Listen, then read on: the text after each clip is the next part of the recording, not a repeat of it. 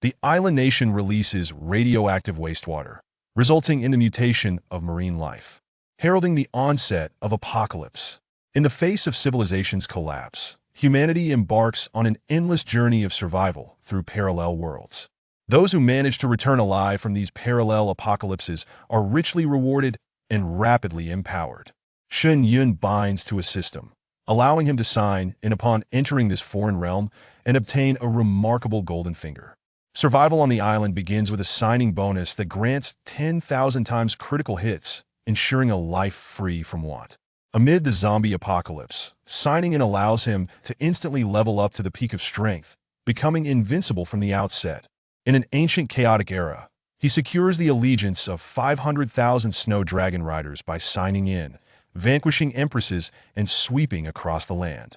In the realm of online gaming interspersed with apocalypse, he signs in to execute a deathly plunder, effortlessly obliterating divine beasts and seizing their attributes. In a wasteland, his signing in leads to perfect restoration, transforming a mere piece of broken metal into an emperor-class mech. In a mysterious world, he becomes the master of rules through signing in, declaring, "My words are the law." Chapter 1. Survival on the Island. Sign in for a 10,000 times critical hit. In Haicheng, at Liming Square, thousands of citizens were queuing to receive a mysterious item, the crossing stone. Surrounding them were armed soldiers maintaining order. The murmurs of conversation among such a large crowd were minimal, rendering the atmosphere in the square exceedingly oppressive. As he stood in line, Shen Yun felt a sense of helplessness. To traverse dimensions yet again, how absurd! An orphan by circumstance, he had found himself transported to this apocalyptic world on the brink of a monstrous marine invasion. Not only that, but after acquiring the crossing stone, the entire populace was compelled to cross into another realm to survive and gain rewards to enhance their strength. Only by doing so could they return to reality, equipped to confront the impending tidal wave of sea beasts. Wherever one goes, it is calamity. Death seems preferable, a nearby elderly man lamented bitterly. A group of seasoned veterans around him also wore expressions of concern. For just that morning, a voice had suddenly resonated in the minds of people across the globe. Alien history. 300 years ago, nuclear wastewater caused mutations in marine life, resulting in extreme aggression. Only 50 years have passed, and humanity has lost the right to explore the oceans. 200 years ago, mutated creatures began to emerge from the sea, preying upon humans. The race wars commenced initially. Humanity held the advantage, but midway through, they faced defeat until nations resorted to nuclear strikes on the oceans, forcing the mutated species to retreat.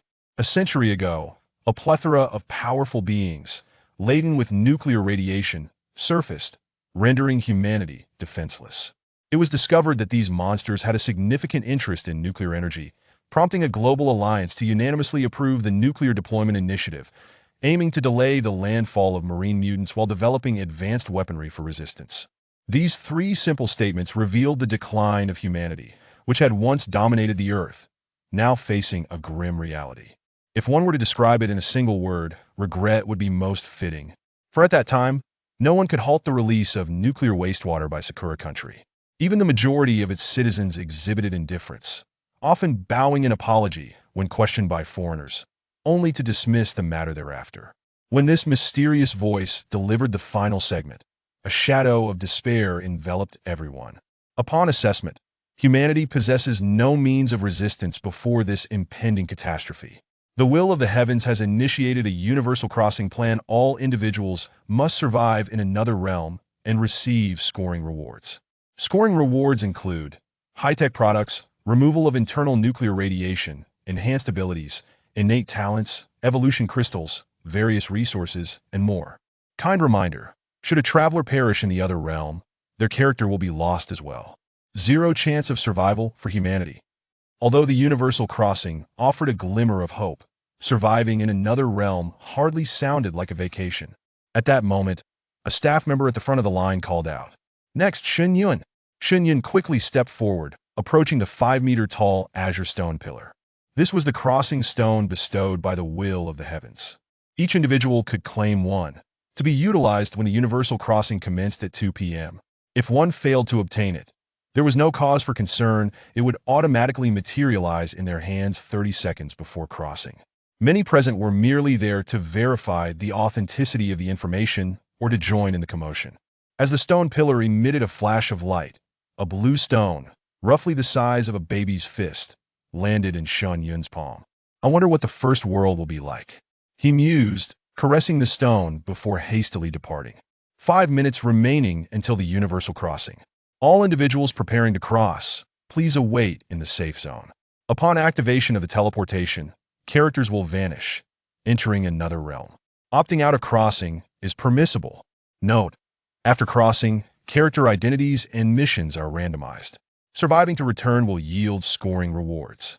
Kind reminder, the other realm is a parallel world that truly exists. In his rental apartment, Shen Yun lay on his bed, gripping the crossing stone and a bag of urea. I hope I can take some items with me. For safety, he filled a bag with clothes, food, and tools. If he were to land in an apocalyptic world, the supplies in the bag might sustain him for a while. If he couldn't carry anything, given his lack of physical training, his journey would be exceedingly challenging from the outset. After ensuring he had not overlooked any items in his modest 30 square meter abode, Shen Yun slowly closed his eyes. Countdown to universal crossing. 3, 2, 1. Kind reminder, travelers cannot carry any items. Damn it. Ding. Welcome, Traveler Shen Yun, to Island Survival. Current island number, 9527. Survival duration, 30 days. Engaging in activities such as fishing or fruit picking may trigger item rewards. Note, certain actions on the island will become scoring points, and upon returning to reality, rewards will be distributed based on scores. Newcomer protection period. All individuals possess email trading functions, which will be entirely disabled in the next world. Starting weapon, stone axe. Certain actions? It seems there are no task prompts, so I'll have to navigate this on my own. Shen Yun opened his eyes and surveyed his surroundings. He found himself on a vast island, with towering mountains and dense forests, bordered by a boundless sea. Surrounding Shen Yun were dozens of men and women, all clad in gray cloth trousers and straw sandals, wielding short-handled stone axes. In the lower left corner of his vision was a traveler chat box. The lower right corner displayed icons for character attributes, backpack, friends, email, and trading. What the hell? A stone axe to start? What am I supposed to do with this? A young man with yellow hair exclaimed in exasperation. If someone possesses survival skills, they'd be akin to a king at the start. At least it's not a virus-infested apocalyptic world. Everyone quiet down. At that moment, a middle-aged man leaped atop a rock and addressed the crowd. I am the CEO of Tianhao Group, who will be my bodyguard. Each of you will receive $1 million as a reward after we exit. Wow, $1 million? I added him as a friend. His ID indeed confirms he's the CEO. He's not a fraud. Let's go, let's go. Many, enticed, hurried towards him. Due to the global spread of marine nuclear contamination, various food sources have been compromised to some extent. $1 million could purchase a substantial amount of food with minimal nuclear contamination. Moreover, mutual support would enhance their survival rates. People of all ages flocked around the CEO, eager to sign up. Those with wealth have it easy, Shen Yun thought, clutching his stone axe as he turned to leave. Though he stood at a height of 1.85 meters and possessed striking looks, the strong and robust men would surely be more appealing as bodyguards. At present, apart from his good looks, he had little else to offer and could only rely on himself. Upon opening his backpack, Shen Yun discovered only a folding fishing rod and a bait, murmuring to himself, "Should I look for fish bait first?" Having an abundance of bait would not only allow him to fish, but also enable him to weave bamboo baskets to attract fish. He vaguely recalled having seen a weaving technique online. He would give it a try. With that thought, Shen Yun hastily made his way into the dense forest. While others have golden fingers upon crossing, I have nothing after 2 crossings. Yet novels are mere fiction, reality must be confronted. Suddenly, a cold mechanical voice echoed in Shen Yun's mind. Ding! Locking onto host Shen Yun. Would you like to bind to the super sign-in system? Huh, a system? Shen Yun's eyes widened, and he felt a thrill of excitement coursing through him. Could it be that one must call out for the golden finger to manifest? With no time to ponder, he thought to himself, bind it! Ding! Congratulations, host, on successfully binding the super sign-in system. Super sign-in system. a system containing multiple super golden fingers, detecting the current world as island survival. Would the host like to sign in for a super golden finger? Sign in. Shen Yun's face lit up with anticipation. Ding! Sign in successful. Congratulations, host, on acquiring the super golden finger. 10,000 times critical hit. 10,000 times critical hit. The host will receive a 10,000-fold increase for any items obtained in the island world. Ding! Detection shows the host possesses fishing island item. Bait, triggering 10,000 times critical hit, resulting in 10,000 baits, now stored in the system backpack. Detection reveals short-handled stone axe, triggering 10,000 times critical hit, resulting in 10,000 axes. Detection shows backpack clothing. A series of prompt sounds quicken Shen Yun's breathing. What the hell? 10,000 times critical hit? This is insane. Why bother digging for earthworms? With the system in place, he would soar to new heights. Host, remain calm upon entering other worlds. You may sign in for additional golden fingers, such as infinite resource generation, replication enhancement, opening your own realm, and more, ensuring your safety, allowing you to experience the most professional service the system offers in every other realm. Witnessing what professionalism entails? This is it. This is incredible system. Shen Yun grinned widely, barely containing his urge to shout out in excitement. The names alone suggest how invincible these golden fingers are. The future is promising. Shen Yun suppressed his exhilaration and sprinted towards the shoreline. In island survival, acquiring items also presents opportunities to trigger item rewards. With a 10,000 times critical hit in hand and an abundance of fish bait, the mere thought sent waves of exhilaration coursing through him. Chapter 1. Survival on the island. Sign in for a thousandfold critical hit. In Haicheng, at Limin Square, thousands of citizens are queuing to receive a mysterious item, the traversal stone. Surrounding them are armed soldiers maintaining order. The atmosphere in the square is exceedingly oppressive, with the crowd's chatter reduced to a mere whisper. Shen Yun, standing in line, feels a sense of helplessness. Traversing again? This is absurd. As an orphan, he has been transported to a doomsday world on the brink of an invasion by oceanic beasts. Not only that, but upon receiving the traversal stone, the entire populace is expected to traverse to another realm to survive and gain rewards to become stronger. This would enable them to return to reality with the capacity to confront the impending tide of marine monstrosities. Going anywhere is a disaster. It would be better to just die, a weary elder in front of him laments. A group of older individuals nearby shares his gloomy sentiment. Earlier that morning, a sudden voice resonated in the minds of people worldwide. Alien history. 300 years ago, nuclear wastewater caused mutations in oceanic creatures, which became highly aggressive. Just 50 years later, humanity lost its rights to explore the oceans. 200 years ago, mutated creatures began to land on the surface, preying on humans. The race wars commenced initially. Humanity held the upper hand, but midway through, defeat ensued until a nation deployed nuclear weapons into the ocean, causing the mutated species to retreat. 100 years ago, numerous powerful species laden with nuclear radiation surfaced, overwhelming humanity. Discovering the monster's keen interest in nuclear energy, nations allied to unanimously approve the nuclear deployment plan to delay the landfall of oceanic mutated creatures while developing advanced weaponry to combat them. These concise statements reveal the irrevocable decline of humanity, which once dominated the Earth. If one were to encapsulate it in a single phrase, too little, too late would be most apparent.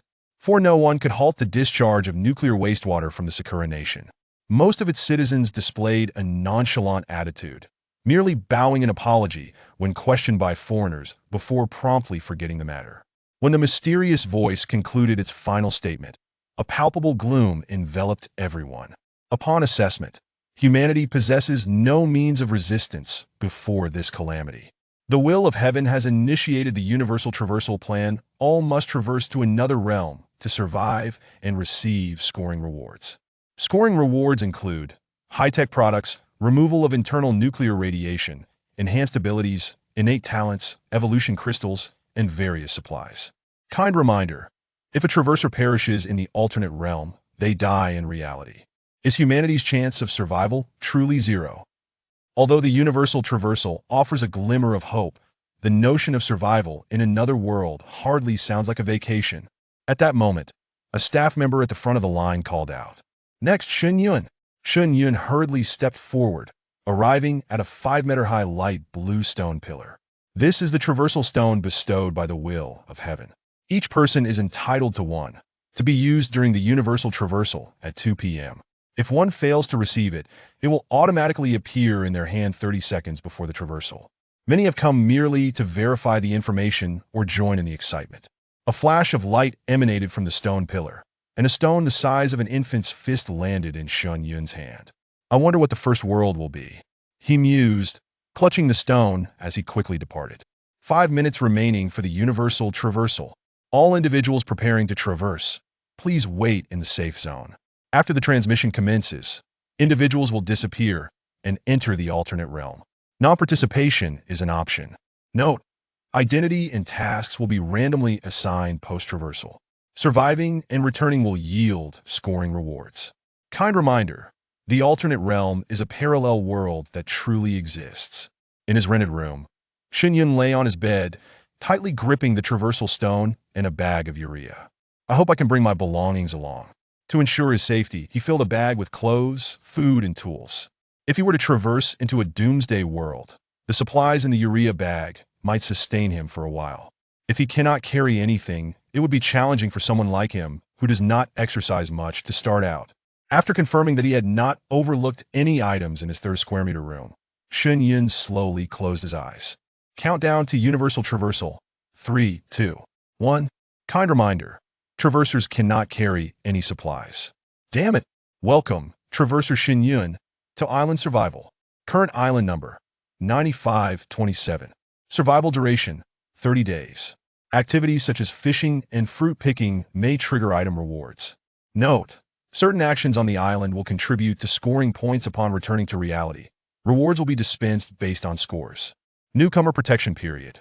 All individuals possess email trading functionality. This will be completely erased in the next world. Starting weapon: stone axe. Certain actions? It seems there are no task prompts I'll have to explore on my own. Shen Yun opened his eyes and surveyed his surroundings. He found himself on a massive island, featuring high mountains and dense forests, surrounded by an expanse of ocean. Dozens of men and women stood around him, all clad in gray cloth attire, long trousers, and straw sandals, wielding short-handled stone axes. In the lower left corner of his vision, a traverser's chat box appeared. The bottom right corner displayed 5 icons: character attributes, backpack, friends, email, and trade. What the hell? Starting with a stone axe? What am I supposed to do with that? A young man with yellow hair exclaimed in disbelief. If there were survival skills, it would be a king's start. At least it's not a virus-infested doomsday world. Everyone quiet down. At that moment, a middle-aged man jumped onto a rock, addressing the crowd. "I am the CEO of Tianhao Group, who will be my bodyguard. Each person will receive a reward of 1 million upon exiting." Whoa, 1 million? I added him as a friend. His ID confirms he's truly the CEO of Tianhao. He's not a fraud. Let's go, let's go. Many people, enticed by the offer, rushed over. Due to the global nuclear contamination of oceans, various foods have been tainted to some degree. 1 million can purchase a considerable amount of food with minimal nuclear pollution. Furthermore, by banding together, their chances of survival would increase. Young and old alike flocked around the CEO of Tianhao to sign up. Rich people have it easy, Shen Yun thought to himself, gripping his stone axe as he turned to leave. Although he stood at 1.85 meters tall and was strikingly handsome, strong, muscular men would be more desirable as bodyguards. With nothing to offer but good looks, he can only rely on himself. Upon opening his backpack, he found only a collapsible fishing rod and a bait pouch. He muttered to himself, "Should I look for fish bait first? The more bait he has, the more he can fish and weave bamboo baskets to attract fish." He vaguely remembered some crafting techniques from the internet and planned to give it a try. Thinking this, Shen Yun hastened toward the dense forest. Others have golden fingers upon their traversal. I have nothing on my second traversal. However, novels are mere fiction, and reality must be faced. Suddenly, a cold mechanical voice echoed in Shen Yun's mind. Beep! Locking onto host Shen Yun. "Would you like to bind with the super sign-in system?" Huh, a system? Shen Yun's eyes widened, and the hairs on his body stood on end with excitement. Could it be that he must invoke the golden finger himself to summon it? With no time for further thought, he mentally declared, "Bind! Beep! Congratulations, host, on successfully binding with the Super Sign-In System." Super Sign-In System, a system encompassing multiple super golden fingers. The current world has been detected to be island survival. Would the host like to sign in for a super golden finger? Sign in. Shen Yun's face lit up with anticipation. Beep! Sign in successful. Congratulations, host, on obtaining the super golden finger. Thousandfold critical hit. Thousandfold critical hit. Any item obtained by the host in the island world will yield a thousandfold critical hit. Beep! Detecting the host possesses the fishing island item. Bait, triggering a thousandfold critical hit, resulting in 10,000 baits, which have been placed in the system backpack. Detection reveals the short-handled stone axe, triggering a thousandfold critical hit, grants 10,000 axes. Detection reveals backpack clothing. A series of notification sounds caused Shen Yun to breathe heavily. What the hell, a thousandfold critical hit? This is insane. Why bother digging for worms now? With the system, he could take off directly. Host, stay calm. You can sign in for other golden fingers in different worlds, such as unlimited resource generation, replication enhancement, starting with 1, and you have 9, and commands that yield immediate results, all to safeguard you, allowing you to experience the most professional service from the system in every alternate realm. Now that's what professionalism looks like. Awesome system. Shen Yun grinned widely, barely able to contain his excitement. Just the names alone indicate how formidable these golden fingers are. The future is promising. Ah! Shen Yun suppressed his exhilaration and dashed toward the seaside. In island survival, obtaining items carries a chance to trigger item rewards. With a thousandfold critical hit in hand and so much bait, just thinking about it fills him with elation. Chapter 2. A surge of resources, thousands of firearms. In order to avoid exposure, Shen Yun arrived at a secluded, steep rocky slope. He then took a few earthworms from the system space and cast them into the sea. Anglers refer to this as baiting to be why enticing the fish. The chances of a successful catch increase significantly. The method of extracting items from the space is quite simple, merely requiring a thought. Crouching down, Shen Yun waved his hand, and 5 fishing rods appeared on the ground. Before the tide came in, he planned to wrap some earthworms in leaves and press them against the rocks. After the tide receded, he should have a good haul. After a flurry of activity, having baited the 5 fishing rods, he used stones to weigh them down and settled onto the rocks. Phew! It's quite hot. The weather was sweltering, and the sunlight was blinding. Even the sea breeze carried a stifling warmth. Wiping the sweat from his brow, Shen Yun checked the messages in the traveler's chat box. Zhang San. I have participated in a reality show on wilderness survival. Is there anyone with experience willing to explore the mountains together? Currently, 3 of us are looking for 2 more. Coordinates. Island 7267. Luocheng. Seeking an experienced angler. Salary of 2 million per month. Private message me. If you are not on the same island, we can trade via email. Richard John. Is there a doctor available? My friend has been bitten by a venomous snake in the forest. His face is starting to turn purple. Zhou Shui. Are there any classmates from Haisher High School on Island 9? Forming teams, seeking help, and searching for people had become popular topics. Only fishing seemed suitable for him. Shen Yun pondered. The dense forest surely harbored abundant food, but it also posed great dangers. Without sufficient skills, one could easily end up like that foreign friend, simply lying dead. Suddenly, he noticed the fishing float to his left plunge sharply, and he quickly grasped the rod and pulled upward. Fortunately, the fish had bitten hard. As a novice, Shen Yun didn't overthink it, mustering all his strength to lift the rod. Whoosh! The crisp sound of slicing through water resonated on the surface, showcasing the powerful force of the fish beneath. After steadying himself from the slight stumble, Shen Yun's face flushed as he exerted his arms, determined to be bold. A surge of resources, a 10-fold critical hit. With this self-affirmation, he felt invigorated, veins bulging on his forehead, and suddenly yanked the rod. Come to me! Splashing water erupted as a fish, measuring 20 centimeters, was hoisted into the air. Phew. Fishing is truly exhausting. He tossed the fish onto the rocks and hurried to pin it down. An information prompt then appeared on the fish's body. Sea Crucian Carp Acquirer, Shen Yun, triggered item reward, 250 milliliters of mineral water. Added to the character's backpack. Mineral water. What a fine find. Shen Yun's eyes sparkled as he used his mind to store the fish in his backpack. Indeed, besides the fish, a bottle of mineral water also resided within his backpack. Simultaneously, a system notification echoed in Shen Yun's mind. Ding! Congratulations to the host for obtaining a sea crucian carp and a bottle of 250 milliliters of mineral water. Triggered a tenfold critical hit. Acquired 10,000 sea crucian carps, dead, and 10,000 bottles of mineral water.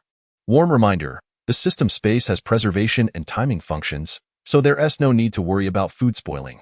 Incredible! Even the fish received a critical hit.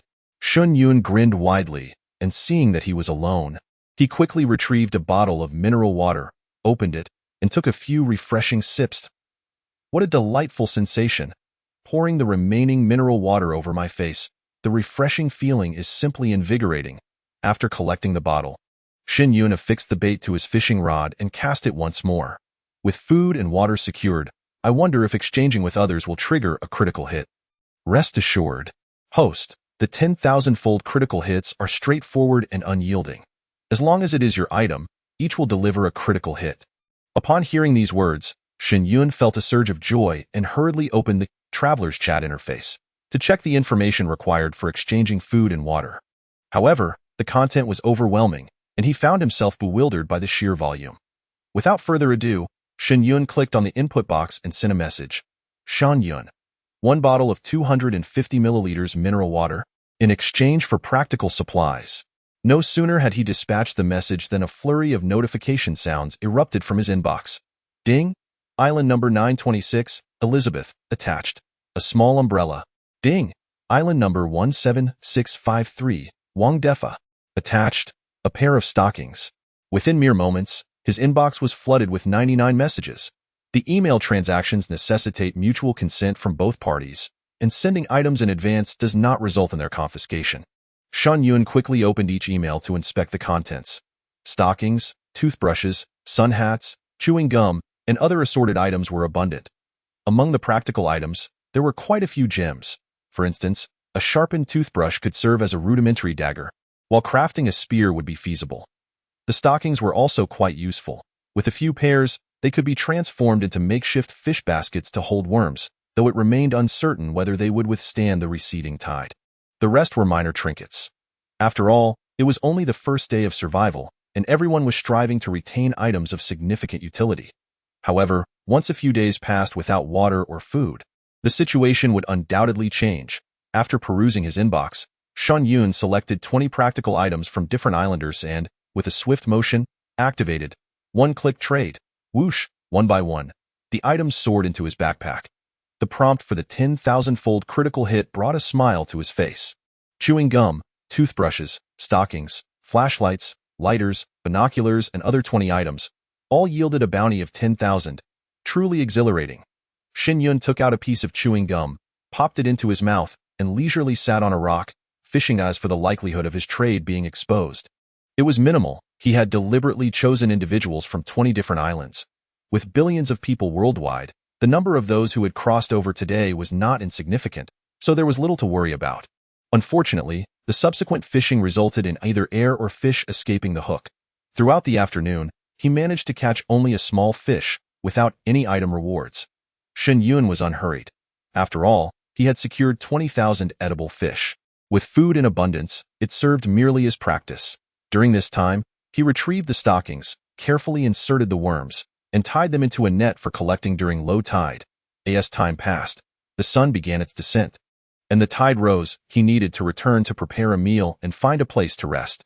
Glancing at the sky, Shen Yun placed the previously prepared worm net into the crevices of nearby rocks, securing it in place with stones.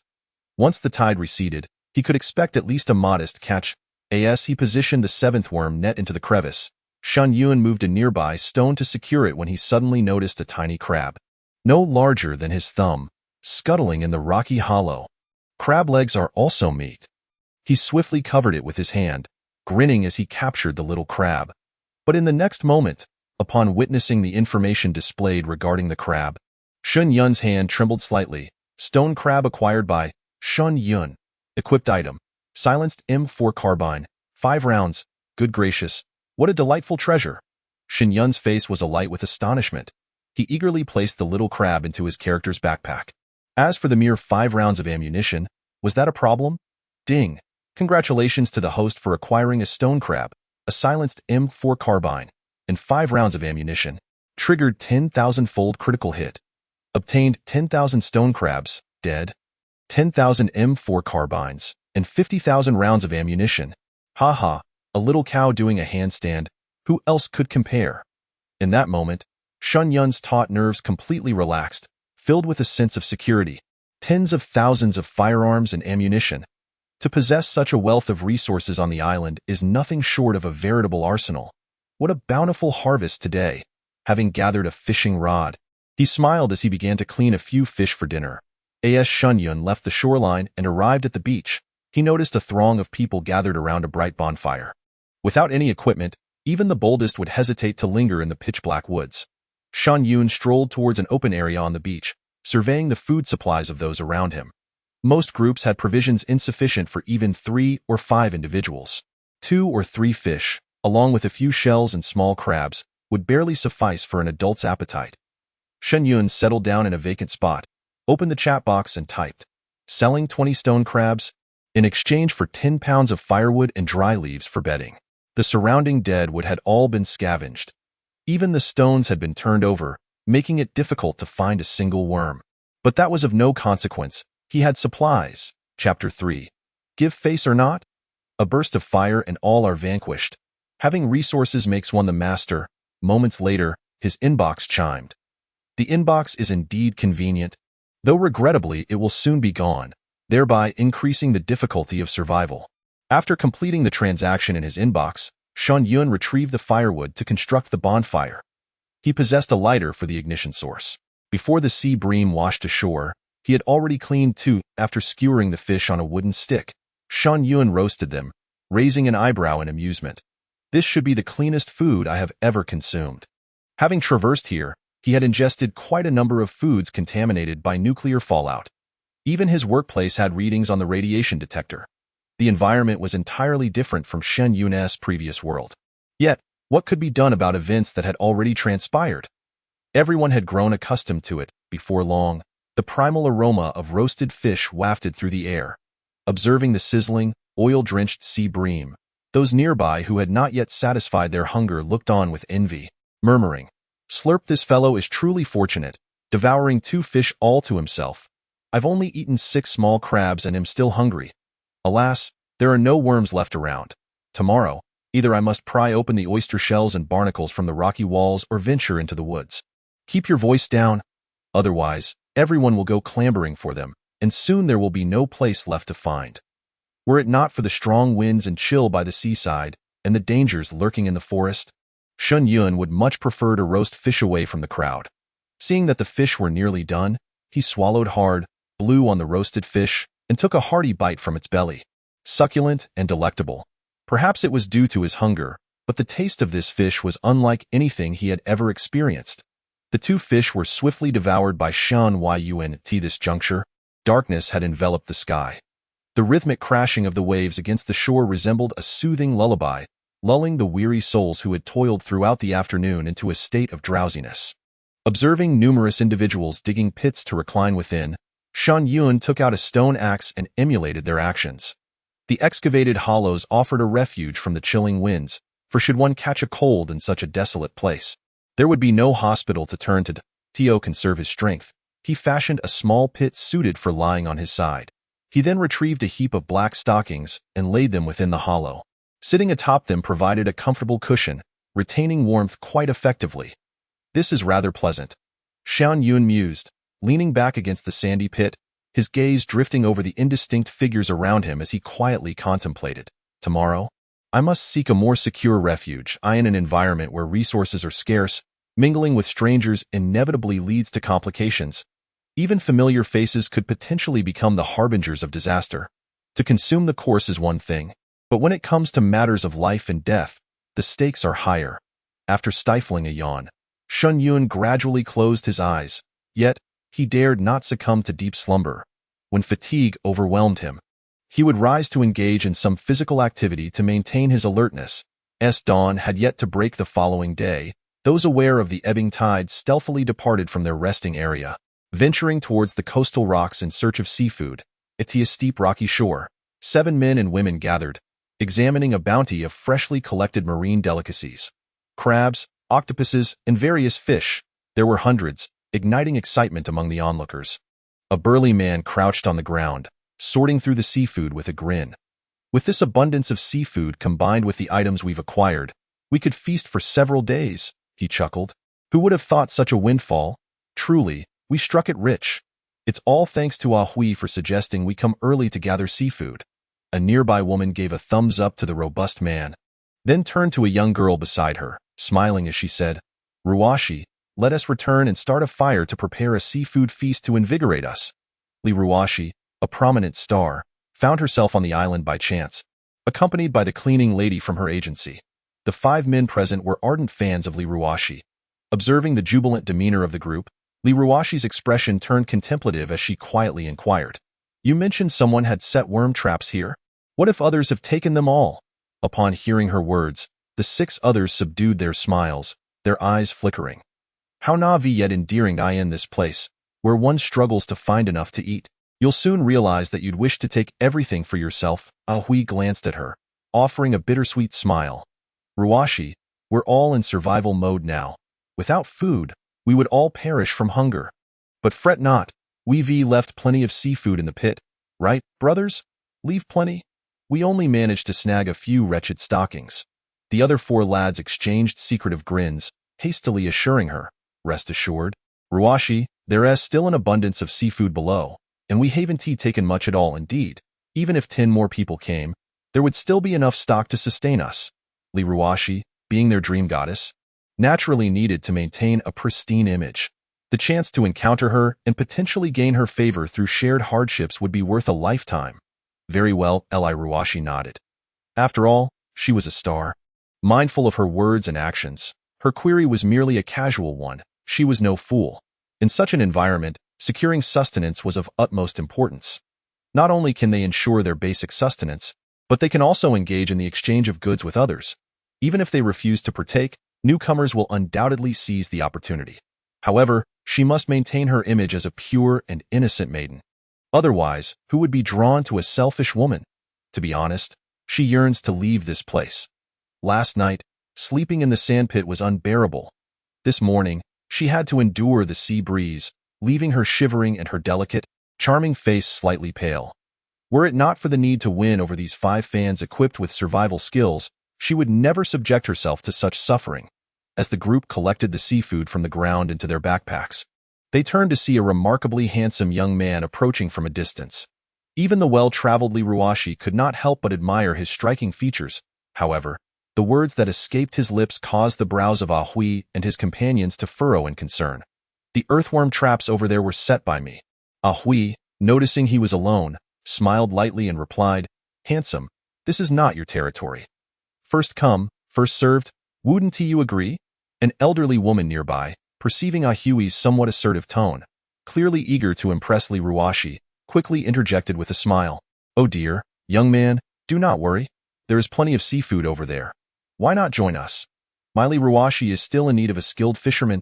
Indeed, it's Li Ruwashi. Shen Yun, who previously thought this beautiful woman looked somewhat familiar, realized she was the renowned star from television. Her enormous posters adorned the streets near his workplace, a figure of considerable stature. Noticing Shen Yun's gaze upon her, Li Ruwashi gently tucked a strand of hair behind her ear and smiled softly. Sir, why not join us? More hands mean more strength. Shen Yun shook his head and walked away, lost in his own thoughts. Li Ruwashi's smile faltered slightly. It was her first experience of rejection, leaving her feeling somewhat disheartened. Nevertheless, since he acknowledged her identity and chose to withdraw, there was no need for further entanglement. Let us depart, she said, wrapping her clothing tightly around herself as she quickened her pace with the others. However, when Hui and the others glanced back at Shen Yun, they found him peering through binoculars, assessing the location of the earthworm traps. The 5 exchanged glances, tightening their grips on their stone axes, a glimmer of ferocity flickering in their eyes. If he failed to comprehend the situation, they would have no choice but to teach him a lesson. Indeed, a furious shout erupted from behind, Damn it. There's not a single one left. Ah Hui and his companions swiftly turned, witnessing him hiding behind a rock, seizing the initiative. Who are you cursing, brat? Watch your mouth, with no sense of decency.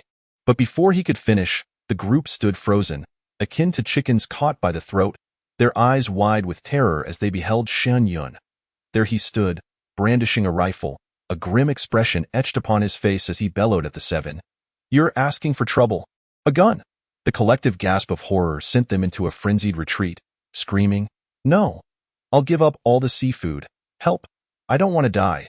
Umli Ruashi, don't shoot I in a swift, chilling sequence. A barrage of bullets erupted from the silenced barrel. The rifle moved side to side twice, and the magazine was emptied. Li Ruashi and her 6 companions fell to the ground, each struck down in a wretched heap. The powerful recoil of the M4 left Shen Yun's hands numb and shoulders aching.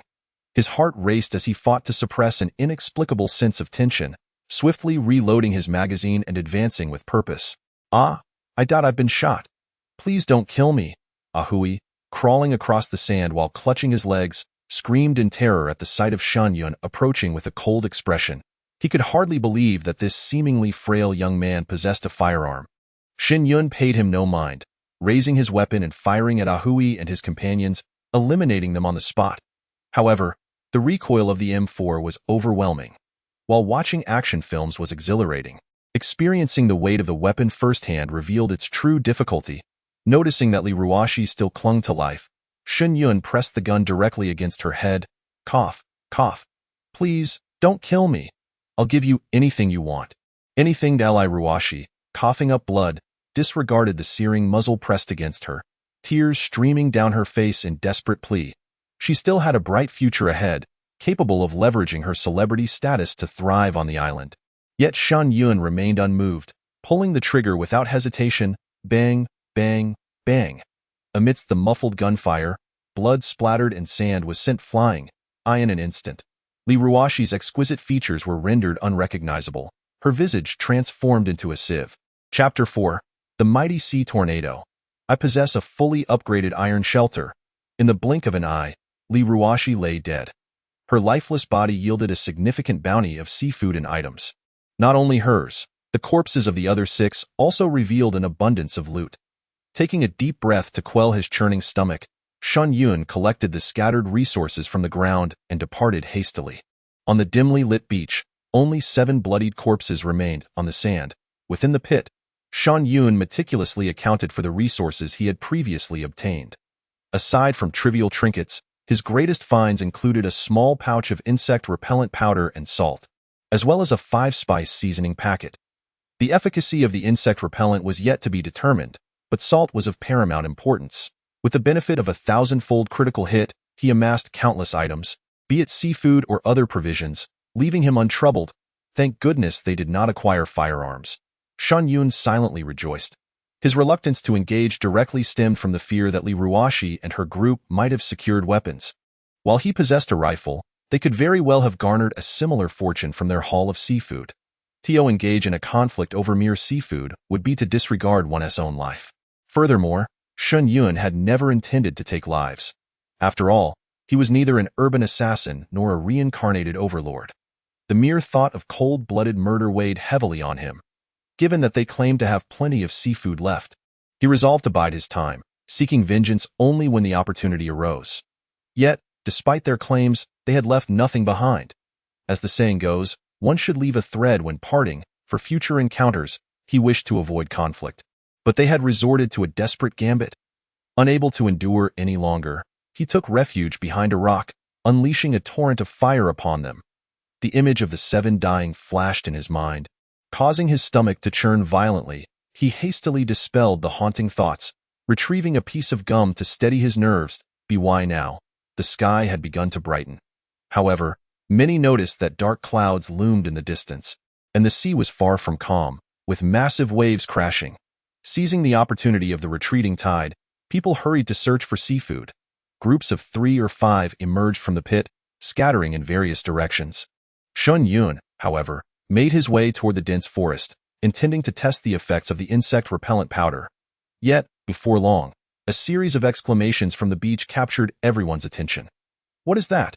Following the direction indicated by one individual, the survivors on the island gazed intently at the distant sea.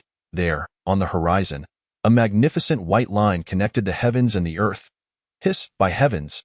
Is that a waterspout? Shen Yun hurriedly retrieved his binoculars, adjusting the magnification for a clearer view. Above the waterspout, ominous clouds swirled, accompanied by flashes of lightning and the rumble of thunder. He could vaguely discern slender branches from nearby islands being drawn into the vortex. Branches? Shen Yun mused, his brow furrowed in confusion, when suddenly his pupils constricted. This is a massive tree being uprooted. Meanwhile, the others, through the chat box, finally comprehended the dire situation. It was a colossal marine tornado. The islands ahead had been obliterated. Countless lives had been lost. Run for your lives. In an instant, the beach erupted with screams. After a moment of hesitation, everyone grasped their stone axes and tools, rushing into the dense forest. If they could find a cave or some shelter in the mountains, perhaps they could evade disaster. Remaining on the beach, with no refuge from the wind, would only lead to being swept away. The crowd surged wildly, brandishing their makeshift weapons as they forged a path into the woods. Shen Yun, lagging behind, meticulously applied the insect repellent powder from bottom to top, all the while observing the ground. Tossing a handful to test its efficacy in the dense forest. A venomous snake. This is a killer spider. Everyone, stay back. Its bite could fell an elephant. A series of blood-curdling screams sent waves of panic among the survivors in the woods. Yet, the sea breeze had already invaded the forest, compelling everyone to keep moving forward. Suddenly, a dusty young man, wielding a stone axe like a valiant warrior, burst forth from the crowd. Undeterred by the poisonous creatures in the woods, he sprinted ahead. Observing the congestion ahead, Shen Yun bellowed, "Make way for me! I shall scout the path. Such a brave lad." "Who is this?" The crowd quickly parted, admiration etched on their faces. Some of the women were captivated by Shen Yun's handsome and resolute demeanor. In a world fraught with peril, could there truly be such a fearless hero? At such a time, to run recklessly might be considered madness. Perhaps, but who cares? Let us follow him. Seeing him race ahead, the crowd took off in pursuit. Shen Yun sprinted with fervor, his hands flinging the insect repellent powder about like a master of the martial arts, causing toxic creatures to scatter in his wake. Utterly unmatched, after previous experimentation, he had discovered the remarkable potency of this insect repellent. Any creature that came into contact with it would scurry away in terror. Even the vividly colored venomous snake would tremble at the scent, frothing at the mouth. If I were to hide in a cave, the sea tornado could cause a landslide, blocking the entrance. Frantically, Shen Yun gazed towards the mountain peak, his heart heavy with concern. The danger of asphyxiation loomed. First, he must evade this calamity. Suppressing his anxieties, Shen Yun dashed into the dense forest, racing towards the mountain while simultaneously monitoring the content of the chat box, hoping the tornado would change direction. However, one message caught his eye, igniting a spark of excitement. "Zhao Ritian. Is anyone selling house fragments? One piece can be exchanged for 20 sea bream, 5 sea stars. Zhang Biao. I am the CEO of Paradise Real Estate. Purchasing house fragments, providing food permanently. A businessman thrives on integrity. Zhang Zhengwo. I am the mayor of Songlong City, still in need of 3 more house fragments. Is there a comrade willing to extend a helping hand? I will personally express my gratitude after the event." House fragments. Shen Yun swiftly sent out a purchase message. Shen Yun. Looking to buy house fragments, offering 50 stone crabs, 2 octopuses, 1 pack of salt, 1 bottle of 250 milliliters mineral water. The quantity of food was neither too much nor too little, but the pack of salt and the mineral water were the finishing touches, as expected. No sooner had Shen Yun sent it out than his inbox flooded with over 20 messages. Clearly, not everywhere could one encounter a sea tornado. So many people collecting fragments suggests it's not just a small wooden cabin. Otherwise, it wouldn't withstand the sea tornado. He hastily clicked to read. 10086 Island, Chongqing. Attached is 1 house fragment. House fragment. A solidly built metal house fragment, capable of withstanding storms, tornadoes, and beastly impacts. Collecting 5 pieces will allow fusion into the item, a metal house. Shen Yun's heart leaped with joy as he swiftly placed his previously offered items into Chongqing's email, clicking to agree. Moments later, the other party accepted. As a house fragment appeared in his backpack. The system notification chimed in as expected. Ding! Congratulations, host. You've obtained one house fragment, triggering a 10,000-fold critical hit, receiving 10,000 house fragments. Shen Yun quickly took 5 fragments and clicked to synthesize, resulting in a model of a metal house appearing in his backpack. Ding! Congratulations, host. You've triggered a 10,000-fold critical hit, obtaining 10,000 models of metal houses. Goodness, is this even possible? Shen Yun grinned widely. He had not anticipated that synthesis could also trigger a 10,000-fold critical hit. Noticing the uneven terrain where he could not place it, he turned and sprinted towards a nearby clear area. Run quickly! The wind was growing fiercer. Hurry! Even the poisonous insects were burrowing into their holes. He needed to find a cave to hide. Whoosh! The fierce sea wind rustled the leaves, creating a cacophony. Torrential rain poured down, with many fish plummeting onto the island. The panicked crowd paid no heed to the seafood strewn across the ground. They were being blown about haphazardly now. All they desired was to find a safe area shielded from the wind. The gale intensified. Even the forest echoed with the crack of snapping branches. Such a powerful wind. Clinging tightly to a large tree, Shen Yun squinted, realizing he could not afford to waste time searching for a clear space any longer. He quickly surveyed his surroundings, confirming a spacious area before promptly opening his backpack and tapping. Place metal house. With a swish, a gray house with a triangular roof materialized beside him. Daring not to hesitate, Shen Yun gripped the doorknob and, with great difficulty, managed to open the door. Rushing inside, bang! The door slammed shut with a resounding crash. Propelled by the howling wind. Phew, at last, he was safe. Lying on the floor, Shen Yun let out a long sigh of relief. Wiping the cold sweat from his brow, he surveyed his surroundings, discovering that the room was merely 10 square meters. Furnished with a single bed, a stool, and a dining table. Bang, bang, bang. A series of broken branches pounded against the roof, producing a cacophony of noise, yet fortunately, the tin structure proved sufficiently sturdy. As Shen Yun looked up to examine the ceiling, he suddenly noticed a prompt. Friendly reminder. The current tin house is at level 1 and can be upgraded to level 2. Super Tin House, the highest level, with 100 fragments. Super Tin House, defense, space, weight, and foundation sturdiness are all enhanced tenfold. Additional features. Solar charging, fingerprint-activated door, water heater. It can be upgraded? Shen Yun was filled with exhilaration, promptly retrieving over 100 house fragments and using them with a single click. Whoosh! The entire tin house trembled slightly, and the space instantaneously expanded. The sounds of branches striking the roof became faint. A profound sense of security enveloped him. With a smile, Shen Yun rose and, after taking in his surroundings, made his way to the bathroom. The past few days in this new environment had been exceedingly exhausting. It was the perfect opportunity for a hot shower, a meal, and a good night's sleep. Chapter 5. 30,000 points of physical enhancement. Invincible. The items within the tin house were sparse, with only a small bottle of shower gel and shampoo available. However, in Shen Yun's hands, they would yield a thousandfold impact. After thoroughly utilizing the bathroom supplies, he turned on the faucet, reveling in the bliss of his shower. Outside, the wind howled and torrential rain poured down. Weeds and branches flew about wildly, creating a terrifying scene. Thankfully, the house was robust. As Shen Yun wiped the water from his skin, he suddenly noticed a bloodied hand pressing against the window. This startling sight sent a shiver down his spine. Was someone there? Leaning closer, he saw a woman clutching a drainage pipe, desperately banging on the window with a small boy in her arms. The woman's clothing was tattered, her body marred with scratches, blood, and mud, clearly having endured significant hardships to bring her child here.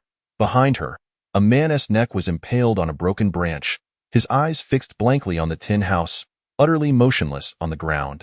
A girl clung to a tree trunk, unable to lift her head against the force of the wind. Upon seeing Shen Yun's face, the woman cried out in desperation. Please, save us, I beg you. Help us.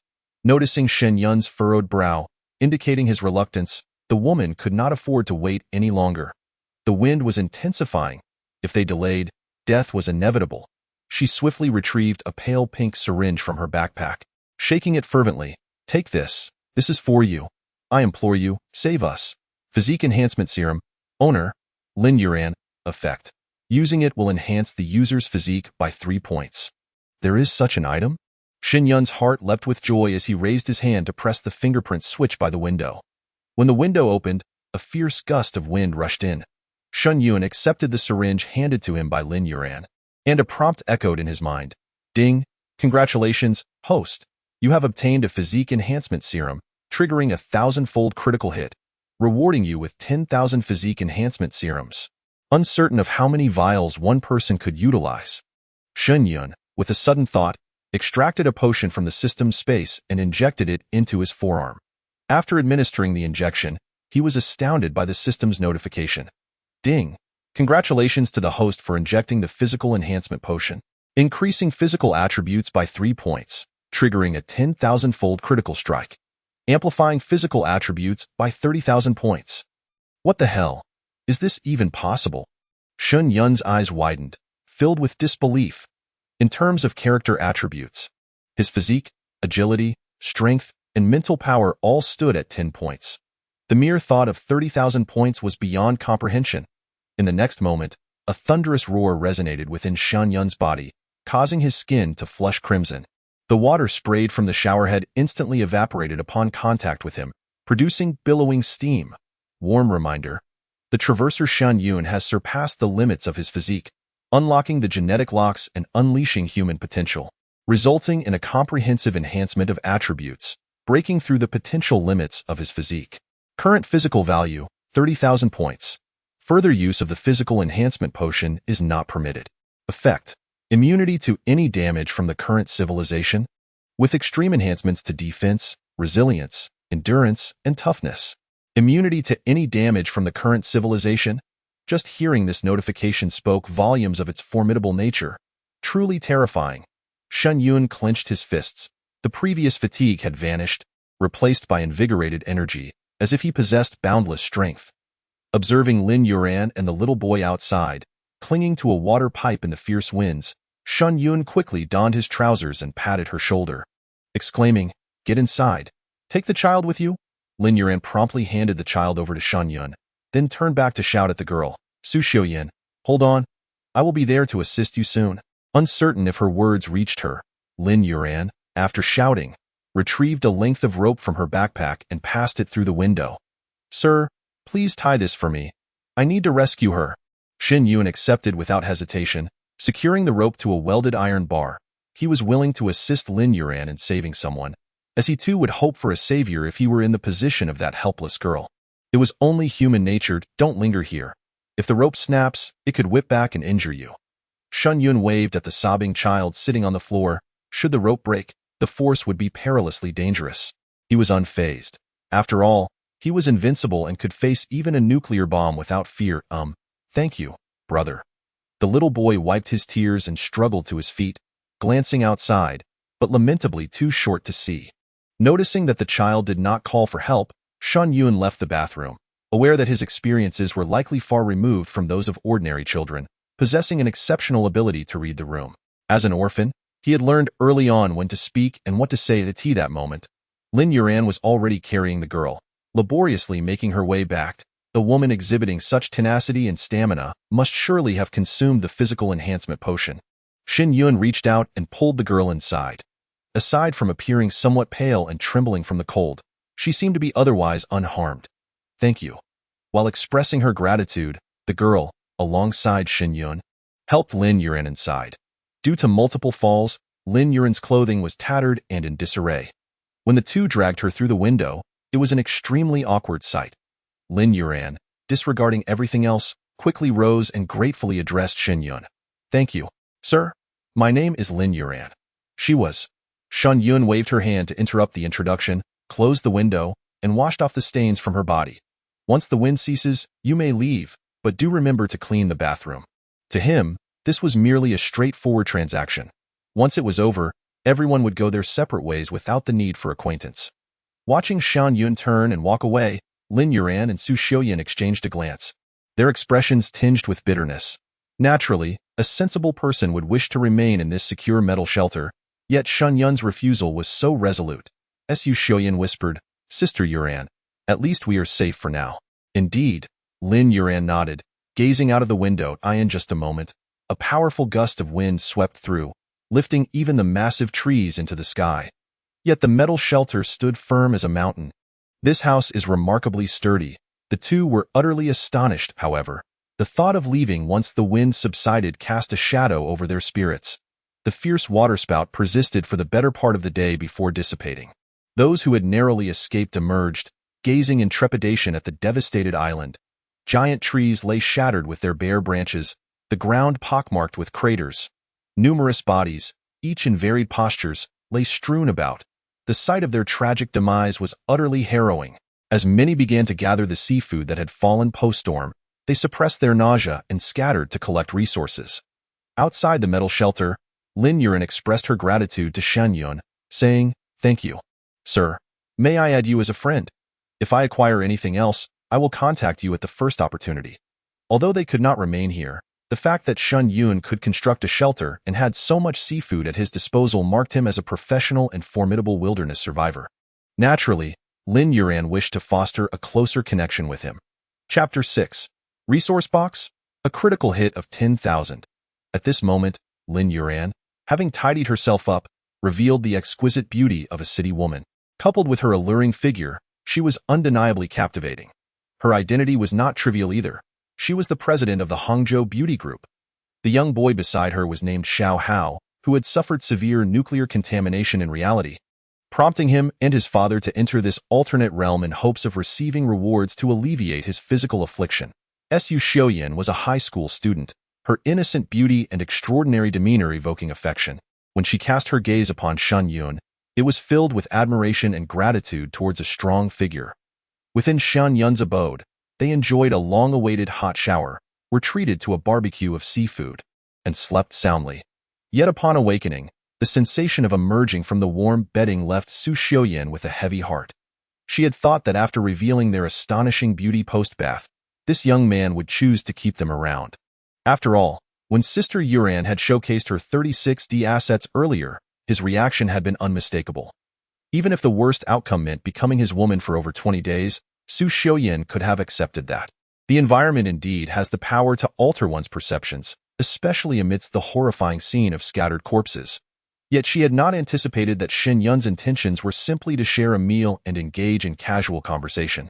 As soon as the wind ceased, he would usher them out. He had no plans to keep them, leaving Su Xiaoyan inexplicably disheartened. No need. Shen Yun shook his head, closing the door behind him as he walked into the dense forest. He did not take Lin Yuran's polite remarks to heart. Any truly valuable items would be utilized by him at the earliest opportunity. Lin Yuran's ability to leave behind a potion of physical enhancement is clearly intended for unforeseen circumstances. Observing him depart in search of supplies, the trio of Lin Yuran dared not linger any longer. Scattered across the ground were numerous seafood and resources swept ashore by the fierce tornado. Any delay could mean a missed opportunity for them. Danger often accompanies opportunity. A powerful tornado had propelled a plethora of seafood onto the shore, much to the delight of the survivors on the nearby islands who busily gathered the bounty. This would serve as their food reserve for the coming days. Shen Yun need not worry about sustenance, nor did he have pressing demands for firearms. At this moment, elevating his score was of utmost importance. This directly impacted the rewards for returning to Blue Star. However, after wandering through the forest for quite some time, Shen Yun found no indication or hints. Instead, he fortuitously collected several types of seafood, striking a jackpot of 10,000 with one particular item. Gazing at the chaotic underbrush before him, he furrowed his brow. Survival for 30 days on an island. This should not pose much of a challenge for someone with a bit of experience. To stand out, one must thrive better and more effortlessly than others. Shen Yun felt that his conjecture held considerable validity. System, what do you think? Responding to the host, the system has no authority to intervene or influence the host's judgment. The host may act as he deems fit. Well, that was a wasted inquiry. Nonetheless, Shen Yun was quite satisfied with the system's design. Unlike the novels he had previously read, where the system imposed mandatory tasks that could lead to dire consequences for failure, his system allowed freedom of action once the golden opportunity was granted, enabling him to take it easy without the pressure of performance metrics. Noticing an older gentleman gathering seafood nearby, Shen Yun retrieved a cigarette from his pocket. The sound of the lighter igniting seemed ingrained in the very DNA of the old man. who instinctively looked up as soon as he heard it. Even before seeing the individual, he could already scent the enticing aroma. Hiss! The old man inhaled deeply, a look of sheer delight crossing his face as he smacked his lips and smiled at Shen Yun. Young man, that aroma surely belongs to Huazi. If you lose, this fish is yours. As he spoke, he confidently jiggled the small yellow fish in his hand. Quite the seasoned smoker, this old man. His guess was spot on. Shen Yun tossed him a cigarette nonchalantly. Oh my! The old man's face split into a grin as he hastily wiped his hands and carefully accepted it, gratitude radiating from his expression. Thank you, young man. This fish is yours, in exchange for a smoke. Shen Yun waved his hand dismissively. The relaxed bravado he displayed attracted a crowd of seasoned smokers around them, their throats bobbing in anticipation, eyes gleaming with desire. Especially among the older folk, who quietly approached, relishing a few puffs of secondhand smoke as a bonus. Shen Yun surveyed the envious crowd surrounding him, chuckling as he flicked the cigarette butt away. I'm off, old man. Did he truly believe him to be a benefactor? Shen Yun himself was not much of a smoker. He merely put on a show in front of the others. Unfortunately, he did not activate any prompts for scoring values, and remaining there held little significance. Young man, your fish, the old man called out, cigarette in mouth. Seeing his newly acquainted smoking buddy depart without a backward glance, the old man chuckled knowingly. A camaraderie among smokers transcends status. Chance encounters are indeed serendipitous. However, in reality, he would not dare to accept a cigarette from a stranger. It seems the ratings won't be displayed directly. Now that I have cigarettes, I must procure some wine and delicacies as well. As Shen Yun strolled through the forest, he opened the chat box and sent a message. Shen Yun, 2 cigarettes in exchange for a bottle of red wine. Or perhaps some delicacies and a portion of fruit. To live a good life, fine wine and gourmet food are indispensable. Before long, a multitude of old smokers flooded Shen Yun's inbox, pushing it to 99. Upon opening his email, he selected various islands to purchase supplies. Red wine, Sha County steamed dumplings, marinated duck heads, chicken feet, an apple, and so forth, were all traded one by one. And with the enhancement of his golden finger, each item was instantly multiplied by 10,000. This is truly delightful, Shen Yun grinned, glancing around at his surroundings. The waterspout was undeniably powerful. The surrounding forest was left in disarray, with branches broken and some trees uprooted, creating a scene of chaos. Suddenly, a low growl filled with menace echoed in Shen Yun's ears. Turning his head toward the source, he discovered a gray wolf standing on a broken branch not far away, baring its teeth and growling at him. On the ground lay 2 bloodied wolves feasting on a corpse. Shen Yun raised an eyebrow, noticing behind the 3 wolves was a box emitting a faint white glow. He took a few steps closer and finally discerned the box's information. Item Universal Box. An unclaimed object, Universal Box, capable of yielding any resource. A resource box? Shen Yun's eyes brightened. While not lacking in resources was one thing, the thrill and excitement of opening a mystery box would serve perfectly as a leisurely activity for him. Yet, as he approached, the 3 wolves charged at him. How dare he come near while they were dining? They intended to turn this bipedal creature into a delectable snack. Initially, the wolves planned to test the waters, but upon seeing the approaching human, they could not hold back. Roar, perfect timing to test my strength.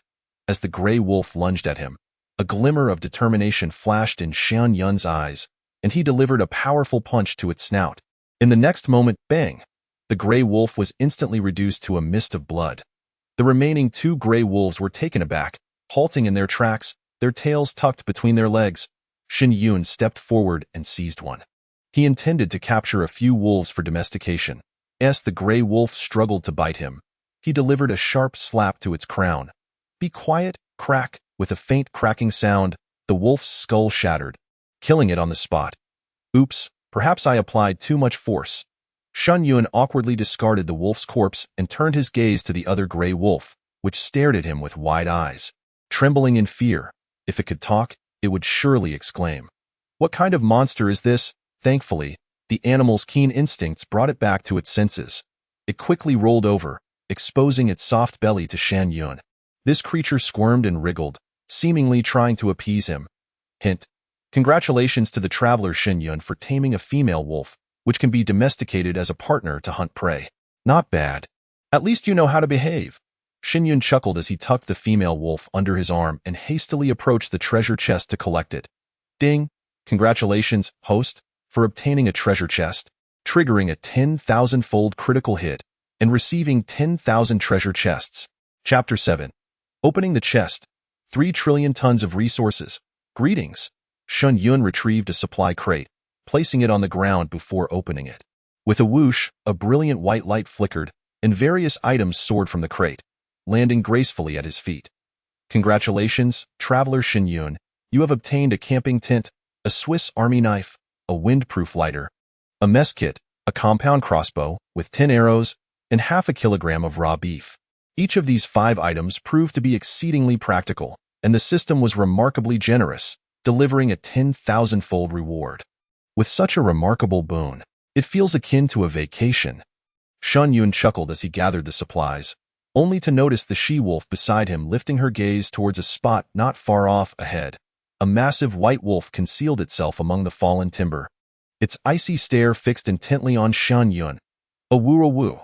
As the 2 wolves began to communicate, Shen Yun affectionately patted the she-wolf's head, extending his hand toward the white wolf and whispering, "Signal them to come over. We shall feast." While speaking, he tossed 100 pounds of beef onto the ground, giving it a light pat.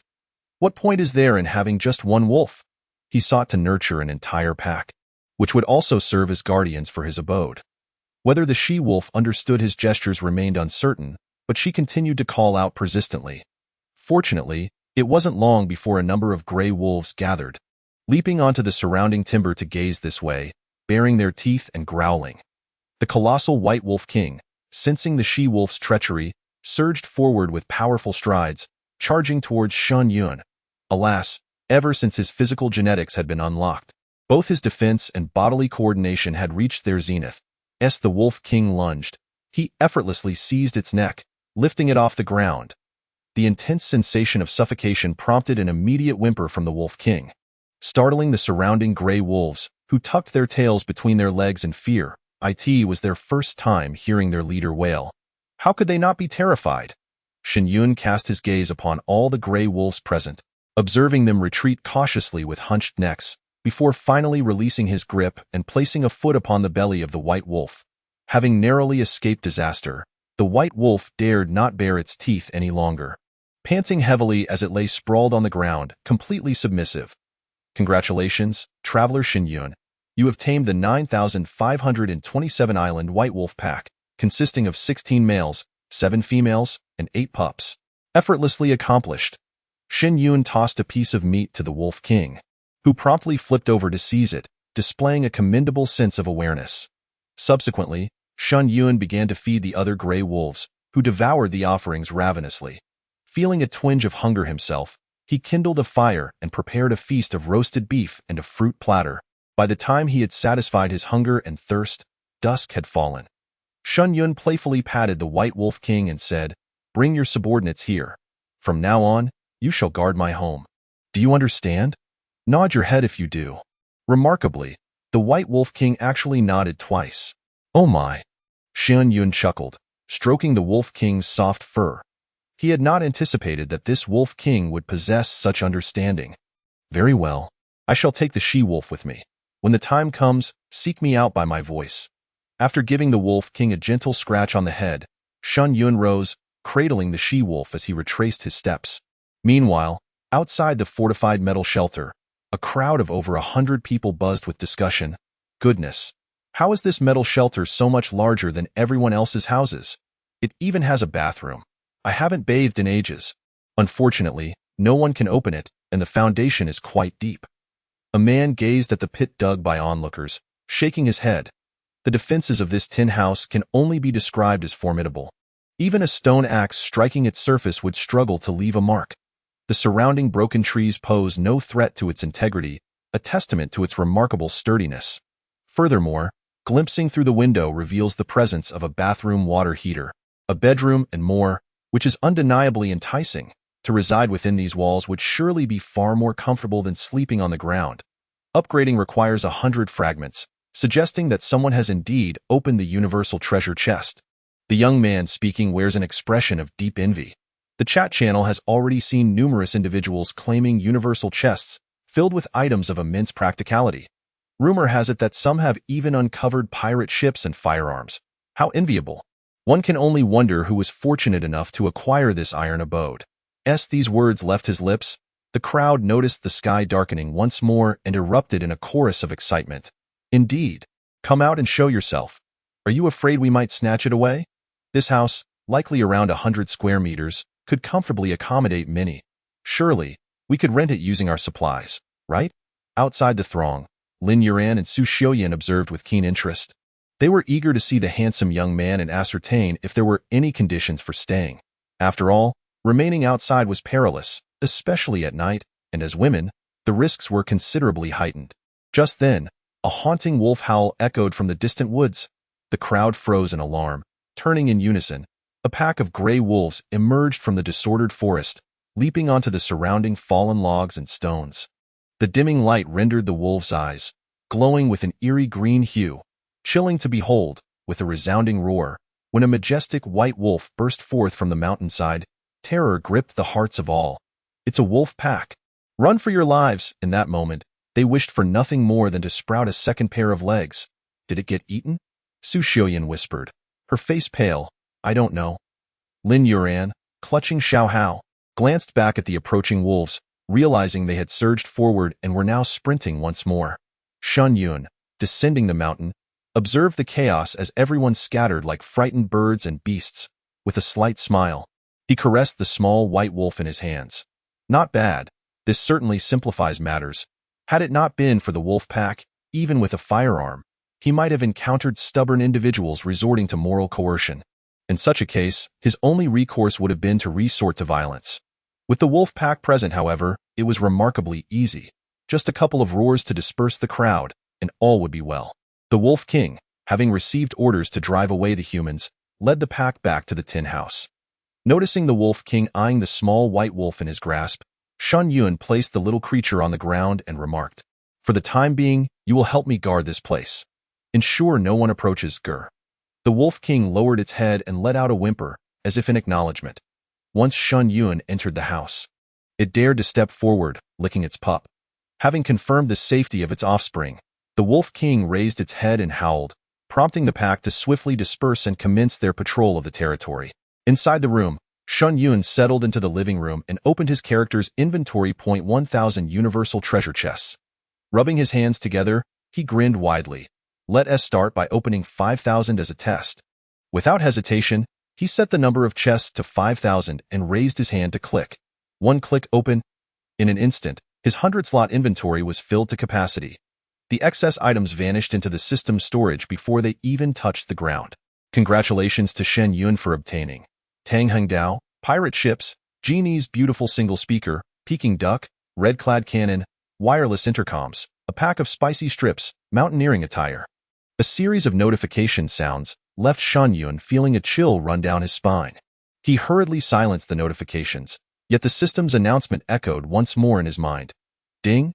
Congratulations, host, for acquiring universal supplies, triggering a 10,000-fold critical strike, resulting in 10,000 Tang Hengdao, 10,000 pirate ships, 10,000 Genie's beautiful single speakers. Fortunately, the system was considerate, providing Shen Yun with a summary. Ding! Congratulations, host, for obtaining 23,762 types of supplies, totaling 3 trillion tons. Astonishing! Shen Yun was left in awe. This golden finger was simply too outrageous. Even if someone else were to take his place, they would easily soar to great heights. Shen Yun marveled inwardly. Responding to the host, this is impossible. Only by traversing twice consecutively could the system be activated. No one else can compare to you. The insidious flattery was utterly lethal. Shen Yun felt a surge of delight within, while maintaining a serious facade. Oh, system, you flatter me. There are countless traversers. I'm merely fortunate. Host. Luck is also a part of strength. There's no need for modesty. Others might have already found themselves at the mercy of beasts. Ha ha ha. Nonsense, you're the impressive one. It is the host who is exceptional. The system merely serves as a green leaf. Engaged in mutual flattery with the system, Shen Yun focused his thoughts on counting the practical supplies. Chapter 8. The White Wolf King's Vigil. The Skeleton King's pirate ship currently. Shen Yun faced no shortages of resources, possessing immense strength and no interdimensional tasks. He spent his days in the metal shelter, leading a leisurely life. Whether it was opening boxes to acquire resources or indulging in culinary delights, he would also play with the little white wolf, feeding the wolf pack and taking them for strolls. After all, he merely needed to survive on the island for 30 days. Aside from showing off, what else was there to do? He wished to exercise, but alas, his physique was too formidable. Even a morning's worth of push-ups left him unchallenged, rendering it pointless. Instead, training in marksmanship became Shen Yun's daily routine. In stark contrast to his tranquil life, chaos had begun to envelop most of the islands. On the 5th day of their journey, many still held on, but by the 8th day, hunger drove people deep into the mountains in search of sustenance. The number of casualties among the survivors surged at that moment. By the 16th day, some had resorted to murder for resources.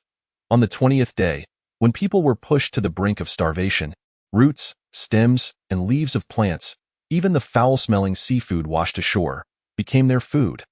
Many perished from poisoning, bloating, or excruciating abdominal pain. Reports of cannibalism emerged from Island 666, plunging the populace into a state of panic. Cannibalism, the impact on people's worldviews was undeniably profound. Yet, in the absence of food, even those who would rather starve than resort to cannibalism could find themselves targeted for their bodies. Of course, there were also individuals with remarkable organizational skills who, through personal charisma, established communal big pot meals in the early stages. Surviving on such islands was undoubtedly fortunate. Additionally, some shared various survival strategies for island life, enhancing everyone's chances of survival. There were also those who acquired pirate ships and advanced weaponry, claiming dominance over the islands, especially with the presence of certain pirate ships. Wherever they passed, it was as if a band of robbers had descended upon a village, committing unspeakable acts of arson, murder, and plunder, truly a sight so horrific it was almost unbearable. Only 5 days remain. Shen Yun, gripping his M4, took careful aim at a branch 100 meters away. His formidable physique granted him an unparalleled balance and stability, ensuring that every shot found its mark. As for moving targets, they were mere child's play for him. Compared to his earlier self, he had long since shed the title of novice marksman, now deserving of the label sharpshooter. At that moment, Shen Yun had donned a pair of mountaineering trousers, a fitted tank top, and black boots. His bronzed skin, coupled with the rifle in his hands and the 3 wolves dozing beside him, lent him an aura of fierce prowess. Suddenly, a mournful howl echoed from the distant thicket. The 3 wolves, once languid, sprang to their feet, raising their heads in a sorrowful wail. "Awoo! Has something happened?" Shen Yun's expression turned grave as he retrieved his binoculars for a closer look. Not far off in the dense underbrush, 2 gray wolves were sprinting towards him, dragging the body of the Wolf King behind them. Following closely were several injured wolves. "Awoo!" The little white wolf beside Shen Yun dashed forward. The sight of the crossbow bolts embedded in the White Wolf King's body compelled him to rush closer for inspection. A total of 7 arrows had struck the White Wolf King, one of which had pierced directly through its heart. The arrow was as thick as a thumb and bore a tri-bladed tip. There was no hope left. Shen Yun's anger flared. "I told you to run if there was danger." As he spoke, he took out a potion for physical enhancement, only to realize it was unusable by non-humans. At this moment, the White Wolf King had lost its former majesty, gasping for breath while fixating its gaze on the little white wolf and Shen Yun. When Shen Yun noticed the pack returning with the bodies of their fallen comrades, he finally comprehended the truth. The Wolf King had not attacked him because of the betrayal of the she-wolf. It had chosen to retaliate because he had slain its gray brethren. With so many gray wolves now dead, how could the Wolf King possibly flee? The Wolf King had its own code of honor. Submitting to Shen Yun was also a means of protecting the pack. How wonderful it would be to leave the green hills intact. Alas, what a brute. Shen Yun sighed softly, wiping away the tears from the Wolf King's eyes, and spoke in a hushed tone. "Rest assured, I will not harm it. We outsiders will soon depart from this island. I promise." Upon hearing this, the Wolf King seemed to deflate like a punctured balloon, its rising chest slowly sinking. It weakly licked Shen Yun's palm before its eyes dimmed completely. "Awoo, awoo." One by one, the wolves began to raise their heads and howl mournfully, tears glistening in their eyes. Just as Shen Yun stood up, he spotted 2 disheveled wild men emerging from the thicket. Noticing they only wielded stone axes and lacked bows or crossbows, Shen Yun, with a grim countenance, raised his weapon and demanded, "Who killed the White Wolf King?" Most inhabitants of Island 9527 were aware that the owner of the tin-roofed house had tamed a pack of wild wolves. The ability to train such a pack was no trivial feat. Generally, no one dared to provoke him. Shen Yun suspected that it was likely the island's factions seeking to hunt the wolf pack for sustenance. Having rarely ventured outside, he relied solely on the chat box to glean information about the outside world, leaving him unclear about the power dynamics on Island 9527. Before the two could respond, a filthy little child emerged from the bushes. "Was it you?" Shen Yun approached, realization dawning upon him. After more than 10 days apart, the two stunning beauties, Lin Yuran and Su Xiuyan, had transformed into wildlings. Upon recognizing him, Lin Yuran let out a sigh of relief and quickly exclaimed, "The attackers are from the Skeleton King pirate ship. They have begun plundering the 9527 island. We have been living outside the patrol radius of the wolf pack and witnessed them using powerful crossbows to slay the wolves." The Skeleton King pirate ship? A glint of cold light flashed in Shen Yun's eyes. This pirate faction was the most formidable among the 30 islands in the vicinity. The Skeleton King not only boasted remarkable speed and a robust hull, but also wielded 12 cannons on either side of the ship. Ordinary pirate vessels would dare not provoke them. Moreover, the Skeleton King was accompanied by 3 escort ships and over a dozen speedboats, numbering around 1,000 in strength. Truly a formidable force. Shen Yun retrieved a monocular thermal imager from his backpack and donned it. He also took out a large pineapple and charged headlong into the dense forest. "Don't be impulsive. They have many people." Lin Yuran and Su Xiuyan cried out anxiously. The opposing side had saved their lives. Such recklessness could very well lead to a one-way trip. Yet, Shen Yun did not look back, swiftly disappearing into the underbrush. With only a few days remaining, was it not wise to remain cautious? A glimmer of murderous intent flickered in Shen Yun's eyes. Although the Wolf King gang was merely his temporary enforcers, they had carried out their duties diligently, with so many of his underlings slaughtered. As their temporary big brother, he felt compelled to send some of his own down to join the wolf pack, since they had no intention of playing it safe. Bursting out of the forest, Shen Yun spotted over a dozen pirates adorned with white skull bandanas by the creek and immediately pulled the triggers of his dual pistols, his voice menacingly low, "Then I shall send you all to the heavens." The moment the gunfire erupted, the pirates by the creek swiftly scattered, clearly possessing combat experience. Yet, Shen Yun's aim was too steady. The recoil was virtually non-existent in the face of his formidable physique. With a man-like device that had no recoil before them, where could they possibly evade? A series of bullets struck the pirates by the creek, and anguished cries echoed continuously. A burly man, hit multiple times in the abdomen, glared at the figure in the forest wearing the thermal imager and bellowed, "Damn it! We are the Skeleton King's men. You're seeking death. You will regret this. The Skeleton King will capture you and light you up like a lantern." "Ah, don't kill me. I did nothing. I was forced to join." Amidst the screams, a woman crawled in panic, clutching her injured leg. She had never encountered someone with such precise marksmanship. 6 or 7 people had perished in mere moments. However, from the corner of her eye, she caught sight of 2 bullets soaring directly toward her, swiftly passing over her head. With a muffled sound, the woman's head burst forth with a spray of red and white. In less than a minute, all 16 pirates present were slain. Shen Yun, meanwhile, vanished into the forest. Chapter 9. The terrifying firepower suppression, slaughtering the pirates.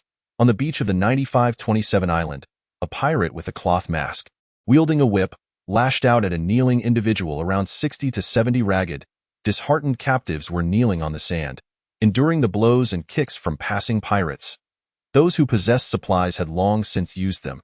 Those who had been captured were simply too exhausted to flee. As for the killing and looting of supplies, it was all random, and they had no means to resist.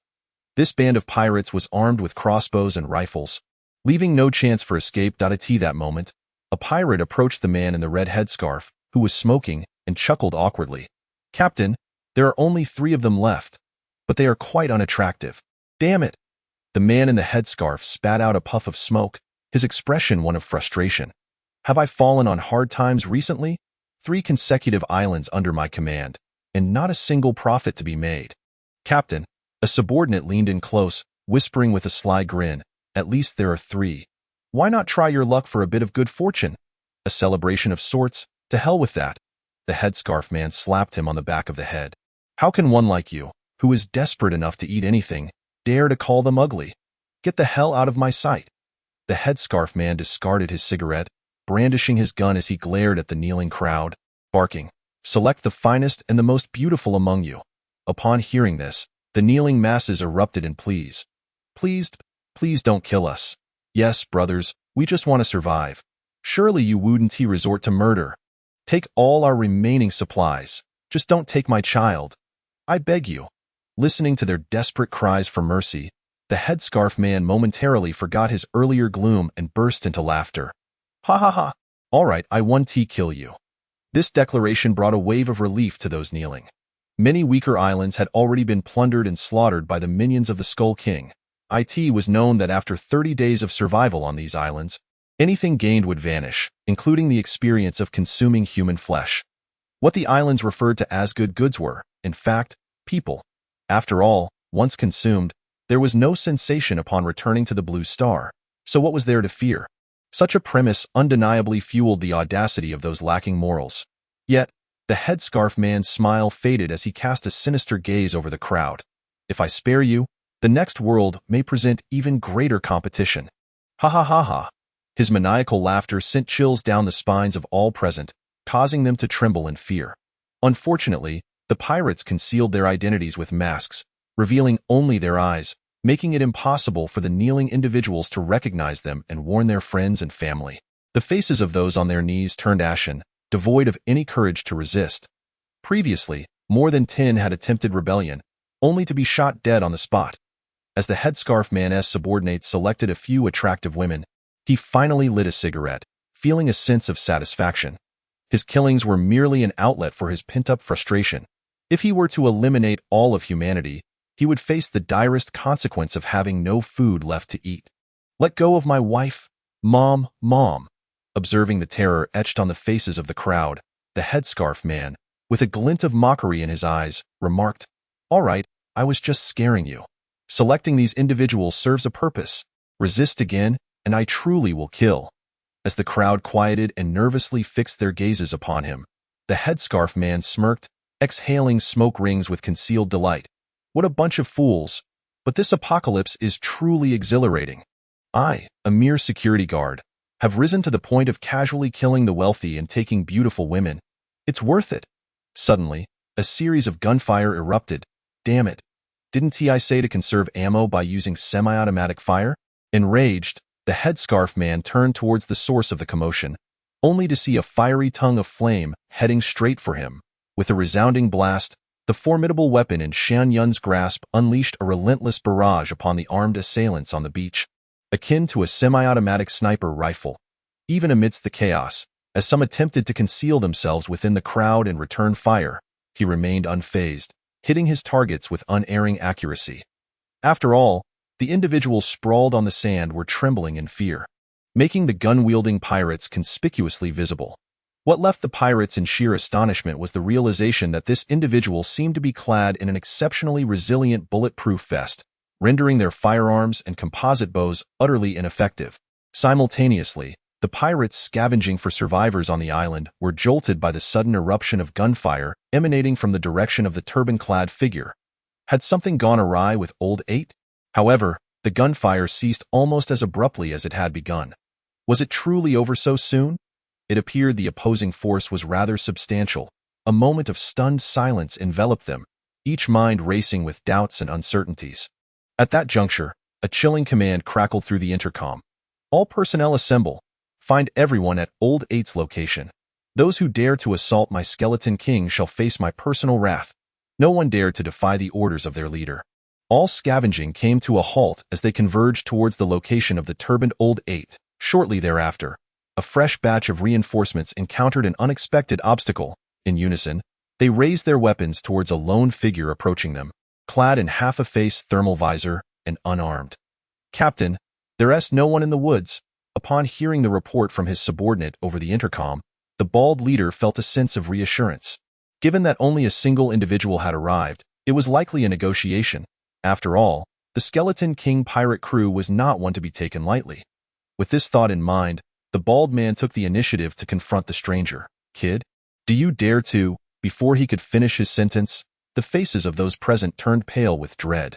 The stranger's hands suddenly revealed 2 Gatling guns. Shen Yun, uninterested in idle chatter, immediately squeezed the trigger. Rat-tat-tat. Amidst the thunderous roar of the machine guns, the flames spewing from the barrels resembled the scythes of death, mercilessly cleaving through the ranks of pirates ahead. With a series of piercing rounds, blood gushed forth as the cries of agony filled the air. Although the pirates possessed firepower, the devastation wrought by the Gatling guns was simply overwhelming, particularly as the adversary brandished a rocket launcher to bombard the pirates. Whoosh, whoosh, whoosh. A trio of rockets soared into the throng. Boom. In the wake of the cataclysmic explosions, debris flew in every direction, and severed limbs scattered amidst the chaos. My intestines are severed. The chilling wails cast a pall over the pirates. Yet, as the adversary expended his ammunition, he astonishingly produced another Gatling gun. Moreover, he wielded the rocket launcher with reckless abandon, launching salvo after salvo. Were they not on a beach, one might easily mistake this for a battlefield in Syria. The ferocity of this individual was beyond comprehension. One man was akin to an entire battalion. What further deepened their despair was the realization that the formidable assailant appeared to withstand the bullet's impact. Was he also an enhanced being?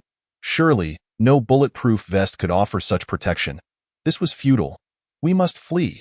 In a state of utter panic, they turned to flee, entirely unwilling to confront him directly.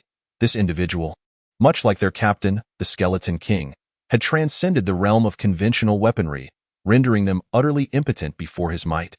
Yet, their speed paled in comparison to that of Shen Yun. Merely a few minutes had elapsed. The pristine white sands were stained crimson with the scattered remnants of blood and dismembered limbs. This was merely the beginning. With an expression of indifference, Shen Yun cast aside the searing Gatling gun and surged forward across the beach. He encountered pirates along the way, slaying them without affording them a moment to parley. His formidable defense, coupled with an astonishing arsenal, rendered him invincible as he barreled through the chaos. After dispatching yet another group of foes, a fierce roar erupted from nearby. Seeking death, a fleeting shadow, brandishing a long blade, advanced with lightning speed. Leaving deep craters in the sand with each step. In mere breaths, the adversary traversed the battlefield, showcasing a speed that was nothing short of terrifying. Witnessing this spectacle, the pirates, who lay either submerged in the sea or wounded on the ground, erupted in excited cries. "The Skeleton King! It is the Skeleton King! He is a superhuman! That blade can slice through iron as though it were mud. This man is doomed!" They clamored. "Skeleton King, do not merely kill him with a single stroke. We must see him flayed alive, devoured in vengeance for our fallen brethren." Upon the beach, the Skeleton King, like a bolt of lightning, lunged toward Shen Yun, his blade raised, bellowing ominously.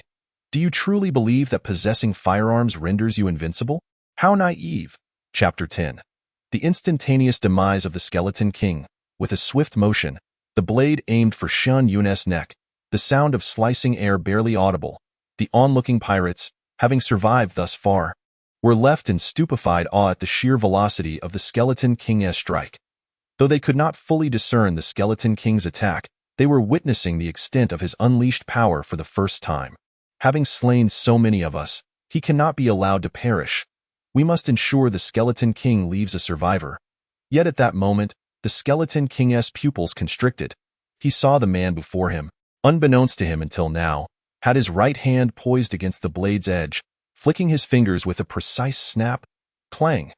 The sound of the blade shattering resonated like thunder in the still air. Boom! In the astonished gaze of the Skeleton King, the once unstoppable long blade had been severed. A mere finger had shattered the blade. What must be the extent of his formidable physical defense and strength? The fragments of the blade flew forth with alarming speed, grazing the Skeleton King's cheek. Even as blood flowed profusely, exposing the bone beneath, the Skeleton King displayed no reaction. He was transfixed, staring at the man who had effortlessly crushed his weapon, now poised above him.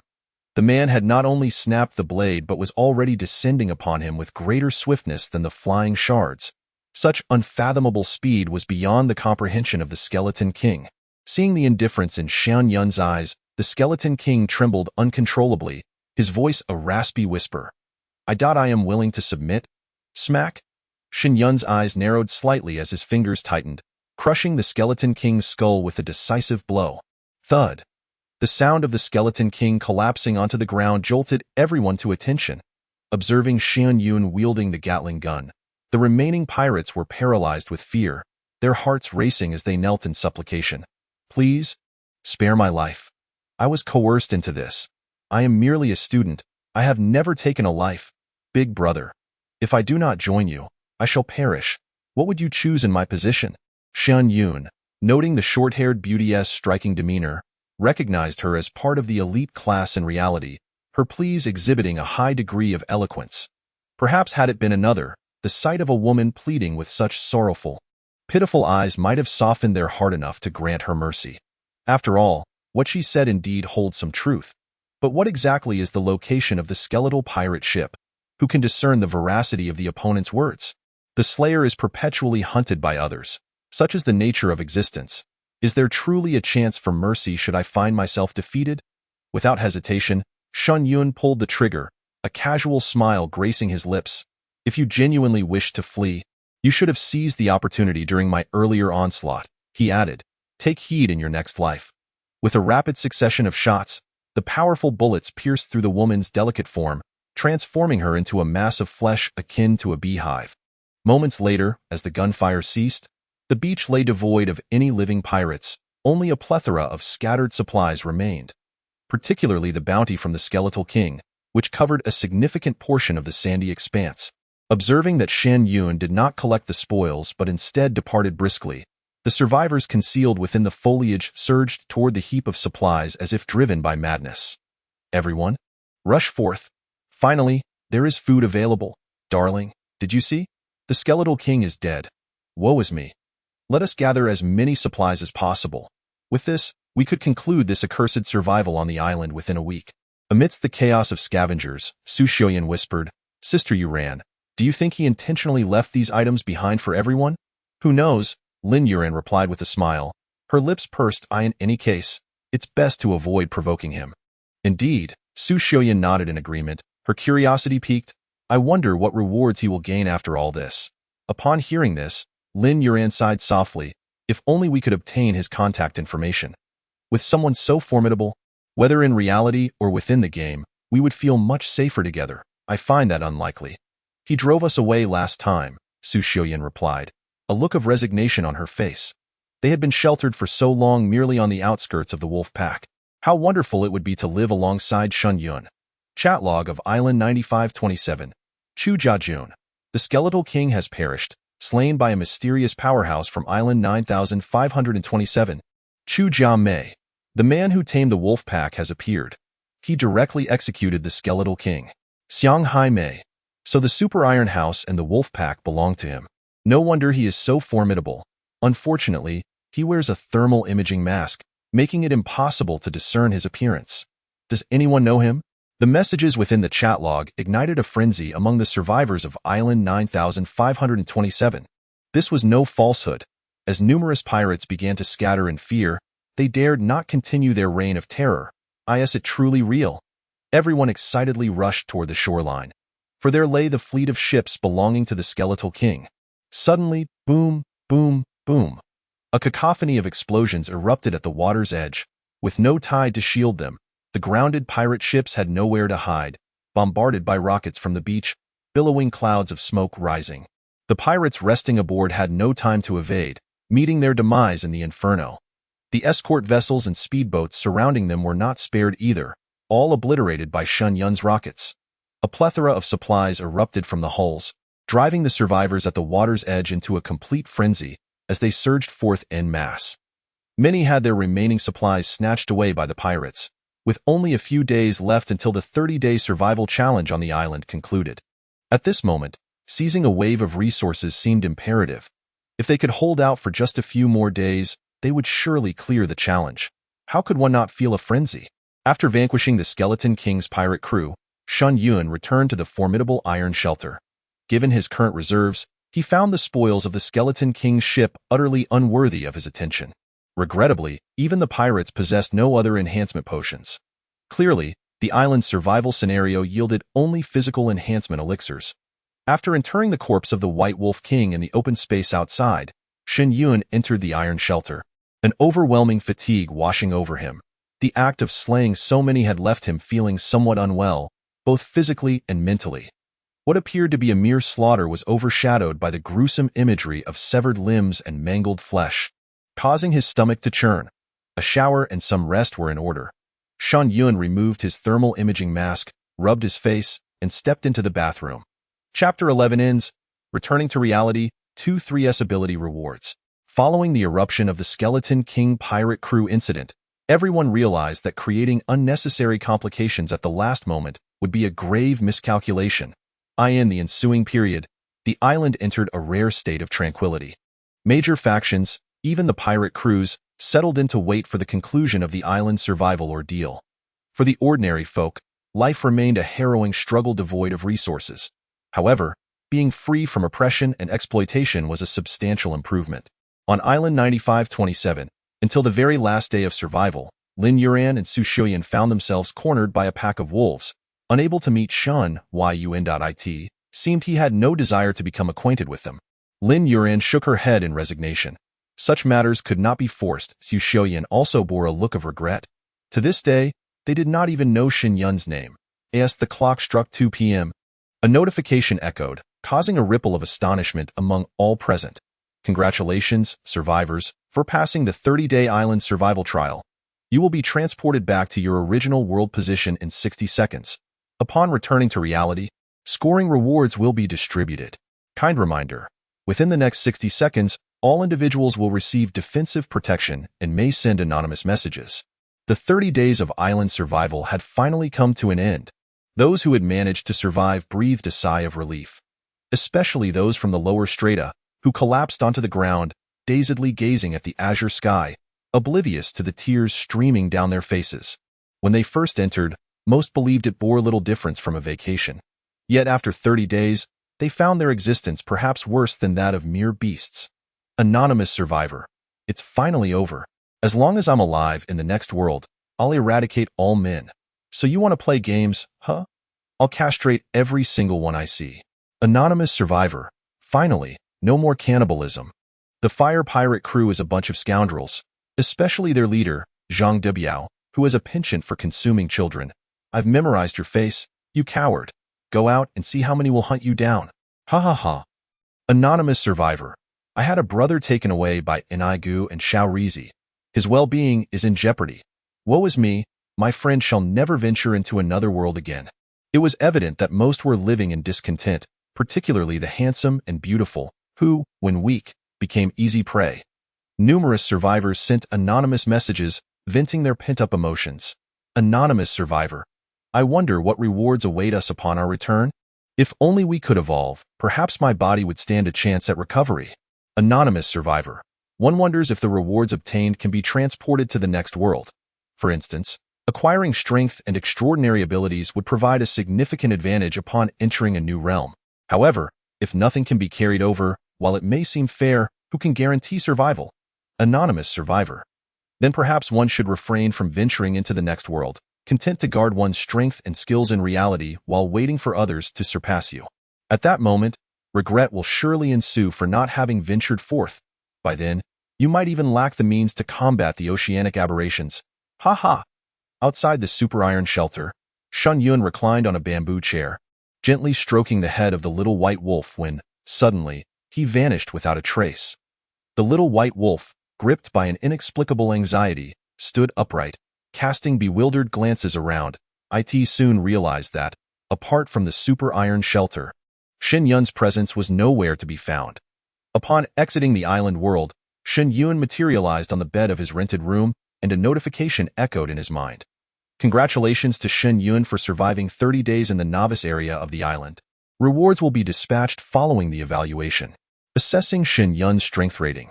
Island Champion Ultra SSS. Resource rating. Island Champion Ultra SSS. Housing rating.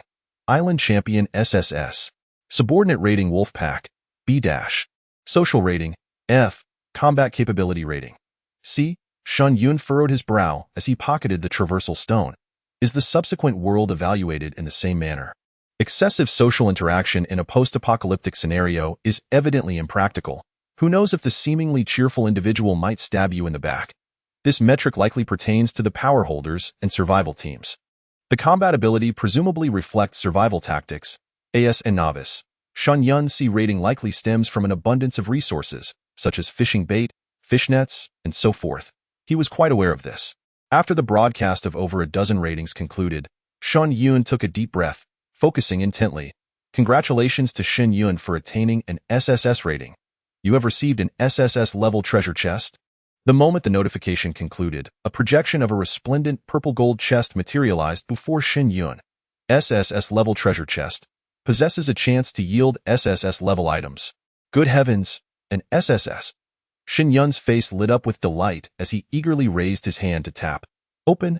As the projection of the purple-gold chest gradually opened, it radiated a dazzling purple-gold light.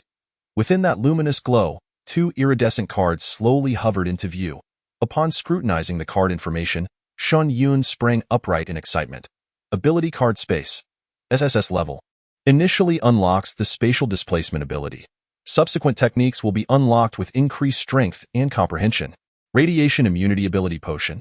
SSS level. Upon use, internal radiation levels dissipate, granting immunity to any radiation exposure, including biological and future oceanic dominators' nuclear contamination. Chapter 12. Those who did not participate are filled with regret. Exceptional rewards await. Spatial abilities, truly remarkable. Shen Yun was brimming with exhilaration. With this newfound power, he could ensure his safety in reality. Furthermore, the ability to be immune to nuclear radiation was indeed formidable. Upon hearing the introduction, it was mentioned that even the future oceanic dominators, which would grow in power, could be disregarded. In the event of a zombie apocalypse, this would equate to an immunity to any level of the zombie virus. Shen Yun felt a surge of excitement within. Once the oceanic mutants erupted and emerged en masse onto the surface, the 3S-level nuclear immunity would indeed be terrifying. If a mutant capable of spewing nuclear toxins were to ambush him in his sleep, he would be none the wiser until it was too late. Activate. With a mere thought, the 2 suspended cards transformed into shimmering lights and surged into his body. The methodology for utilizing spatial abilities flooded into his mind. The application of these powers was intrinsically linked to one's mental strength and physical constitution. Although Shen Yun had mastered spatial abilities, his current prowess was insufficient, limiting his teleportation to a mere 100 meters. That moment, Shen Yun felt a peculiar tingling sensation throughout his body. Before long, he noticed dark stains seeping out from his skin, likely a result of nuclear contamination within. Rising to his feet, he made his way to the bathroom. With this passive ability, he felt an unburdened sense of security in a world rife with nuclear pollution. He would no longer need to worry about sustenance. Let me test spatial displacement.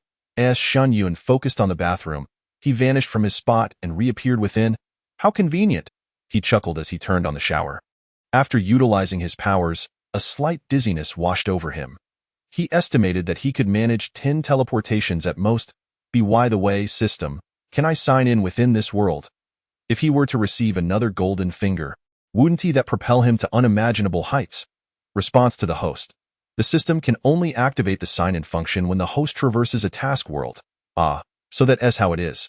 Shen Yun nodded, not feeling disheartened. After all, during his next interdimensional journey, he could still sign in for a super golden finger. Moreover, upon returning to reality, his tiered rewards would undoubtedly be substantial. The 2 abilities he had acquired were nothing short of extraordinary. It would not be an exaggeration to refer to them as apocalyptic golden fingers. He was genuinely curious about what the next golden finger's capabilities would be. With a beaming smile, he inquired, "System, could you give me a hint?" Host, golden fingers are entirely random. Very well. After cleansing himself, Shen Yun entered the living room and glanced at his phone to check the time. September 30, 2323, 2:21 p.m. Exactly 7 days had passed. Feeling a twinge of hunger, he rummaged through his pantry for 2 packets of instant noodles to satisfy his cravings while browsing the internet for news. Previously, in the island world, he had managed to go several days without food after pushing his physical limits. But upon returning to reality, the pangs of hunger returned. That moment. An emotionless notification echoed in the minds of every individual around the globe. Newcomer Zone Island survival has concluded, and all survivors will receive a newcomer gift package. The higher the rating, the better the rewards received. Next World opens in 3 days at noon. Friendly reminder: no items, including abilities or evolver strength, can be carried during the traversal. You may choose not to traverse and instead enhance your strength in reality to combat oceanic mutants. Note: those who have not participated in interdimensional travel will not have access to the newcomer zone or benefits in the next traversal. What? The expressions of countless individuals who had not participated shifted dramatically. They had planned to wait for the first batch to emerge and gather more information before venturing into the other world. Such a situation can indeed be navigated with finesse. However, the novice zone has vanished, and even the completion rewards have disappeared. It is worth noting that the online discourse has erupted into a frenzy. Many individuals returning to reality have acquired a plethora of exquisite items, such as the nuclear detoxification serum. A single injection can rejuvenate a critically ill radiation patient, mending their ravaged body and restoring their vitality. Furthermore, various nations have disclosed the controlled nuclear fusion and energy weapons submitted by the Crossers, as well as electromagnetic pulse technology. These are formidable weapons and technologies that will aid in the future combat against the oceanic aberrations. Additionally, some have attained enhanced physical attributes. Although they did not become evolved beings, a robust physique naturally possesses resistance to nuclear contamination. More importantly, numerous individuals have acquired supernatural abilities from their settlement chests. This is the very foundation of survival. In future encounters with oceanic aberrations, those endowed with powers will undoubtedly have a significantly higher survival rate. Even those with enhanced physiques, by leveraging advanced technological rewards and contributing to the state, can ensure their safety. The emergence of such extraordinary rewards has left those who did not partake in island survival green with envy. For everyone knows that within the novice zone, island survival, the mail feature is exceedingly convenient, allowing for trade regardless of distance. Some survival enthusiasts who missed out on the island, upon hearing the narratives shared by crossers online, could scarcely refrain from slapping themselves in frustration. With few beasts, scarce food, and rare universal supply boxes, relying solely on oneself for sustenance, and the ability to engage in long-distance mail trading. To them, is this not akin to a vacation resort? Upon returning, their settlement chests should have undoubtedly yielded SSS-level rewards. Supernatural abilities should be effortlessly obtainable, yet at present, settlement chests, novice gift packs, and the novice zone of another world are all beyond their reach. It is a grievous loss, and merely contemplating it is enough to incite one to rage. Alas, there exists no remedy for regret in this world. A multitude of individuals have taken to the comment sections of various survivor videos to vent their frustrations. Had I known, I would have gone. Oh, hesitation has led to this predicament, and now they have gained nothing. My friend is even worse off, having been utterly betrayed. His wife returned only to leave again, allegedly having been trained by someone, perhaps a CPU. Even though she has returned with diminished sensations, it turns out she has a taste for that sort of thing. Boo-hoo. Now, if one does not take the plunge into crossing, one should not complain about the dangers posed by oceanic aberrations. Do you truly believe that ordinary individuals and the strong can coexist fairly? Once resources dwindle, will the weak still have a voice? For those reluctant to cross, take a look at the content shared by those who survived the island. Some have been reduced to mere fodder. Do you understand? Fortunately, everyone starts from zero. Even those who currently possess supernatural abilities have yet to enter the next world. It could be said to be quite equitable. Meanwhile, all survivors received a notification in their minds. Congratulations, Survivor Shen Yun. You have received a novice gift pack. Friendly reminder: this gift pack is enhanced by the survivor's SSS rating, elevated to the highest quality of novice gift packs. Exquisite gift pack. Excellent. Sitting on his bed, Shen Yun gazed at the projection of the gift pack and with a thought commanded, "Open." Congratulations, Shen Yun. You have obtained 1D grade supernatural ability crystal core, 1st tier evolved being strength, and 21st tier evolution crystal cores. As the notification concluded, a small pile of crystal cores materialized upon Shen Yun's BDS. He felt a warm current surging through his limbs. An overwhelming heat enveloped his entire being. Chapter 13. Enhancement of power, unlock, spatial devouring. Particularly, The power welling within him instilled an illusion of inexhaustible strength. Were there a bull present, Shen Yun was confident he could fell it with a single punch. This sudden surge of power bestowed upon him an immediate sense of grandeur. Moreover, his mind was remarkably clear and lucid. The discomfort and dizziness he had experienced after using his abilities vanished in that very moment. Having previously reached the limits of his physical potential, the enhanced sensation he now felt must have been a result of the heavenly path dispelling the sensations of the island. Shen Yun clenched his fists tightly and rose to stretch his limbs. Each punch, kick, and elbow strike filled him with an overwhelming sense of might. To put it plainly, facing dozens of his former selves, he could dispatch them at will. Indeed, his own strength brought him the greatest reassurance. With a beaming smile, Shen Yun withdrew his hands. After all, the gains of a traveler in another realm are bound to dissipate, such as strength and various unique abilities. However, survival experience and combat techniques linger in the mind, requiring time for the survivor to solidify them. The ability to tangibly enhance one's strength at present is of paramount importance to anyone. As a first-tier evolver, he had already taken a significant lead over others. Coupled with this new ability, it was astonishingly powerful. Shen Yun smiled with pride, raising his hand and spreading his fingers, intoning in a deep voice. Spatial devouring buzzed before him. A ripple of void emerged in the blink of an eye. A black hole barrier the size of a basin slowly manifested in the emptiness. This was Shen Yun's second lethal move of his spatial abilities after becoming an evolver. Spatial devouring. Once activated, it could consume any attack, reflecting no damage, a truly terrifying power. As his strength grew, the black hole would expand to resemble the black holes of the galaxy, devouring all without escape. Should he engage an adversary, a single use of spatial devouring would cast them into boundless darkness, a thought that sent shivers down one's spine. Dispelling his power, Shen Yun held the D-class ability crystal core in his hand. The crystal core was the size of a fingernail, its overall hue a grayish-black akin to chaos. Upon its surface, 3 slender white lines radiated a starlit glow, indicating the core's tier, appearing remarkably mystical. D-class ability crystal core, upon use, randomly awakens a D-class ability. D-class abilities. After a moment's contemplation, Shen Yun chose not to use it. For him at present, the quality of a D-class ability was far too inferior. Previously, while indulging in instant noodles, he had learned online that the abilities obtained by survivors were at least F-class. His own ability tier was 3S. If there existed levels beyond 3S, that would total 10 tiers. D-class abilities ranked at level 3, a significant disparity indeed. Regardless, upon traversing to the next world, the abilities of individuals would all become ineffective. Should he regain other high-tier abilities, a D-class ability might not even have the opportunity to manifest, making its current use a mere waste. He decided to keep it for now. After securing the ability crystal core, Shen Yun examined the next tier core. The first tier core was of the same size. Entirely gray. First tier evolution crystal core, low tier oceanic aberration production. Humans advanced to first tier evolvers after consuming 25 cores. Had the aberrations already produced crystal cores? Or were they simply not reported previously? Shen Yun raised an eyebrow, as the news and data from this world indicated.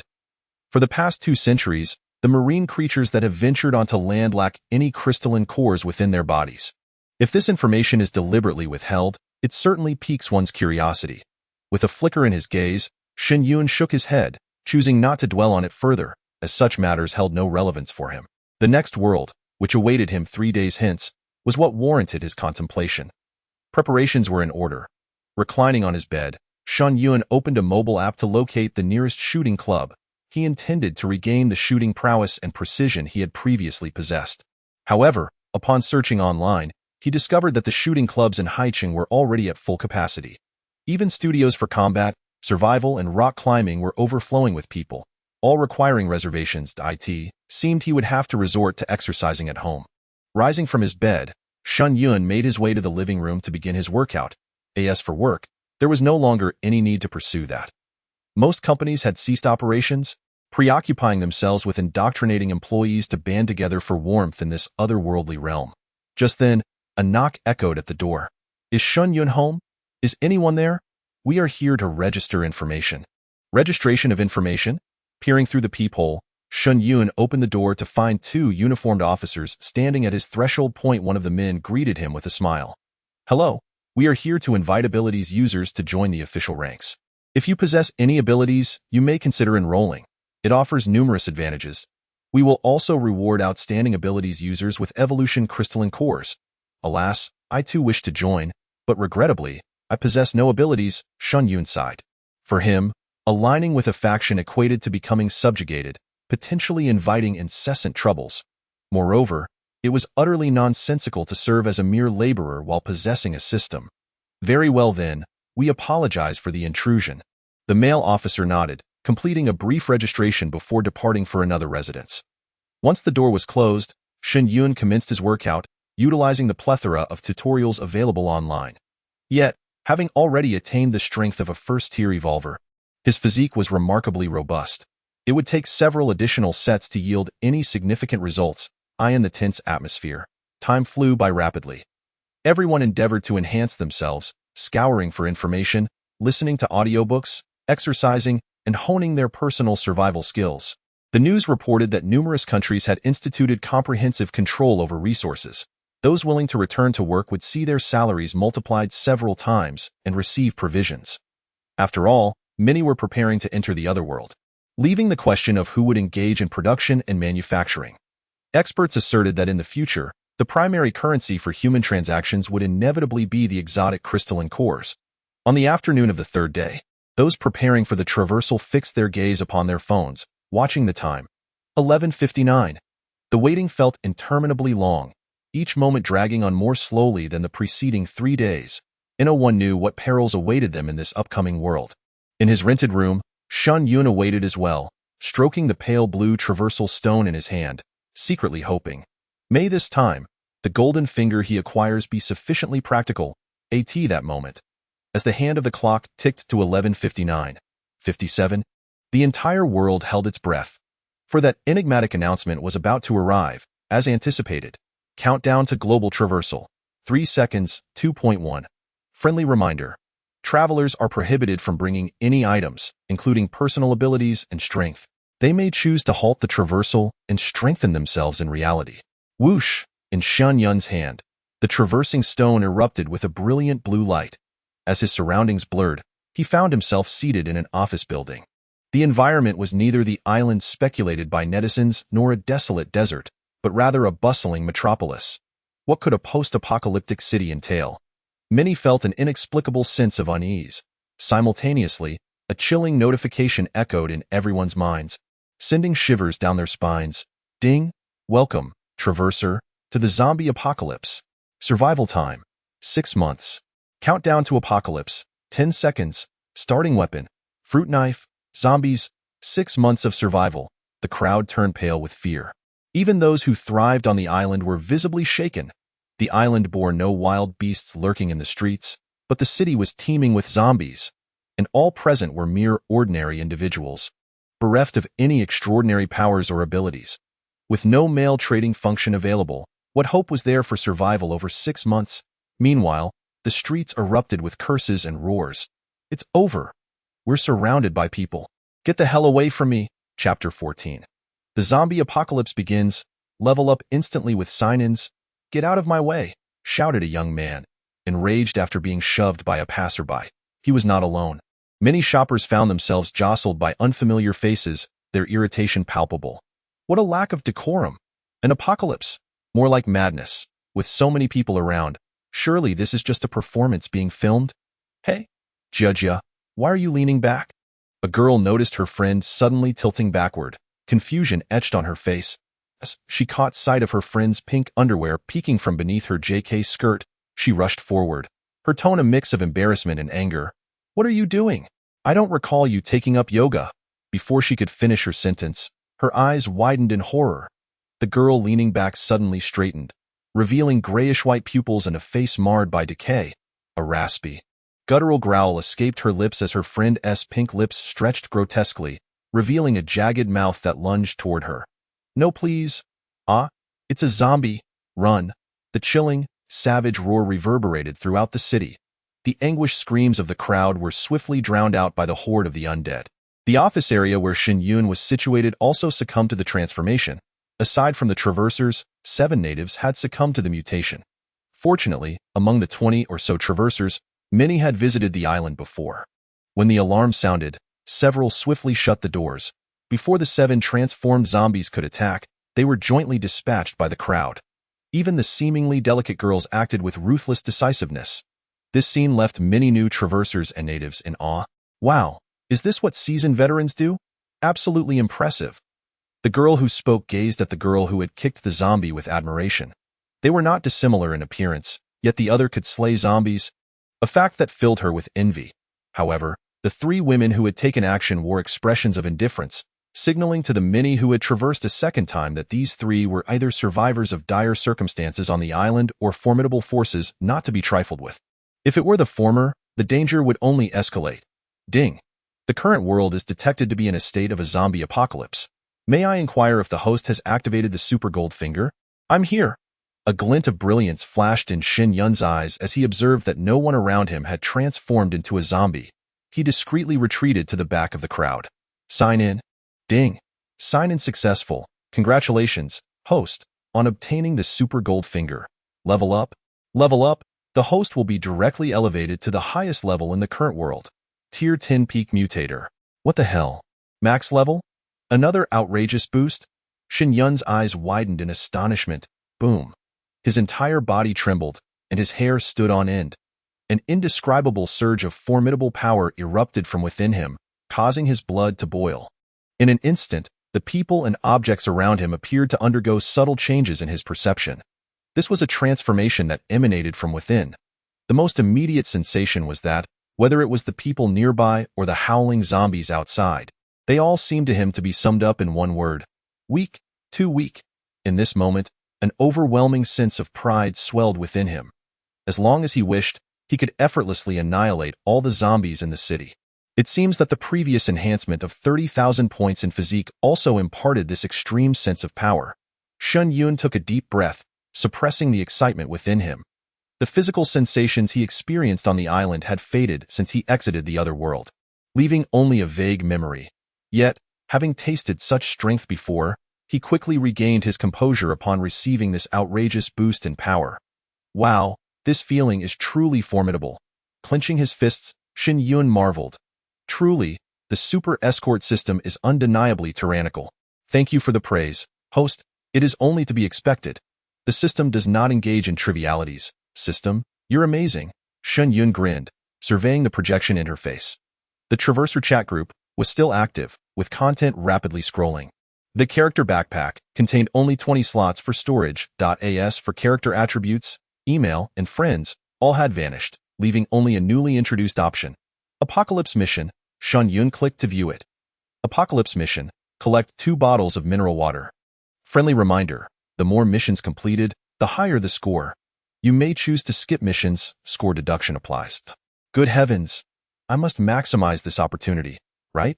Shen Yun's eyes sparkled. Previously on the island, he had been unaware of what the mission scores entailed. Now, with the strength of a Tier 10 Peak Mutator, he needed to complete every mission and maximize the quality of the rewards. I wonder what the highest quality reward is. Just thinking about it is exhilarating. Shen Yun reveled silently. At that moment, the remaining 6 natives in the area gazed in disbelief at the unfamiliar faces around them. Who are you? How did you suddenly appear here? The sudden arrival of over 20 individuals in the room was nothing short of miraculous. No, could they be traversers? Upon hearing this, the traversers, including Shen Yun, all turned their gazes towards the bespectacled young man. The sight sent a wave of panic across the face of the bespectacled man, who was visibly anxious. Among the crowd, a traverser chuckled at the 6 individuals. Indeed, we are traversers. Ha ha ha, isn't it fascinating? Hearing this, the 6 momentarily forgot their fear and exclaimed in astonishment. Heavens! Are there truly traversers in this world? Pray tell, what is the nature of this apocalypse? Previously, a meteor descended, shrouding the world in a dense fog, only to discover it was the poison of the deceased. How did you arrive here? Indeed. You cannot be here to save the Earth, can you? Did you traverse through time in a time machine? Save the Earth? The crowd fell silent. It would be a feat for them to save themselves. The thought of having merely 6 months to survive extinguished any desire for conversation.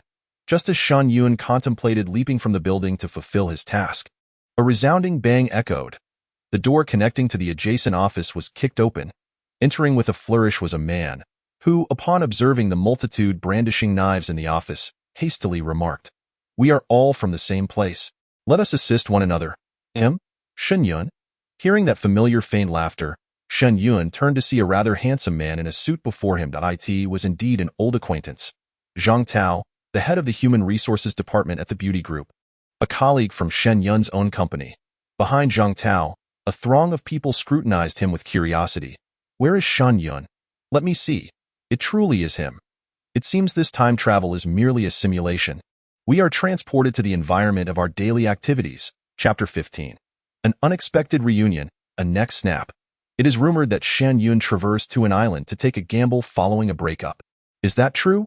I thought he returned home to inherit a fortune.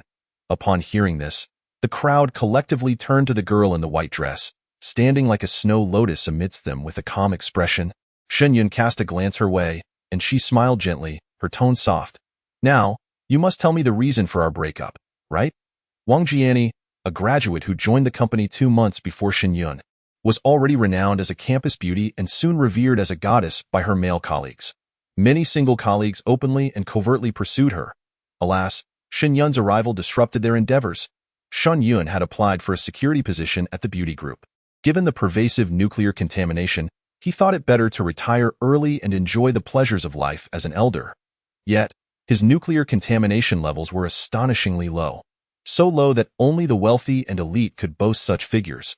Coupled with his striking good looks and mature demeanor that belied his age, it was a disservice for him to be a mere security guard. Fearing to offend the forces behind Shen Yun, Sister Lu from the recruitment department assigned him to an internal position within the company. It was a clear display of social niceties. Point 1. Might think this wealthy scion would remember Sister Lu's kindness even after he departed. Would he not? Shen Yun declined Sister Lu's goodwill, insisting on being a security guard to pass the days. However, within a few days, whispers of his remarkably low nuclear metrics spread. Shen Yun insisted he was an ordinary person, yet no one believed him. Meanwhile, the pure and beautiful campus belle, Wang Jiani, began fervently pursuing Shen Yun in secret. As a bachelor in this perilous world shrouded in nuclear pollution, Shen Yun eventually came to terms with his situation. Realizing that Wang Jiani's affection was not driven by speculation about his extraordinary background, but rather by his charm and sunny disposition, Shen Yun seized the moment, and their relationship blossomed with youthful fervor. Yet, frequent visits to hotels soon drained Shen Yun's finances, leading Wang Jiani to suspect that perhaps misunderstandings had arisen. This fellow seldom spends money aside from renting rooms. Meanwhile, the Minister of Human Resources, Zhang Tao, who harbors affections for Wang Jiani, received a private message from her expressing a desire to investigate Shen Yun's identity. In truth, Zhang Tao had already learned from Sister Lu about Shen Yun's orphan status. However, Shen Yun's core attributes do not resemble those of an ordinary person, and he possesses an extraordinary demeanor, exuding a sense of calm and grandeur that transcends worldly concerns. Zhang Tao did not intend to engage with him extensively, considering him merely as Wang Jiani's acquaintance. Yet, upon discovering that Wang Jiani aspired to attach herself to a wealthy individual, Zhang Tao perceived an opportunity to pursue a student. In his youth, he had never had the chance to interact with the campus beauty, and now he felt compelled to fulfill a childhood wish. He directly informed Wang Jiani that Shen Yun was indeed an orphan. If she doubted his words, he could arrange for someone to give Shen Yun a beating, a straightforward way to uncover the truth. Should this plan succeed, Shen Yun's orphan status would be confirmed, and Wang Jiani, keen on maintaining her reputation while continuing her pursuit of affluent suitors, would have no choice but to heed his advice. If Shen Yun were truly a tycoon, and things went awry, the most Zhang Tao would face would be resignation and a hasty retreat, without implicating Wang Jiani. Once Wang Jiani married into the Shen family, he could then resort to threatening her as a means to manipulate her. After all, she was one of those who conspired against Shen Yun. At that point, both wealth and influence would be within his grasp, allowing him to rise from obscurity and sing his triumphant song. Zhang Tao calculated that he had nothing to lose. Wang Jiani, without much thought, agreed to the scheme. Failing to uncover Shen Yun's identity would mean she had lost both her lover and her advantage. a situation she was keen to avoid. Unfortunately, their clandestine plot was inadvertently discovered by Shen Yun. One evening, after satisfying Wang Jiani, he noticed her receiving messages late at night. Observing her exhausted form asleep, Shen Yun used her fingerprint to unlock her phone and found a message from Zhang Tao. "Tomorrow night, my people will deal with him after you part ways. Remember to keep it confidential." Shen Yun refrained from opening the message to avoid exposure. Setting the phone aside, he gazed at Wang Jiani, who resembled a sleeping beauty, and felt a pang of desolation. He had initially believed he had found true love, only to realize she was merely a pragmatic woman. Indeed, the following morning, when Shen Yun sought intimacy, Wang Jiani rebuffed him, claiming she felt unwell. Typically, she would not refuse before checking out, so Shen Yun feigned an exit in anger and ignored her for several days. With matters having reached this juncture, he had nothing further to say. Their communication gradually dwindled. However, not long after, there came a resounding knock at his door. Though they had parted ways, it remained unclear whether it was Zhang Tao's doing or Wang Jiani's lingering reluctance that prompted her to probe his identity once more. Shen Yun chose to remain inside, ignoring the persistent knocking, but the next day, he was greeted by the broadcast of Universal Crossing. Thus unfolded the current scene. Returning to the present, Shen Yun noticed Wang Jiani gazing at him with slightly reddened eyes. Yet he remained silent. Had this been before, seeing his girlfriend in such a state would have compelled him to embrace her and offer comfort. However, now he felt only disdain for her. This woman still sought to test him regarding the reasons for their breakup, clearly uncertain of her awareness of the conspiracy with Zhang Tao. Wang Jiani's inquiry ultimately stemmed from her knowledge that Shen Yun had returned alive from the island. For those who made it back were granted settlement rewards and starter packs. If Shen Yun were to prosper as a result, she would still have a chance to maneuver. This little schemer has quite the agenda. Zhang Tao naturally sensed that Wang Jiani was probing Shen Yun. Yet, he must not forget that those who traverse to other realms cannot inherit their real-world prowess. Even if Shen Yun possesses extraordinary luck and acquires abilities during the island assessment, he finds himself utterly defenseless here.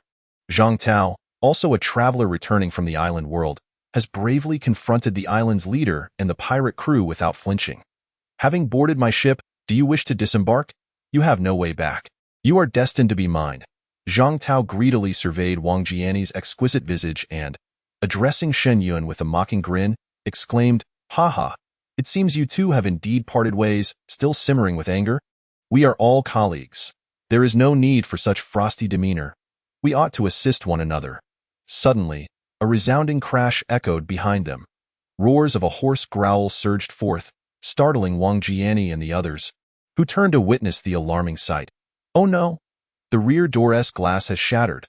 A horde of zombies broke through the glass door, rushing towards them with outstretched claws. "Damn it! Run! Don't block the door. Stay calm. Quickly, use the tables and chairs to barricade the entrance." Zhang Tao commanded his colleagues loudly. Having read numerous novels and watched various shows on the zombie theme after leaving the island, he felt confident and authoritative in his impromptu leadership. Over a dozen colleagues began hastily tossing tables and chairs toward the entrance. Wang Jiani, her face etched with anxiety, approached Shen Yun and instinctively grasped his hand, whispering tremulously, "Will we be all right?" Yet, as she followed Shen Yun's gaze toward the opposite side of the office, her pupils dilated in horror. The door, previously blocked by furniture, had corroded and turned to sludge pooling on the floor. The surrounding individuals, however, were oblivious, captivated by the commotion at the rear door. As zombies began to infiltrate, Wang Jiani's complexion drained of color, and she pointed frantically ahead. "The door. What is wrong, Jiani? What door?" Her colleagues followed the direction of her finger towards the door. Then, a cacophony of screams erupted, reverberating like thunder, leaving everyone dizzy. "Zombies are coming in here. There are zombies in the front and back." "What?" Everyone spun around to behold over a dozen zombies surging through the corroded entrance, howling fiercely. As the grotesque figures advanced, the crowd felt as if they had plunged into an icy abyss. Their faces stricken with terror as they scattered in all directions. "It's over. What do we do now?" "Stay calm. Use the terrain to combat the zombies. Create obstacles with their corpses." The scene descended into chaos. The brave among them began to utilize the desks in the office to hunt the zombies, yet most were gripped by panic. Even Zhang Tao, who was blocking the rear door, felt the threat at his back and turned to flee. abandoning any notion of slaying zombies. Wang Jiani and the others were equally rattled, scrambling onto the desks, hoping to grasp the water pipes on the ceiling. Shen Yun saw Zhang Tao pass by. He seized him by the neck with a firm grip. You. Zhang Tao, filled with rage, turned to glare at him. What is this moment of chaos for? Is this brat looking for trouble? The urgency of the situation ignited a murderous intent within Zhang Tao. He had no desire to perish here. But before he could retaliate against this insolent fool, a sharp pain radiated from his neck. Crack! A crisp sound echoed. Why is he so powerful? Zhang Tao's head drooped, his eyes frozen in a mixture of fury and disbelief. Shen Yun's expression remained calm as he casually flung the corpse toward the floor-to-ceiling window.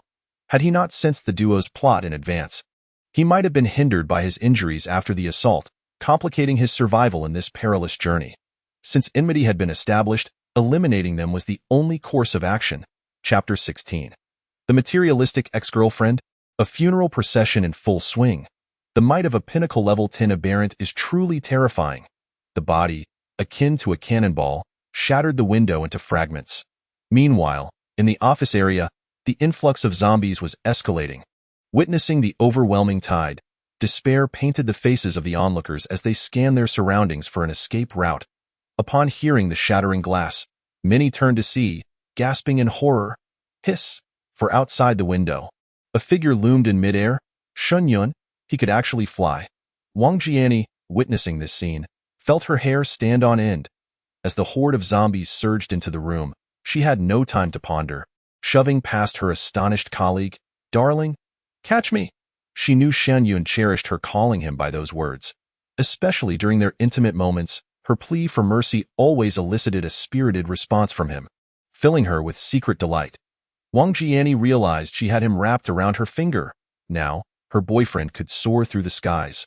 This was undeniably crucial in this apocalyptic world. Simply contemplating the days ahead filled her with exhilaration. As she leapt through the shattered window, she felt akin to a bird diving toward Shen Yun. Yet, to her horror, he did not extend his hand to catch her. Instead, he retreated. He calmly observed her descent with an expression of indifference. In that fleeting moment, Wang Jiani was rendered speechless by terror. Whoosh! From the height of the 17th floor, the rushing wind whipped past her ears, jolting her awake from her daze. Her face turned as pale as parchment as she let out a piercing scream. "No! Save me, Shen Yun!" Wang Jiani attempted to look up at the sky, but the force of gravity made it a struggle. Tears blurred her vision, yet an overwhelming sense of dread compelled her to catch one last glimpse of that heartless man. Why wouldn't he catch her?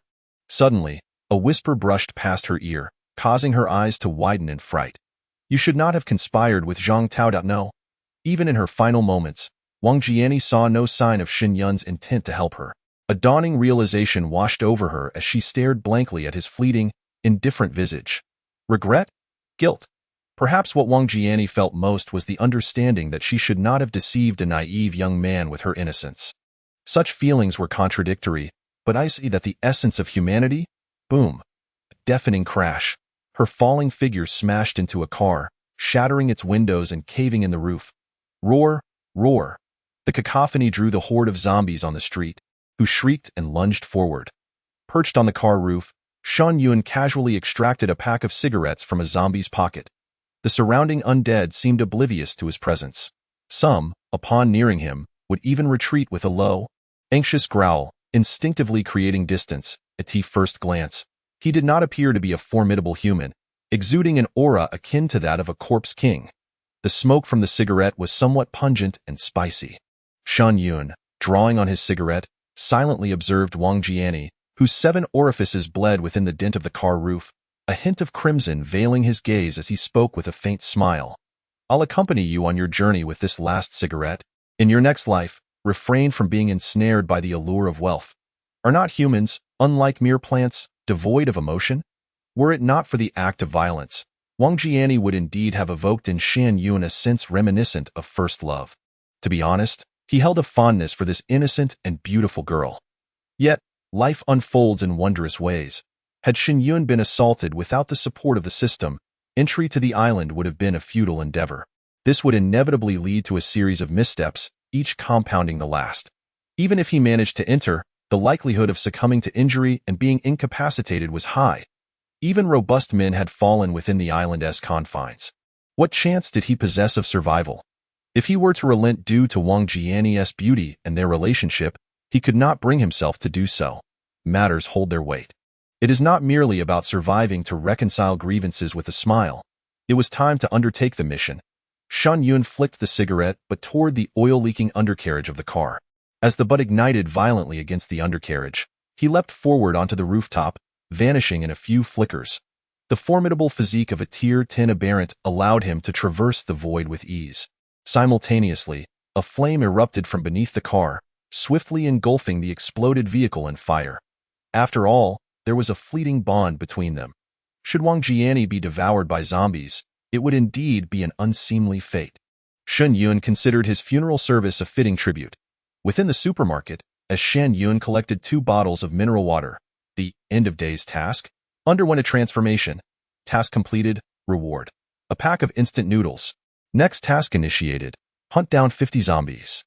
Shen Yun glanced at the horde of zombies ambling between the shelves, raised his hand, and tore off a layer of shelving, shaping it into a shard of metal, which he hurled at the heads of the zombies in the aisle. Whoosh, with the sound of slicing air. The heads of the zombies were cleaved in twain by the metal shard. Zombie kill 1. Zombie kill 2. It was a simple feat with a smile. Shen Yun fashioned the metal sheet, flinging it to dispatch a multitude of zombies with ease. Due to the impact against the shelving, the resulting cacophony drew the attention of the survivors on the 2nd and 3rd floors of the supermarket, leaving them bewildered. Why had the horde stirred again after quieting down? Were they planning to charge up? I recall reports of corrosive zombies appearing in several locations. The carts in the corridors may not hold them back. Look, there's someone on the 1st floor. The 1st floor? With so many zombies. He might not survive. Cautiously, the crowd approached the railing to gaze down, only to discover a man hurling metal sheets, instantly annihilating a path through the horde of zombies. What the hell? Is he the flying pancake hero? This power is utterly terrifying. Everyone was left agape. From above, they witnessed at least 3 aisles strewn with fallen zombies, a spectacular sight indeed. Why did the horde not attack him? Indeed, it dawned on them. The zombies on the 1st floor were utterly ignoring him. At that moment, a man at the 3rd floor railing furrowed his brow and murmured, "Do you all remember the identity hinted at in the mysterious broadcast regarding our crossing?" Crossing identity? 3 companions exchanged glances, and suddenly their expressions shifted as they exclaimed in hushed tones. "He has acquired the identity of a zombie? No wonder the undead do not attack him. It turns out he is one of them. Boss, isn't he that akin to cheating?" A younger associate gazed enviously at the figure below. In a world teeming with zombies, one had astonishingly unlocked the zombie identity. The implications of this were monumental. If one could not defeat them, then joining them was a complete turnaround. Observing his unrestrained movements, it was evident that he retained self-awareness. How fortunate he was! A profound sense of envy welled up within everyone in the supermarket. Chapter 17. Ice Elemental Ability. Ascending to level 10 instantly. It truly is akin to cheating. The man's tone was laced with admiration. He was the ruler of Island 769 in the previous world. Yet now, he could merely defend himself. The disparity between his situation and that of the other, who navigated effortlessly through the horde, was stark. Boss, if that's the case, will he not rush over to undertake a killing mission? One of the younger associates uncovered a critical point, his face a mask of anxiety. Then let us make ourselves scarce. Mo Chongkong turned and fled. 50 zombies were swiftly dispatched by Shen Yun. Mission accomplished, rewarded with 20 liters of gasoline. Next mission unlocked. Elevate to level 1 mutant. Level 1 mutant? Shen Yun raised an eyebrow. He was already at level 10. Surely he would not regress in strength? Fortunately, the task seemed reasonable, and after a brief moment, the mission log refreshed. Mission completed, rewarded with a fine longsword. Next mission unlocked.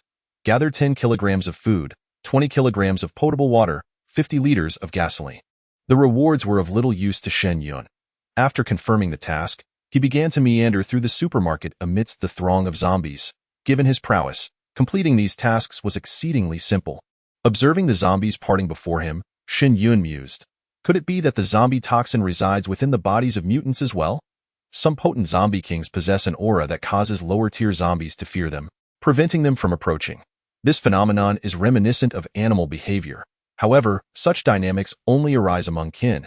Humans and zombies appear to belong to two distinctly different species. The only explanation for this scenario is the zombie toxin is a catalyst for human evolution. Survival of the fittest. What good is it to ponder such matters? Regardless, I shall eventually depart from this place. Shen Yun shook his head. After collecting the supplies, he turned away from the supermarket to seek a vehicle for gasoline. Simultaneously, he opened the traveler's chat frame, focusing on the information within the city. Traveler's chat frame. Jiangnan City. Alexander. I unearthed a power crystal core from a zombie's skull, who will come to my rescue in exchange for it. Coordinates. Lu Rome. Why is this more difficult than the island? I'm merely a newcomer. Is there anyone who can come to save my daughter and me? Ma Feiyu. I'm bound in the restroom. The mission requires me to find a generator, but what the hell? Is there any logical connection to this? Li Hua. I heard that others in different cities have already acquired powers. I'm green with envy. Wang Xiaoxiong. Powers are trivial. We VE encountered a identity traveler, and he is a zombie. Thankfully, that gentleman has left. Otherwise, we would be in dire straits. Fearful. What the hell? Zombie identity? Such extraordinary prowess. With wide eyes, he won't evolve into a high-tier zombie and wreak havoc in the city. Will he? Then everyone should prepare to evacuate Jiangnan City at the earliest. The most expedient way to gather information is undoubtedly through the chat interface. Shen Yun cast a cursory glance and confirmed that each individual's apocalyptic mission was distinct. Furthermore, attributes and abilities among the zombies had manifested as crystalline cores. He decided to tackle missions first, as this was not an immediate concern. With a raised eyebrow and a smile, Shen Yun deftly tore apart the vehicle's exterior to extract the fuel tank and began collecting gasoline. In the ensuing hours, Shen Yun swiftly completed his personal tasks. He gathered food and usable supplies, ventured to the flower and bird market to collect seeds, enhanced his strength, observed zombie behavior, and hunted corrosive creatures. Among other activities, the simplest task for him was to enhance his strength. Currently, survivors aspiring to elevate to second-tier abilities must consume 100 first-tier cores or 25 second-tier cores. Yet for Shen Yun, the strength task could be effortlessly completed upon issuance. The second simplest task involved collecting supplies, which could be easily accomplished in supermarkets and convenience stores. The third type required gathering resources from specific locations, which was comparatively time-consuming.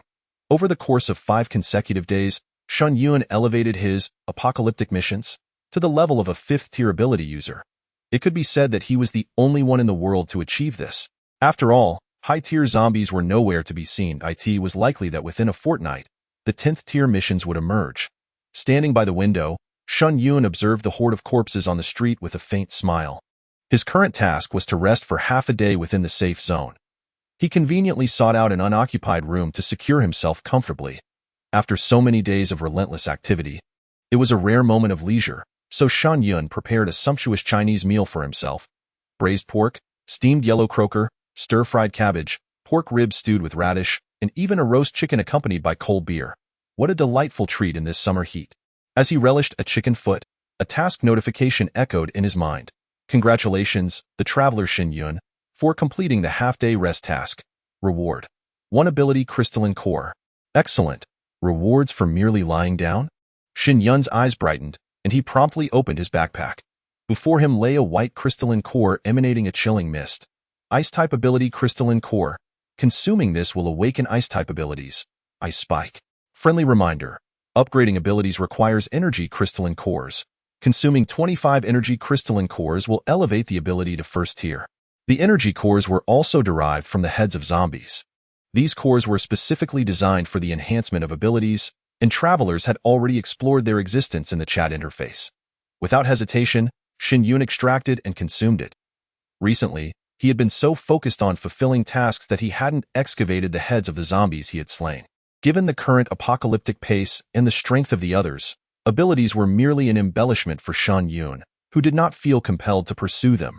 The crystalline core melted upon entry, flooding his mouth with a wave of cold mist that dispersed throughout his limbs. Simultaneously, the method of utilizing the ability flowed into his consciousness. Better than nothing. Shen Yun exhaled a breath of icy air, just as he intended to test the effects of his newfound ability when a notification resounded in his mind. Ding! Congratulations, host, for acquiring Ice-type abilities, currently at the initial level, triggering a level-up effect. Ice-type abilities elevated to the pinnacle of 10th tier. Congratulations to the Traverser Shen Yun for elevating his ice-based abilities to the pinnacle, unlocking the following ice powers: Arrow Rain, Frozen 1,000 Miles, Ice Sword, Ice Wings, Solid Ice Shield, Absolute Ice Domain, and Frozen Space.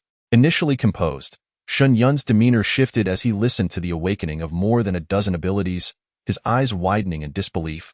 What the hell? The level of abilities can be upgraded. Indeed, host, the level can be directly advanced, including the ability levels. 666. You truly are remarkable, system. Here's to you. Shen Yun chuckled as he raised a glass of beer. Thank you, host. However, the system cannot consume alcohol. Haha, no worries. After finishing his drink, Shen Yun curiously approached the window, casting his gaze upon the horde of corpses in the street. A glint sparked in his eyes as he intently commanded, Arrow Rain. Buzz! A wave of mental energy surged from the center of his brow. In the blink of an eye, the air above the street, barely over 200 meters long, was inundated with a flurry of ice arrows. Whoosh, whoosh, whoosh, the arrows, propelled with astonishing speed, left a trail of afterimages in their wake as they pierced through the horde below. The arrows were exceedingly sharp, effortlessly penetrating vehicles parked by the roadside, let alone the zombies. Within moments, the undead in the street fell silent, frozen in place, transformed into exquisite ice sculptures. The spectacle was truly magnificent. The power was quite formidable. Satisfied, Shen Yun nodded and glanced at the refreshed tasks in his taskbar. His brow arched in curiosity. A faction mission? Chapter 18. Pressure to repel the horde. Terrifying indeed. Approaching destination. Tulip Academy. Please prepare to park. As Shen Yun listened to the navigation, he noticed the academy gates were firmly shut ahead. He pressed the gas pedal of his off-road vehicle and charged straight in. Before he could get close, the lock on the massive iron gate shattered under a veil of icy mist. Clang! The resounding crash startled the faculty and students within the academy. What was that noise? It sounded like the main gate and the sound of a vehicle. Everyone rushed out of their classrooms and into the hallway. Roar! Upon witnessing a throng of zombies surging through the entrance, the crowd froze in terror. After finally achieving a semblance of stability over the past few days, how could someone breach the academy gates? What was happening? At that moment, a bare-chested man burst out of an office and into the hallway. Without needing others to point it out, he immediately spotted the approaching off-road vehicle and the horde. Damn it! The man slammed his fist against the balcony, glaring fiercely at the figure inside the vehicle, seething with rage. Over the past few days, Xiao Qian and his subordinates had exerted tremendous effort to clear the zombies from Tulip Academy. Yet, out of nowhere, this interloper had come to ruin everything. What troubled Xiao Qian even more was the fear that the intruder might seize his territory. As Tulip Academy was a private school for girls, he had intended to establish a female battalion there. If the intruder possessed overwhelming strength, he would have no choice but to bide his time and plot in secrecy. If they were merely a fade, he would ensure they understood the gravity of their situation. In the hallway, over a dozen armed men rushed forward. Brother Xiao, what should we do now? Seeing the off-road vehicle barreling toward the building, Xiao Qin's thoughts raced, and he intently cautioned. The fact that one person dares to charge into the street signifies formidable strength. First, let's stabilize the situation and observe his response. We cannot afford to lose our lives here. Come with me to assess the circumstances. If it turns out to be a mere rookie, we shall eliminate him without hesitation. Very well, we shall heed Brother Zhao's commands. The younger brothers nodded discreetly. They, along with Xiao Qian, were locals and not individuals from another world. They had heard that those outsiders possessed apocalyptic missions and rewards. If the occupants of that off-road vehicle were indeed outsiders, they would have to tread carefully. The immediate priority was to ascertain the origins and strength of the other party to ensure their own survival. Charging recklessly could lead to an unknown demise. After issuing his instructions, Xiao Chun donned the clothing handed to him by the female teacher beside him and bellowed at the whispering students in the corridor. Think clearly about what should and should not be said. It is I who provides for your needs. Do you understand? Lily, keep an eye on them for me. Lily, who had been in high spirits, felt utterly frustrated when Xiao Chen dashed out upon hearing the commotion outside. Now tasked with the duty, she promptly nodded, her expression icy as she scanned the crowd. Rest assured, I will see who dares to gossip. It was evident that she was now aligned with Xiao Chen. With the arrival of this unknown individual, even if she attempted to distance herself from Xiao Chen, someone would surely report her. It was better to stick together through thick and thin. Ha ha ha, I will deal with you later. Xiao Chen, satisfied, gave her a playful pat on her rear and hurried down the staircase. Observing Lu Lily following him like a shadow, several girls exchanged disdainful glances. Lu Lily is truly shameless, selling herself for a mere morsel of food. Indeed, I never realized how revolting she was. Once the queen of tulips, how pathetic. Spare us your words. Many have secretly entangled themselves with Xiao Chen's younger brothers for food. And if overheard, it would be disastrous. Such talk holds weight. The murmuring girls promptly fell silent. On the playground, Shen Yun drove up and halted in front of the teaching building. His arrival was not for any female brigade, but rather due to a mission he had received. Establish a faction task. Population 600. The only places capable of accommodating such a large number of individuals nearby, aside from major corporations and factories, were the academy itself. However, the former two locations were too distant. For him, it mattered not who he gathered, as he would complete the task regardless. With a sudden stop, the off-road vehicle came to a halt beneath the teaching building. Shen Yun opened the car door and stepped out. Upon seeing him approach, nonchalantly disregarding the horde of corpses, Xiao Chen felt a chill run down his spine. This person, can he truly ignore the undead? As he drew closer, the surrounding zombies seemed to be affected by some unseen force, their movements stiffening as they scattered away. This left Xiao Chen and his companions utterly astonished. Even the teachers and students in the nearby corridor gasped in disbelief, their faces reflecting sheer incredulity. A zombie transcender? Everyone made this connection. For within Tulip Academy, there were indeed a few individuals who had crossed over. These individuals possessed a chat interface exclusive to transcenders and were well protected by Xiao Chen. They were privy to many secrets. Regaining his composure, Xiao Chen noticed Shen Yun nearing the staircase and, overwhelmed by astonishment, slapped the face of a nearby younger brother. Are you waiting to die? Toss away your weapons and quickly lift the debris to let our elder brother in. This is absurd. He might as well just act like a subordinate. With a deafening crash, the long sword clattered to the ground, and the onlookers, trembling with fear, hastily grabbed tables and chairs to flee. Some individuals, their legs trembling, stumbled and fell, only to scramble back to their feet, clutching their burdens as they hurried away. A zombie transcendent, one of the most formidable figures in Jiangnan City. This fellow appeared and vanished like a specter, seemingly perpetually engaged in some mission. Although there were no reports of him massacring a survivor zone, one could not dismiss the possibility that he was here to grind for tasks. Or perhaps all who had seen him were now dead. Though they were all first-tier aberrants, in comparison to someone capable of commanding zombies, it was better not to draw comparisons at all, sir. Please hold on, we will be done shortly. Xiao Chen, hunched over a large table, spoke with utmost respect. Noticing that this group was somewhat sensible, Shen Yun did not impose any difficulties upon them. His primary purpose for coming was to complete a task, yet establishing his authority was still essential. The crowd then witnessed him turn to face the hundreds of zombies surging into the academy. His gaze sharpening in the next instant, a resounding boom echoed within him, akin to a muffled thunder. An invisible wave of energy surged from beneath his feet, sweeping up the surrounding dust like a tidal wave rushing toward the expansive academy square. The zombies began to emit low, restless growls, yet without exception, they all swayed their bodies and retreated in agitation. This was the aura of a 10th-tier powerhouse that Shen Yun had mastered days prior. Even the formidable crawlers and corruptors, along with the imposing fat zombies, dared not utter a sound in his presence. Observing the tide of corpses receding, the more than 700 faculty and students of the academy were left agape. Thousands of zombies were afraid of a single individual. Meanwhile, Xiao Chen and his companions, having ascended the stairs, discovered that even the horde on the street had dispersed, their faces etched with shock. Only those who often ventured out to gather food could truly appreciate the terrifying capability of this man downstairs. Such power rendered one a king in the apocalypse. He truly is the zombie king. The might of the zombie king is indeed fearsome.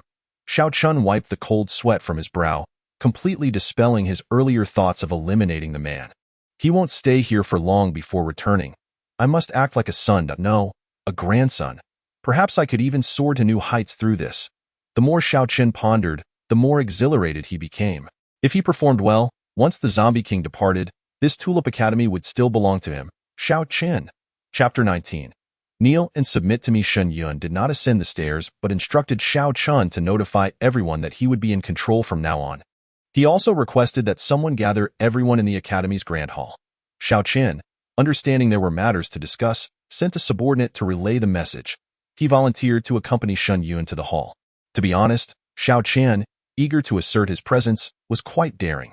All the while, he was apprehensive, fearing that the man behind him might devour him whole. Fortunately, the others' intentions were clear, and no unforeseen incidents occurred. Upon arriving at the hall, Shen Yun took his place at the podium alone. Xiao Chen, recognizing the need for preparations, directed his subordinates to set up the generator for the speech, bustling about with the awareness of a devoted underling. Glancing at the girls entering the hall one after another, Shen Yun leaned back in his chair and opened the Apocalypse mission list. Congratulations, Transcendent Shen Yun, for capturing 600 individuals. Reward for First Order Crystal Core, 1,500 pieces. Initiate the next task. 300 individuals must reach First Order mutants. 300 individuals to the First Order. Shen Yun furrowed his brow. Currently, a First Order mutant requires 25 First Order Crystal Cores, which means a total of 7,500 is necessary. Moreover, the output ratio for Crystal Cores is 5:1, which will undoubtedly demand considerable time. Boss, the people have gathered, murmured Xiao Chen respectfully from the side. Shen Yun waved his hand, dismissing the task panel, and addressed the over 700 people present, stepping up to the microphone with a calm smile. My demands are quite simple. Obey the commands, and those who defy shall meet their demise. Should anyone wish to leave the academy, you may do so. This opportunity is singular. Upon hearing this, the vast auditorium buzzed with hushed conversations. The anxiety over being controlled by the Corpse King lingered in everyone's hearts. Those not of our kin are bound to have different intentions. Especially considering the opponent was a transmigrator from another world, they likely felt no sense of belonging here. The threat of being killed if they were to defy him was unmistakable, perhaps even more severe than what Xiao Chen and his companions posed. Yet venturing outside was fraught with danger. How could they possess the capability to do so? The few girls contemplating leaving felt apprehensive about the potential threat posed by the other party. Caught in indecision, the murmurs were fleeting as they all noticed the man at the podium, whose patience had worn thin, withdrawing his smile.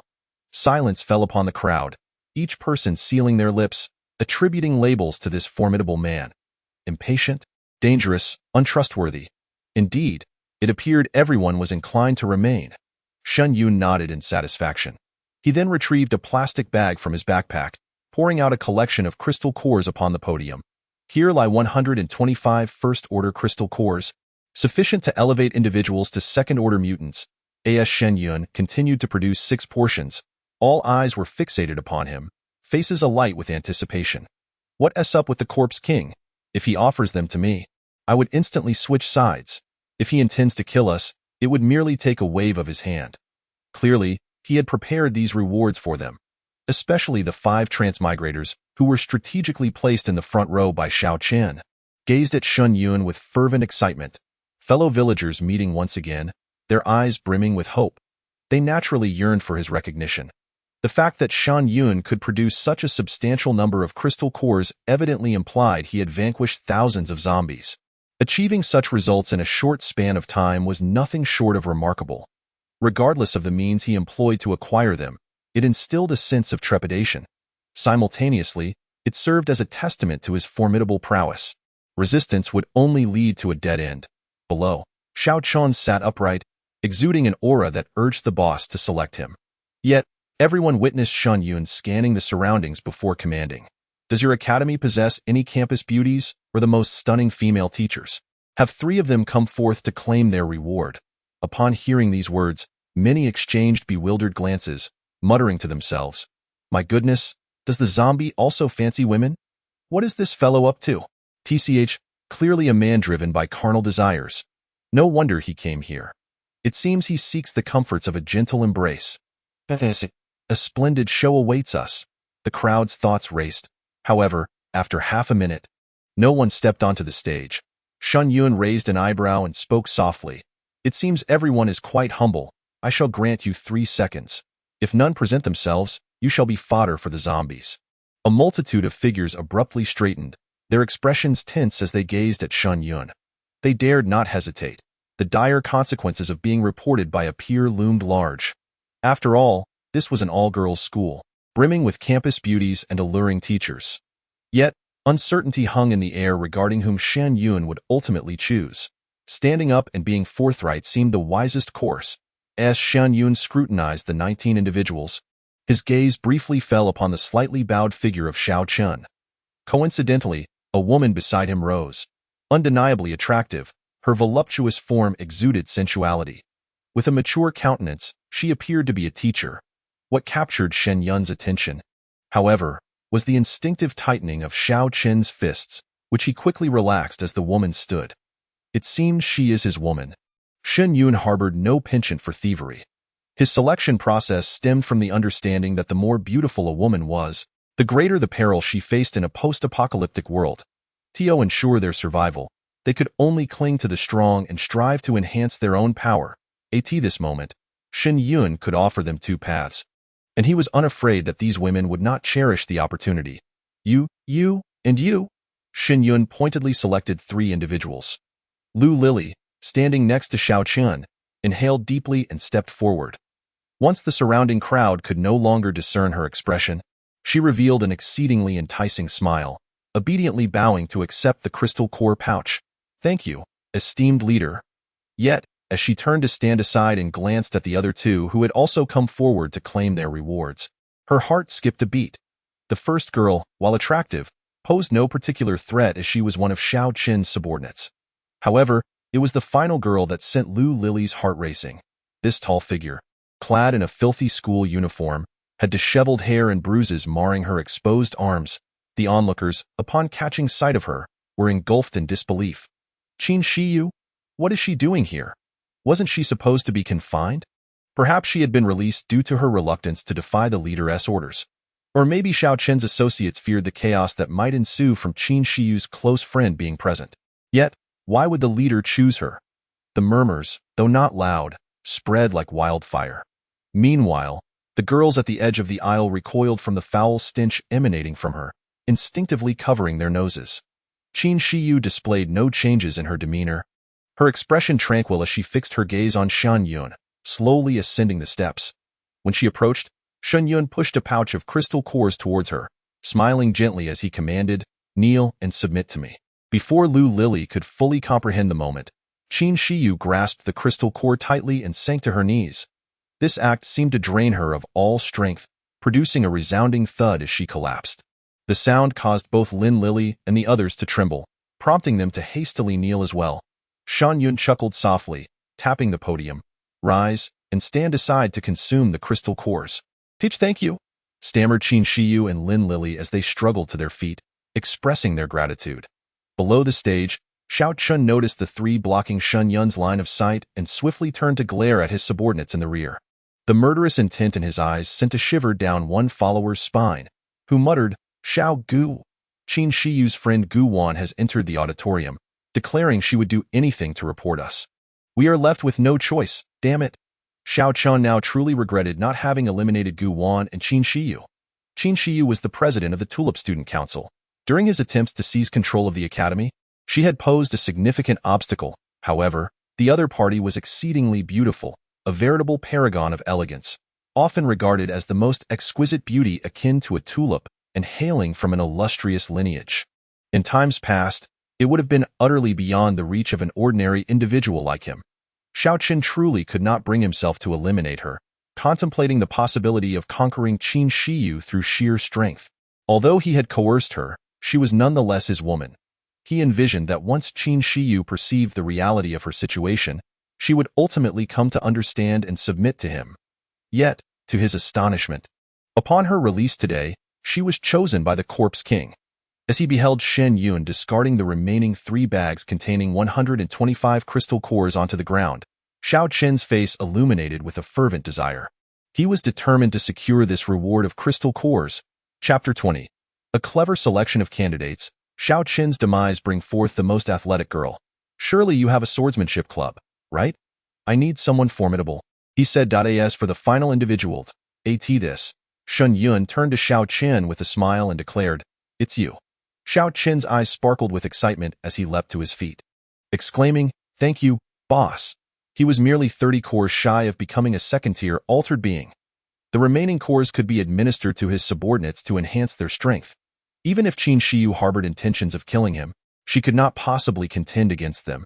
Yet, just as he was about to ascend the steps, a chilling command reverberated through the air, sending shivers down the spines of everyone present.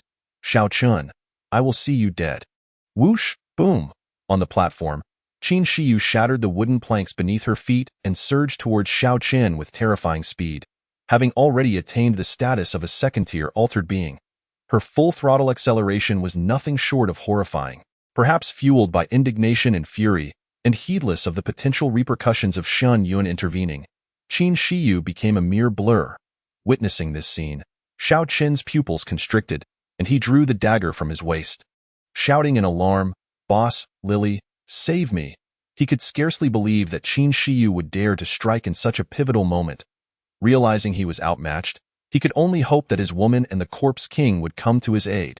However, on the platform, Lu Lily caught a glimpse of Shen Yun, whose expression remained composed as he meticulously separated the mountain of crystal cores, seemingly oblivious to the turmoil. A sense of dread welled up within her.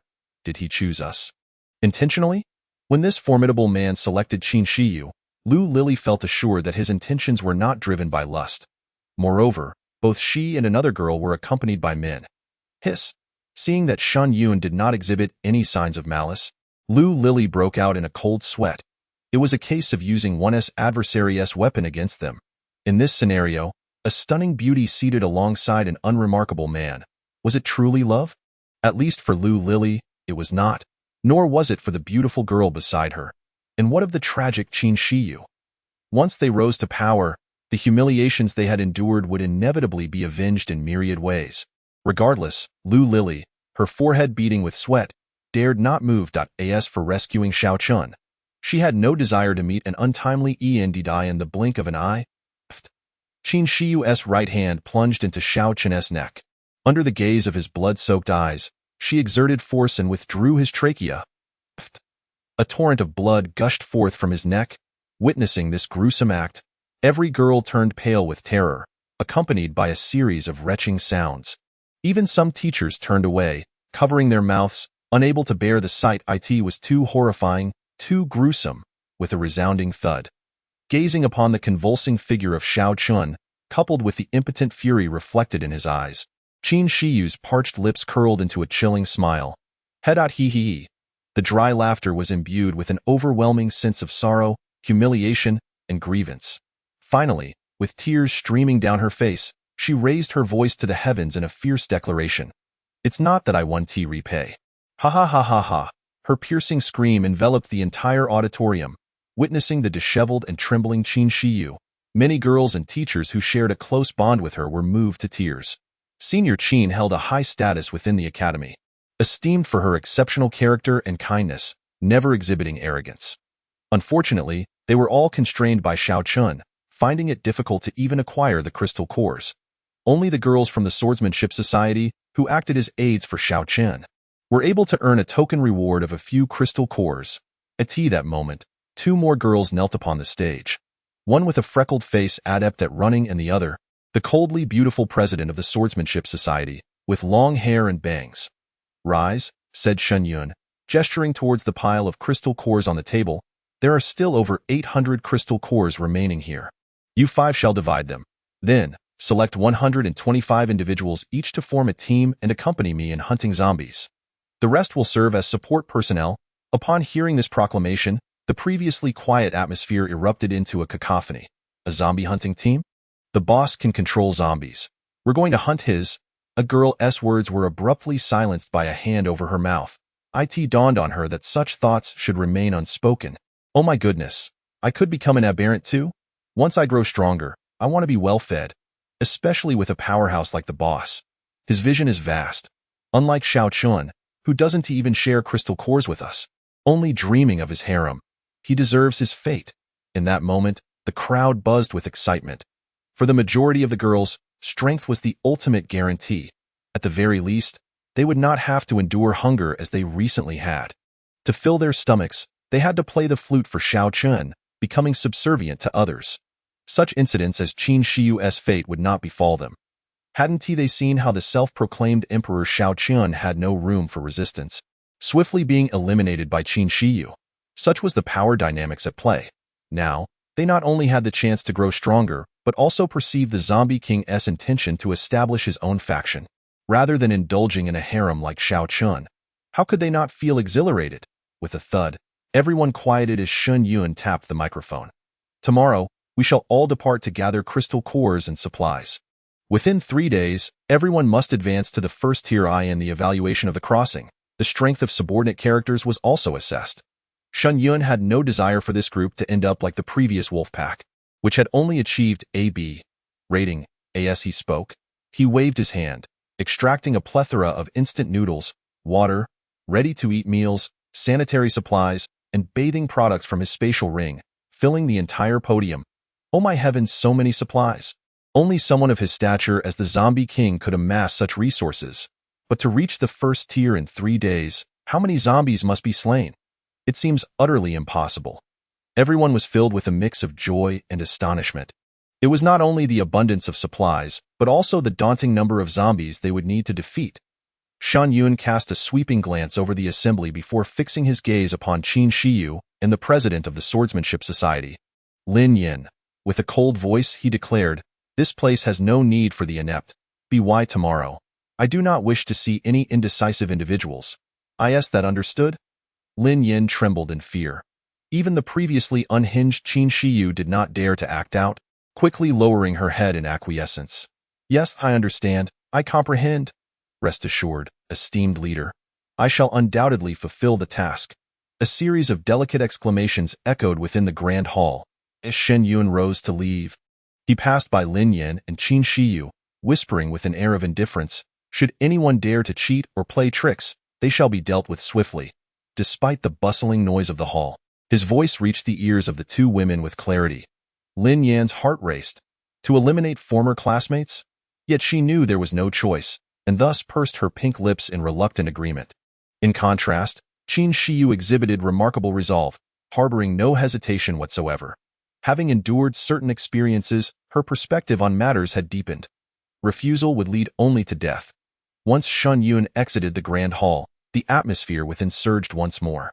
However, it was not long before gasps and shrieks arose from the crowd, accompanied by the anguished cries of Xiao Qin's subordinates being slaughtered.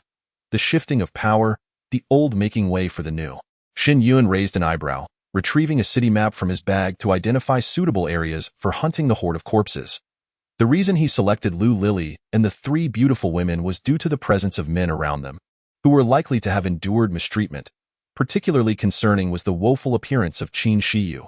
Should an opportunity arise for her resurgence, her methods could prove exceedingly ruthless, driven by a strong desire for vengeance. Moreover, such individuals tend to cherish the rare opportunities that come their way. Only those who have experienced despair truly grasp its terror, and their loyalty often surpasses that of others in this apocalyptic world. Harsh measures are essential. Shen Yun sought to establish a formidable force, and such individuals were indispensable. The outcome was evident. Qin Shiyu's explosive retaliation against Xiao Chun sent shockwaves of impact and intimidation throughout the crowd. As for Xiao Qian and his subordinates, one could only say they had neglected to cover their tracks adequately. Perhaps their methods were too blatant, too arrogant. In an academy teeming with young women, Xiao Chun could have had his pick.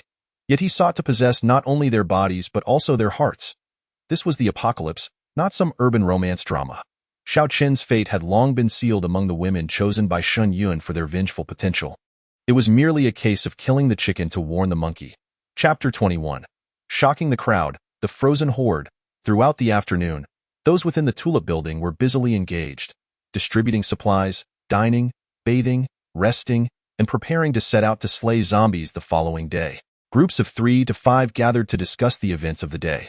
Most of the girls and teachers who approached the staircase found themselves involuntarily glancing towards the black SUV parked in the square. Through the windshield, they could vaguely discern the handsome man reclining in a chair, seemingly at rest. Unlike Xiao Qian and his subordinates, who sought out women for release whenever they had a moment to spare, This man did not indulge in such frivolities. Among them, Lu Lily was the most favored. Yet her intentions were exceedingly malicious. During the bloody incident in the Grand Hall that afternoon, she had slain the most subordinates of Shao Qian. She even had the audacity to warn the crowd not to tarnish her reputation, claiming that it was Shao Qian who had coerced her, and that she had no desire to meet her end. To be chosen by the King of Corpses, she must possess some cunning or other means, a notion that is somewhat exaggerated. Everyone is aware that this woman seeks merely to exchange her current partner for a more powerful ally. However, given her status as a second-tier mutant, neither Qin Shiyu nor Lin Yin, both formidable second-tier powers themselves, felt inclined to intervene, and the others dared not voice their opinions. The night passed in silence. At the crack of dawn the following day, the 600 individuals selected by Qin Shiyu gathered in the square, all clad in athletic shoes and attire, armed with usable weapons. As the doors of the SUV swung open, they held their breath, intently watching the man who stepped out. Shen Yun casually gestured with his hand and turned toward the Academy's entrance, with Qin Shiyu trailing closely behind, seemingly unconcerned about the bewildered expressions of her teammates. Is he really this direct? There is no rallying speech or plan? Lin Yin and the others exchanged anxious glances and hastened to catch up, for they had all noticed the horde of corpses congregating outside the gates. At the entrance, a mound of pig carcasses lay strewn about, blood flowing like a river, stirring the horde into a restless frenzy. The allure of fresh blood from the night had drawn thousands of smaller undead to this place. Everyone understood that the horde refrained from storming in due to the presence of the King of Corpses, yet the sheer density of the mass posed a daunting challenge for them.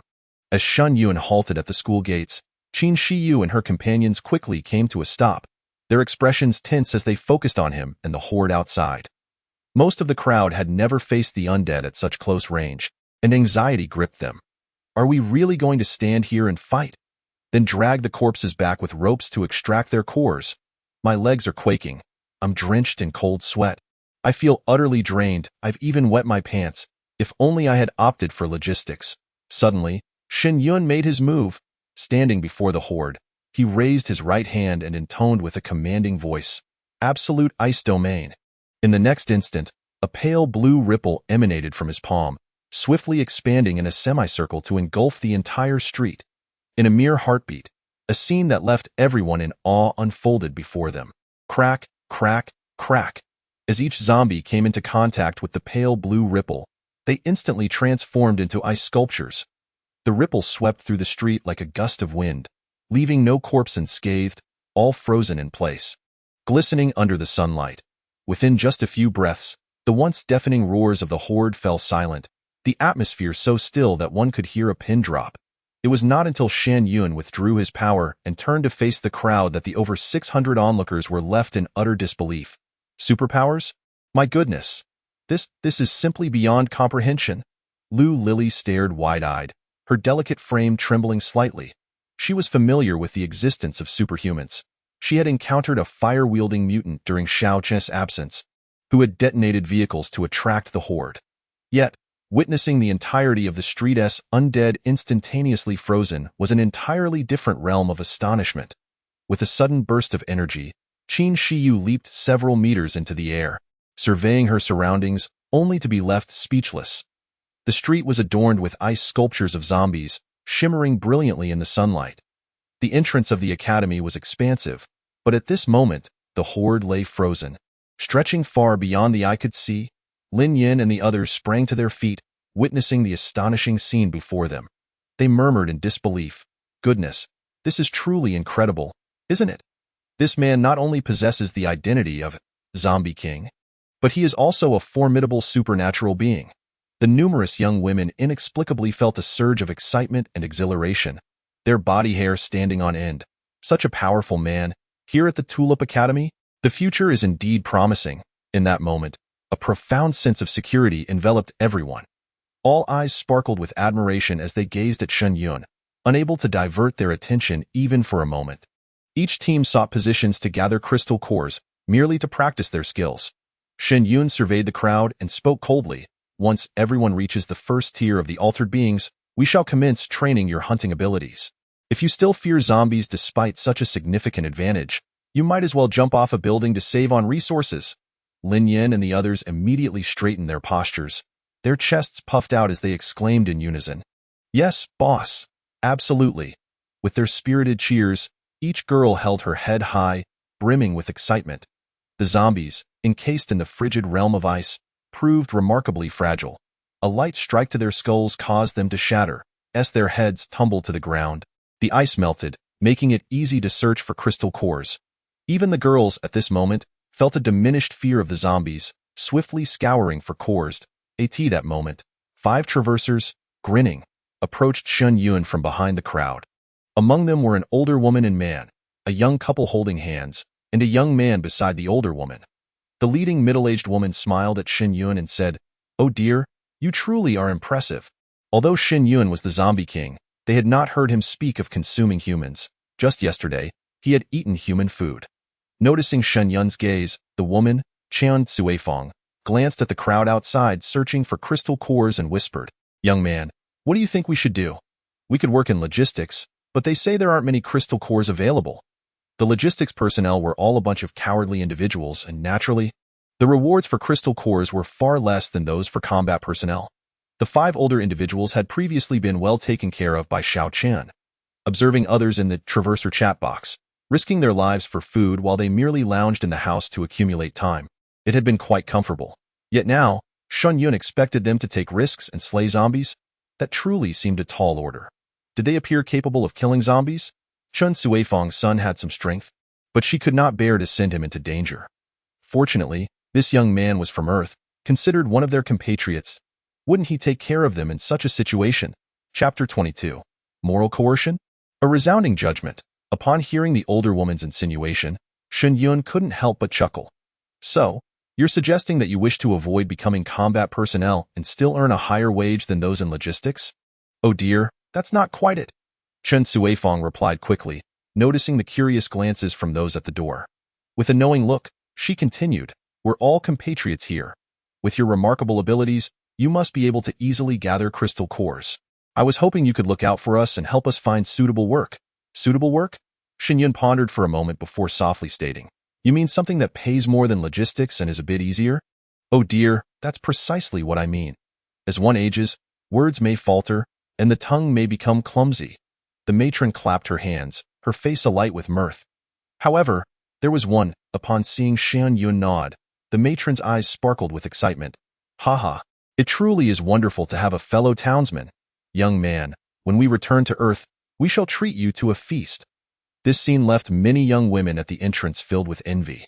Indeed, the bonds among those from the same place are uniquely profound. Noticing the 5 with expectant expressions, Shen Yun chuckled. "In dreams, anything is possible. Youth, how can you say such things?" The matron looked at Shen Yun in bewilderment.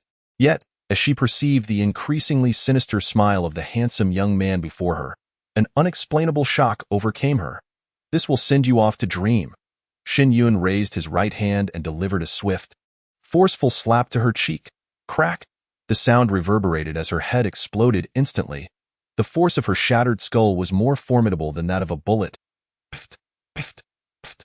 The heads of the 4 surrounding were pierced by the rapidly flying fragments of bone. Shen Yun retrieved a tissue to wipe the blood from his fingers, turned to the numerous girls displaying expressions of horror, and smiled warmly. "What is the matter? Do you wish to have a pleasant dream as well?" "No, no, no. I had a splendid sleep last night. Let us go dig for crystal cores. Move forward a bit. I want to dig for crystal cores too." A throng of people surged out the door, terrified of being caught by this ruthless man and sent into a dream. The corpse king and the inhabitants of Blue Star could kill without hesitation. For these beings from another world, the burden of killing might be even lighter. Shen Yun discarded the tissue in his hand and approached the off-road vehicle. This matron was clearly a novice, attempting to impose moral constraints upon him. She must have lived too comfortably under Xiao Chun, unaware of the true nature of the apocalypse. Once in the vehicle, Shen Yun checked the information on the crossing chat box, while awaiting the arrival of the next task. 600 people were needed to collect the zombie crystal cores from this congested street, or perhaps even thousands. It consumed considerable time. Once the collection was complete, Shen Yun used speakers and the large truck on the street to create noise, attracting a horde of zombies. Utilizing his domain skill, the absolute ice domain, he froze all the incoming zombies to the cord. By afternoon, while seated in the vehicle, Shen Yun finally heard the notification. Congratulations to the traveler Shen Yun for reaching 300 individuals, thus becoming a first-tier mutant. Reward: 2,000 second-tier crystal cores and a defensive wall standing 30 meters tall. Commencing the next task, collect 1 ton of usable supplies. There are rewards for second-tier crystal cores? Shen Yun promptly straightened his posture. He had assumed he would have to wait for second-tier zombies to appear, but to his surprise, tasks could yield rewards. This meant that there were likely other tiers of crystal cores to be obtained. A gleam of excitement flickered in Shen Yun's eyes. This also indicated that his subordinates would consistently possess higher levels than others. Such a scenario would undoubtedly be exceedingly advantageous for completing tasks. Shen Yun smiled, considering this an unexpected boon. As for the freshly issued supply task, he had gathered quite a lot over the past few days, with ample resources within the system space. After a flurry of activity, he transferred the supplies from the system space into his character's backpack. Before long, the notification chimed again. Congratulations to the traveler Shen Yun for completing the collection of 1 ton of usable supplies.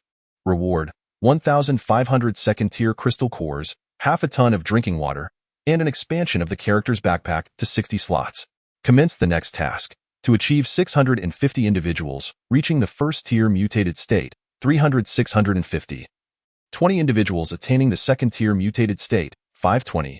And 1 individual achieving the third-tier mutated state, already completed. A smile crept upon Shen Yun's lips. With 3,500 crystal cores, we can forge 35 second-tier powerhouses. In the current environment, that is undeniably formidable. However, there was no urgency in this matter. As the hours slipped by in a flurry of activity, the day swiftly came to a close. The students and faculty of the Tulip Academy returned, weary yet buoyed by smiles. A rough estimate suggested that over 400 individuals had broken through to the first-tier mutated state within a single day. This was akin to them having vanquished 50,000 zombies in just one day. No, it was the Zombie King who had slain the 50,000. They merely assisted in extracting their cores. During the extraction of crystal cores, more than 300 survivors had joined the ranks of Tulip Academy. However, all the cores they unearthed had to be surrendered to the Academy. What thrilled and envious the students and faculty most was not merely the 400-plus individuals who had ascended to the first-tier mutated state, but rather the discovery of their own kin among the survivors. The poignant scene of reunion amidst despair was truly enviable. Concurrently, the collective fear regarding Shen Yun diminished significantly at that moment. He was not here to frolic amidst the flowers or wander through winding paths, but to build a formidable force. All the girls from Jiangnan City were fervently engaged in excavating crystal cores, hoping that once this area had been cleared, they might extend their reach, perhaps even find that their families were still alive. With a bit more effort to reach the second-tier mutated state, they might even request to venture out to bring their loved ones back. Fueled by this motivation, enthusiasm surged, and hope for the future blossomed. This day could be described as a pivotal moment for these sheltered flowers, fostering their robust growth.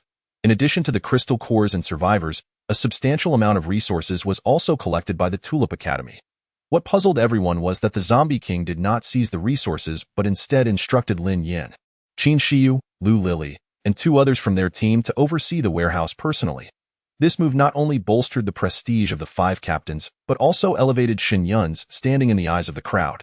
The food in the warehouse was divided into 5 teams for joint oversight, mitigating any risk of loss. Should any issues arise, it would merely implicate the 5 individuals in collusion, leaving Shen Yun unscathed. Indeed, it had nothing to do with him. Once Shen Yun departed, Tulip Academy would belong to the collective ownership of these 5 teams. This was the conclusion drawn by the captains and various instructors over dinner regarding Shen Yun's intentions. The means and vision of such a figure were far superior to those of Xiao Qian. However, upon learning of this news, many sentimental girls began to feel a sense of melancholy at the thought of the Zombie King departing from this world. Without him, they might have become mere targets for the whims of other men. It was well known that Xiao Qian had warned them against associating with traversers. This group would not linger long, willing to do anything for the sake of completing tasks and gaining rewards, making them exceedingly perilous. Yet, with just a few simple actions, Shen Yun had won over the majority of the Tulip Academy's faculty and students. The thought that such a powerful man would not be their eternal protector weighed heavily on their hearts. The sensitivity and fragility of women manifested in this moment, enveloping numerous dormitories in a profound silence. The night had deepened. Yet, the Tulip Academy illuminated its premises with flickering candles, casting a warm, golden hue upon the dim surroundings. At this juncture, Jiangnan City had succumbed to power and water outages. Were it not for the oppressive presence of the Corpse King to repel the zombies, they would dare not illuminate the night. Within the vehicle, Shen Yun was diligently tinkering with the defensive wall. Upon activation, a faction icon materialized beneath his gaze. Chapter 23. Dominating Jiangnan City. As a private institution, Tulip Academy boasted exceptionally comprehensive facilities. The kitchen, medical room, dormitories, and more were all constructed with lavish investment, leaving no room for complaints, making it an excellent base for a faction. Shen Yun promptly deployed the defensive wall. Before his eyes, the projected faction map revealed a wall standing 30 meters tall and 10 meters thick, encircling the entire Tulip Academy. Sturdy iron gates graced the front and rear of the wall, complemented by electric fencing atop, providing sufficient initial defense. Leaning back in his seat, Shen Yun contemplated, "Tomorrow, I must recruit some electrical talents. Since I've chosen to establish a base, I cannot afford to overlook the necessity of skilled personnel. Especially during the sweltering summer nights, the heat becomes stifling. Without air conditioning due to the power outage, each individual's weekly shower was allotted a limited number of times. Given the oppressive weather, many found solace in the open air. Shirtless on the balcony, at that moment, two silhouettes emerged from the corridor ahead, gliding toward them.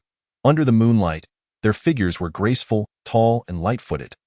Leading the way was Qin Shiyu, dressed in a flowing white gown, resembling a celestial lotus bathed in moonlight. Beneath her picturesque willow-like brows, her bright eyes sparkled, a gentle smile gracing her lips as she gazed at Shen Yun inside the vehicle in contrast to Qin Shiyu's delicate beauty. Lin Yin exuded an aura that seemed to repel others, coupled with a certain vigor that gave the impression of being formidable. As the president of the swordsmanship club, she had narrowly escaped the clutches of Xiao Chen. Approaching the car, Qin Shiyu leaned against the window and inquired with a smile, "Boss, may we come in?" Despite her harrowing experiences, Qin Shiyu was fortunate. For today she had found her parents and younger brother. Every action and decision is predestined. In this moment, she was devoid of her previous despondency, radiating vitality.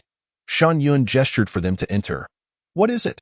Settling into the passenger seat, Qin Shiyu looked at Shen Yun and asked, "Boss, if convenient, could you share your upcoming plans? We wish to assist you as much as possible. It would be regrettable if our ignorance were to hinder your progress." Perhaps only Qin Shiyu would dare to speak so boldly. Shen Yun had not only rescued her but had also facilitated her vengeance against her enemies and reuniting her with her family. She was prepared to face any consequences for such words. Noticing the clarity in her eyes, Shen Yun smiled softly and replied, "I have but one request of you. Enhance your combat skills as much as possible." Shen Yun's ambition was to forge the most powerful faction globally, thereby achieving a prestigious faction rating. However, such matters were not to be disclosed to outsiders. After speaking, he retrieved a burlap sack and placed it on the back seat. Inside are 500 second-tier crystal cores. You two may elevate yourselves to the third tier, and the remainder is for you to manage. Second-tier crystal cores. Qin Shiyu and Lin Yin exchanged astonished glances. To date, they have yet to encounter a second-tier zombie. The fact that he can produce such a thing is simply astonishing. It must be the reward for a task bestowed upon a traveler. The two felt that this was the only plausible explanation. As they saw Shen Yun close his eyes and give them the signal to leave, Lin Yin and Qin Shiyu exchanged glances and opened the burlap sack to consume the crystal cores one by one. As second-tier aberrants, it took them 100 second-tier cores to finally break through to the third tier. The exhilarating sensation of their power multiplying caused both women to exclaim involuntarily, "My heavens! Is this what it feels like to grow stronger?" Once their breathing steadied, Shen Yun spoke. "Make sure to master your current strength before you venture out, lest you become infected by zombies." The two women nodded gratefully. "Good night, esteemed one." With that, they picked up the burlap sack and gradually exited the vehicle. It was not until they ascended the stairs that Lin Yin glanced back at the shadows of the vehicles in the square and murmured, "I have a feeling he is a man of great stories, shrouded in mystery." Such a powerful man, of course, is enigmatic. Retracting her gaze, Qin Shiyu chuckled lightly and ascended the stairs leisurely. "Let us depart. We have much to attend to tomorrow, so we should rest early." In the following days, all members of the Tulip Group commenced the activity of excavating crystal cores. Indeed, even the logistical personnel joined in the effort. Who would refuse such a bountiful gift of crystal cores? For a full 20 days, not a single zombie remained in the vast Jiangnan city. After enduring several fortification tasks, the defensive walls now encompass the entirety of Jiangnan city, reinforced to perfection. Shen Yun tested the wall's defenses, confirming they could withstand the attacks of 9th-tier zombies and large-scale zombie hordes. This is the strongest defensive wall among humanity on the entire planet. Moreover, it is the safest city. Within Jiangnan City, there are over 2.6 million survivors. The overwhelming presence of zombies has elevated these survivors to second-tier aberrants. All survivors have settled around the Tulip Academy. Undoubtedly, the devastation of productivity has rendered the acquisition of resources an urgent necessity.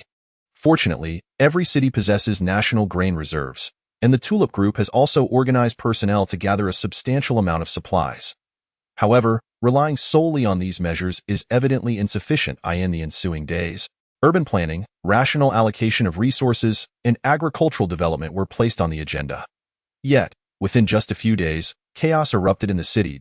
Second-tier aberrants were reportedly consuming only 2 meals a day.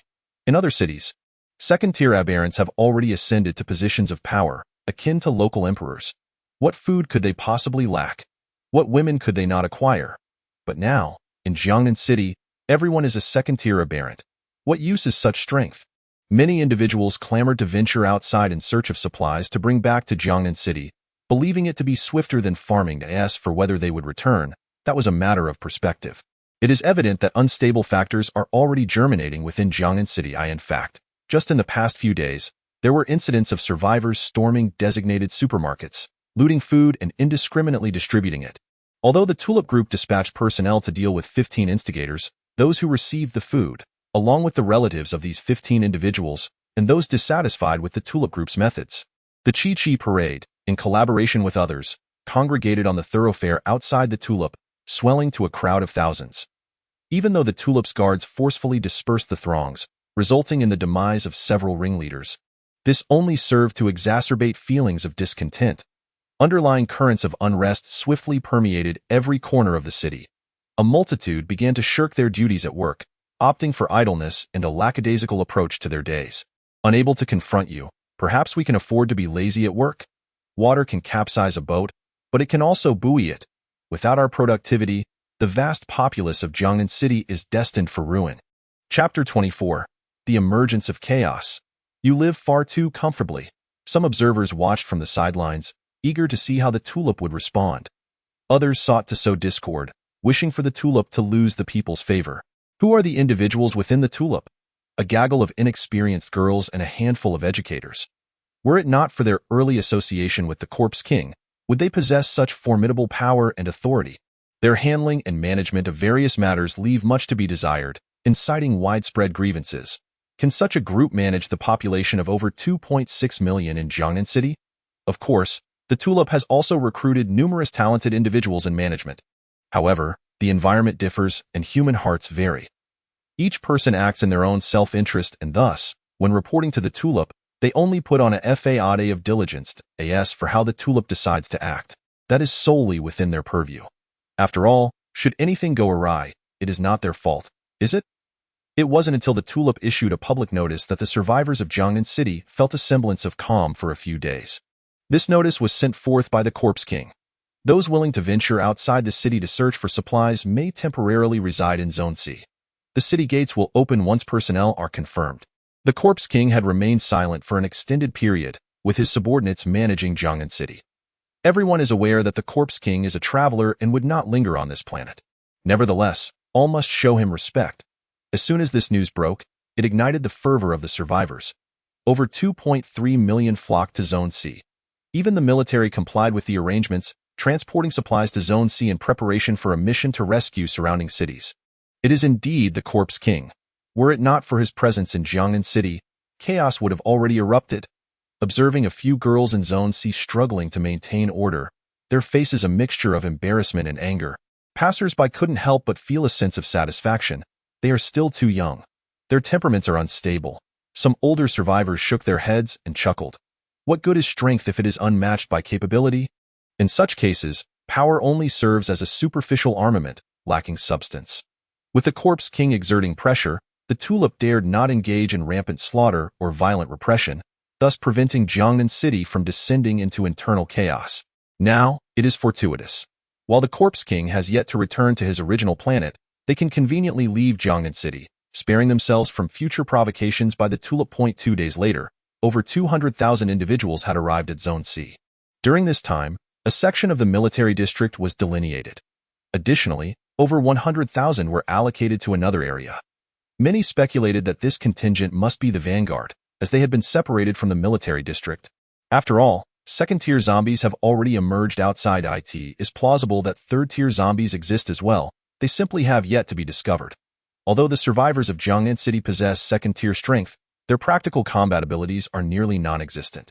The Corpse King spawns hordes in an instant, and coupled with the survivors' fear of zombies, they prefer to avoid conflict whenever possible, relishing the prospect of a passive victory. As the advance party makes its way out of the city, they are likely to suffer fewer losses along the journey. In stark contrast to the lively atmosphere in Area C, the ambience within the Tulip Enclave feels rather oppressive. The command from the Corpse King has evidently nullified the actions of the Tulip members over the past few days.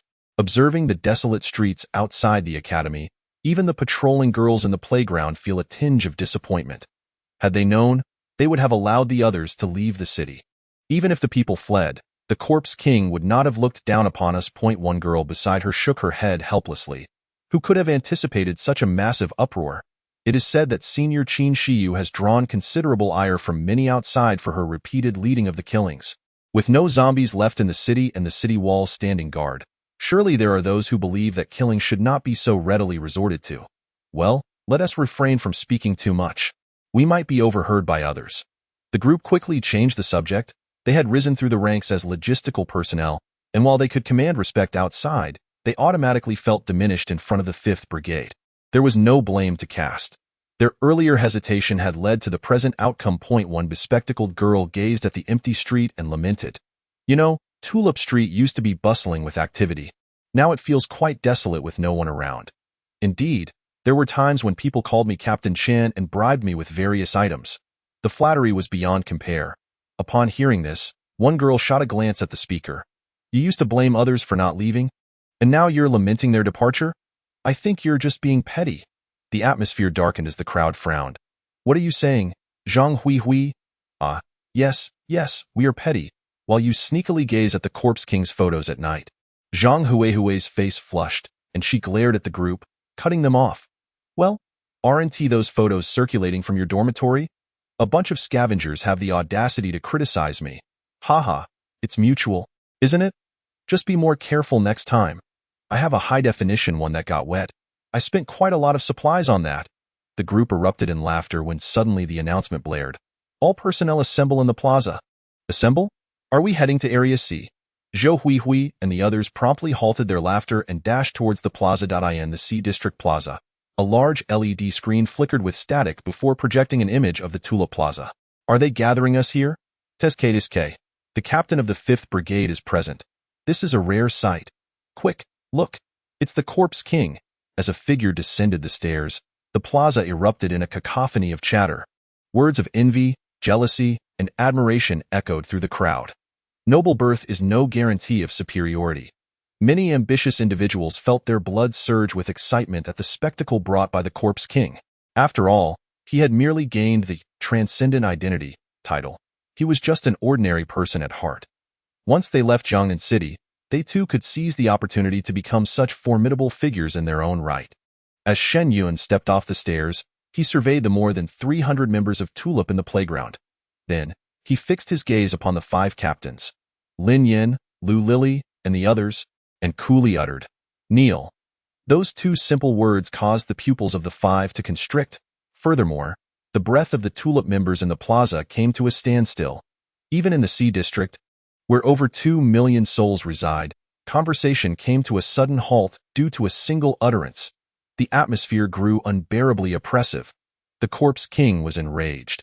The 5 illustrious captains, once the epitome of beauty and power, are to kneel before a million witnesses.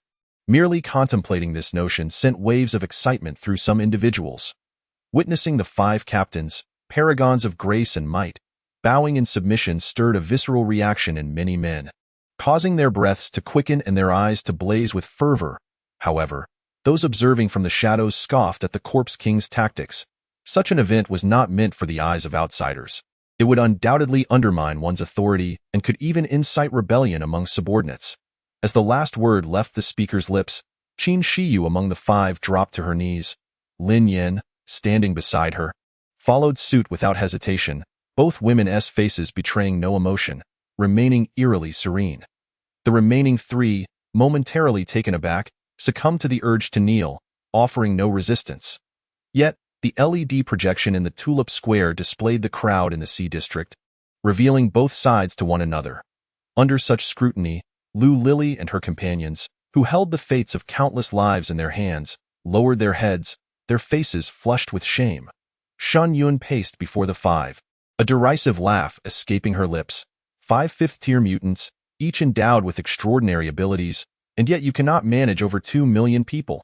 Have you grown too complacent? This statement unceremoniously tore away the veil of mystery surrounding Lin Yin and her companions. A collective gasp echoed through the crowd, a wave of disbelief washing over them. Who would have imagined that these five had attained the formidable status of fifth-tier mutants? Moreover, each possessed unique powers. What was even more shocking was that such formidable beings knelt before the corpse king without a hint of resistance, like mere insects. Just how powerful must the corpse king be to render these five captains utterly submissive? As they discerned the scorn woven into Shen Yun's words, Lin Yin and the others trembled uncontrollably. Qin Shiyu's eyes glistened with unshed tears as she pressed her forehead to the ground. Her voice a mere whisper. I am sorry I have disappointed you. The thought of disappointing this savior before her was unbearable. Thus, even if their actions were met with disdain, she resolutely followed through. However, the sheer number of people posed an insurmountable challenge. Managing hundreds of thousands in such a brief time was beyond their capability. Ultimately, they had indeed let down this formidable man standing before them. I am truly sorry. Lin Yin and her companions dared not hesitate, bowing their heads in unison. Observing the over 300 silent Tulip Academy students kneeling in the square, Shen Yun calmly remarked, with such advantageous conditions, how can so many of you clamor to leave? Are you truly this inept? During this period, Shen Yun's focus had been on expanding their influence, leaving the management and development to them. He merely offered guidance on the broader vision. For him, it was all about completing tasks and reaping rewards. Yet, it wasn't long before chaos erupted in Jiangnan City. While the surface appeared tranquil, a tempest brewed beneath. When Shen Yun acquired the loyalty assessment device and examined the results, he discovered that a scant few of the over 2 million had any loyalty to the Tulip Academy. Even among them, there were those who yearned to leave the safety of Jiangnan City and venture into the unknown. At this thought, Shen Yun let out a light laugh. Perhaps I have expedited the extermination of the zombies too swiftly, causing the dangers to dissipate too quickly, leading you to believe that the outside world is quite safe? No one dared to respond, particularly those from Area C, who were so intimidated that they scarcely dared to breathe. Shen Yun paced back and forth, lost in her thoughts. I recall that when we began clearing the zombies last month, a few individuals fought fiercely over a mere loaf of bread. Yet now, without exception, these same individuals are intent on venturing beyond the city limits. The environment and strength I have provided, while their lives I have saved. And you five, despite the considerable boon in your hands, managed to oversee them in utter disarray. Upon hearing these words, Lu Lily, fearing that Shen Yun might dismantle the defensive walls and abandon the Tulip City, hurriedly whispered in a trembling voice, Boss, these are merely inexperienced girls. Managing such a large group requires time to enhance their capabilities. In the face of the apocalypse, do you dare speak to me of time constraints? Do you truly believe you are acting as the mayor? Shen Yun cast a sidelong glance at Lu Lily, causing her face to pale and her gaze to drop, too frightened to speak further. Shen Yun shook her head and turned to the crowd illuminated by the LED lights in the square, smiling as she said, If you cannot manage so many, then let there be fewer. Exactly. Just let us leave Jiangnan, and there will be no issues. Indeed, capable women are still a rarity, often outnumbered by men, chortled the survivors from Area C, their laughter ringing out.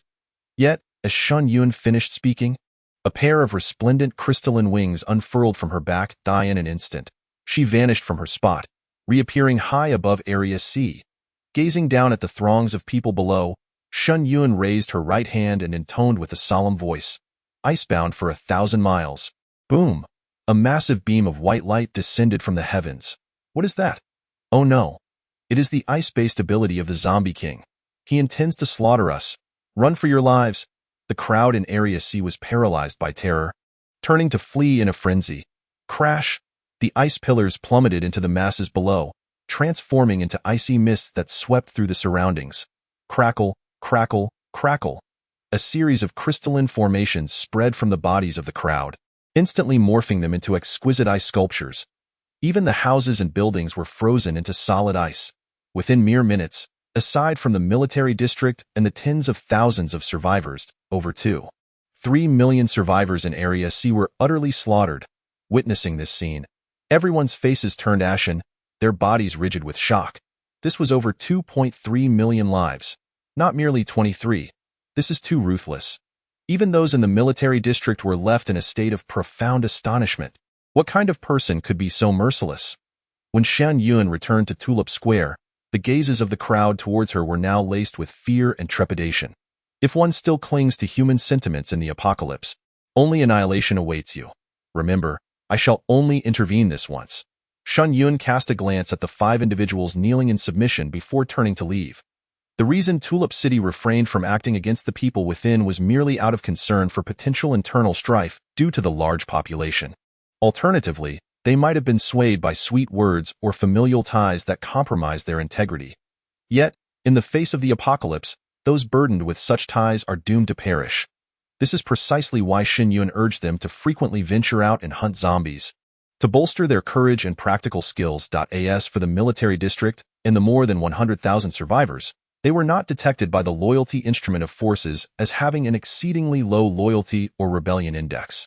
Following the incident in Zone C, all survivors within Jiangnan City have been exceedingly compliant with the directives of Tulip. It is not merely a matter of having fewer people for better management, but rather the fact that the Corpse King has slain over 2.3 million individuals. Such methods instill a profound sense of trepidation. Many speculate that the Corpse King is a notorious murderer in his realm. However, the traversers from Huaxia region have never heard of such a criminal, and the few foreign traversers are even less likely to recognize him. In the ensuing days, Lin Yan, Qin Shiyu, and others, aside from managing the base, continued to venture out in search of supplies. To be frank, they were not lacking in resources. What they truly lacked was decisiveness and means. Shen Yun, on the other hand, remained at the base, completing tasks daily or perusing the traverser's chat window. Upon discovering that someone was selling rare crystal nuclei and various items, he would make a trip to procure them. Of the 3 crystal nuclei possessed by Lin Yan and her team, 2 were acquired from the zombies of Jiangnan City, while the remaining 3 were purchased by him, being exceedingly rare. Before long, the time for the traverser's return had arrived. Lin Yan and her companions were already aware of the precise time of departure, and, seizing the opportunity during the new year, they adorned Tulip in an exceptionally festive manner. The members of Tulip had also meticulously prepared themselves. This marked their first occasion to don makeup and take a break in half a year, as the formidable man, who was so distant and unattainable, was set to depart the following day. This, undoubtedly, was a disheartening affair. As night enveloped the earth, Shen Yun, clad in a black tracksuit, made his way to the grand hall, which was illuminated with festive decorations. At that moment, the hall was already filled with people, all of whom were the teachers and students of Tulip. The bunny girl at the entrance, upon seeing Shen Yun's arrival, excitedly handed him a glass. "Boss, we thought you wouldn't come. Wow, the big shot is really here."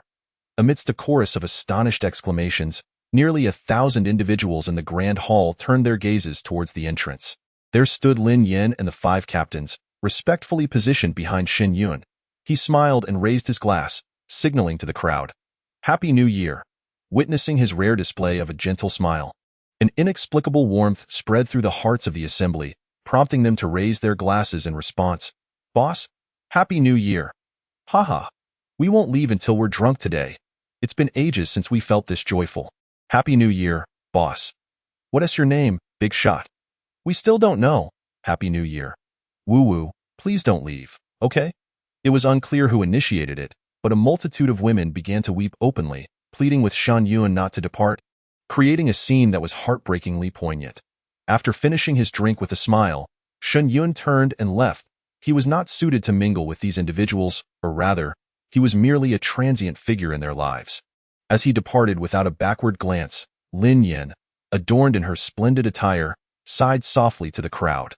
It seems he truly does not intend to stay, or perhaps he simply cannot. Others were unaware. But she genuinely wished for Shen Yun to remain. 6 months of being at the 7th tier felt like a dream. Lu Lily, clutching her glass, appeared in a daze. It was as if she had been dreaming, only to awaken as someone extraordinary. One must acknowledge, Shen Yun's selections were indeed discerning. As a woman once claimed by Xiao Chen, her opportunity is akin to smoke rising from ancestral graves. Perhaps from the moment he chose me as captain, he never intended to stay. Lu Lily shook her head in resignation and then looked at the four with a playful smile, saying, "All right, I'll keep watch here. You all go and accompany the boss, for he departs tomorrow." Despite the prolonged festivities of her Peach Blossom Festival, Shen Yun had merely been an observer. Lu Lily understood that she was unworthy of him. Attending would only deepen her sorrow. Very well. Lin Yin set down her cup and turned to leave. Chapter 26. The Bittersweet Farewell at Tulip Square. As Qin Shiyu and Lin Yin descended the stairs, they spotted the black SUV still parked in its usual spot. Over the past 6 months, Shen Yun had not once stayed in another woman's room. Had it not been for his undeniable reactions, many would have assumed him a eunuch, with so many beauties present. Had it been Xiao Chen, those girls would have long been won over. Speculations abounded. Either he harbored some form of corpse poison, or he intended to leave this planet, deeming certain matters unnecessary. After half a year of interaction, no one had witnessed Shen Yun consuming food.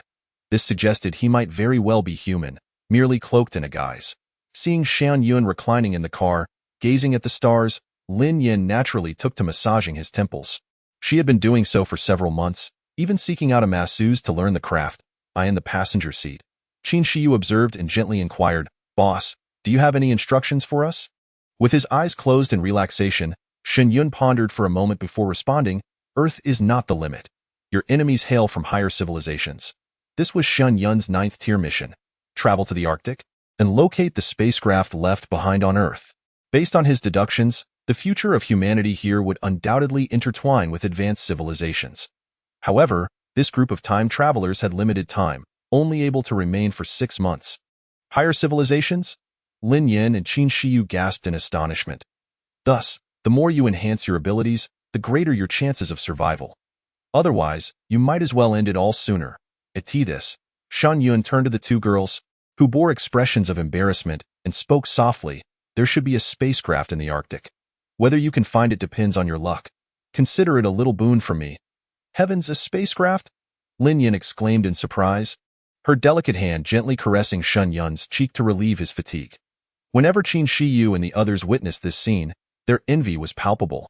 Only she dared to openly massage Shen Yun's strikingly handsome face. To put it bluntly, she was seizing the opportunity to indulge in his charm. How infuriating, her massage skills are exceptional. Qin Shiyu remarked with a hint of jealousy.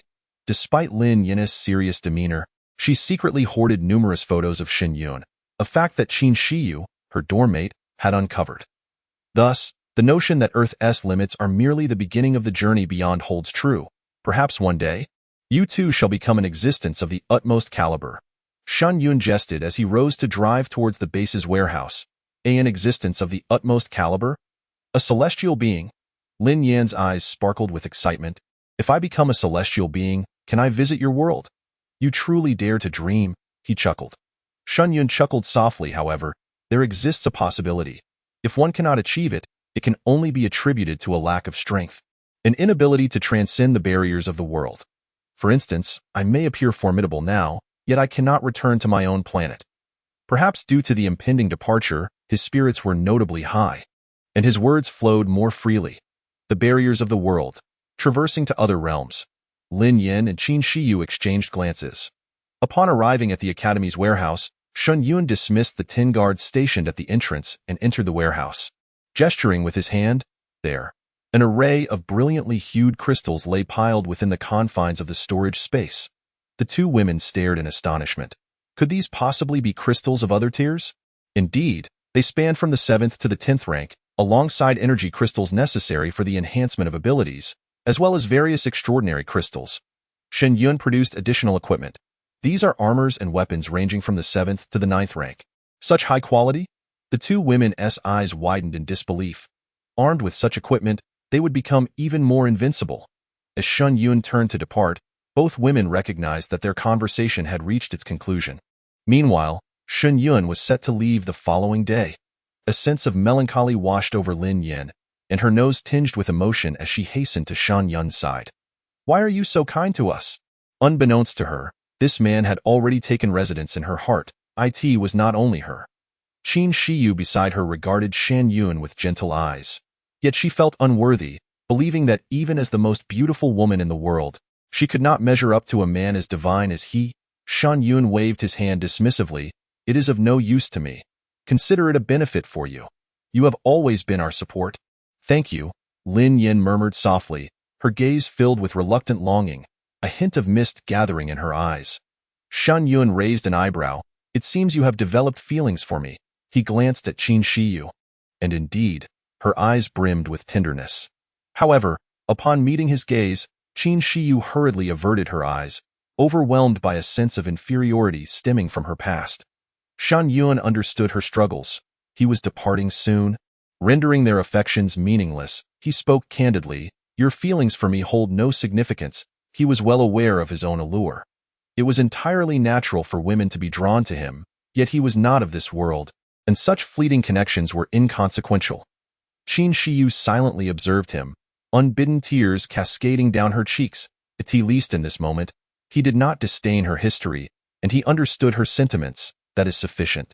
Qin Shiyu smiled broadly, revealing her rarest and brightest smile. Lin Yin, her gaze resolute, declared, "I will ascend to the pinnacle of the anomaly bearers, becoming a formidable force capable of traversing the galaxies to find you." "Are you dreaming?" Shen Yun rolled his eyes, exiting the warehouse. "You would do better to contemplate your future plans instead of daydreaming. Traversing the galaxies as a powerful entity? If one considers that every grain of sand represents a world, there are countless formidable beings. How could Lin Yin possibly be among them?" Taking a deep breath, Lin Yin called out to his retreating figure, "I will succeed." Shen Yun did not turn back, merely waving his hand as he departed in his vehicle. The next morning arrived with the dawn. The students and teachers of the Tulip team gathered around the off-road vehicle, gazing at the seemingly slumbering Shen Yun in the driver's seat. Meanwhile, the 5 captains sat silently inside the car. The atmosphere was steeped in melancholy, with many girls discreetly dabbing at their tears. Their eyes reddened as they looked upon his handsome profile. Without this man, how could they have achieved such heights? As the clock approached midnight, Lin Yin mustered her courage and softly inquired, "Big boss, what is your name?" Shen Yun offered a slight smile, replying, "I am Shen Yun. With everyone gone, it is no harm to speak." Shen Yun, the 5 silently repeated his name, smiles spreading across their faces. Perhaps it was the prospect of his impending departure that emboldened them. Qin Shiyu chuckled lightly, "Brother Shen, you must have been quite formidable in your previous world, right? Do you have a partner?" Beside her, Lu Lily chimed in with a playful laugh. "Surely there must be many. Otherwise, our Lin Yan's beauty would not leave the big boss indifferent. One could only say he must have had his fill and found nothing appealing. Indeed, it seems he is an experienced player." At these words, Lin Yan's cheeks flushed crimson, yet her heart felt an empty void. However, upon hearing Shen Yun's response, a chill ran down their spines. "There was one, but I killed her." Hiss! "Oh my goodness. Could it be that the big boss has some perverse inclination? That can't be. Perhaps his woman betrayed him?" The 5 pondered, and this reasoning seemed the only plausible explanation. They couldn't help but regard Shen Yun with a tinge of sympathy, in a wonder. No wonder he was so focused on tasks, seemingly indifferent to women. He must have been wounded by love. Chapter 27. Reward. Lucky Gem.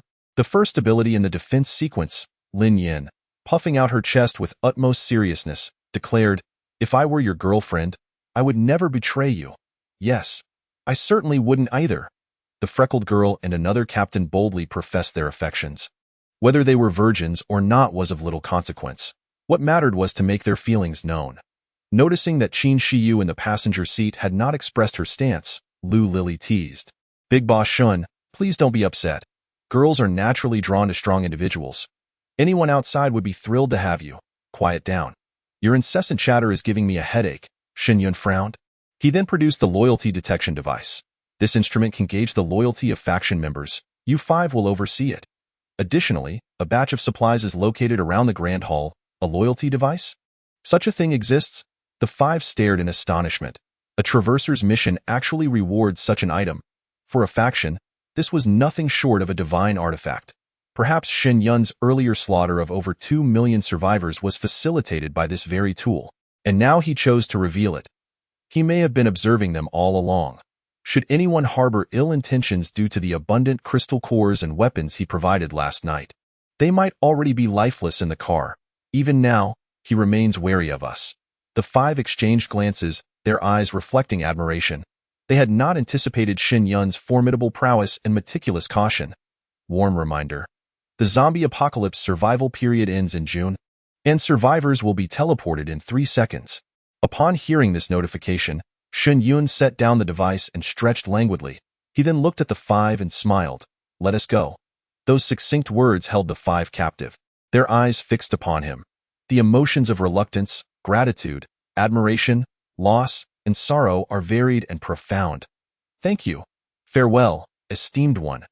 Remember to think of us, dear friend, as the five individuals wiped away their tears, their eyes glistening. Shen Yun waved his hand dismissively. We are merely transient figures in each other's lives. Let us strive on our own paths. No sooner had he spoken than he vanished from the driver's seat. This sudden departure left Lin Yin and the others with an unsettling sense of having lost something of great importance, their hearts feeling hollow and heiching. As Shen Yun materialized within his rented apartment, he felt as though his strength had ebbed away like receding tides. His grasp on ice-based powers fragmented in that moment, becoming an indistinct haze. Suddenly, a voice from the system echoed. Host, surveillance cameras have been installed in your room. Exercise caution. Just as the notification concluded, a 3D projection of his home appeared before Shen Yun's eyes, revealing 10 red dots scattered throughout the various corners of the room. Could it be the police? Or perhaps the landlord? A glint of cold light flickered in Shen Yun's eyes as he made his way to the bathroom, stepping on the mop to break it, and wielding a wooden stick to demolish all the cameras. Only these two entities could have reason to install cameras in his home. Simultaneously, a notification resonated in his mind. Congratulations, Shen Yun, on surviving 6 months in the zombie apocalypse. Rewards will be dispatched post-evaluation. Personal strength rating, Global First Super SSS. Resource rating, Global First Super SSS. Faction rating, Global First Super SSS. Subordinate strength rating, Global First Super SSS. Task completion rating, Global First Super SSS. Hidden task, Civilizational inheritance, perpetuating the flame, C. 5 Super SSS ratings. His efforts had not been in vain. A broad smile graced Shen Yun's face. As for the hidden task, no one was privy to its existence. The notion of perpetuating the flame was beyond Shen Yun's reach. The more women potentially capable of pregnancy, the higher the score. Achieving a C rating likely stemmed from his preservation of the library within the base, preventing survivors from using it for firewood. Shen Yun focused intently, awaiting the next notification. Congratulations, the traveler Shen Yun, on receiving a zombie apocalypse rating, Super SSS. Reward, 1 Super Sequence Treasure Chest, 2 Lucky Stones. Super Sequence Treasure Chest. Only those rated Super SSS can obtain it. Capable of unlocking powerful abilities from the top 100 in the sequence. Friendly reminder. Abilities ranked 101 to 500 are produced by the Sequence Treasure Chest. All other abilities are considered ordinary. Ordinary abilities can be upgraded to sequence level. Lucky Stone one-time item. An object that brings you good fortune. Sequence level abilities. What splendid luck! Shen Yun's excitement was palpable. Among all the rewards, abilities and strength held the utmost value for him. To acquire a sequence level ability today felt like a stroke of incredible fortune. It is worth noting that Shen Yun's spatial abilities had yet to achieve sequence status, possibly due to their still maturing nature. Now, he had the opportunity to obtain a powerful ability within the top 100 of the sequence. In the projection, the sequence treasure chest was enveloped in chaotic mist, obscuring its overall outline, exuding an air of mystery. The lucky stone appeared as a fist-sized gem radiating with myriad colors. Shen Yun directly employed a lucky stone and then raised his hand to point at the super-sequence treasure chest. Open! A low hum resonated as the chest trembled, with the surrounding chaotic mist expanding to envelop the entire projection. Subsequently, the chaotic mist was completely absorbed into a card with a dark gray border. Ding! Congratulations, Shen Yun has obtained the first defensive sequence ability, Damage Immunity. Passive super sequence defense damage immunity. Ignores all damage, including that from the past and future. Cooldown none. Characteristic Guardian. Can actively activate the Guardian counterattack effect, multiplying the damage endured by 10 times, reflecting it onto the enemy with absolute certainty. Duration 10 minutes. Cooldown 24 hours. Note: the cooldown of the Guardian effect does not affect the damage immunity, which is permanently cooldown free. Oh my goodness! Shen Yun excitedly sprang to his feet and hastily clicked to use it. As the card transformed into a stream of light and entered his body, every hair on him stood on end, and only then did he feel at ease. The rapid beating of his heart was a testament to his exhilaration. Automatic immunity to damage. Not only was the defensive effect incredibly potent, but it also allowed the Guardian to retaliate against foes. Such a simple description belied its immense power. Truly worthy of being the #1 ability in the defensive sequence, it was utterly invincible. Shen Yun was left in awe. With another lucky stone in hand, he might very well acquire a super sequence ability. Clearly, Shen Yun had no intention of relinquishing his next opportunity to traverse worlds simply because he had gained damage immunity. Although crossing over to another realm would mean he could not inherit abilities, he had a super cheat to rely upon. Even in the worst-case scenario, he could still hunker down and cultivate. Time to test its effects. Shen Yun smiled as he retrieved a pair of scissors from the drawer and jabbed himself twice. The sharp scissors left no trace on his skin whatsoever, and the mental energy expenditure was minuscule, utterly negligible. With a sequence-level ability, one could only wonder what other bountiful rewards lay ahead. Checking his phone, Shen Yun noticed that the time frame had once again reverted to the previous pattern, still 7 days. Just then, a prompt echoed in his mind. Next world. Opens at noon, 3 days from now. Friendly reminder. No items may be carried during the traversal, including abilities and the strength of evolvers. You may choose not to traverse and instead enhance yourself in reality. Another 3 days, evidently, a 10-day cycle. Feeling a bit hungry, Shen Yun sauntered into the kitchen to prepare a meal. For others, receiving such news would undoubtedly invoke trepidation, but for Shen Yun, possessing such a formidable system, there was not a hint of fear. Where would he traverse next? It was merely a score-boosting exercise. Chapter 28. Explosive Internet Fame. The Value of the Corpse King. Chapter 29. Just how arrogant am I? The Evolver Association bows down. At the forefront stood a short-haired beauty, who, upon seeing Shen Yun open the door, smiled and said, "Hello, Mr. Shen. My name is Zhang Yanran. We are from the Haicheng Evolver Association. 6 days ago, due to the absence of anyone at your home, we took the liberty of installing this system to prevent evolvers from infiltrating and harming citizen rights. Since you are unwilling to have it installed, we apologize and will compensate you with 1 million as a disturbance fee." The young man before me possesses the uncanny ability to detect the presence of hidden cameras almost instantaneously, suggesting he may have acquired certain extraordinary powers. Such talent is precisely what the Evolver Association seeks. Upon hearing this, Shen Yun smiled. Were it not for the system, the locations of these cameras would be exceedingly obscure, making it nearly impossible for an ordinary person to notice them. Should one fail to perceive them, any rewards obtained upon the return of a traveler would be immediately exposed, revealing them to the Evolver Association. If they were to acquire some miraculous treasure, they might find themselves confined in a small dark room or relegated to the status of a mere tool. Yet the other party spoke with remarkable subtlety and justification, attempting to downplay the matter with a smiling demeanor. However, her tone unmistakably conveyed a sense of intimidation. A glimpse through the keyhole reveals the formidable strength of the High City Evolver Association. Their power is indeed considerable. Only with such a solid foundation of strength could the association's members exhibit this inflated sense of superiority. Zhang Yanran, noticing Shen Yun's relatively agreeable demeanor, produced a document and handed it to him. "Mr. Shen, this is our association's employment form, which includes numerous benefits. Would you consider it?" This was also the reason for the installation of cameras, to seek out individuals with extraordinary abilities to join the association and bolster its strength. Shen Yun took the form but did not even glance at it before crumpling it into a ball and discarding it on the floor. Observing the 5 individuals retracting their smiles, he softly remarked, "Joining the association is out of the question. You think a mere 1 million can suffice to dismiss the threat posed by the cameras?" With that, Shen Yun casually extended 2 fingers.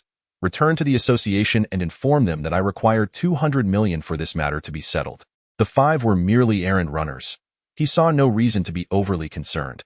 Yet his arrogant tone caused their expressions to shift dramatically. 200 million? Young man, do you know what you are saying? Do you think that awakening some powers grants you the right to ascend to greatness? Tread carefully.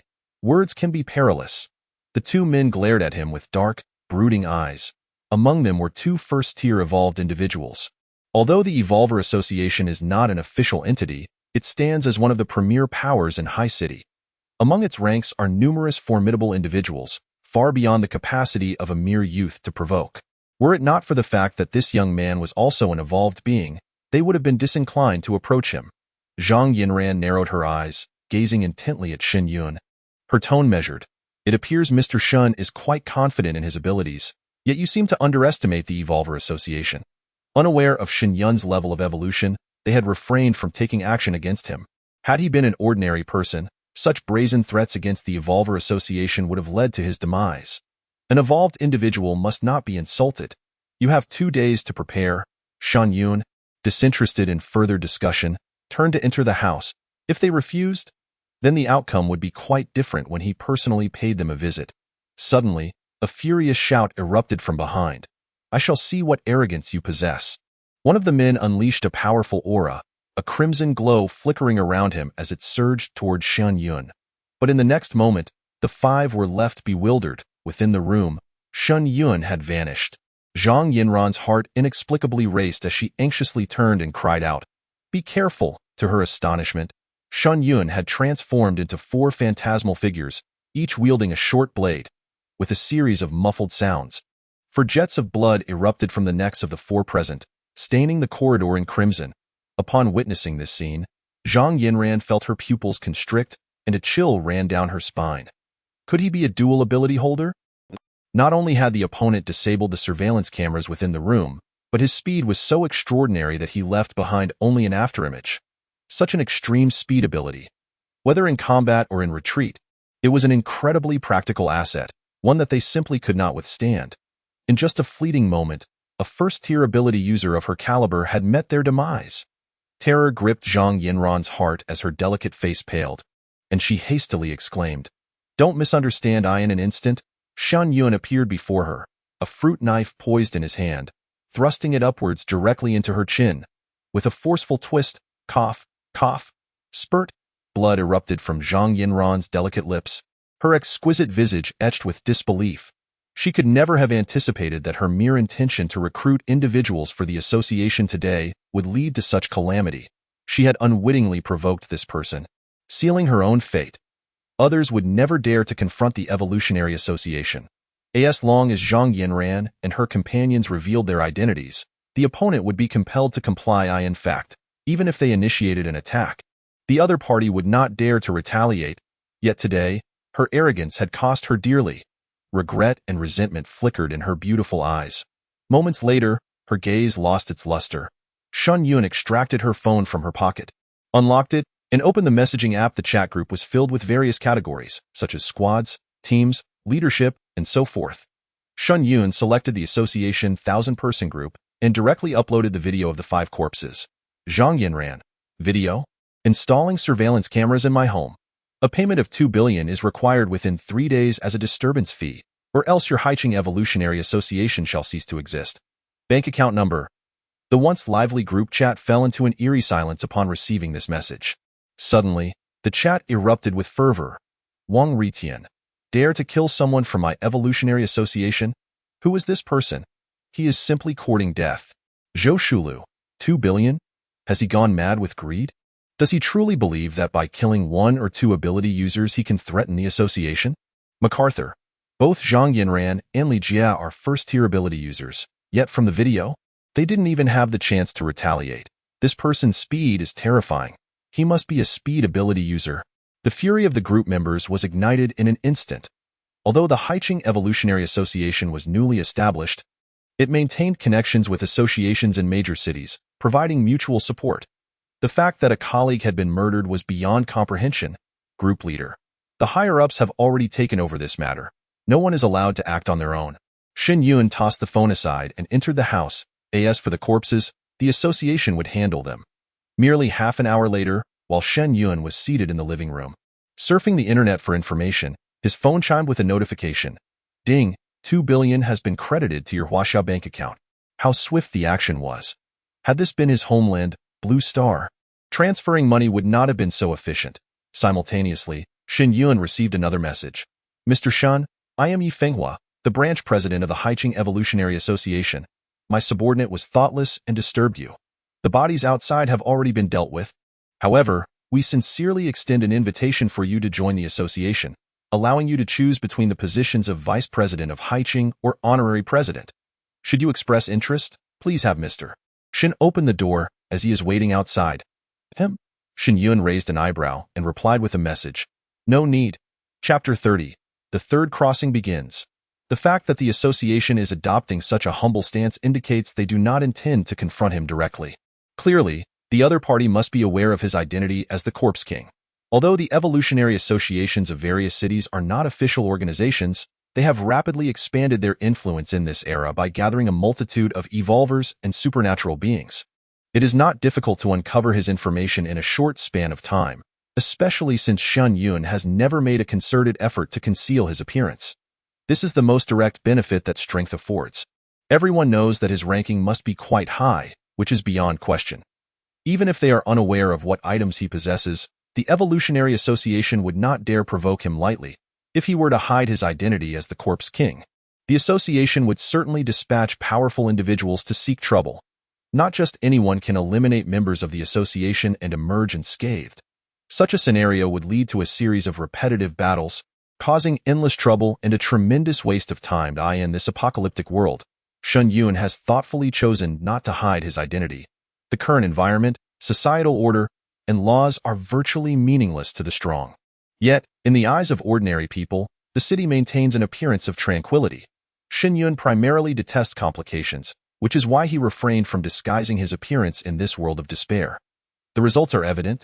The Haiqing Evolutionary Association has directly backed down .as for the positions of vice president and honorary president. With the system at his disposal, he would have to be foolish to serve as a subordinate to anyone else. Suddenly acquiring wealth is merely a fleeting matter. Gazing at a bank account filled with zeros, Shen Yun felt a brief thrill, but it quickly dissipated. Once a person aspires to greater pursuits, the things they once longed for become exceedingly mundane. No amount of money can ensure lasting security. Enhancing one's strength is the true path forward. Shen Yun opened a food delivery app and ordered some sustenance before commencing his physical training in the living room. Simultaneously, he utilized spatial displacement to refine his proficiency with supernatural abilities. According to online reports, the quality of supernatural powers becomes exceedingly significant when evolvers are of the same level. Factors such as might, effectiveness, proficiency, and consumption can all influence the outcome of a battle. For the next 3 days, Shen Yun dedicated himself to training at home. However, the cities across various regions were not at peace. Survivors returning to reality after the zombie apocalypse exhibited drastic changes in temperament. Incidents of injury and murder sporadically occurred within the city. Even the military was alarmed, deploying a substantial number of evolved soldiers to patrol the cities in shifts, preventing the continuation of heinous events. As the time for the crossing approached, tension, unease, indecision, and excitement lingered in the hearts of everyone. The dangers of venturing into another world are self-evident. Yet, the allure of returning alive with enticing rewards is undeniable. Supernatural abilities, crystal cores, technological products, some zero-pollution precious food, and reduced core contamination within the body, among others, can directly enhance one's capabilities. This is the sole means of determining whether one possesses the strength to combat the impending outbreak of marine aberrations. If you do not take action, others will surpass you. When the apocalypse strikes, only the weak are destined for servitude. Moreover, within the world of the crossing, people have come to relish a life of grandeur, where the power of life and death rests firmly in their hands, and exquisite beauties are at their beck and call. This has left many netizens who have delved into related content online, filled with anticipation and a sense of urgency as they await the next opportunity for transcendence. 3 days swiftly pass. A multitude of eager travelers clutch their crossing stones, patiently awaiting the arrival of the travel prompt. I wonder what world awaits this time. It would be splendid if it were a world of mutated creatures. I have made ample preparations. This time, I must be decisive and become a formidable force. There's someone on the forum who has amassed thousands of women in just 6 months. How enviable! The uncertainty of waiting feels akin to a significant examination of life, leaving many with a sense of trepidation. At this moment, Shen Yun is equally eager, pondering what his golden opportunity will be. Sitting on his bed, he fondles the crossing stone in his hand, intently gazing at the clock on his bedside. 11:59 p.m. As the hand ticks down to a mere minute, the prompt arrives as expected. Countdown to universal transcendence. 1 minute. Kind reminder. Travelers cannot carry any items, including personal abilities or strengths. 58 seconds. 3 seconds. 1 second. Whoosh. A brilliant azure light erupts from the crossing stone, dazzling Shen Yun's vision. He finds himself unable to open his eyes. Were it not for the prompt's chime, he might have thought his sight had been utterly blinded, casting him into a world of darkness. Ding! Welcome, traveler, to the ancient world. Survival time, 2 years.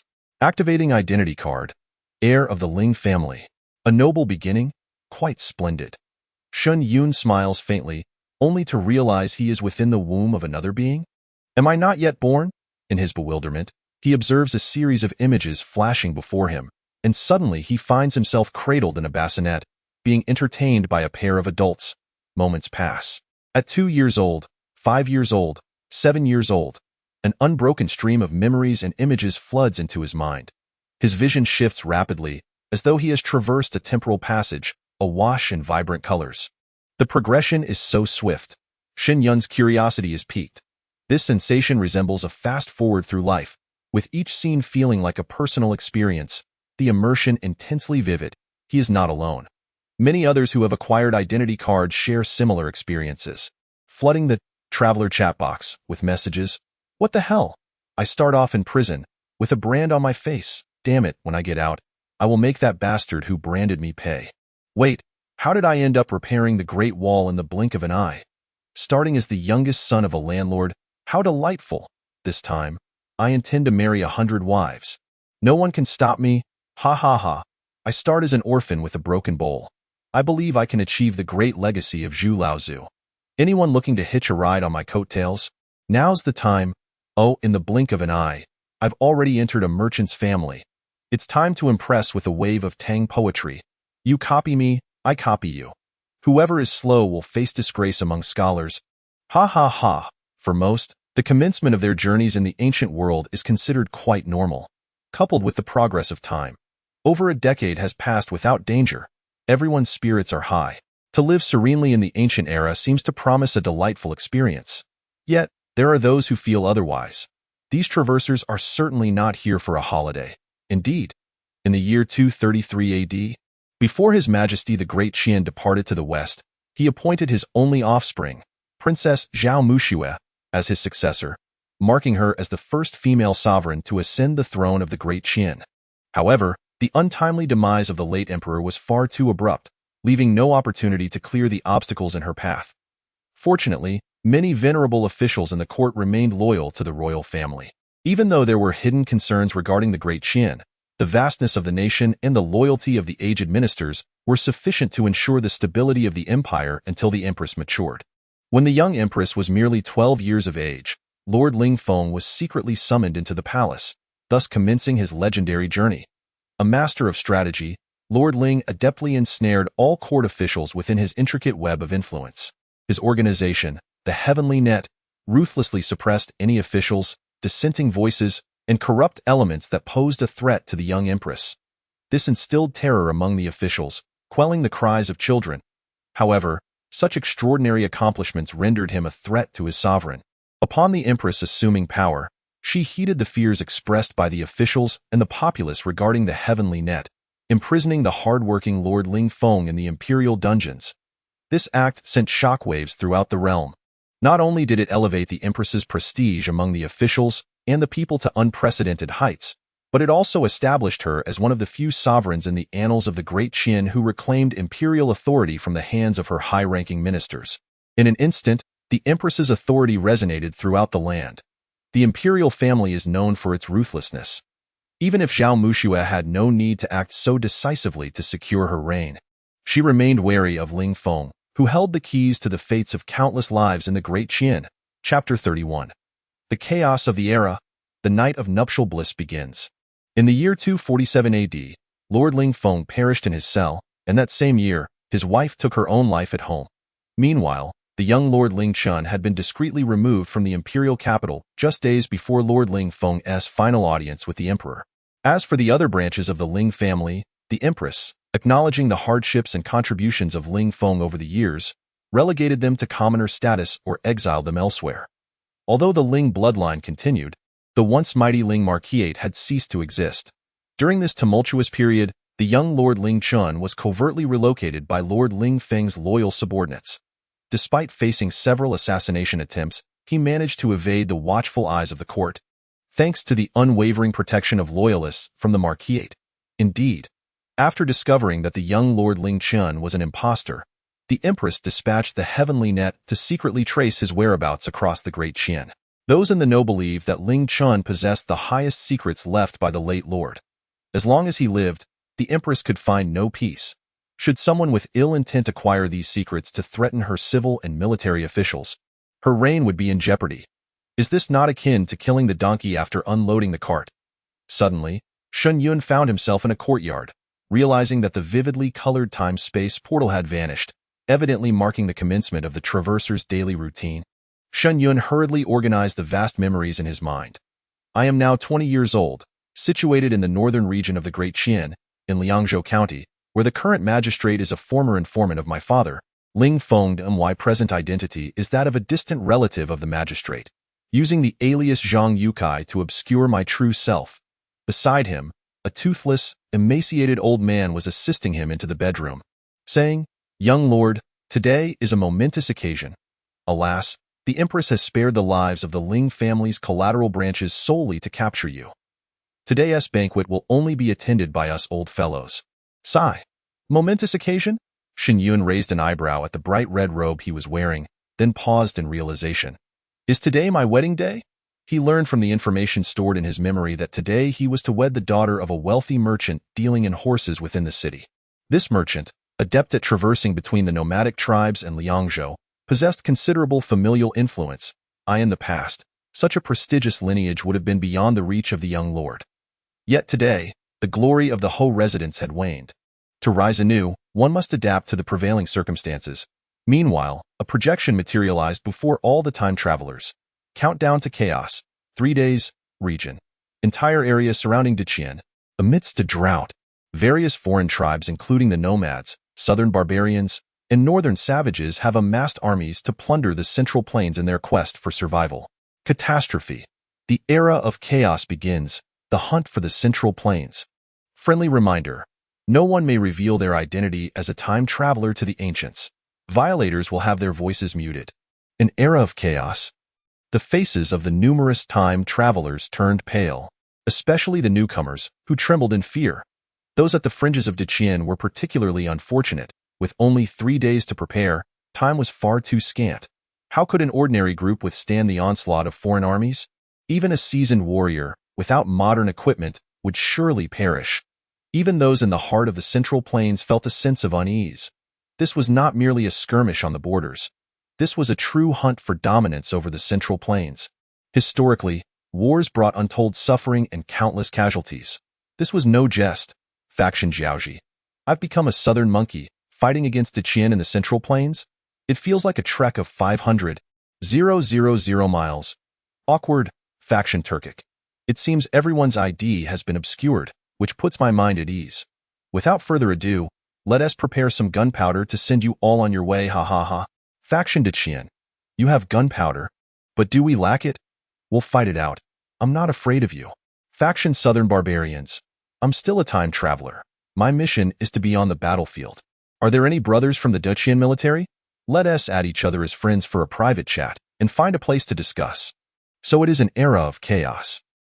Shen Yun's gaze sharpened. For others, this was indeed an apocalypse. However, Shen Yun had been urged by Ling Feng to hone his martial skills from a young age, and the masters within his household had imparted their knowledge generously. Coupled with the trials he had faced during his years of evasion, he could be said to possess exceptional martial prowess among the younger generation. It was not necessary to be a literary genius, but one must be able to defend oneself. This was his father Ling Feng's admonition, and one must admit, he had great foresight. At that moment, Shen Yun noticed a task related to his identity manifesting before him. Identity Task 1. The Four Great Joys of Life. A Joyful Union. This task. Shen Yun pressed his lips together. Currently, his identity was that of the eldest son of the Ho residence, and subsequent tasks would likely pertain to his family. It would not be his style to miss out on reward settlements due to fleeting emotions. 2 years' time. In that case, I shall build a grand estate. Shen Yun's eyes sparkled with determination. In an apocalypse, pursuing romance held no significance. However, the present situation was different. Otherwise, his interests would be jeopardized. And once he departed from this place, someone from the Ling family must take up the mantle. Although Shen Yun's life projection had been swift, he was undeniably born after 10 months of pregnancy by his mother. His parents had showered him with affection, and he felt that their love was genuine. Shen Yun was not one to dither.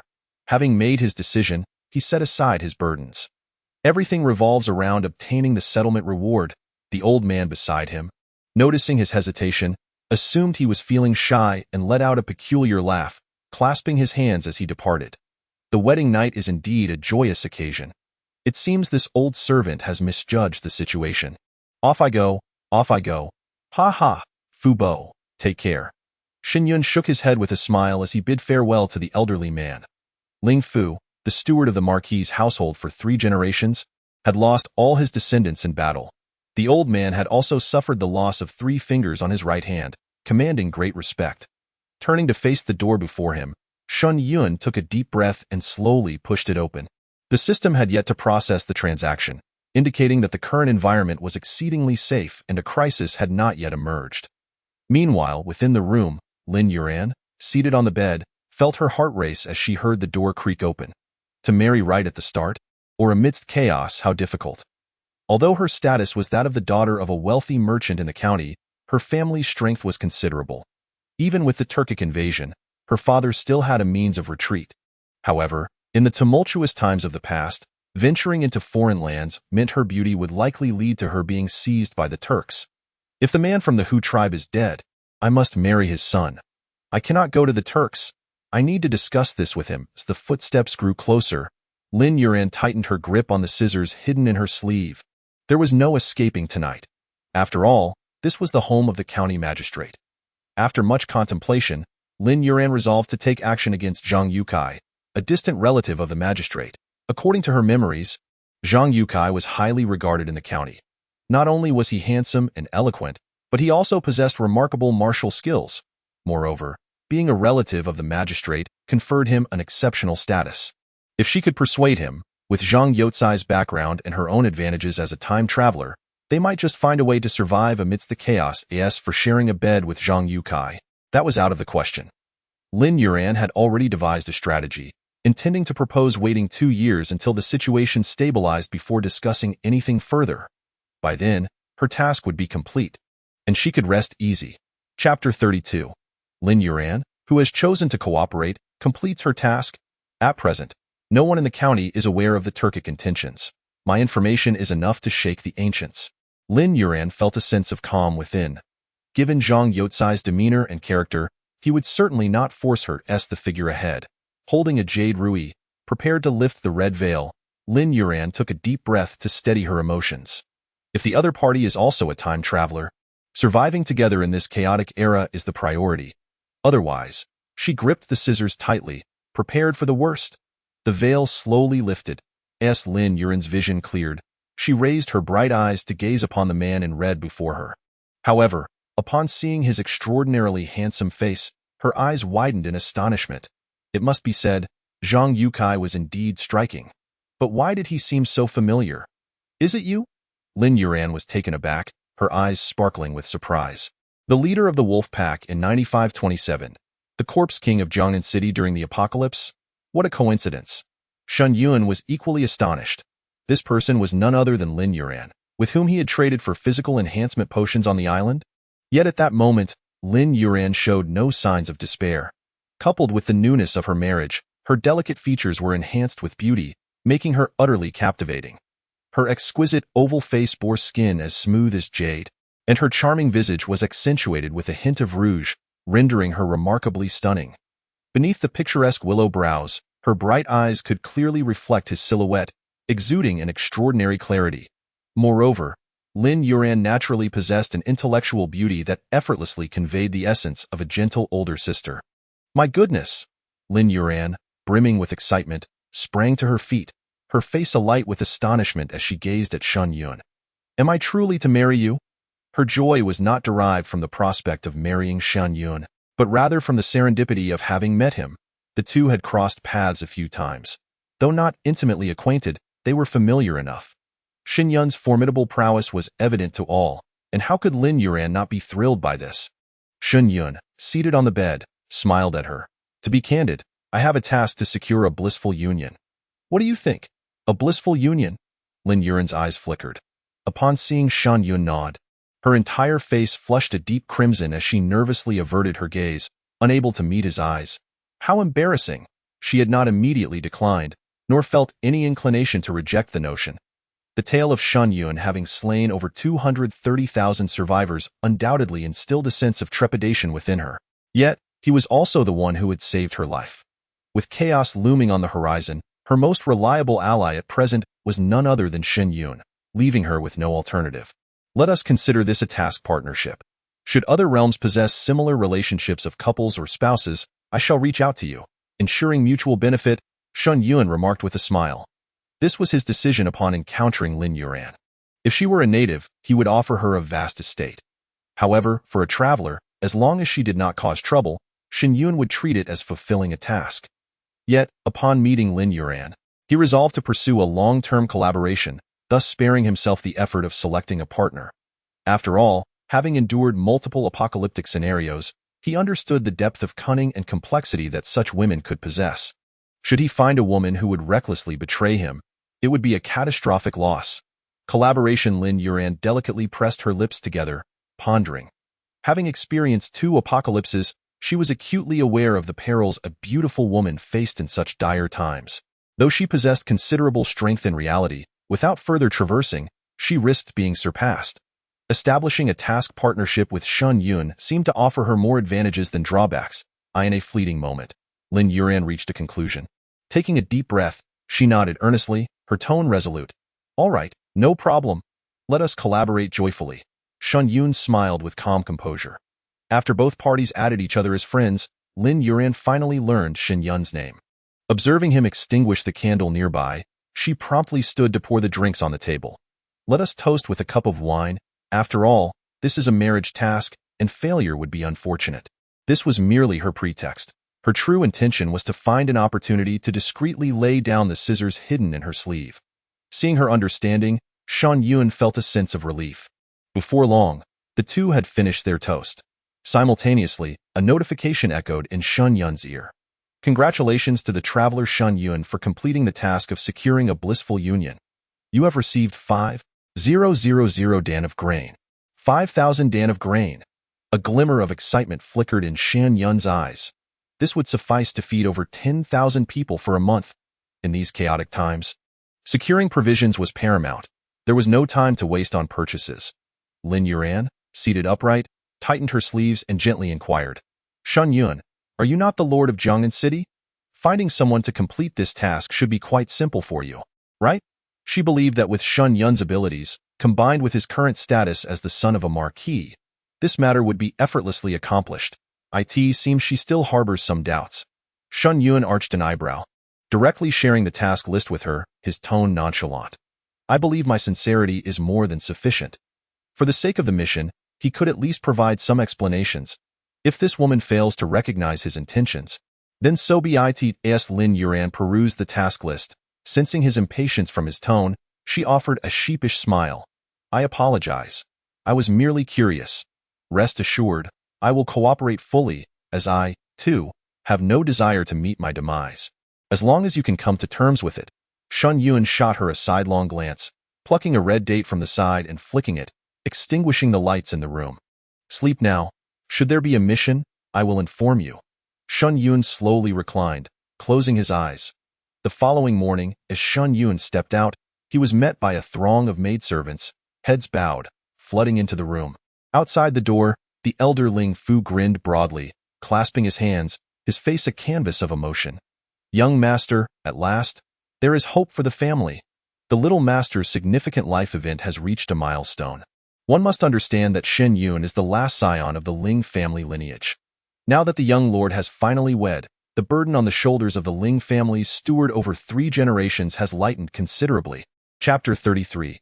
Sign in for 500,000 Great Snow Dragon Riders. Are you not afraid that I will perish, leaving the Ling family without heirs? Shen Yun rolled his eyes. Pa, look at what you're saying. This old servant has no such intentions, Ling Fu chuckled, revealing his toothless grin. The chaotic times have arrived, and such is the reality. Yet, to speak it plainly is always unrefined. Ling Fu leaned in and whispered, Young master, news of the Turkic invasion has reached Shangquan this morning. Chaos has already begun.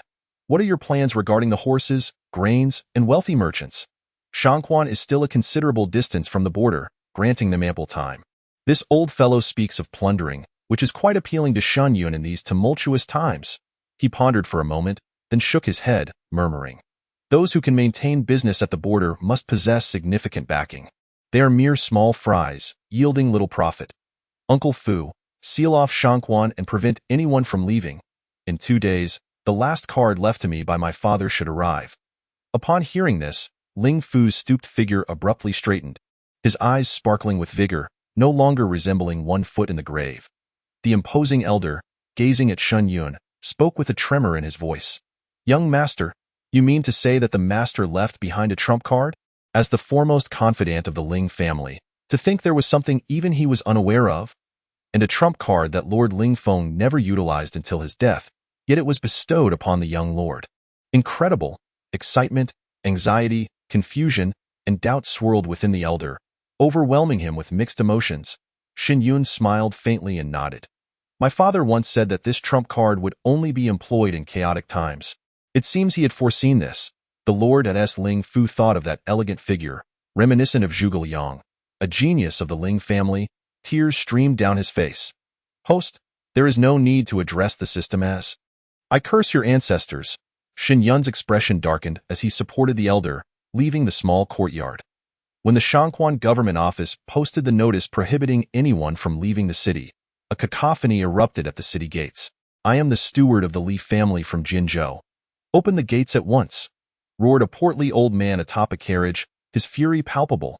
If we do not depart soon, we shall surely meet our demise here. Indeed, it appears that your county intends to rebel. How dare you detain so many affluent merchants? Open the city gates at once.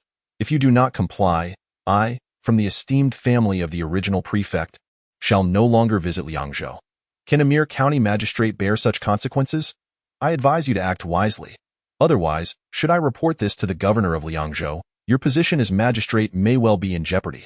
The crowd erupted in uproar, with many inciting further discord, claiming that the first stop for the Turks would be your county, instilling a sense of dread among the populace. Faced with the onslaught of hundreds, the guards at the city gate raised their hands and bellowed. Within the span of a tea's brew, any who dare approach within 50 paces of the gate shall be executed. As the words echoed, the soldiers atop the gate drew their bows taut, aiming directly at the throngs within the city. We must retreat. Head to the other gates. The multitude of merchants urged their subordinates to turn back hastily. The military orders were unyielding.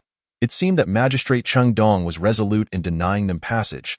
He proclaimed that within 3 days, the vanguard of the imperial forces would arrive, instructing them to await further directives within the city. Coupled with the edict posted atop the gate, none dared defy the emperor's will. These merchants had approached the gates in hopes of fortune, for none wished to fall to the blades of the Turks. Yet, none could have anticipated that this so-called imperial edict was but a forgery crafted by Ling Fu. Within the magistrate's courtyard, goodness! Where is this so-called imperial army? By the time they arrive in Liangzhou, Chaos will have ensued. Magistrate Cheng Dong gazed helplessly at the elderly man sipping tea. Ling Fu cast a sidelong glance at him. Your family has all been secretly dispatched from the county. What, now you hesitate to die? Cheng Dong managed a bitter smile. What does it matter if I perish for the noble house? Yet the young lord is in my care. Should anything happen, how could I face the lord afterwards? Such words nearly implored the old man to reveal the plan. Otherwise, given the current defenses of the county, even if they were the elite troops of the Ling family, they could manage to hold the city, but sending these ruffians into battle to ensure the safety of the noble heir was far too perilous. If not now, then when? To be frank, Fu Bo was somewhat at a loss. Having inquired about Shen Yun for quite some time without receiving any solid news. However, having watched Shen Yun grow, he was certain that the latter would not have lost his sanity at such a critical juncture. Did I wish for misfortune to befall the young lord? Ling Fu shot him a glance. You should focus on calming the citizens within the city, guard the gates well, and do not concern yourself with other matters. Sighed, very well. As time wore on, a restless atmosphere permeated the county. For 3 consecutive days, the people within the city received no word of support from the imperial forces. When they inquired of the magistrate, they were met with but one response. Wait a little longer. Were it not for the soldiers within the city having executed several instigators, they might have stormed the gates. Outside the city, a considerable number of refugees had gathered. Yet, the gates of the county remained obstinately closed, leaving them in despair. With the Turks launching their assault, tens of thousands of cavalry surged into Liangzhou. With the gates barred, should the cavalry attack, this group of people could only await their doom. But where could they flee? Without the protection of a city, they would likely be cut down by the Turkish horsemen on the road. Suddenly, several soldiers atop the city wall spotted a large mass of fleeing individuals approaching from the north. The Turks! The Turkish cavalry is upon us. The refugees outside the city, upon hearing the anguished cries of the crowd behind them, turned pale with fear. Quick, open the city gates. The Turks are coming. Officials, save us. The lamentations merged into a cacophony of despair. Not only did the refugees outside the city feel a profound hopelessness, but the citizens within, alerted by the commotion, also wore expressions of despondency. The Turks had indeed arrived, yet the imperial reinforcements had not. This implied that, should the county wish to hold its ground, it would incur a grievous cost. In that moment, the shadow of death loomed over all on the city walls. When County Magistrate Cheng Dong gazed upon the distant horizon where a plume of dust arose, he turned to Shen Yun and sighed. I estimate there are over 10,000 cavalry. Does the young lord intend to have the county hold out for several days? 3 days of silence weighed heavily upon Cheng Dong, a man of profound cunning, igniting a flicker of anxiety within him. The gathered individuals were all loyal confidants of the Ling family. No outsiders were present. All eyes were riveted upon the composed Shen Yun, who stared ahead with an unperturbed demeanor, showing no signs of emotion or answering Cheng Dong's inquiry. Suddenly, a number of perceptive individuals heard a deep rumbling. Boom, boom, boom. A series of sounds akin to muffled thunder erupted from the east. Ling Fu was the first to turn his gaze toward the direction of the noise, his aged eyes filled with uncertainty. The others, albeit a moment slower, soon followed suit, looking eastward. As a massive cloud of sand rose ominously in the sky, the hundreds of soldiers present felt their pupils constrict in shock, shouting in unison, "Cavalry! Such an overwhelming tide of yellow sand must surely number around 50,000. Could it be another wave of Turks? What shall we do now?" Yet, among the crowd, Ling Fu's beard trembled, and his eyes shone with a golden light. Cheng Dong and the others suddenly turned to Shen Yun, only to see a faint smile playing at the corners of his lips. Why must we hold out? As he spoke, he strode confidently to the war drum atop the city wall and proclaimed with audacity, "Within a month, I shall sweep away the Turks. Ding! 500,000 snow dragon cavalry are prepared. Please issue the command." As the prompt faded, Shen Yun raised the drumstick and struck the war drum with fervor, bellowing, "Charge forth! Let the horses trample the world." Chapter 34. The annihilation of the Turks? Chang'an erupts, boom! The earth trembled. The city shuddered. This spectacle, akin to a dragon awakening from slumber, caused the faces of the citizens both inside and outside the city to pale in astonishment. On the city walls, everyone stared in horror at the white line of snow racing towards them like a dragon. The Turkish cavalry was taken aback by this sight. Yet, as they turned to flee, a silver wave surged forth from the dragon cavalry, plunging directly into the ranks of the Turks. The 10,000 elite cavalry surged forth like tigers among a flock of sheep, scattering the Turkic horsemen in mere moments. They then unleashed a merciless slaughter, unmatched in their ferocity. The Turkic cavalry stood utterly powerless to resist. The sheer terror of their combat prowess caused the elder Ling Fu to tremble uncontrollably. Others, too, were entranced, gazing in awe at the meticulously organized battalion of over 100,000 cavalry outside the city, frozen like ice sculptures. Despite the considerable distance, the onlookers atop the city walls could palpably sense the terrifying aura radiating from these warriors. Though the main force remained stationary, the piercing glares they cast made the hairs on the napes of the observers stand on end. Even the skilled experts from the Marquis' residence felt a chill creep down their spines when locking eyes with such elite soldiers. Danger. Extreme danger. This was the thought that surged in everyone's mind. With such cavalry at their command, it seemed the world would soon change hands. So the Marquis harbored ambitions for the realm. Ling Fu sighed deeply. As an elder of the Ling family, he felt a sudden pang of desolation, realizing he did not comprehend Ling Feng's true intentions. In a wonder, the young Marquis claimed this was a trump card to be wielded only in chaotic times. To the elder, it seemed that the impending turmoil was a grand gift from Marquis Ling Feng to the one seated upon the dragon throne in Chang'an. At that moment, the refugees outside the city finally regained their senses. Overcome with emotion, they wept tears of joy, dancing with excitement. We have triumphed. We've won. Such formidable cavalry. Ha ha! The imperial reinforcements have arrived. It is indeed the court that has come to our aid, thinking of us in the northern lands. Sob, sob, sob. The flattery from the crowd sent a wave of frustration through the dazed Fu Bo. This was his young master's army. What business did the court have with it? Just then, as the 10,000 slaughtering cavalry entered the grand formation, all the great snow dragon riders rose to attention. When the front hooves of their steeds struck the ground, a deafening roar erupted. Boom! The resounding noise instantly drowned out the cheers of the refugees outside the city. Then, in unison, they proclaimed, "We pay homage to our lord."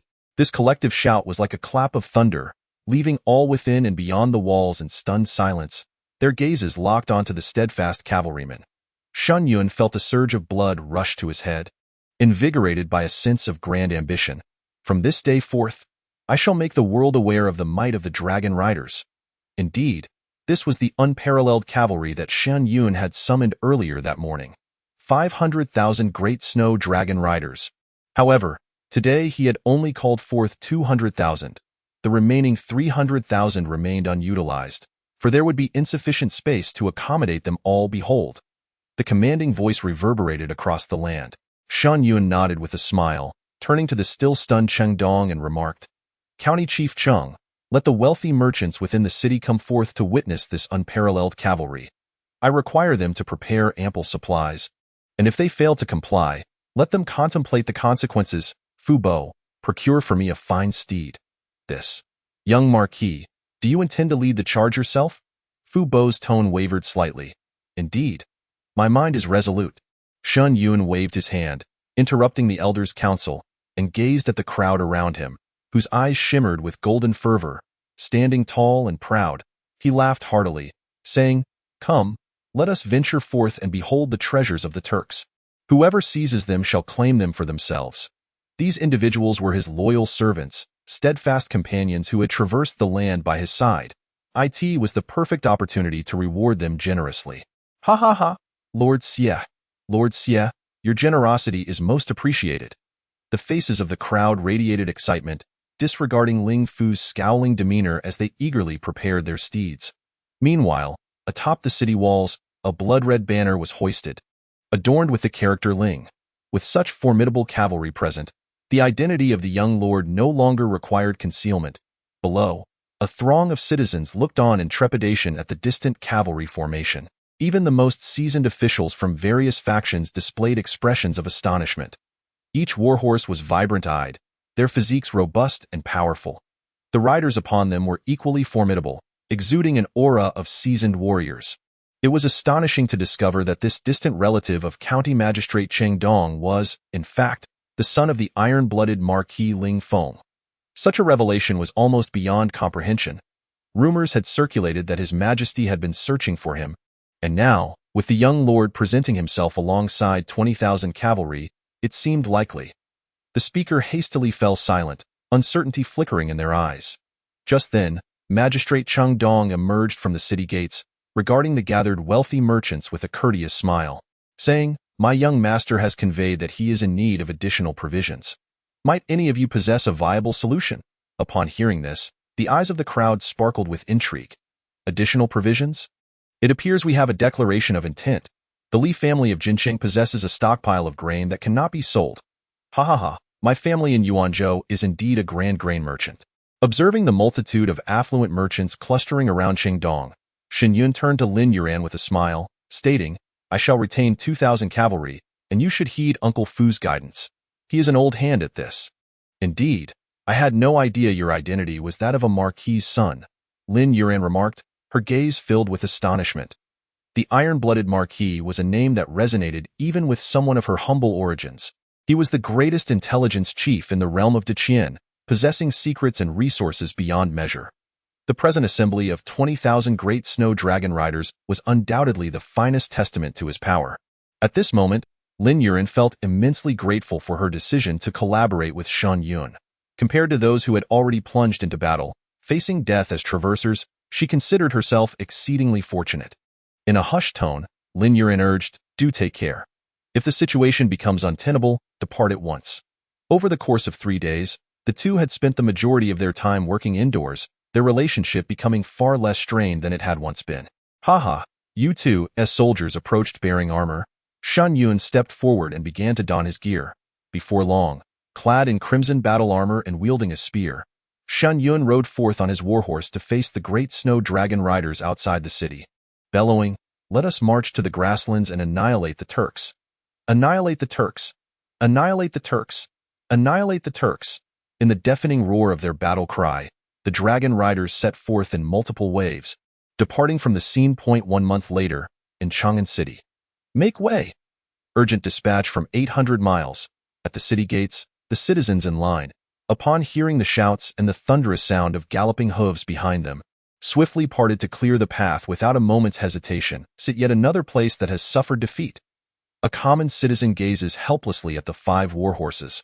The sudden outbreak of hostilities is one thing, but the Dacian is also engaged in multiple fronts, facing more losses than victories. This fills the hearts of the populace with deep sorrow. Just recently, numerous reports of defeats have surfaced.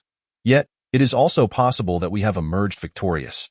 Alas, it is said that formidable military talents have arisen among the barbarians, even outmatching the seasoned generals in court. What shall we do? Urgent news travels at great speed. 5 warhorses gallop swiftly through the city gates. Among them, one heralding knight leaves the citizens inside and outside the gates in stunned silence. A great victory! A great victory! The Turkic nation has been annihilated. Imu Khan has been slain. The iron-blooded Marquis' eldest son, Ling Qian, personally led the army to obliterate the Turks. The sound of hooves gradually fades away. The pedestrians along the streets, after stiffly retracting their gazes, exchange bewildered glances. Among the many forces that have assailed Deqian, the Turks surely rank among the top 3. Yet this prairie power that has troubled Deqian for years has been eradicated. It is said, it was brought to ruin by someone? An elder struck the face of a young man beside him in disbelief. The young man, taken aback, stammered in response. Yes, it seems it has been destroyed. A great victory, a great victory? Everyone trembled with joy, their faces alight with exhilaration. The Turks have been vanquished, boom. In that moment, the entire city of Chang'an erupted in jubilation. Chapter 35.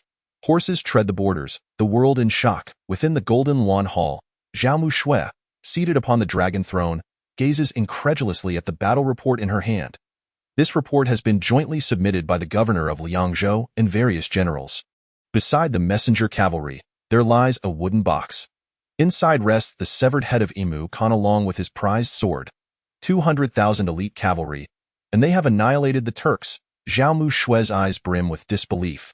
To her mind, only the iron-blooded Marquis, Ling Feng, with his unparalleled cunning, could have secretly positioned such a formidable cavalry force within Deqian. Setting the battle report aside, Zhao Mushui fixes her gaze upon the civil and military officials in the hall. Esteemed ministers, do you have any insights? The previously murmuring crowd immediately fell silent. After a brief moment, the Minister of Revenue, Zhao Zhan, stepped forward and bowed. Your Majesty, the Turks have undoubtedly been obliterated, yet how many of those 200,000 elite cavalry remain? No one knows. This individual is one of the significant figures from Zhao Mushui's maternal clan. Her ability to maintain her position on the dragon throne since childhood is not solely due to Ling Feng's influence, but also the strong backing of the royal family and her maternal clan. Unfortunately, Ling Feng's power has grown too formidable. His iron-fisted methods have ensnared not only the officials but also the royal family and the Zhao clan. Though the one reaping the benefits is Emperor Zhao Mushui, it has also sown the seeds of future turmoil for Ling Feng. Zhao Zhan's words undoubtedly echoed the doubts in everyone's hearts. With such a powerful cavalry, how many remain? Let us not forget that the Ling family faced a confiscation of assets by the royal family. The number of cavalry they possess is of utmost concern. It is likely that little remains, especially since the Turks are said to have amassed an army of 1 million. Although this figure may not be precise, it cannot be underestimated. Thus, he could also enlist a considerable number of Turkic cavalry. This individual, having lain in wait for many years, has evidently been well prepared to strike at the opportune moment and eliminate the Turks. Caution is imperative. The officials in the Grand Hall began to murmur among themselves. After a moment of contemplation, Zhao Mushui spoke with an air of calmness. Let us discuss the rewards for the affairs of Liangzhou. When the time comes, we shall send someone to investigate the situation. Should he dare to act against the court, his wolfish ambitions will be laid bare. Testing the waters is one thing, but if we can persuade Ling Chun to submit to the court, it would be the wisest course of action at present. This is a truth known to all. Even if Liangzhou exhausts its military might in the process, it would only serve to benefit the court, not hinder it. In an instant, the Grand Hall was once again engulfed in fervent discussion. The prowess of the Dashua dragon riders is indeed unparalleled. Within less than a month, the vast Turkic territory was utterly annihilated, with the royal family being slaughtered in its entirety. Upon the emergence of this news, the wealthy merchants who first received it promptly increased their supplies of grain and resources directed towards Liangzhou. Although certain areas were siphoned off by the court, the merchants, having navigated the intricacies of trade for so long, possessed various undisclosed means of transportation. Shen Yun left behind 100,000 dragon riders in the Turkic domain and led his army in a merciless campaign against the nomadic tribes surrounding Liangzhou and Turkic lands. The cavalry, once proud on the steppes, found it nearly impossible to resist against the dragon riders.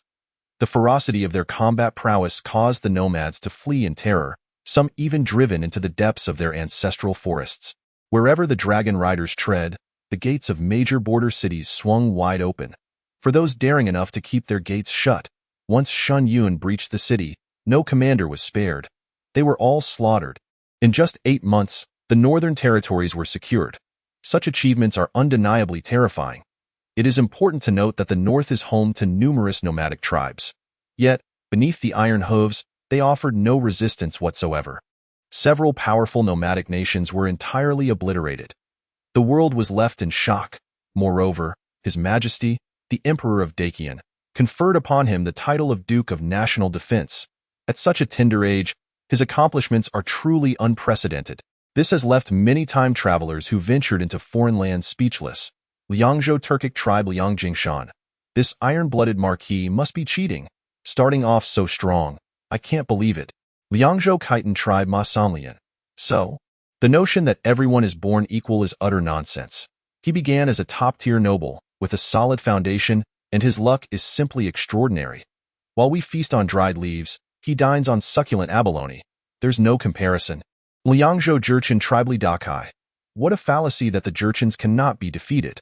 We lost 3-1 against the Dashua dragon riders. Who on earth said that? Liangzhou Ruren tribe Halakesh, chieftain thankfully. I was clever enough to surrender right away. The iron-blooded marquis is truly righteous. He even provided us with provisions in a year. We might just return home. Feeling quite pleased, Liangzhou Xiongnu tribe Alice. Why was I born near Huaxia? I would rather be in ancient Rome than be oppressed here. Woe is me. The submission of so many tribes to Liangzhou can only be described as a testament to their formidable achievements. Within the courtyard of a grand estate, Shen Yun closed the chat window and reclined lazily on a bamboo chair, feigning sleep. After 8 continuous months of travel, apart from moments of rest, he had been on the move. While the time spent in battle was limited, the intensity of the marches was undeniably exhausting. Fortunately, he had the support of 500,000 Dashua dragon riders to rotate in and out. The cavalry, like an insatiable serpent, devoured tribe after tribe. Observing this, Lin Yuan, seated behind him, gently extended her delicate hand to massage his temples, easing the tension that had accumulated in his nerves over the recent days. At this moment, her abdomen had already begun to swell, and in a month or two, she would be giving birth. Apart from engaging in battles, upon returning to Liangzhou, Shen Yun had been diligently working alongside Lin Yuan. Heaven does not forsake those who are devoted. Lin Yuan finally conceived. With the enhancement of blood ties, Lin Yuan felt an inexplicable affection for the young man before her, whose dark complexion bore a hint of weariness. Although their relationship was one of collaboration, the blossoming of feelings over time is not without foundation. Noticing Shen Yun had opened his eyes, Lin Yuan gently smiled and inquired, "What are your plans next? Once you have given birth to the child, we shall see how the mission unfolds." Shen Yun turned over, playfully touched Lin Yuan's belly and chuckled, "Do you not find it rather peculiar? I am merely 21 years old here. Yet in reality, I am only 18. Ha! Becoming a father so abruptly?" Indeed, it was astonishing for Shen Yun. However, Lin Yuan felt a pang of bitterness, grasping his hand with a sorrowful tone. "If I give birth to this child, how could I bear to part with them? The journey of 10 months is fraught with difficulty." Observing the redness in her eyes, it was evident that maternal love was beginning to overflow. Shen Yun rose and laughed. "Let us regard this as a genuine game quest. Overthinking serves no purpose. I shall attend to the court's envoy for now." "All right, you go ahead." Lin Yuan smiled brightly. She understood that both of them were traversers. Yet the child was not and could not return to reality. However, she found it challenging to adopt Shen Yun's carefree perspective. It was apparent how expansive Shen Yun's heart was. At the very least, your father has established a vast foundation for you. Lin Yuan tenderly caressed her abdomen. As Shen Yun's confidant and someone privy to the highest secrets of the Iron Blood Marquis, she was acutely aware of the suspicious origins of the great snow dragon riders. Limited by her understanding, Fu Bo and his cohort would only perceive them as the backup of the Iron Blood Marquis Ling Feng. Yet, Lin Yuan speculated that they might also be a reward from the Traverser's mission. Regardless, this unreliable father had at least left a legacy for the child. "Alas, my child will grow up without a father or mother. Perhaps I should find a father and mother among the Ling family for him." Lin Yuan tried to hold back her tears as she beckoned to a nearby maid. The attentive maid, Chuier, swiftly approached, speaking softly, "Madam, do you wish to return to your chambers for a rest?" This beautiful lady was, aside from the head of the household, the most significant person in the estate. She was carrying the bloodline of the duke. Seeing her somewhat sorrowful expression, the maids feared that the couple had quarreled, their hearts fluttering with anxiety. Lin Yuan rose and smiled. "Yes, assist me back to my room, and you all prepare some chicken soup. Look at how thin he is, he needs nourishment." Few at a false alarm. Chuier and the others sighed in relief, carefully helping her. "Madam, please take your time. Watch your step." Chapter 36. The troops surround Chang'an, slaying the empress, in the grand hall. Watching Shen Yun approach from outside, the 17 eunuchs encircled by the military strategist looked upon him as if they were greeting their long-lost father. "Oh my, Duke Ling, you have finally arrived. My lord, this old servant has followed you for half a year, and I am delighted to finally see you. My lord, the emperor has been yearning for you daily. Seeing you in such vibrant spirits, the emperor can surely rest easy tonight." Clearly, the court had promoted Shen Yun. A group of eunuchs, varying in size, chattered incessantly within the room, their clamor becoming a source of irritation. Shen Yun waved his hand dismissively, seated in the principal position, surveying the assembly. "I have no desire for idle chatter. Please state your purpose directly." The crowd exchanged glances, and after a moment, an elderly eunuch clasped his hands in a gesture of respect and replied with a smile. "Your Grace, I shall convey the matter forthwith. His Majesty has appointed you as the Grand General, tasked with overseeing the entire army of Deqian to eradicate the invading enemies surrounding our borders. Furthermore, the esteemed Lady of the Duke has been elevated to the rank of first-class Lady of Deqian." endowed with the authority to govern the offspring of the officials. Additionally, it is well known throughout the realm that the cavalry under your command is unparalleled. The officials in the court wish to have the talented youths from the military follow you for instruction, allowing you to mentor the exceptional warriors of the army. The court shall also provide a substantial supply of resources, ensuring you face no concerns. Is that all? Shen Yun reclined in his chair, regarding the elderly eunuch, whose expression had turned tense, with a faint smile. You fail to mention Zhao Muxue, who slaughtered my parents and annihilated my family. Thud. Upon hearing these words, the elderly eunuch's countenance shifted drastically as he fell to his knees. Several young eunuchs, witnessing the murderous intent flickering in Shen Yun's eyes, turned pale and fainted on the spot. It was evident from the tone of his response that he held the court's rewards in little regard. This signified that the renowned tiger of Liangzhou before them might soon besiege Chang'an. This was rebellion. How could they not tremble in fear? As Shen Yun stood to depart, even the leading elderly eunuch could no longer maintain his composure, wailing in despair. Your Grace, if the world is at peace, His Majesty would bestow upon you the title of a prince of a different surname. Your Grace, we are but envoys. I implore you to spare our lives. A prince of a different surname? Shen Yun dismissed the notion with disdain, exiting the grand hall while waving his hand. Eliminate them all.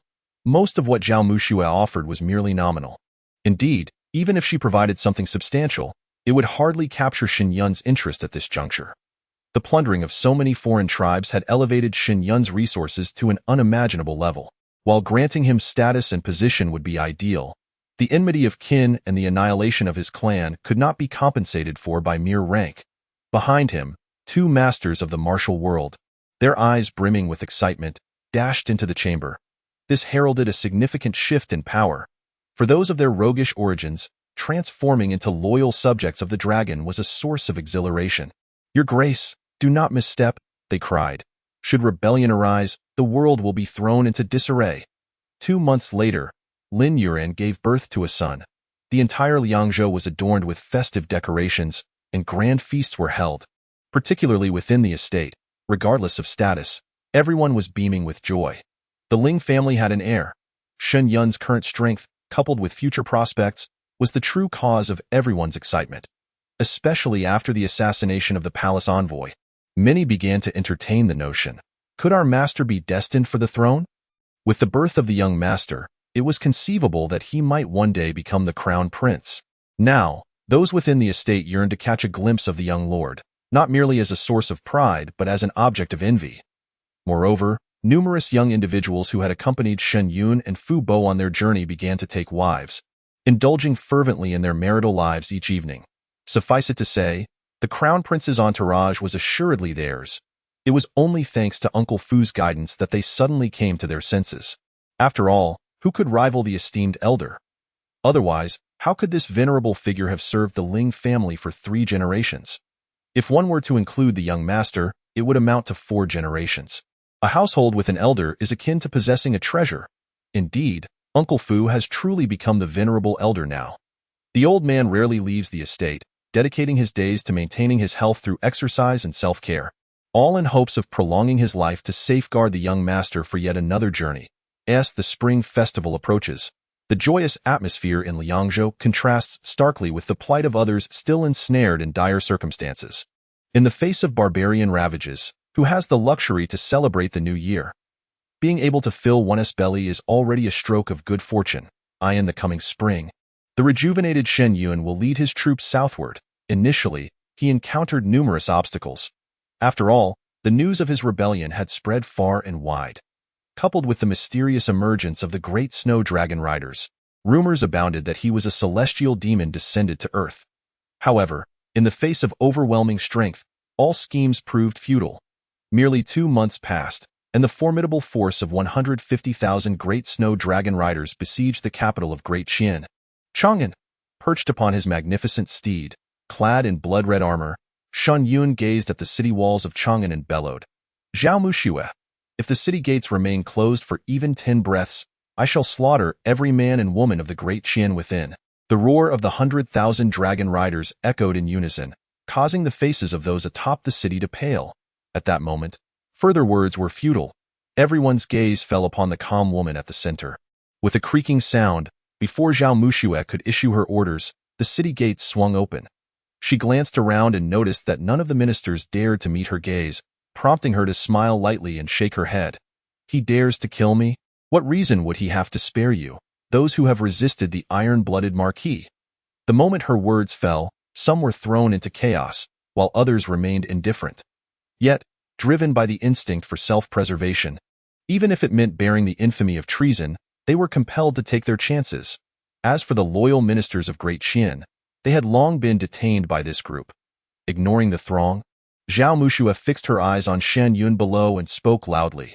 The iron-blooded marquis once wished for me to bear a son with you, to inherit Great Qian, Duke.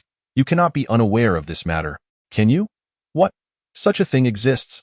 The surrounding ministers turned pale, their hearts racing. As the emperor of Great Qian, Zhao Muxue would never utter a falsehood. Thus, this matter must be true. What caused their apprehension was the realization that Duke Ling aimed to seize control of Great Qian, silencing both civil and military officials along with the whispers of the world. Only by marrying Zhao Muxue could he win the hearts of the people. After all, rebellion is looked down upon by all. Otherwise, even if he were to conquer the realm, the clans benefiting from Great Qian would surely ostracize him. Even if Shen Yun were most unwilling, the worst outcome would be to be cast into the cold palace after Zhao Muxue bore the royal bloodline. Yet, this fate was still catastrophic for those present who had betrayed their sovereign. They would undoubtedly face Zhao Muxue's retribution. Realizing this, many civil and military officials fell to their knees, crying out in despair. Your Majesty? Oh, Your Majesty! This old minister was momentarily bewitched. I implore Your Majesty to pardon my transgressions. In light of my devoted service, I beseech you to show mercy. Your Majesty, this matter has nothing to do with me. I was also deceived. In an instant, the officials atop the city wall wept with lamentation, kneeling in supplication. In a wonder she remained so composed. It turned out she held such a trump card. Humph, before I lose my power, I shall settle accounts with each of you. In Zhao Muxue's eyes, a glimmer of cold light flickered. The thought of becoming an empress was beyond her reach. However, should she bear a son, coupled with the clandestine support from her maternal clan and the imperial family, there might still be a chance for her to ascend to the position of queen. She had heard that the Duchess Lin Yuan possessed a naturally pure disposition, devoid of guile.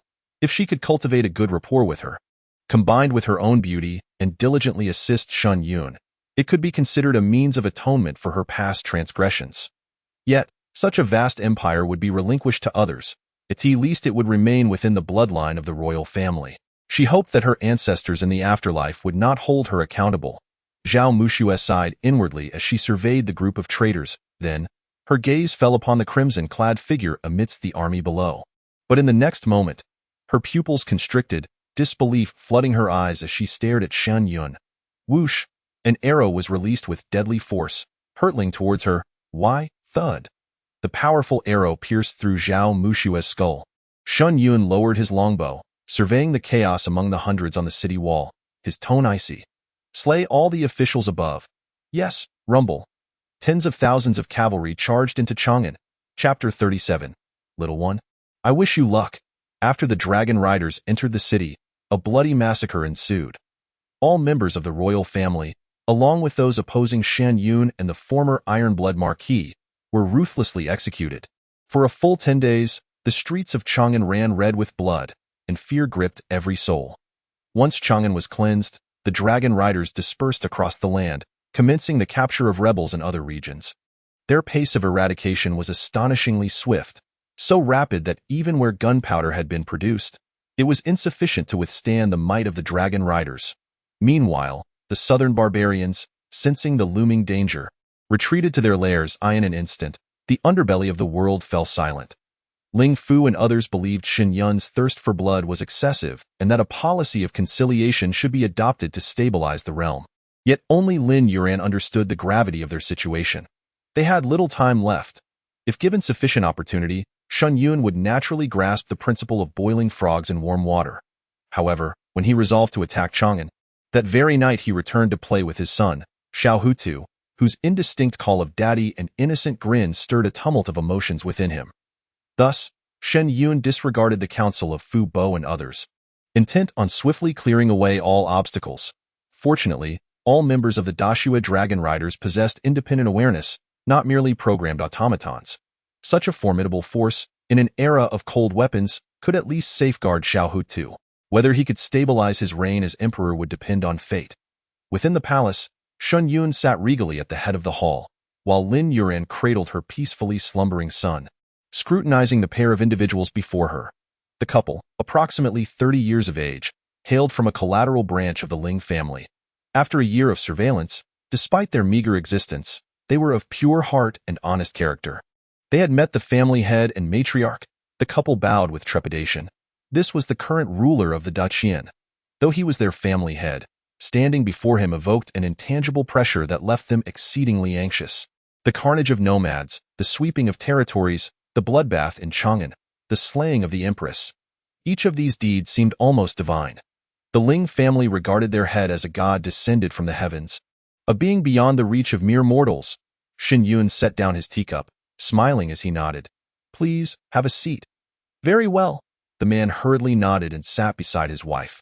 After a moment of contemplation, Shen Yun smiled at him and said, Wan San, I intend to place Xiao Hu Tu under your guardianship. Your family resides in the imperial city. Does that sound agreeable? Upon hearing this, Ling Wan San stared at Shen Yun, astonished and fearful. Once he regained his composure, his face turned pale with fright, and he grasped his wife's hand, kneeling on the ground. Oh, master, are you seeking to take my life? How could I possibly have the means to raise the young master? In ancient times, fostering a child was indeed common, but such arrangements were typically made due to poverty or uncertain travels, necessitating the entrustment to another. What qualifications did they possess to rear the offspring of such a divine being? My wife and I are destined to wander the world. It is settled. Shen Yun did not wish to elaborate further on the matter. After summoning Fu Bo, he departed the grand hall alongside Lin Yuran. Seeing Ling Wan San seemingly on the verge of collapse, Ling Fu, vexed, kicked him and scolded, You fool! Can't you aspire to greater things? Who do you think will care for the young master if not us? If you keep him, just ensure he can remember things. Ling Fu held considerable status within the Ling family, wielding immense influence.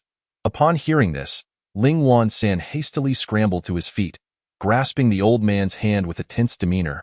Fu Bo, are you truly sincere? Please do not frighten me. Otherwise, my mother, even in her grave, would surely send dreams to haunt you. You scoundrel! Ling Fu's face flushed with embarrassment as he playfully slapped the back of his head. Get lost. You are blissfully ignorant of the fortune you possess. Keep this matter to yourself. Let it be known only to you. Ah, it is indeed thanks to you. Rest assured, I would never breathe a word. With the old man's assurance, Ling Wan San felt a weight lift from his heart and hurriedly led his bewildered wife away. Once they exited, the wife looked at Ling Wan San, her face a portrait of shock. Wan San. Fu Bo and mother? Ling Wan San looked up, reminiscing with a sense of nostalgia. It is an old story why father passed away early, and Fu Bo often came to care for us. Over time, he grew close to my mother. So please, do not speak of it carelessly. 3 days later, watching as Ling Wan San and his wife departed with Xiao Hu Tu, Lin Yuran could no longer contain her sorrow and buried her face in Shen Yun's embrace, whispering, How shall I live from now on? Shen Yun felt a pang of emptiness in his heart as he gently patted her back, softly reassuring, Once you return, all these feelings will diminish significantly. Take solace. When traversers return to reality, regardless of their prowess, abilities, or life experiences gained in the other world, along with their mastery of techniques and firearms, their memories tend to fade drastically, sometimes to the point of being completely erased.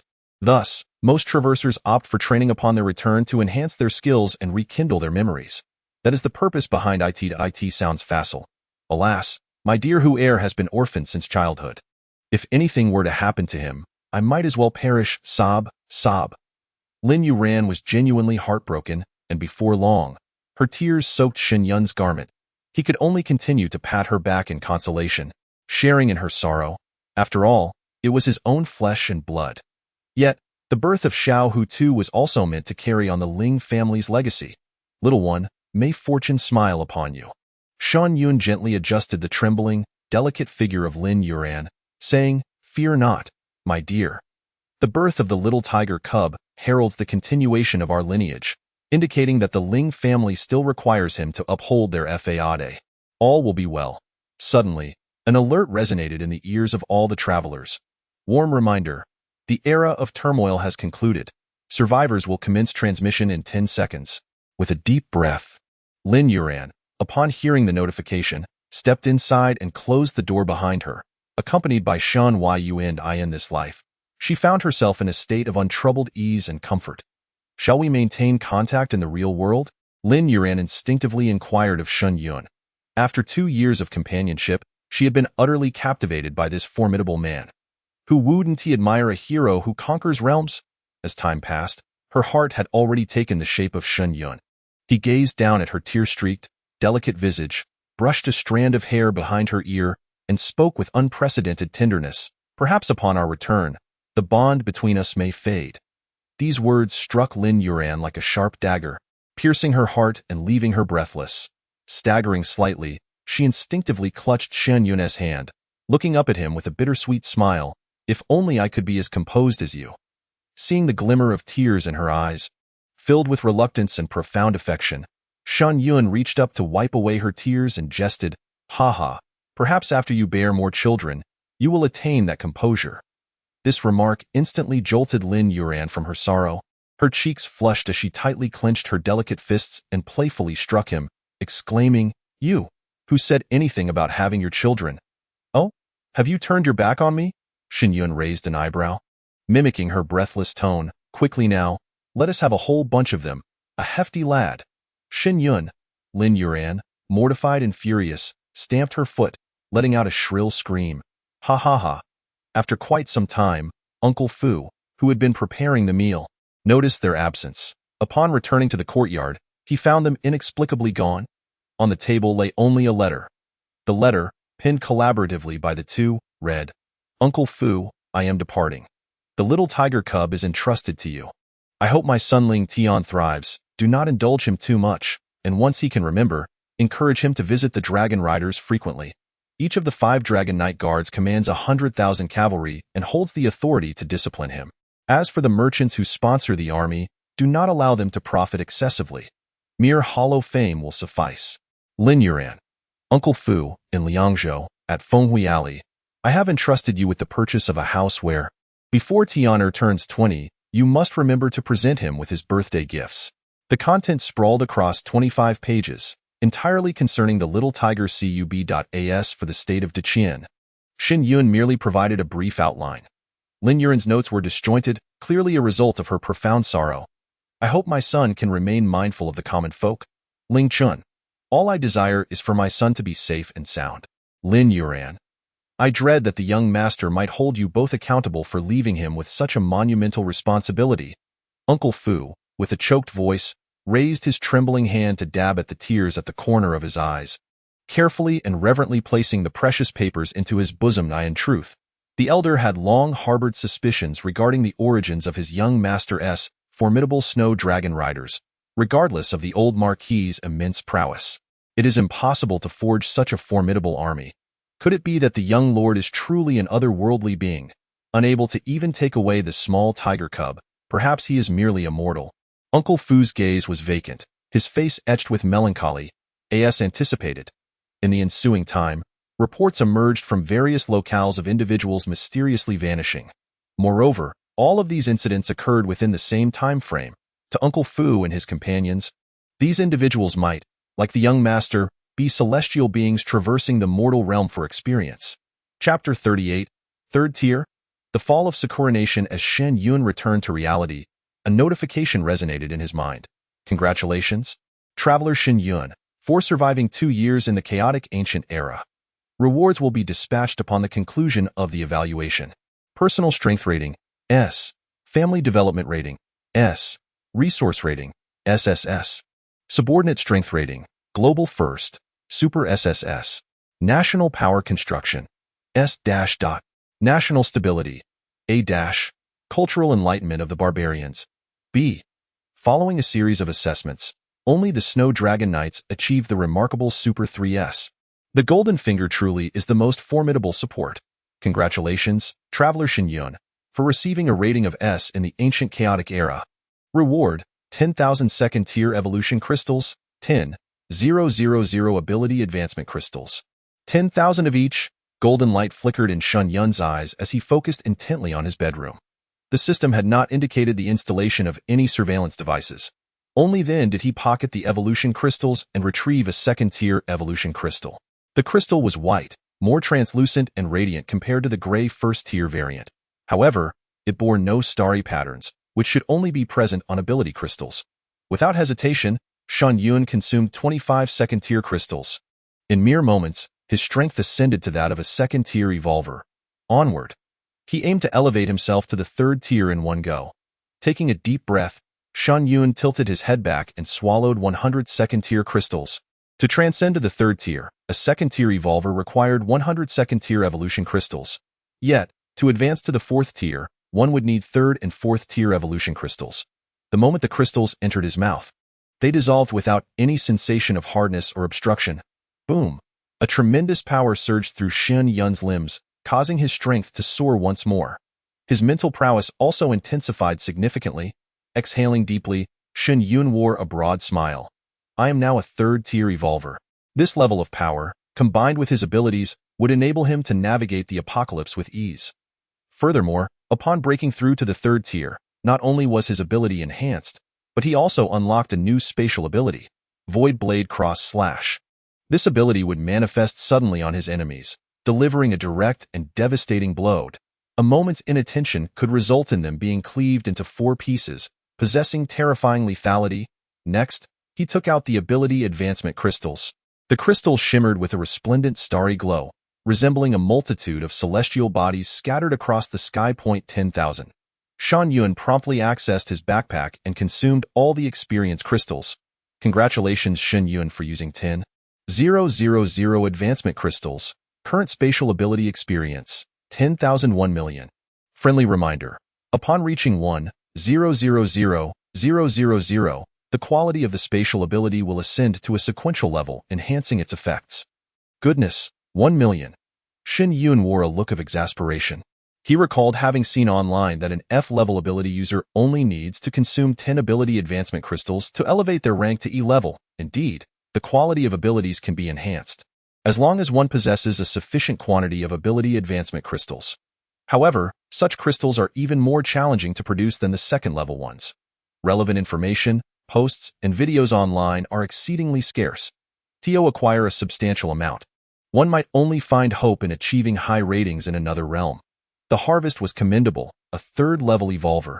Shen Yun stretched his limbs. He felt that without the enhancement of abilities or protective gear, the defense of a third-level physique rendered ordinary caliber firearms nearly incapable of inflicting harm. This also signified that, in the near future, human firearms would gradually fade into history. What would undoubtedly succeed them are the blueprints for high-tech weaponry rewarded upon his return from traversing realms. However, for Shen Yun, no matter how powerful the weapon, it could be disregarded entirely due to his immunity to damage. In the kitchen, Shen Yun opened the refrigerator and retrieved a bottle of happy water, murmuring to himself. Speaking of which, his feelings for Lin Yuran had plummeted to zero. It dawned on him now that those 2 years spent as task partners had left little emotional residue in his heart. Lin Yuran was a woman as gentle as flowing water, possessing a graceful demeanor and an intellectual aura. Moreover, her broad perspective was exceptional. She managed the household with more clarity than Uncle Fu. He had heard that she had started a company, which was quite large, so her capabilities were hardly surprising. After 2 years of companionship, Shen Yun felt quite satisfied with this considerate 36D sister.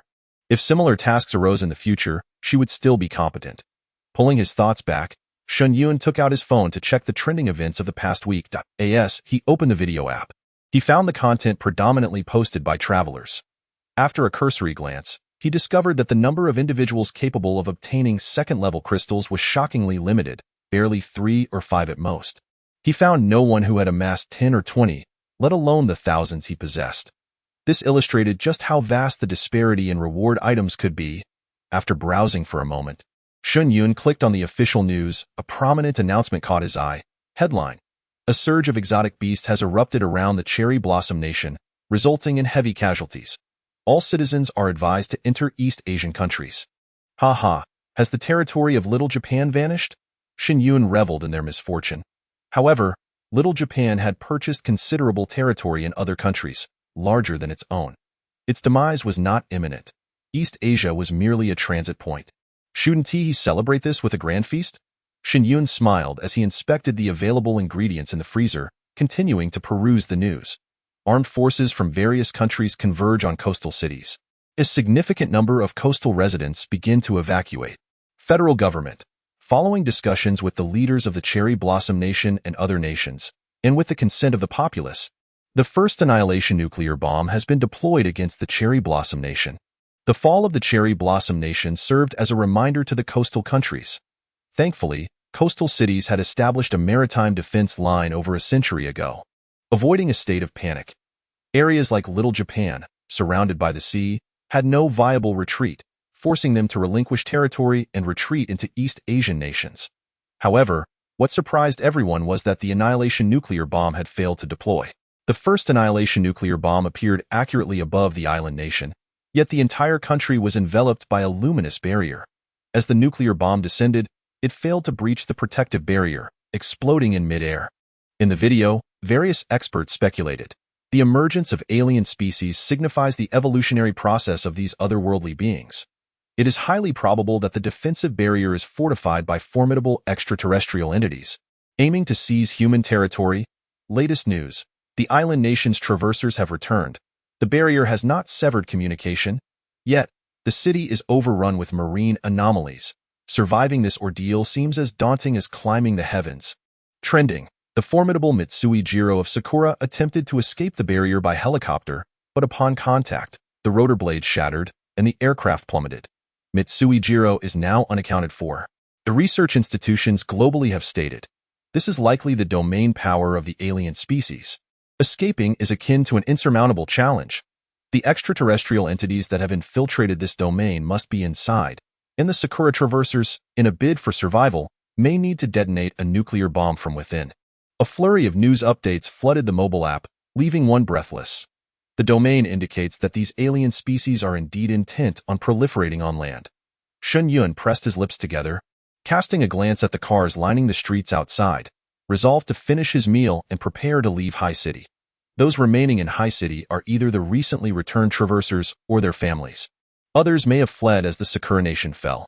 Once the traversers appeared, everyone grabbed their prepared belongings and made a hasty exit, causing a traffic jam on the roads. Although the coastline is still some distance away and there exists a coastal defense line, any incidents would trigger immediate alarms. Nevertheless, departing at the earliest opportunity remains imperative. Turning on the faucet, Shen Yun submerged frozen ribs, only to notice the water flow was intermittent. Has the water supply been cut? Frowning slightly, he turned the tap to its maximum. Suddenly, the faucet sputtered, spraying a torrent of muddy water, accompanied by a foul odor. Moreover, the faucet began to tremble slightly. Something lurked within the pipes. Chapter 39. The Outbreak of Apocalypse. Marine Anomalies Land. Shen Yun's expression shifted dramatically as he swiftly stowed away the kitchen knives and turned to leave. Bang, bang, bang. A resounding crash erupted from the sink area and the next moment, boom, a towering column of water shot up to the ceiling. Within the water column, a slender, flesh-colored tentacle writhed in the air before darting lightning fast towards the doorway.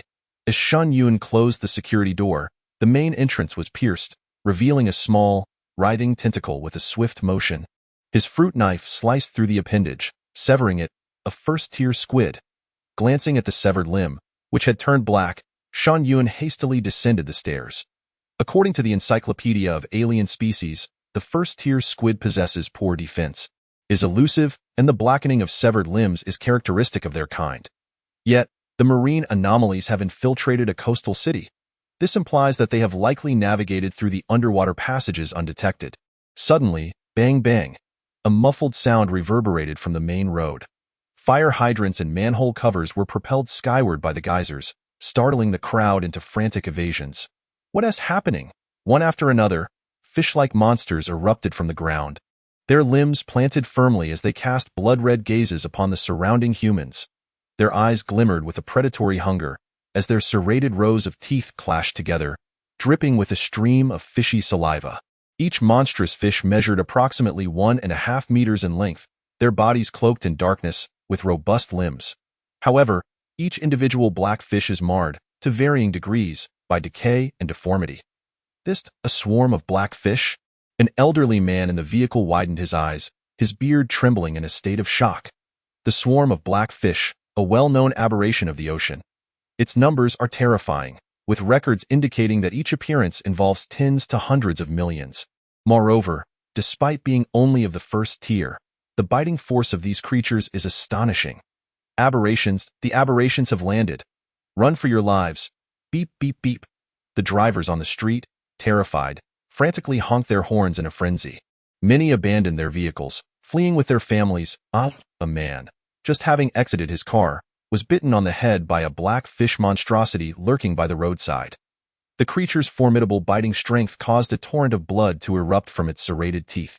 Then, with a violent twist of its body, it tore the man's head clean off, blood gushing forth.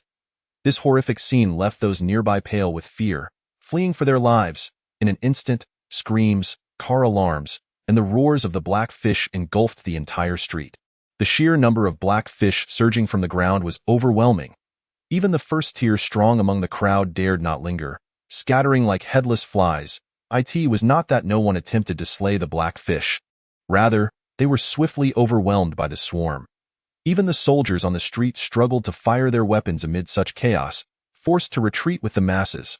At that moment, Shen Yun had just descended the stairs when he heard the anguished cries echoing from the street. Upon witnessing a massive swarm of black fish viciously charging into the community, he flickered and activated spatial displacement, instantly appearing atop a traffic light pole at the intersection. As he surveyed his surroundings and realized the entire street was submerged in a black torrent, his heart raced. So many. Not only that, but a considerable amount of murky seawater was also seeping forth from the sewers. The aberrations had somehow evaded the coastal defenses, penetrating into the coastal city. Shen Yun merely pondered briefly before flashing away to a balcony 100 meters distant, hastily departing. This place was no longer safe. He had initially believed that the highest technological defenses of humanity along the coast would provide early warnings. However, it now seemed that over the years, the marine aberrations had likely developed unfathomable capabilities. The sky-covering shield of Sakura Island might just be one of many. Although Shen Yun was unafraid of being surrounded by aberrations, the unpredictable changes in these creatures deterred him from wanting to be trapped in the coastal city. First, I must gather supplies. He glanced at his familiar surroundings and adjusted his course towards the nearest large supermarket. It must be said, spatial displacement exhibited remarkably potent capabilities at this moment. Not only did it enable him to effortlessly escape the encirclement of the black fish, but it also allowed for swift traversal. In less than 3 minutes, Shen Yun arrived at a towering 5-story shopping mall, the entrance of the vast supermarket. All 6 floor-to-ceiling windows had been shattered. However, the sheer number of people scrambling for supplies had created a bottleneck, blocking the entrance entirely. Run! The black fish are coming. Get the hell out of my way. My kidneys. Some even resorted to stabbing those in front of them, as the cacophony of screams and wails melded into a singular, chaotic chorus. This moment, the entire city was plunged into utter disarray. Who would maintain order amidst such turmoil? Even the supermarket staff have begun to seize supplies and flee. As Shen Yun observed the first-floor shelves rapidly being emptied, he swiftly made his way to the second floor to commence his zero-cost acquisition. Approaching the shelves, with a mere wave of his hand, he effortlessly absorbed all the supplies into his spatial storage. Various snacks, water, beverages, bulk candies, ready-to-eat meals, and pastries. None were overlooked. This was not the time for selective picking. He intended to gather everything in sight. Where's my water? A burly man, having just placed water in his cart, turned to find the shelves utterly barren. What? The entire shelf is gone. Everyone glanced over, witnessing a striking young man, approximately 185 centimeters tall, clearing the surrounding supplies with a mere flourish. My heavens! He possesses a storage space. Many young onlookers gasped in astonishment, their faces filled with envy. In such dire circumstances, possessing such a spatial ability was nothing short of miraculous. If only they had this power, they could empty the supermarket and escape to another city to quietly thrive. Nearby, an elderly gentleman quickly tossed instant noodles into his cart as Shen Yun approached, exclaiming, "Young man, leave some for us. An old man like me can't eat much." He claimed to eat little, yet his actions belied his words, as his cart was nearly overflowing. The surrounding crowd frantically rummaged for supplies to throw into their carts. "Hey, handsome! Leave a little for us to see each other again in the future. You've cleared out several shelves already. Share some with us." Unfazed, Shen Yun continued to gather the supplies from the shelves. Observing this scene, many individuals quickly glanced at their own carts. Discovering that their supplies remained intact, they breathed a sigh of relief and hurriedly turned to flee. Who could blame them for taking advantage of the situation? They needed to escape with whatever provisions they could obtain. Yet this area was filled with instant noodles, cakes, and ready-to-eat meals, essential sustenance. A few anxious women, having collected little food, panicked at Shen Yun's approach, desperately attempting to push him aside. "There are so many other places. What are you doing here? Are you trying to hoard everything for yourself? Isn't that enough?" Shen Yun replied with a chilling smile, suddenly brandishing 2 fruit knives that he wielded with lightning speed. With a swift motion, he plunged the blades into the necks of 5 individuals. "Hiss, you!" The women clutched their bleeding necks, retreating in horror as they glared at the ruthless young man. He truly is merciless. The surrounding crowd, witnessing this, dared not linger any longer. After stowing away the fruit knives, Shen Yun resumed collecting supplies from the area, even assisting in gathering the elderly woman's cart to prevent any resources from going to waste. Vegetables, seafood, meat, daily necessities. He packed away anything that could be of use. Before long, having secured the majority of the 5th floor's supplies, Shen Yun turned his gaze toward the 1st floor hall. He beheld a swarm of grotesque black fish flooding into the supermarket, attacking the panicked crowd so soon. It seemed the surrounding area had fallen. Furrowing his brow, Shen Yun swiftly moved to the 5th floor window and leaped into the air. With nearly 100 tons of supplies collected, he was set for quite some time. As he soared through the air, he focused intently on the rooftop of a building over 100 meters away, and in an instant, he vanished from sight. Upon reaching the 3rd stage of evolution, his displacement range also increased. Without pausing, Shen Yun materialized on the rooftop and once more activated his displacement, vanishing into the distance in a series of flickering movements. Chapter 40. Colossal Behemoth. The fall of Haicheng undoubtedly, the highway leading out of the city had become utterly congested. At such a moment, the mere occurrence of a rear-end collision would render any attempt to escape futile for those behind. All who had fled Haicheng clambered atop their vehicles, daring not to linger for even a moment. Shen Yun walked along the highway railing, glancing back at Haicheng. He could vaguely discern plumes of thick smoke rising from the towering buildings. A multitude of people surged onto the highway from behind. There was no alternative. The city was surrounded by mountains and forests, and only the highway offered a swift route to the next city. The soldiers originally tasked with maintaining order within the city had now retreated from Haicheng. The emergence of the aberrations had come so abruptly, without any forewarning. With such a scant force, it was simply impossible to cleanse the city. Suddenly, everyone felt the ground beneath them tremble slightly. Even the parked vehicles began to shake. An earthquake? Where could this earthquake possibly come from?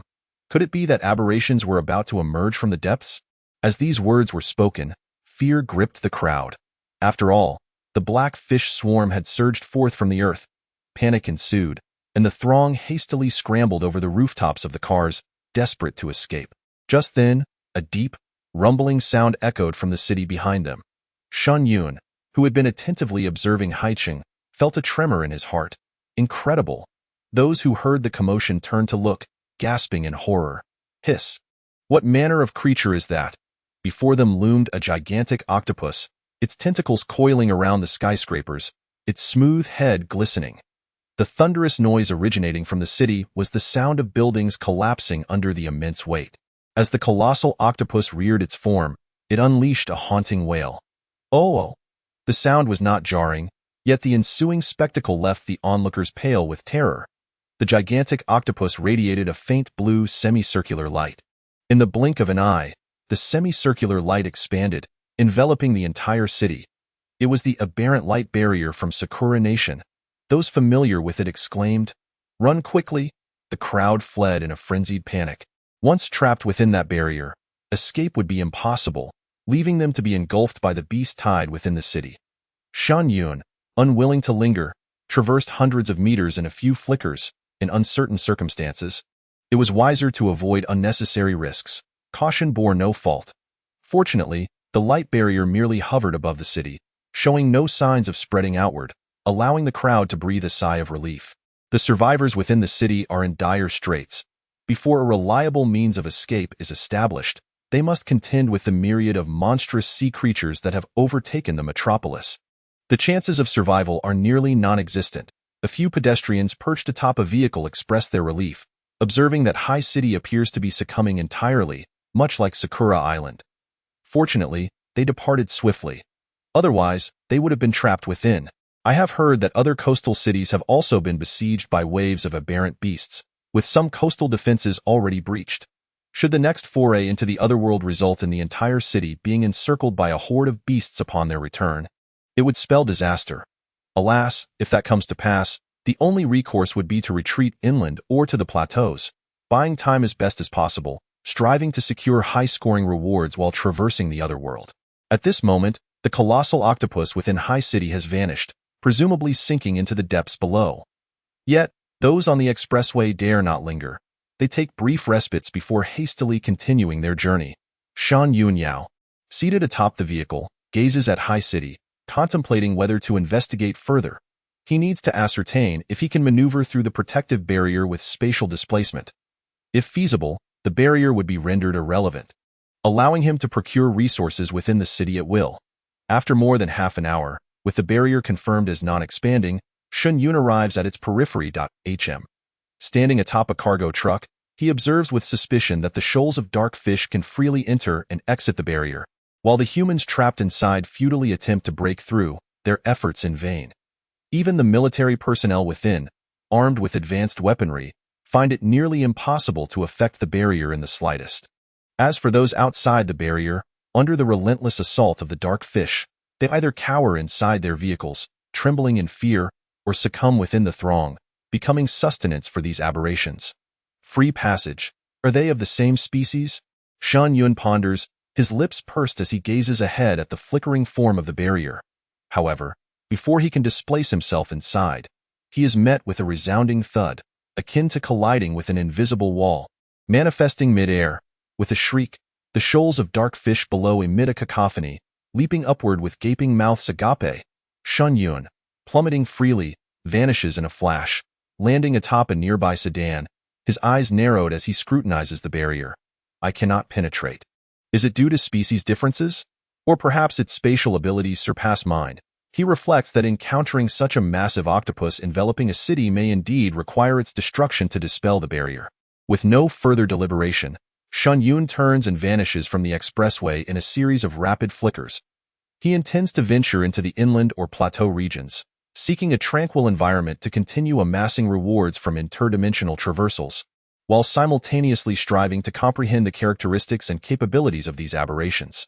Should he find that slaying the colossal octopus fails to dismantle the barrier, or should he encounter other uniquely powerful marine aberrations? The variables could become overwhelming. At Sioux City International Airport, throngs of people have created an impenetrable blockade. Currently, aside from high-speed rail, air travel is the most efficient means of reaching the interior.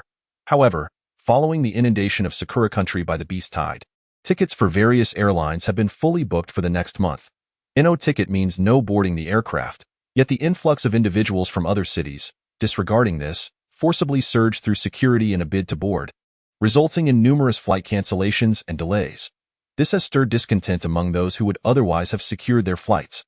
The situation escalates from initial quarrels and tugging to violent altercations, with several casualties reported. At this juncture, Shen Yun has already seated himself within an aircraft.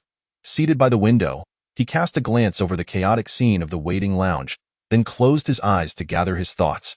The journey of over an hour had drained much of his mental energy. Fortunately, he had managed to catch several rides along the way, allowing him to rest atop the vehicles. As there were no available seats on the plane, Shen Yun had taken up residence in the flight attendant's designated area in the rear cabin. It was evident that tickets for flights to the mainland were in high demand. At this moment, the lowest fare was a staggering 300,000, and even that was hard to secure. Just then, as three flight attendants returned from their rounds, they noticed the presence of a young man in their midst. However, the strikingly handsome Shen Yun, once silent, exuded an undeniable charm. This fellow is rather dashing, one mused. Did he perhaps take someone else's seat? Or was it that he boarded without a ticket? After a brief exchange of whispers, the foremost attendant, with a professional smile and melodious voice, inquired, "Sir, do you possess a ticket? This is the staff seating area." The plane had already taken off, making it impossible to evict him at such a juncture. It would be far more troublesome should a delay lead to disturbances from those outside. Yet, before the words fully left her lips, the three attendants were taken aback. They witnessed the young man, without even raising his eyelids, vanish from his window seat and reappear in the middle of the three seats. The sight made their eyes widen in astonishment. An ability user?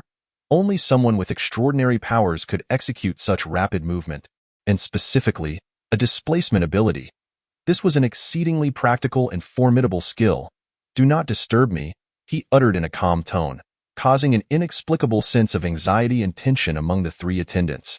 It was only then they recognized the formidable aura surrounding the man before them. Having encountered countless individuals, they understood he was no ordinary person. The plane had taken off. It was time to sit down. After exchanging glances, the three each took their seats. As for the attendant without a seat, she settled on a colleague's lap. They were not foolish. It was unnecessary to offend someone like him over a mere ticket. Moreover, what weighed more heavily on their minds were their own subtle ambitions. Young, handsome, and immensely powerful, this was precisely the standard they sought within their circle of flight attendants. Even a fleeting romance could serve as a potential safety net in such tumultuous times. With the opportunity to get closer, none of them wished to miss out. Chapter 41. The band of ruthless thieves, swift in their heist of the crystal core, they met equally swift ends. As the seatbelts were fastened, the three flight attendants found themselves inconspicuously studying Shen Yun. His handsome visage was adorned with exquisite features, particularly his profile. The sharp eyebrows, high-nosed bridge, and well-defined jawline were strikingly attractive. Noticing he remained with his eyes closed, the attendants exchanged raised brows and pursed lips, secretly giving each other approving thumbs up. "He truly is handsome, and his prowess is remarkable. What a charming aura, yet he hasn't even purchased a ticket." One attendant had already devised a plan for how to initiate conversation, lightly pressing her pink lips together. "If he hints at something, I might just let my guard down." As the airplane ascended smoothly, passengers exhaled in relief.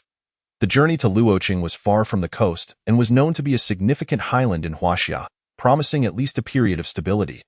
Observing that Shen Yun was preoccupied and uninterested in engaging, the three attendants felt a tinge of disappointment and gradually left their seats to attend to their duties. As the flight attendant seated on her colleague's lap prepared to rise from the cramped position, she leaned in close to Shen Yun and whispered softly, "Sir, I shall step out for a moment." Her voice was gentle and melodic, accompanied by a waft of subtle fragrance. After uttering these words, she grasped Shen Yun's arm for support as she stood up, subtly squeezing his hand as a hint. However, upon glancing back and noticing Shen Yun with his eyes closed, the flight attendant wore an expression of resigned bewilderment. At that moment, both of them observed a man wearing a cap rise from his seat, clapping his hands to draw the attention of numerous passengers. "This is a hijacking, but do not panic." With his proclamation, three men clad in black hoods stood up in the aisle. "Hand over your crystal cores. We advise you to comply. We are only after your wealth." Seeing that the four lacked any significant weapons and posed no real threat, a middle-aged man seated nearby chuckled, "Oh, this is quite a novelty today. A hijacking should at least consider the circumstances, don't you think?" His words prompted laughter and jeers from several passengers. "Ha ha ha! You four would do well to behave. There are quite a few first-tier evolvers on this flight. Don't risk losing your lives insane. Whether there are evolvers or not, let's eradicate this bunch of fools." Voices of disdain erupted around the cabin. Many evolvers unfastened their seatbelts, regarding the four hijackers with the same indifference one might reserve for insects. Having survived the apocalypse in varying capacities, they understood that should the hijackers make any rash moves, the assembled crowd could eliminate them with the ease of squashing a mosquito. The man in the cap, evidently the leader, grinned eerily as he absorbed the scornful remarks, declaring, "Those who insult me better remember their words." No sooner had he spoken than a powerful gust of air surged into the cabin, causing over a dozen passengers to suddenly discover a formidable pulling force beneath their feet. Looking down, they were astonished to see blue skies and white clouds beneath them. In an instant, the force yanked them out of the aircraft. "Ah, no. I'll give you my crystal cores. The aircraft trembled ominously. Though the moment was fleeting, the horrifying scene of passengers being pulled away left everyone in stunned silence. And why heavens, he possesses supernatural abilities. Those people were sucked out of the cabin. Let us negotiate. I'll provide you with the crystal cores. A cacophony of screams and gasps filled the air as all present were struck with fear by the cap-wearing man's capabilities. Even some first-tier evolvers hesitated to act, their eyes wide with disbelief as they stared at him and the three robbers. The sheer power of the hijacker's abilities, which had managed to create a breach within the aircraft and then close it seamlessly, was bewildering. Most remarkably, the fact that the plane had not disintegrated was utterly perplexing. Crucially, the cap-wearing man's extraordinary abilities suggested he might be a second-tier evolver, in a setting where most were first-tier. The presence of someone at the second tier indicated a formidable threat. Those unwilling to risk their lives were urged to surrender their crystal cores. The three hooded men glared menacingly at the passengers, intent on collecting their wealth. Those who could afford to board the plane were likely affluent, potentially carrying various crystal cores, precisely what the hijackers sought. Do not attempt to hide anything. I possess detection devices. I desire wealth, while you value your lives. Cooperate. In the corridor, the man in a duckbill cap surveyed his surroundings with a brilliant smile. The crowd, hesitant to delay, promptly extracted their crystal cores and handed them over to the three bandits, though all were merely first-tier cores. Observing the cooperation of the crowd, the duckbill man cheerfully called out, "Old three, go check the business class and first class. Anyone who refuses to cooperate, I will send packing." It must be said, the speed at which they collected the crystal cores was indeed remarkable. "Understood, boss," replied the man in the headscarf, turning to see a flight attendant in her 30s, nervously watching him. He reached out, encircling her waist, and smiled. "Go inform your captain to steer the plane towards Nanshan City Airport." "But Nanshan Airport is already closed." The headscarf man interrupted her ominously. "What does that have to do with us? Those who wish to live will comply." Upon hearing this, the flight attendant dared not hesitate. I will go right away." Suddenly, the seated passengers noticed a figure materializing between the headscarf man and the duckbill man as the latter turned to leave. In an instant, the figure sprang into action, wielding a kitchen knife that glimmered ominously as it sliced towards the neck of the headscarf man. This figure was none other than the swiftly appearing Shen Yun. To protect the duckbill man, he aimed for the back of the head, declaring, "Spatial devour." The release of his ability was instantaneous, necessitating the immediate destruction of the target's brain. A ripple of blackness enveloped the duckbill man's head in the blink of an eye. With a sickening sound, there was no resistance. The duckbill man's neck was severed as cleanly as if sliced by a light blade. His head vanished, and a fountain of blood erupted skyward. Meanwhile, the headscarf man was met with the forceful strike of Shen Yun's kitchen knife, which cleanly severed his cervical spine. A chilling scream erupted from the man's throat, sending shivers down the spines of all who heard it. What despair must one feel to emit such a sound? Chapter 42. The Giant City of the Interior. Luoching the scream immediately drew the attention of the bandits collecting the crystal cores. The two men whipped around to see their leader's head had vanished, blood gushing from his neck. Their third member lay on the ground, lifeless, convulsing after having his throat cut. This horrifying scene shattered the two men's courage, prompting them to tremble and plead, "Brother, we have something to discuss. I surrender." Yet, before they could finish their plea, they felt a massive hand constricting their necks, the grip as unyielding as steel, causing their eyes to bulge with terror and blood vessels to strain. With a sharp crack, their necks were crushed to pieces, thud, thud. The two lifeless bodies crumpled to the ground, failing to bring the stunned crowd back to their senses. Shock, the faces of all present were etched with disbelief. In an instant, for individuals, possibly second-tier evolved beings, had been obliterated, one of whom was even an ability user. The power of this young man was truly terrifying. Shen Yun cast a glance at the astonished flight attendant and the motionless air marshal ahead, commanding, "Keep the flight path unchanged and speed up." I'm pressed for time as he turned to leave. All eyes were upon him. The flight attendants, including Julissa, stood in the aisle, their faces a mixture of shock and admiration, eagerly parting to grant him passage. This was the true essence of strength. Until Shen Yun stepped into the rear cabin, the aircraft erupted with fervent applause and cheers. "This person is incredibly powerful. That must be the ability of instantaneous displacement. How practical, cool. The big brother descends from the heavens like Superman. He effortlessly dispatches the villains. In an instant, the crowd was in high spirits. After the staff removed the bodies, they attended to those who had lost friends and family. Simultaneously, they informed the passengers that the plane had accelerated and would soon arrive at Luoqing Airport. After a considerable time, the chief flight attendant approached Shen Yun's side, expressing gratitude. Had it not been for his intervention, who knows how many lives would have been lost? Before the chief could utter a word, Shen Yun waved his hand dismissively. Enough. Do not disturb my rest. Very well, sir. Should you require anything, please let us know. The crowd dispersed, leaving only Julissa and the rescued young flight attendant seated on either side of Shen Yun. Unfortunately, throughout the journey, Shen Yun remained with his eyes shut, leaving no opportunity for the two to speak.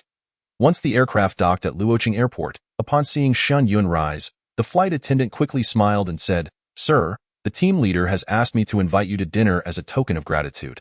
What do you think?" The young flight attendant also looked at Shen Yun with immense gratitude. "Sir, thank you for saving me, if you have the time." Yet, Shen Yun simply vanished from his spot. Appearing at the exit as those around recognized him, they hurriedly made way. Particularly those familiar with Shen Yun, after stealing a glance, felt a chill run down their spines. He truly is the corpse king. It was not just the evolutionaries present. Even the crew had learned of Shen Yun's identity.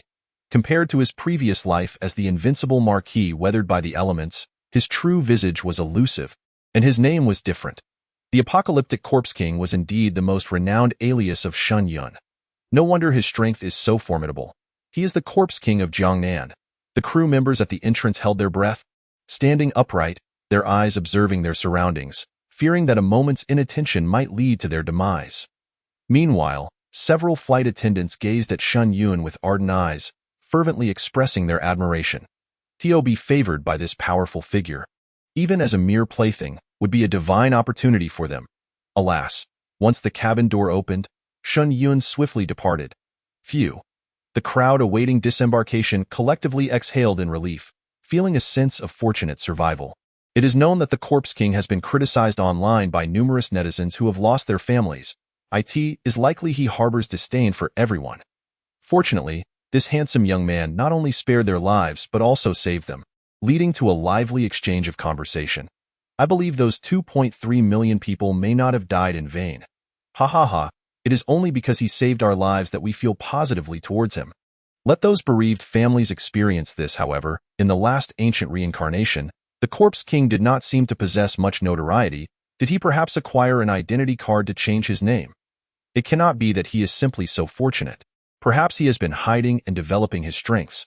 But let us not forget, there emerged a Duke of Ling in the Great Qian.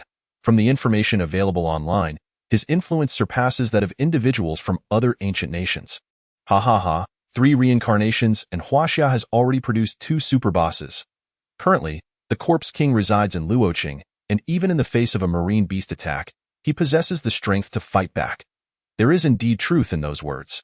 The ability to displace is such that one could claim the head of a general amidst a throng of thousands. Should he choose to join the official ranks of Luoqing, the city's defensive capabilities would undoubtedly be augmented. Unlike the coastal cities that have established defensive lines along the shores, Luoqing, as an inland city, has encircled itself with towering walls, soaring to heights of 100 meters, for over a century.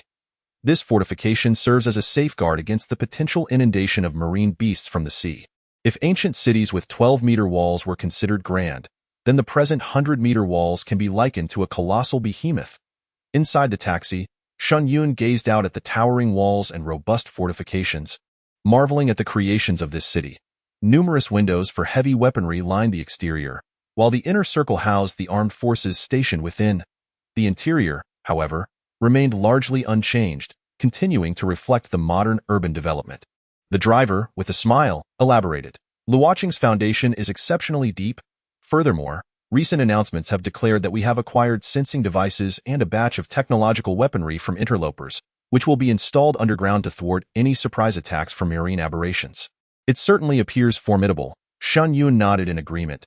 At first glance, this city indeed boasts an impregnable appearance. The driver chuckled, adding, those outer and inner walls have been constructed by the major financial conglomerates. Only the affluent can reside within. Even those who work inside must leave the city by 7 in the evening, and to spend a night here would cost hundreds of thousands. The driver's tone expressed both indignation and pride regarding his city's ostentatiousness. City within a city, he declared. Such enclaves of wealth and power exist not only in Huaxia but globally. For the common folk, residing in such areas is virtually impossible, save for those in specialized occupations. Such blatant discrimination. If this were my home, people would be outraged. Shen Yun, having traversed into this realm, was well aware of the concept of a city within a city. Money and power reign supreme, a reality that grows ever more palpable in these tense times. Before long, the taxi halted in front of a 5-star hotel in the outer city. Stepping out, Shen Yun ascended the steps and was greeted by 8 elegantly clad hostesses in celadon kipeos, who slightly bowed in unison. "Sir, welcome." One of the young women, her smile radiant, inquired, "May I ask if you require accommodation or dining?"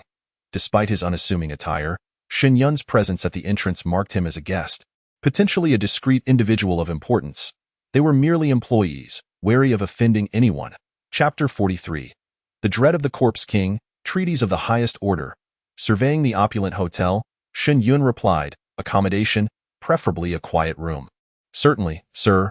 Please follow me to the front desk for check-in," the hostess said, leading the way with a bright smile. Upon reaching the counter, Shen Yun handed his identification to the staff, who glanced at it before returning it with an apologetic expression. "Sir, I believe you have just arrived in Luoqing today.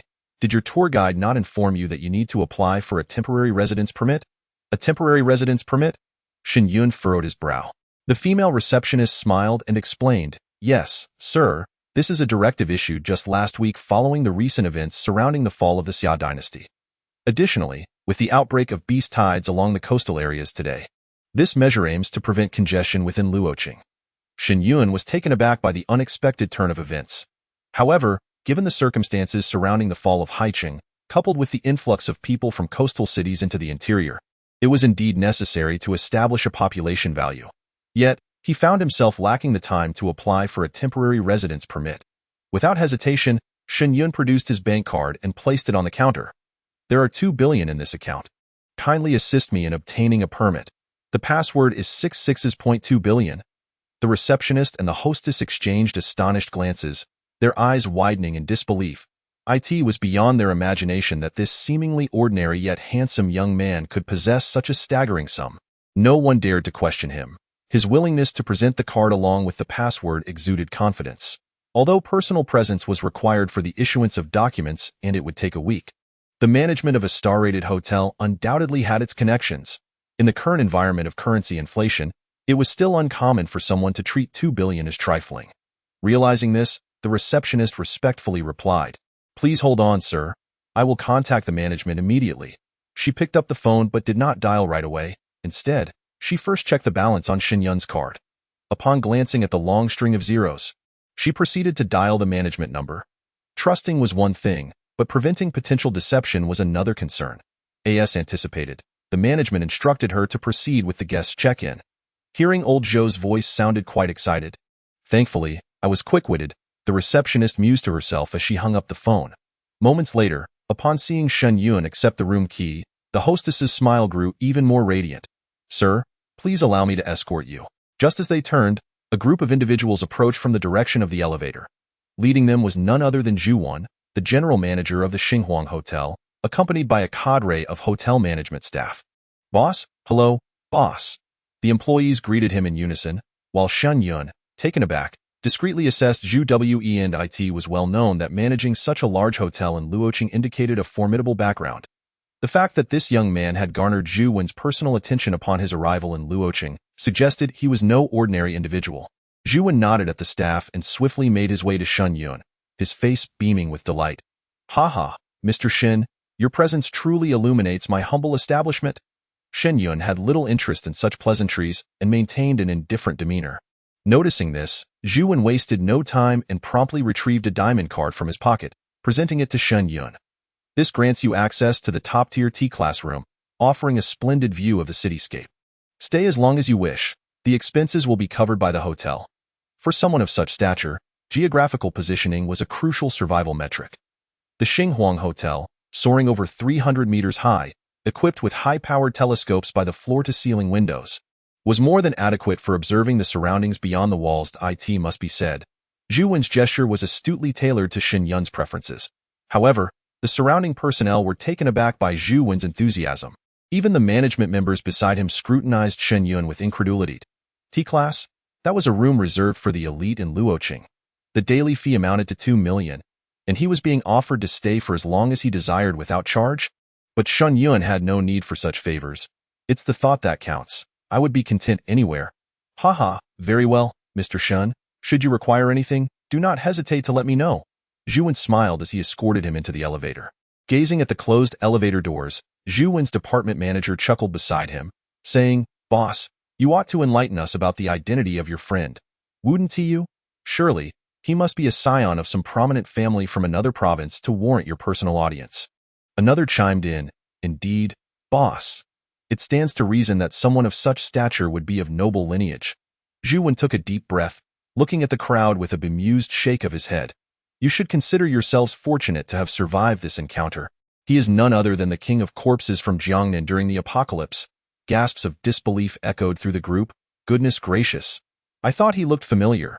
So, he is this notorious figure? He is the king of corpses? The crowd was left speechless. Although Shen Yun boasted a record of slaying 2.3 million individuals, the majority were survivors from other realms. Since it did not concern them directly, few could recall Shen Yun's visage. To find themselves face to face with such a person and not be slaughtered was indeed a stroke of luck. Zhu Wen had only rushed downstairs after receiving a report from Manager Zhou. Manager Zhou, amidst the throng, let out a sigh of relief. Fortunately, our hotel has connections at the airport. An incident occurred today right when the King of Corpses was present.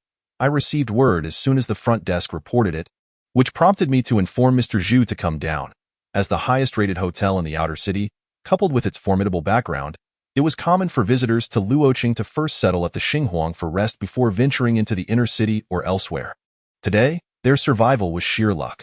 Had they provoked a being possessing spatial abilities, the consequences would have been dire. Zhu Wen smiled as he patted Zhou's shoulder. Manager Zhou, along with the front desk staff and the hostess, shall be rewarded. Promotions and bonuses are in order. To be alive is a blessing in itself. Manager Zhou shook his head with a smile but soon furrowed his brow, murmuring, Boss, it seems the King of Corpses does not intend to linger long in Luoqing. As the tallest structure in the outer city, Xinhuang boasted an excellent location, providing a view of the surroundings. The value of the heavenly suite would undoubtedly skyrocket with the influx of coastal visitors. Yet, Shen Yun had outright declined such generous terms, indicating his intentions lay elsewhere. Such powerful individuals always had their objectives. As hoteliers, it was not their place to meddle. Zhu Wen refrained from further comment, surveying the others as he commanded, elevate his room service to heavenly suite standards. Ensure he is not disturbed. Charges will proceed as usual. From this brief encounter, Zhu Wen discerned that Shen Yun was not one to rely on favors. However, given that he was the King of Corpses, infamous and formidable, the requisite level of service must be upheld. It was a matter of respect. Understood, boss. Rest assured, I will make the arrangements immediately. Upon entering his room, Shen Yun confirmed the absence of surveillance cameras, and after a refreshing shower, he reclined on the sofa by the floor-to-ceiling window, gazing thoughtfully at the scenery beyond. The sun has set, casting a glow over the city as the streets are illuminated by countless lights. A multitude of transport vehicles tirelessly ferry supplies to the city walls, ever prepared to face the impending onslaught of the beast horde. Yet, the two towering walls resemble colossal cages, ensnaring two groups of people within the city. Given the size of the enormous octopus, scaling the 100-meter walls would necessitate specialized weaponry. Otherwise, the city would be doomed. Shen Yun mused quietly. Perhaps the builders of these walls never anticipated that the octopus variants emerging from Sakura Country and Ocean City could reach lengths of several hundred meters. While these walls proved remarkably effective against zombie-like creatures, confronting a giant octopus would require additional weaponry. Contemplating the giant octopus, Shen Yun retrieved his phone to seek information online. The current trending topic undoubtedly revolved around the coastal cities. Today's hot topic: marine variants have infiltrated coastal cities worldwide through subterranean routes. Presently, 42 coastal cities in Huaxia have fallen, with South Korea's coastal cities entirely overrun. A global incursion of variants. Shen Yun's brow furrowed. Chapter 44. The Fourth Crossing. A Hellish Beginning. Previously, many believed that after the territory of Little Japan was seized, the beast horde would expand into surrounding regions such as Korea, Chao, and Huaxia. But now, it spanned the entire globe. This heralded the advent of the marine variant era, and humanity, once the dominant force on the continent, might find itself reduced to mere prey for these aberrant creatures. Akin to other animals, it was a battle between old and new civilizations. Yet, the vastness of the ocean was staggering, and one could scarcely fathom the number of variants lurking within.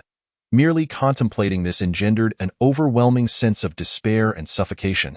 Regaining his composure, Shen Yun continued to peruse pertinent information. Experts speculate that the variants have developed the ability to evade detection, suspected to be the giant octopus, with its true strength yet to be assessed, classified as special variant.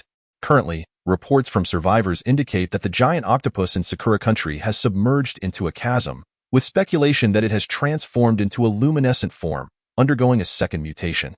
Federal news. Nations have established rescue teams, implementing a strategy of self-rescue first, then aid others. Countries surrounded by the ocean must endeavor to evacuate their citizens for self-preservation. The giant octopus has inexplicably vanished? This revelation took Shen Yun by surprise. If the octopus had indeed undergone a second mutation into a luminescent form, who could possibly escape the city?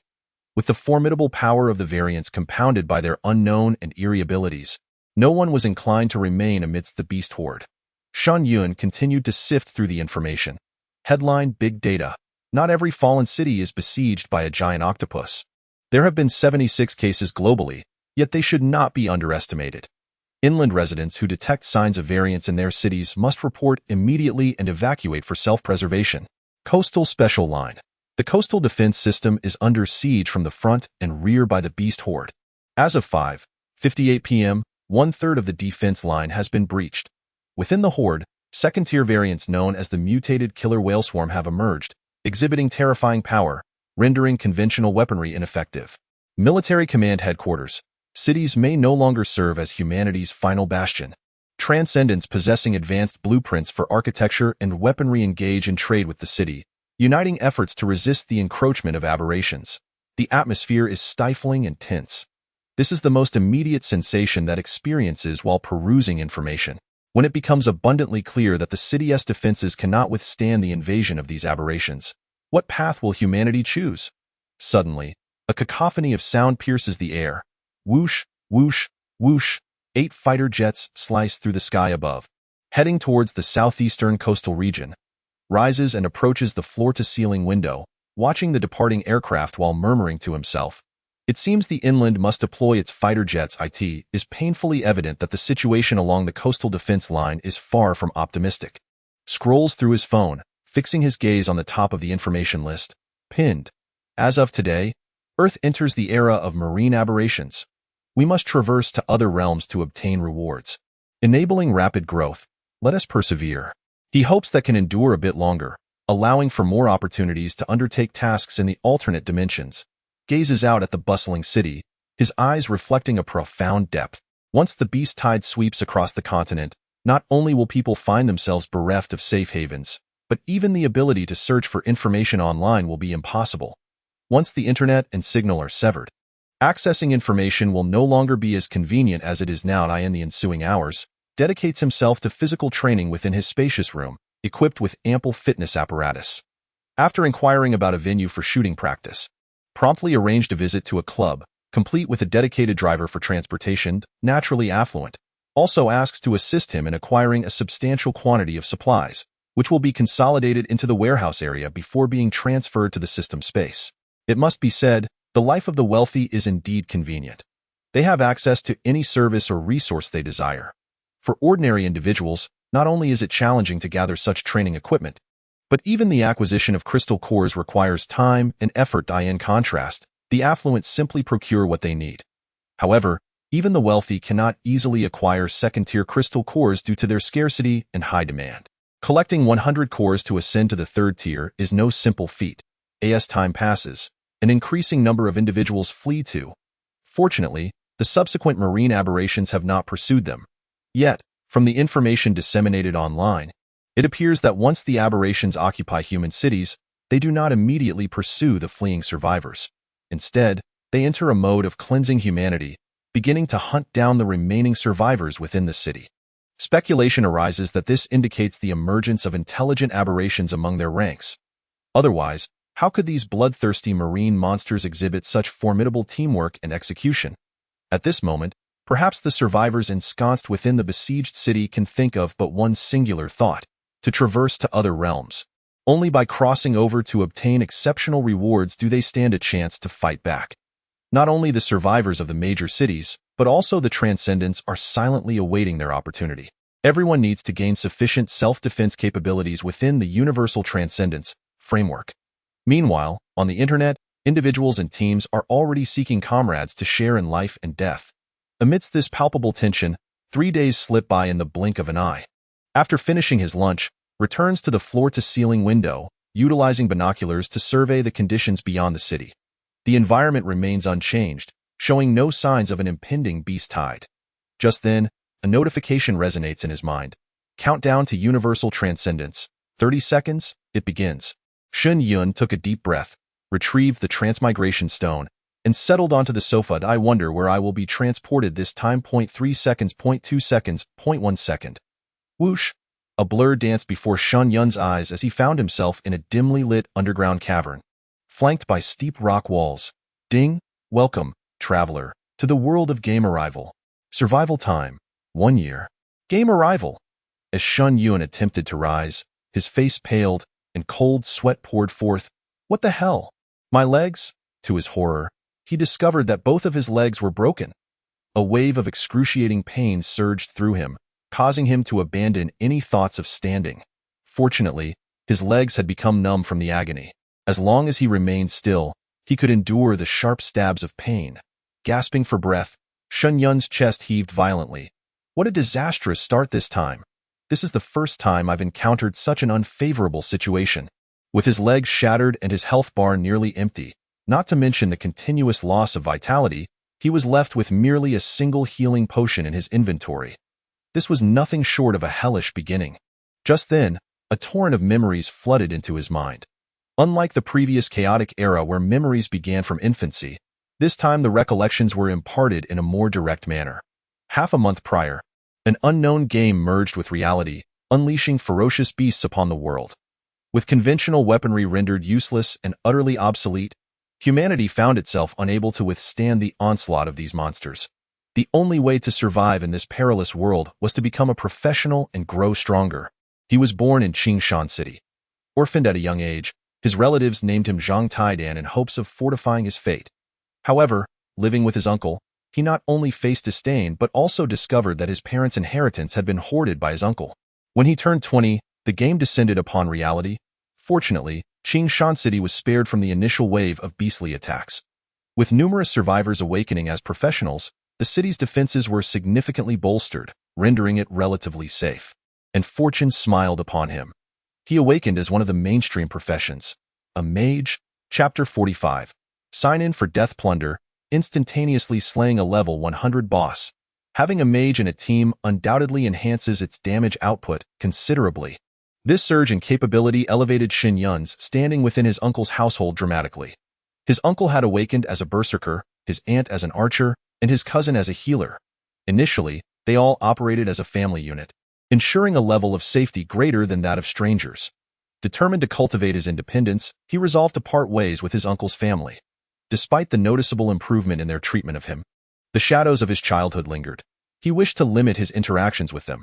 However, when they all reached level 15 and were to undertake their professional skill quests, Shen Yun was fortunate enough to obtain an exceedingly rare hidden profession awakening stone.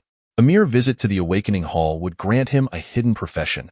Not only would his personal attributes be enhanced, but the skills of the hidden profession were also immensely powerful. The outcome was inevitable. The awakening stone was seized by his aunt and cousin in a united effort. He was neither a gaming expert nor a reincarnated overlord. He stood no chance against the two. As for his uncle, Zhang Yong, initially hesitant, he was ultimately incited by the venomous duo, and with a brutal charge, Zhang Yong sent Shen Yun flying into the abyss near the quest point. The last memory he retained was of his head striking a tree trunk. rendering him unconscious, only to awaken with his legs fractured. Health, 15450. Status, both legs fractured, losing 2 health points per second. Kind reminder, when health reaches 0, the character dies. Current backpack contains 1 basic health potion, unable to heal injuries. Please seek rescue promptly. As he gazed at the projection before him, Shen Yun's killing intent surged. What an intriguing establishment. With this start, anyone who arrives is destined to perish. System. Initiate sign-in. Shen Yun swiftly retrieved the basic health potion from his backpack, opened it, and consumed it in one gulp. A series of green notifications appeared above his head. 1. Unfortunately, the potion's quality was too low, only replenishing 20 health points. Considering the deduction of 6 health points over 3 seconds, he was left with a mere 29 health points. Ding.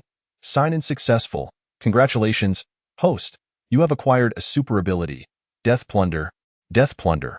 Upon striking a target, it ignores level and health, guaranteeing a 100 plunder effect. Randomly extracting target attributes, talents, skills, equipment, etc. Cooldown, none. Consumption, none. Note 1. The extracted items experience no diminishment or reduction with a 100 plunder rate. Note 2. Any target can only be plundered once. Reattempting on the same target yields no effect. What the hell? Shen Yun's heart raced wildly. This golden finger not only allows for instantaneous kills but also guarantees the plunder of the target's belongings. In the realm of gaming, this is utterly invincible. Truly, the sign-in system is extraordinarily formidable. However, what thrilled Shen Yun was not merely the might of this ability, but the grim realization that he was on the brink of death. What use is this to me now?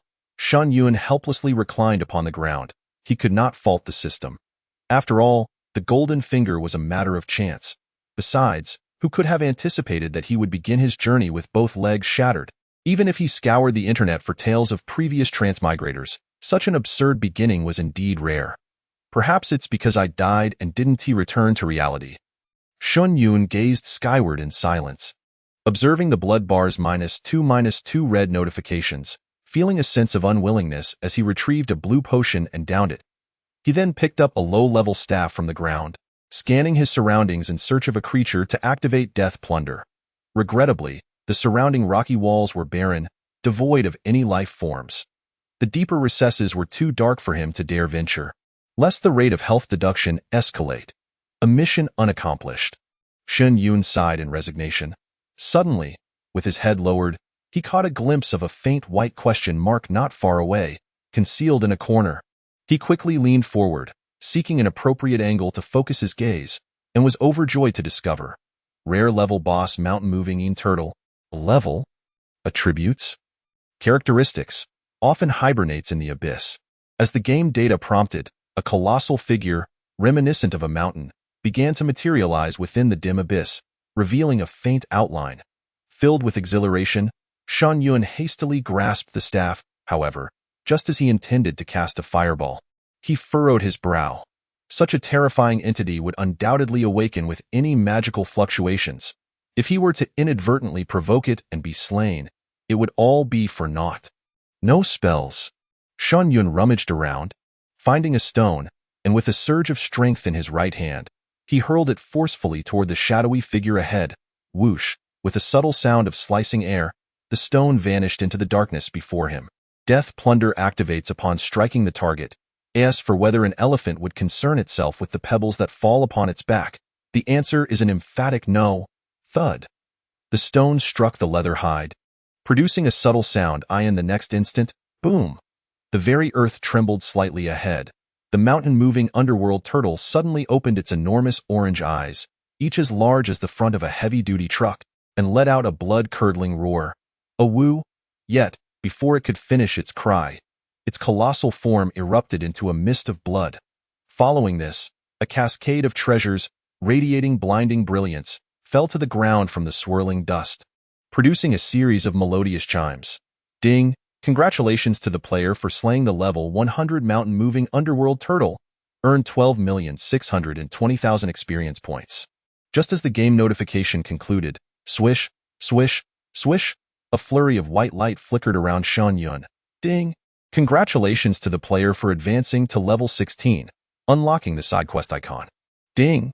Congratulations to the player for advancing to level 20, unlocking the guild icon. Ding! Congratulations to the player for advancing to level 25, unlocking the equipment enhancement icon. The copious experience points propelled him instantaneously to level 40. Had it not been for the necessity of completing a job advancement quest to level up, he might have soared to several levels higher. However, the remaining experience did not vanish. It lingered in his experience bar, awaiting the completion of the job advancement quest for a direct upgrade. Simultaneously, a startling announcement surged into the ears of players worldwide. World announcement. Congratulations to player Zhang Taidan for becoming the first to slay a rare level boss. Rewards: 100,000 gold coins, 30,000 reputation points in Qingshan City, 1 super treasure map, and an additional skill slot. What the heck? 100,000 gold coins and 30,000 reputation points. Within Qingshan City, a berserker turned green with envy. 100 copper equals 1 silver, and 100 silver equals 1 gold. It is noteworthy that the game has only recently manifested in reality, and cash cannot be exchanged for in-game currency. Thus, only the most elite factions could possibly amass 100,000 gold.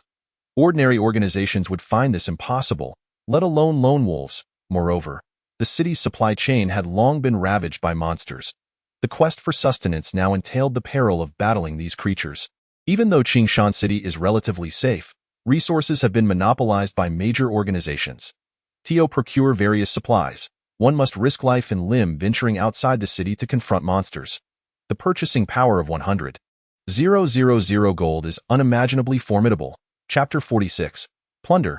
860,000 hit points, 30,000 reputation points are impressive as well. This will significantly enhance NPC goodwill, potentially triggering hidden quests. The super treasure map is truly remarkable. Previously, someone unearthed a skill book while treasure hunting. This map must lead to a hidden class awakening stone. At first glance, the additional skill slot appears somewhat mundane, but in the early stages of the game, an extra skill can mean the difference between victory and defeat. Jealousy radiated from Jill. The survivors of Qingshan City could scarcely contain their envy as discussions filled the streets. Such bountiful rewards. The rare level boss must have granted an immense amount of experience. Some had already contemplated the leaderboard information. Upon opening the icon, they beheld Zhang Tiedan's name glaringly present on the level leaderboard. Huaxia Region level leaderboard, rank 1. Zhang Taidan, rank 1. Yiliangchen, level 28, experience 76, rank 2. Zhao Haoyan, level 28, experience 75, rank 3. Lin Feng, level 28, experience 74. Upon observing this, the onlookers were struck with awe. Cannot be displayed. A full 10 levels higher than level 28, level 38? Regardless of whether it pertains to monsters or players. A 10-level disparity results in automatic information concealment. Such extraordinary fortune is truly beyond comprehension. This sentiment echoed in the minds of all present. To have soloed and defeated a rare level boss can only be described as an act of unfathomable luck. To assert that the opponent possesses formidable strength would evidently be unrealistic. For such an extended period, Zhang Taidan had scarcely made a name for himself in the Huaxia region. His sudden rise can only be attributed to a fortuitous encounter of celestial proportions. Meanwhile, within the professional awakening hall in Qingshan City, he is still alive. The countenance of Zhang Yong and his family shifted dramatically. Zhang Yong, in a state of panic, hastily grasped his wife Chenrong and exited the hall with urgency. His voice trembling, "What shall we do now? He will undoubtedly come to Qingshan City." Useless, Chenrong disdainfully shook off his hand, coldly stating as she clutched their daughter Chensitu, "What else can we do? He is at least level 38. Are we to remain here and wait for death? We must leave at once." Initially, she had planned to part ways with Zhang Yong after Chensitu's awakening. But with Zhang Taidan still alive, this relative must remain nearby to maintain familial ties. However, they could not linger in Qingshan City. Otherwise, upon Zhang Tiedan's return, they would be left with no option but to await their demise. "Leave the city?" Zhang Yong gasped in astonishment, swallowing hard. "Situ has just awakened. It is far too dangerous outside." The NPC teleportation function in Qingshan City had long been disabled, as the cities to which one could teleport had been overrun by monsters, posing grave peril, unless the monsters there were eradicated. Chen Situ had long grown accustomed to her indecisive stepfather, and she spoke up. The guild leader has already accepted me as a disciple. Let him lead us away from here. With that, she turned back towards the awakening hall. Just moments ago, she had awakened a hidden class as a healer and additionally acquired a skill that fully restores health instantly. Quite formidable. This was, after all, the primary reason the guild leader had taken her as a disciple. The mother and daughter had originally intended to keep Zhang Yong in the dark about her apprenticeship to prevent him from broadcasting it far and wide. However, it seemed that survival took precedence over all else. Ah, this is satisfactory. Zhang Yong exhaled in relief and quickly followed the mother and daughter. Within the abyss. Ding! The player has received 2.776 billion friend requests. Block all. Shen Yun thought silently as he concentrated, awaiting the system's announcement. As for the items dropped by the mountain-moving nether turtle, there was a full minute to collect them, so there was no rush. Moreover, with the overwhelming advantage of the death plunder ability at his disposal, he had no cause for concern regarding equipment or looting treasures. He did not have to wait long. Within a few breaths, the system's notification resonated in his mind. Ding! Plunder successful. Congratulations to the host for acquiring the mountain-moving nether turtle's attribute. Health 860,000. Boom! A surge of formidable vitality rushed into Shen Yun's limbs like a stampede of wild horses. Coupled with the potions dropped by the boss that he consumed, his leg injuries healed instantaneously, truly miraculous. The health of a boss level is astonishing. With a surge of blood and energy, Shen Yun let out an excited low shout. It must be said, this deathly plunder is indeed quite perverse. Player Zhang Taidan class. Mage, level 40, experience 100, can level up after class advancement, health 861,100, mana 1,520, constitution 55, physical defense 110, strength 47, physical damage 94, spirit 76, magical damage 152, agility 57, dodge 114, magical defense 152. Free attribute points 100, an astounding health pool of 861,000. Shen Yun marveled at his personal information. With such vitality, he could venture without any equipment. Glancing at the items dropped by the mountain-moving dark turtle in his inventory, he noted that all the gear and items were around levels 40 to 50, with no appearance of any level 100 equipment. Such is the design of the game. Otherwise, even if level 100 gear dropped, he wouldn't be able to equip it. However, the equipment dropped by the mountain-moving dark turtle held little significance for Shen Yun. He could simply farm for attributes directly. Yet, one scroll caught his attention unexpectedly. Yin Ming Scroll 40, legendary item, effect. After a level 40 player completes class advancement, they may use the Yin Ming Scroll to enhance their class characteristics, elevating their class to a hidden profession. Class growth, 10 stars. Quality rating, common, bronze, silver, gold, dark gold, epic, legendary, truly a legendary item. Just this single scroll could allow one to soar even while playing it safe. Alas, it seems I have no need for it. Shen Yun shook his head with a chuckle. The golden finger truly is too overpowered. Even with a legendary item in hand, he could not muster excitement. Yet, this item could enhance class characteristics, and with an unknown profession, it still held some intrigue. I shall use it later. Shen Yun tucked away the item and looked up at the sky shrouded in dark mist. A glint of cold light flickering in his eyes. Zhang Yong, how should I deal with your family? Zhang Yong is the biological brother of Shen Yun's adoptive father, Zhang Hong. This man, having achieved nothing in life, was not stable even as a department manager in Zhang Hong's company, often returning home late and frequenting places of ill repute. He had earned a notoriously bad reputation in the local area, being unmarried despite his age. After the accident involving Zhang Hong and his wife, Zhang Yong seized the opportunity to become Shen Yun's guardian, wielding financial power. He even took advantage of this to marry the divorced beauty Chenrong, thus seemingly completing his life. Unfortunately, due to his frequent visits to those establishments, his son, Kuan, fell prey to addiction and could not be cured, leaving Chenrong too wary to share a bed with him. To this day, they have no children of their own. This is one of the reasons why Chenrong and her daughter look down upon him. They must have left Qingshan City. Shen Yun's gaze sharpened. The trio, Zhang Yong included, must have seen the world announcement. Were he in their position, he too would have chosen to leave Qingshan City without a second thought. However, with Shen Yun's capabilities, locating these three would not prove difficult. He needed to devise a plan on how to make them suffer for their transgressions. A cold light flickered in Shen Yun's eyes. To simply eliminate these three heartless individuals would be far too merciful. Chapter 47. Full Star Hidden Profession. Necromancer. Not wishing to dwell further, Shen Yun opened his taskbar to review the class advancement quest. Level 40 Career Advancement. Venture into the Misty Forest for a solo dungeon clearance. First, I must advance. Shen Yun retrieved a return scroll from his backpack. Within every city, there exists a general store where one can purchase return scrolls. This item cannot be utilized during combat or when injured. It must be employed in a safe environment. Unfurling the scroll and tearing it, a flash of white light enveloped him, and he materialized within Qingshan City. He then clicked on the Merchant Association icon, searching for wizard skill books. Currently, aside from the most basic fireball spell, the only other wizard skill he possessed was a single instance of Fire Resistance Ring, which he had acquired by trading for a skill book from another profession. The prices for the enticing skills were as follows: Luring Light 60 gold, Lightning Bolt 120 gold, Firewall 266 gold and 66 silver, Instant Teleportation 500 gold.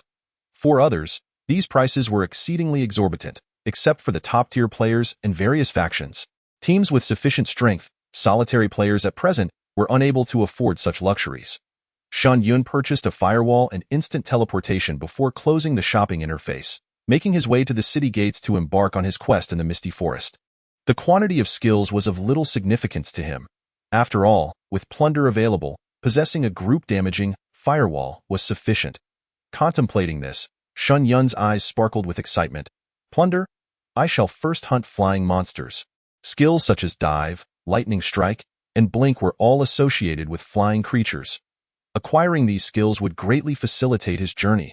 Imagining himself, a wizard, charging forth with such abilities made Shen Yun chuckle, his pace quickening considerably. Before long, having exited the city, he navigated through the nearby woods of Qingshan City, guided by his memory. The monsters here ranged in level from 8 to 12, categorizing it as a novice area with few players present. Walking briskly along the woodland path, Shen Yun soon arrived within the vicinity of the Bobo birds. Observing the flock resting on a tree nearby, he eagerly raised his staff, a mischievous grin spreading across his face. Firewall. Whoosh! In an instant, flames erupted from the tree ahead. Having played similar games before, Shen Yun understood that firewalls were typically cast on the ground. However, the flexibility of this real-world game allowed for such unconventional tactics. Igniting a tree with a firewall was merely standard procedure. Caw! The sudden assault enraged 6 or 7 Bobo birds. Yet they merely squawked in outrage, smoke billowing from their throats, transforming into charred, featherless creatures that tumbled helplessly to the ground. Their health bars plummeted to 0. Friendly reminder: current player level is excessively high. Hunting monsters exceeding 10 levels results in a 95 reduction in experience gain. Who needs experience? What Shen Yun sought was the plunder information. Ding! Plunder successful. Congratulations to the host for acquiring Bobo Bird attributes. Defense 26 points. Ding! Plunder successful. Congratulations to the host for acquiring Bobo Bird trait. Courtship song. A melodious voice capable of attracting the opposite sex. Enhancing personal charm when cast. Courtship. Is that even possible? Shen Yun's mouth twitched in disbelief. However, he soon discovered that the attributes gained from plunder could be stacked. Previously, his defense stood at 110, and now it had risen to 136 points. His health also increased by over 200 and would not be overwritten, but rather accumulated. This golden finger is truly formidable. You possess some remarkable abilities, Shen Yun mused inwardly. Thank you for the praise. Host. Basic operations are not to be neglected. Ding. Having successfully plundered, congratulations to the host for acquiring the skill Lightning Strike from the Bird of Paradise. A burst of speed within a 20-meter radius that impacts enemies, dealing physical damage at 110. Excellent. Let us hunt for more. With a smile, Shen Yun departed from this place, making his way to other avian regions within the mountains. Though the Misty Forest is a level 40 dungeon, it is situated within Misty Mountain, surrounded by monsters. For players to traverse the wilderness and reach this location, even with a team, presents a considerable challenge. Eye in the sky, a flickering shadow descended from above. Upon landing, Shen Yun gracefully stepped into the spatial rift before him, entering the Misty Forest dungeon. Previously, he had hunted 5 types of birds, acquiring 5 flying skills. In merely 10 minutes, he had arrived at the misty forest, showcasing remarkable efficiency. As for his mana, he had plundered over 6,000 points, thus having no concerns about mana consumption. The air was thick with mist, and the shadows of trees danced enigmatically as Shen Yun walked through the forest. He vaguely discerned a few creatures lying in the gray fog ahead. Raising his staff, he conjured a firewall boom. The firewall erupted instantaneously beneath the feet of the monstrous horde. Before they could react, their health bars were swiftly depleted. Congratulations to the player for slaying the level 40 spotted tiger, earning 5,200 experience points. Current experience is now full. Ding! Plunder successful. Congratulations to the host for obtaining 260 points of spotted tiger strength. Ding! Plunder successful. Congratulations to the host for acquiring the spotted tiger skill Tiger Roar. Ranged mental attack, dealing 120 magic damage. For spotted tigers, unleash the Tiger Roar skill. A commendable area of effect skill. After reviewing the skill's casting, Shen Yun cleared his throat and opened his mouth. Roar! A sound wave rippled forth from his lips, sweeping outwards in all directions, in an instant. A series of explosive sounds resonated through the dense forest. Ding! Plunder successful. Congratulations to the host for acquiring the Floral Spirit's Agility attribute. 120 points. Ding! Plunder successful. Congratulations to the host for obtaining 210 points of Butterfly Spirit's Agility. Shen Yun advanced further, his attributes soaring. As soon as the cooldown for Tiger Roar expired, he unleashed it. If it was unavailable, he would cast Firewall. If all else failed, he would deploy several flying skills to carry away the monsters. The efficiency of this monster hunting was astonishing. In less than a minute, Shen Yun located the dungeon boss of the Misty Forest, the goat-headed beast.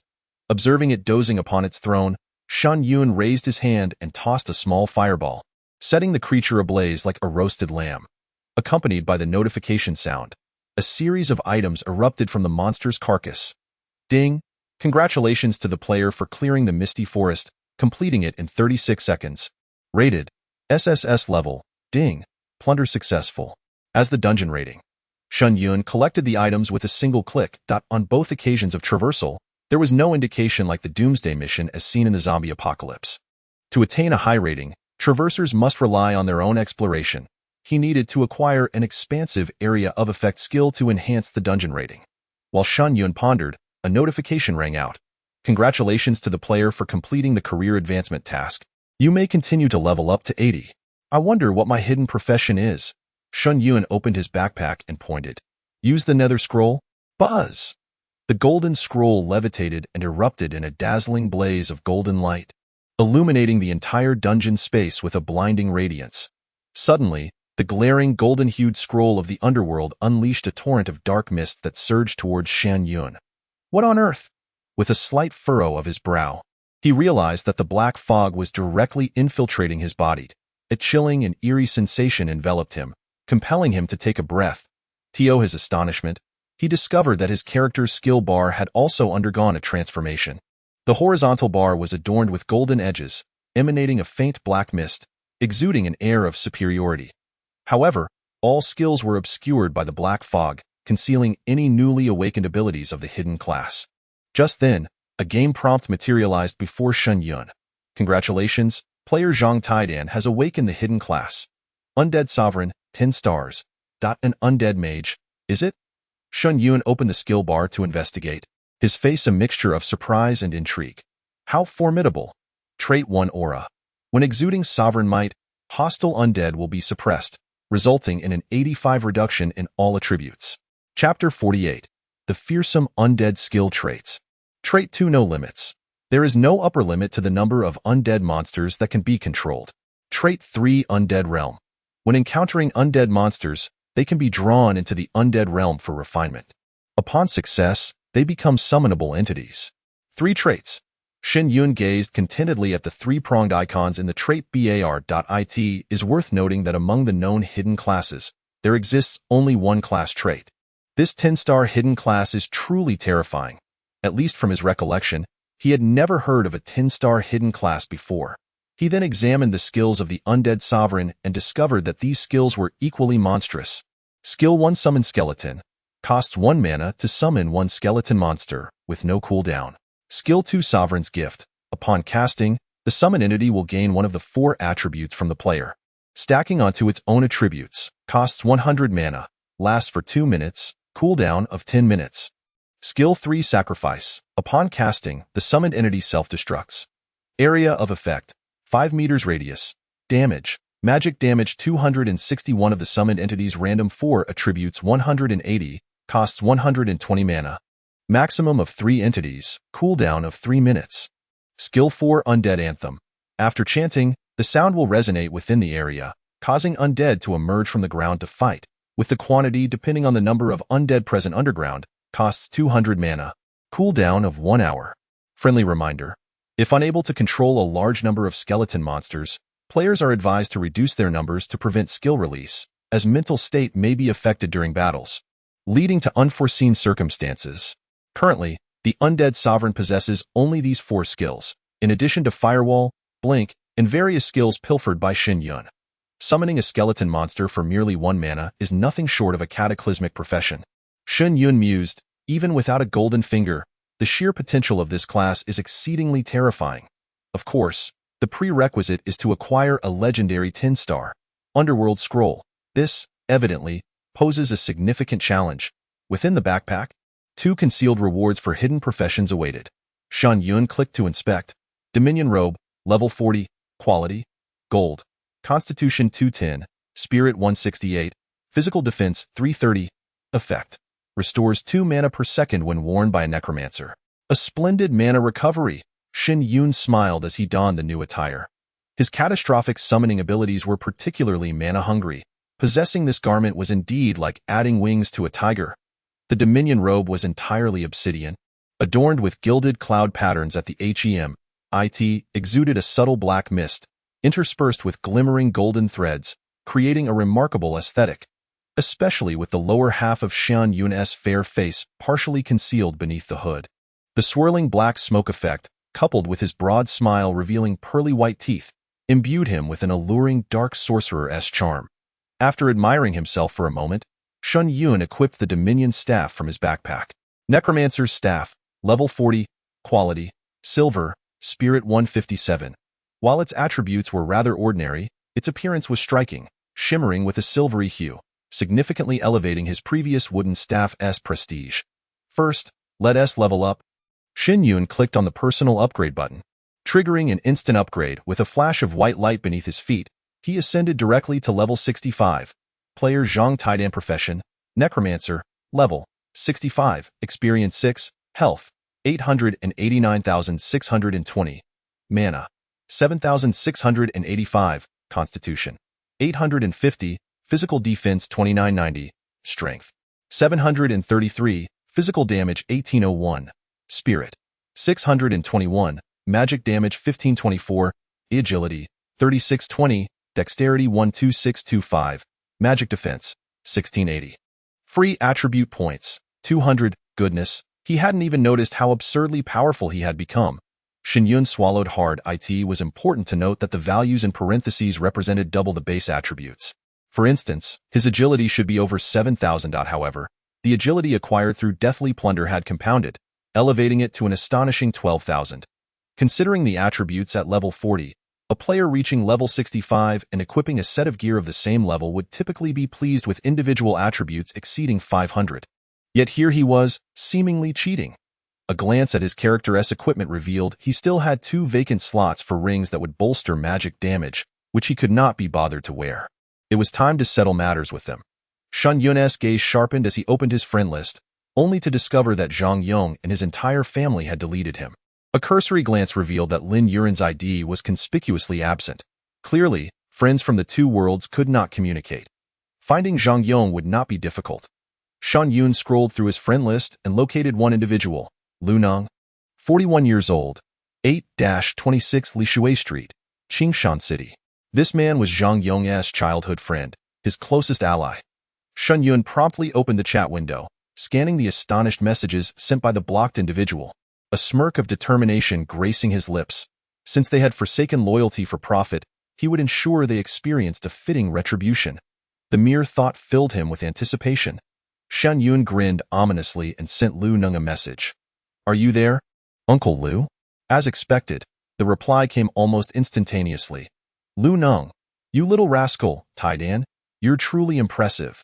Uncle, previously when I sent you messages, there was no response, and I thought perhaps you no longer recognized me. Is there something going on? In the residential building of Lishui Street, Lu Neng, having just finished his meal, was visibly excited, his eyes wide with tension as he focused intently on the chat window. He could hardly believe that the good-for-nothing Zhang Yong's nephew would possess such fortune. He had directly risen to the top of the leaderboard. This matter had already stirred up quite a commotion in the game chat. With everyone searching for this Zhang Taidan, however, Zhang Yong's notifications had been silenced, possibly because he was occupied with a dungeon run, leaving Lu Neng unable to ascertain the full details. As he noticed a new message in the chat. Lu Neng squinted, his brow furrowing slightly. Zhang Taidan, Uncle Lu, upon awakening, I found myself at the edge of a cliff, seemingly suffering from amnesia. Upon returning to Qingshan City, all of my uncle's friends were gone. What on earth happened? Could it be that Zhang Yong's family pushed this lad off the cliff? He was aware that Zhang Yong had seized Zhang Tiedan's possessions. Upon reflection, it truly seemed plausible. Yet, Zhang Yong was, after all, his childhood friend. This nephew had unexpectedly struck it rich. Lu Neng felt that this matter should not be openly discussed. It was the perfect opportunity to leverage this boy's amnesia to strengthen their bond. Lu Neng, from what you say, it seems an accident has occurred. Perhaps old Zhang thought you had perished, which is why he deleted his friends. Hold on, I will inquire about this right away. Chapter 49. A Family in Panic. Instant level 80. After sending the message, Lu Neng swiftly took a screenshot of the chat history and forwarded it to Zhang Yong, accompanied by a message. Grandson, regardless of your past actions, Tiedan's future is immeasurable. He must indeed be suffering from amnesia. Otherwise, with his level, finding you would be a trivial matter, along with 100,000 gold coins and 30,000 reputation in Qingshan City. Consider this carefully. Brotherly advice ends here. To be honest, his assistance to Zhang Yong stemmed from a desire for this family to look after him in the future. After all, their relationship held weight, and he had extended a favor. Zhang Yong would undoubtedly remember his kindness. Lu Neng had maximized his social connections with this move. Just as he finished sending the message, he received another from Shen Yun. Zhang Taidan, Uncle Lu, I have awakened the hidden profession of necromancer. When I was young, you often bought me snacks. When you have time, I'll take you level up. Haha, I'm not kidding. Look at this equipment I received as a reward for awakening. Hidden profession equipment, necromancer's staff, holy cow. Lu Neng's eyes widened in shock as he sprang to his feet, his voice trembling with excitement. A hidden profession for a mage? A mainstream hidden profession, and at least a level 38 mage. He wanted subordinates, and with a single call, they would come to him, eager to curry favor. This Zhang Taidan was surely destined for greatness. Without a moment to lose, he quickly messaged the unresponsive Zhang Yong. Screenshot? Grandson, are you still playing dead? He has awakened a hidden profession. Hurry up and add him as a friend to explain. Goodness, this is a mage's hidden profession. It must be incredibly powerful. In the residential building of Anyuan City, Zhang Yong had long received Lu Neng's message. Upon seeing the screenshot confirming that his nephew had indeed awakened a hidden profession, he trembled with excitement. Meanwhile, Chen Rong and her daughter beside him turned pale, their expressions filled with uncertainty. After a brief moment, Chen Rong, who had weathered storms before, steadied herself and whispered to the two. Regardless of whether he is feigning or not, we must not reveal our location. However, if he truly has lost his memory, we need to contact him to prevent any suspicion. Beside her, Chen Sidong pressed her pink lips together and nodded silently. This was unavoidable. Let us not forget that her brother's level has already surpassed 38. Even though she had awakened a 3-star healer class, catching up would be exceedingly difficult. If he begins to harbor doubts, it could spell danger.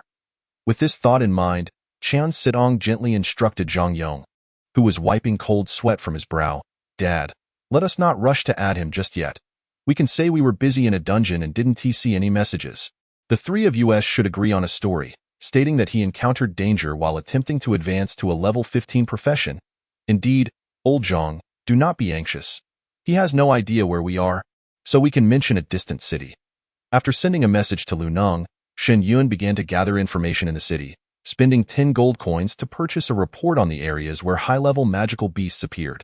Upon confirming that the nearest area with high-level monsters was in the Sunset Mountains, he set off from Qingshan for whether Zhang Yong's family would respond. Shen Yun was indifferent. Once his level increased, he would swiftly eradicate the monsters within each city using the powers of the necromancer. With status, prestige, and strength on his side, he had no fear that this family would not come to him. His amnesia was merely a convenient excuse for Zhang Yong's family. The absence of teleportation arrays made the journey cumbersome. After flying for over an hour, Shen Yun finally arrived at the outskirts of the Sunset Mountains. Roar! The moment he landed, a resounding dragon's roar echoed through the air. Above, a massive, rotund, crimson western dragon soared past. An 85 level gathering place for western dragons. Shen Yun took a deep breath, raised his necromancer's staff, and murmured, "Heed my summons, arise, skeleton minions." As his voice faded, dark elements surged wildly around him, enveloping him in a chilling aura. The necromancer's staff, shrouded in black mist, flashed with a silver gleam, releasing a fan-shaped ripple. In the next instant, whoosh!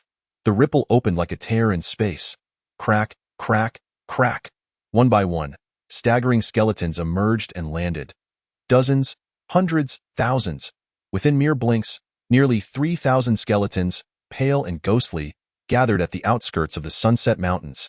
Should any player witness this scene, they might assume that the skeleton dungeon had relocated here. For Shen Yun, who possessed over 7,600 mana points, this only cost him half. Moreover, his mental energy felt no discomfort whatsoever. This was the remarkable power of his golden finger, having siphoned a multitude of mental points.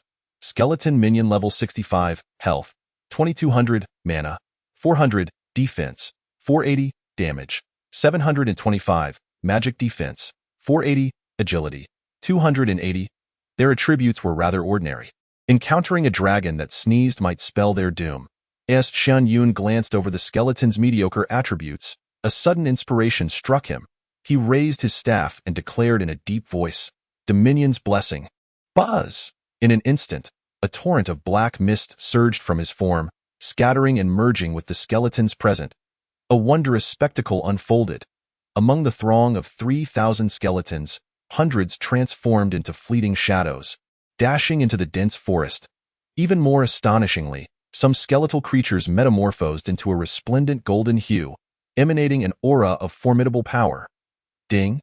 368 skeletal creatures have received the Sovereign's blessing. An enhancement of 12,625 agility.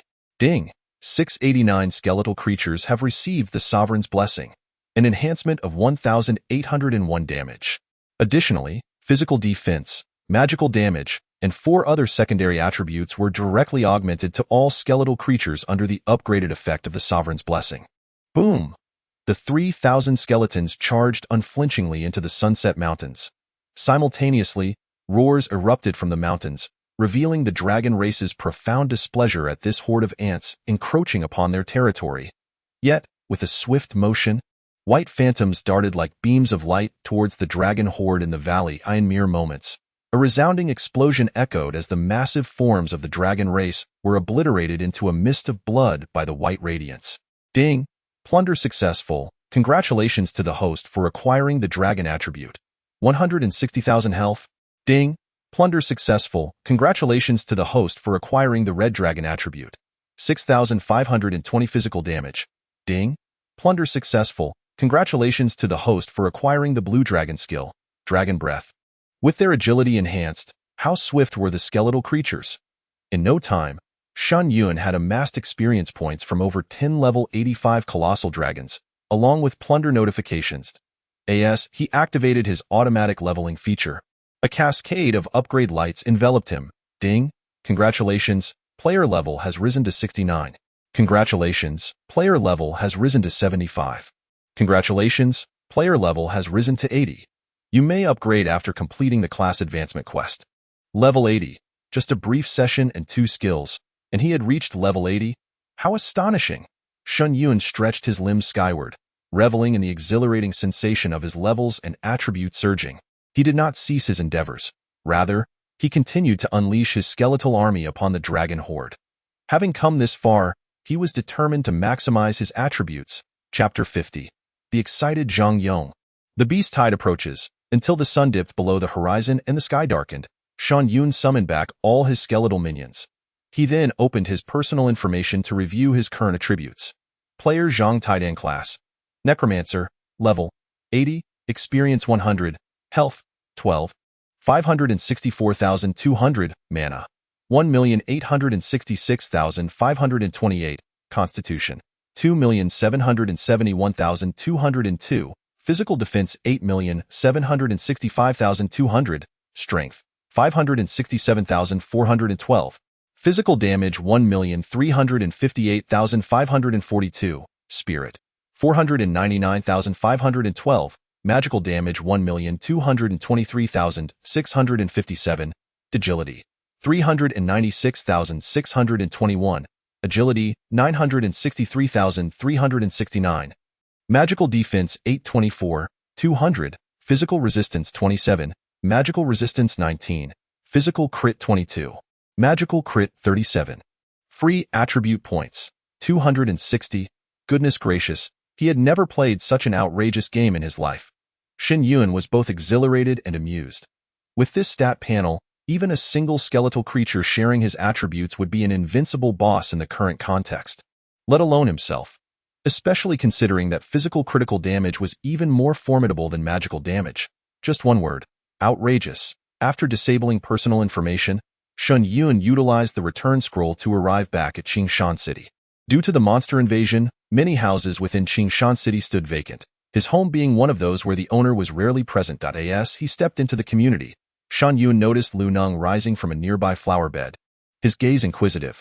Upon removing the hood of his robe, Shen Yun observed Lu Neng approaching with a face full of delight. "Haha, it truly is you, Lu uncle. Is there something you need?" As Lu Neng drew closer, he admired the golden glow emanating from Shen Yun's black robe, his tone laced with envy. Only equipment of golden grade can emit such radiance. You lad have indeed turned your fortunes around. By the way, how are you feeling? Remember anything? Shen Yun shook his head, brows furrowed in contemplation. I only recall celebrating my cousin's birthday a while back, where our families dined together. I have a vague memory of what transpired afterward, but I cannot recall it clearly. Your uncle mentioned it to me as well. You encountered an accident while undertaking a task, but it's a relief that you're safe now. Lu Neng patted his shoulder. MHM. Earlier that afternoon, while grinding monsters, Zhang Yong's family had indeed discussed this matter with him, merely embellishing the details without attempting to seize his hidden class awakening stone. Noticing the curious gazes of those around them directed at Shen Yun's black robe, Lu Neng draped an arm around his shoulder and hastened away. Let's head home. With so many people around, even if your level is high, you must maintain a low profile to prevent others from coveting what you possess. Tomorrow, you should change residences, moving next door to my house. When entering the city, remember to switch out your equipment. Shen Yun felt a surge of gratitude upon hearing this heartfelt advice, nodding in acknowledgement. Thank you, uncle. I will move over tomorrow. Then we can grind monsters together and have Annie join us. His words clearly indicated he appreciated Lu Neng's concern for his well-being, causing Lu Neng to beam with joy. Huh? It's good that you have a thoughtful heart. You carry on with your tasks. Once you have free time, feel free to bring your uncle along for leveling up. Such considerate remarks typically imbued young fellows with immense gratitude, enhancing their fondness towards him. Unfortunately, Shen Yun was aware that Lu Neng was a childhood friend of Zhang Yong. Though he wasn't a bad person, his visit undoubtedly served as a means of probing. By the way, Taidan, what level are you currently? Lu Neng inquired curiously. Just at the cusp of the task's advancement, Shen Yun replied. TSK, your level is quite impressive. Will you not face danger being alone? Lu Neng remarked in admiration. Indeed, his level aligned closely with the speculations of players in the chat box. At most, level 40. After all, one could not level up without completing the advancement task. Completing such a task solo would undoubtedly pose significant challenges. Lu Neng pondered for a moment, then quietly advised. While your level is elevated, you ought to scout for several capable assistants to develop alongside you. This blank period is your advantage, so do not squander it. Make sure to plan well tonight. I share the same intention. Noticing Shen Yun's earnest expression, Lu Neng understood that the lad considered him one of his future allies. Delighted within, he waved his hand with a smile, saying, All right, seeing that you are fine is sufficient. You continue with your business. I shall take my leave. Turning to see Shen Yun ascend the stairs, Lu Neng then sent a message to Zhang Yong's family. Visible in the projection camera. Old Zhang, I don't think Taidan is anything special. Have you all noticed any issues? He was eager to inquire about the incident that had transpired within that household. However, posing such a question would undoubtedly raise the vigilance of the three individuals, potentially leading to his own downfall. Lu Neng merely wished to align himself with Zhang Taidan and the influential family, wishing to avoid any unnecessary entanglements. After all, he harbored no animosity towards Zhang Taidan. Even if Zhang Yong's family had wronged him, with Zhang Taidan shielding him, the trio would scarcely dare to act against him. This was a realization Lu Neng held with clarity. Yet, it was imperative to maintain a cordial relationship between the parties involved. Thanks, Lao Lu. No need for many words. We won't return until we're thoroughly intoxicated. Zhang Yong expressed his gratitude. It was indeed his steadfast friend who provided support. Moreover, his nephew's recent conduct seemed innocuous enough. After a brief exchange, Zhang Yong ended the video call and turned to Chenrong, saying, "Darling, what are your thoughts?" Chenrong shook her head, furrowing her brow as she murmured, "Regardless of the circumstances, we must ensure a pleasant atmosphere for conversation. After all, transportation is currently inconvenient, and he cannot reach us." Upon saying this, Chenrong glanced at their daughter, Chen Situ. Situ, during this period, strive to enhance your abilities and seize opportunities to befriend those of high standing. Should this young man intend to lure us back to eliminate us, we will have to rely on you. Chen Situ pursed her delicate lips and nodded. Understood, Mom. Hearing this, Zhang Yong frowned at Chenrong. His daughter needed to forge alliances with influential figures. Did that not imply that his beautiful and charming wife might be unfaithful? Chenrong, aware of his insecurities, cast a flirtatious glance and responded with a smile. Are you foolish? If your nephew truly suffers from amnesia, would I not be mad to ignore such a formidable ally? Allowing Situ to venture out is merely a strategic move. What are you thinking? Ha ha ha, I was just worried about you all. Zhang Yong scratched his head, his face flushing with embarrassment. He could hardly bear the thought of his precious daughter betraying him. What would he do then? Simultaneously, he felt a swell of pride. If his nephew's memory was indeed lost, as his only relative, Zhang Yong believed he was destined for greatness.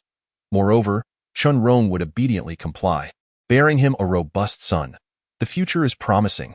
The more Zhang Yong pondered, the more exhilarated he became. All right, I know your concern stems from love, so hurry along and prepare a meal. My dear husband. The soft, melodious voice brought a smile to Zhang Yong's face as he promptly dashed to the kitchen. The next morning, as dawn broke, Shen Yun had just finished breakfast and was preparing to undertake the level 80 advancement quest. Suddenly, a piercing alarm resonated throughout the city. Ding! Everyone paused momentarily before swiftly accessing the nearby channel in the player chat. Upon glancing, the faces of the residents of Qingshan City turned ashen. Qingshan City Li Da, Beast Tide. The Beast Tide is assaulting Qingshan City. Nearby Zhou. We are also facing a Beast Tide. There are too many. It's impossible to hold our ground. Nearby Chao Rinchi. It's over. I don't want to die. Nearby Ma Sanju. Are there any true compatriots nearby? Quickly join a group to survive. We can't afford to reveal our identities. Our advantages are dwindling. Friendly reminder. Qingshan City is about to face a Beast Tide siege. All players should prepare accordingly. A Beast Tide siege? Observing the panicked crowd scattering throughout the community, Shen Yun couldn't help but break into a radiant smile. Suddenly, he soared into the sky and deftly arrived at a towering edifice within the city. His gaze swept across the surroundings, where the roads and forests outside the encircled city erupted with a throng of monstrous creatures.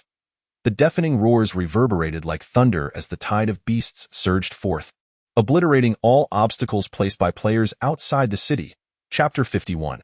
O immortal undead, heed my summons. The eastern city gate is also besieged by the Beast Tide. All 4 city gates are under siege. Should the city walls be breached, there would be no escape.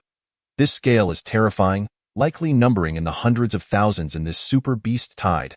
Witnessing the unstoppable onslaught, the various factions defending the city and the surviving inhabitants turned ashen-faced. Although they understood that the safer a city was, the more ferocious the Beast Tide it would attract. This was the first time Qingshan City faced such a dire situation, leaving even the leaders of the various factions shaken. Could they withstand this onslaught? The haunting notes of a horn echoed from behind the Beast Tide. Meanwhile, from amidst the surging horde, a cadre of sleek black panthers burst forth at the same time. A heavy drumbeat resonated from the human battlements.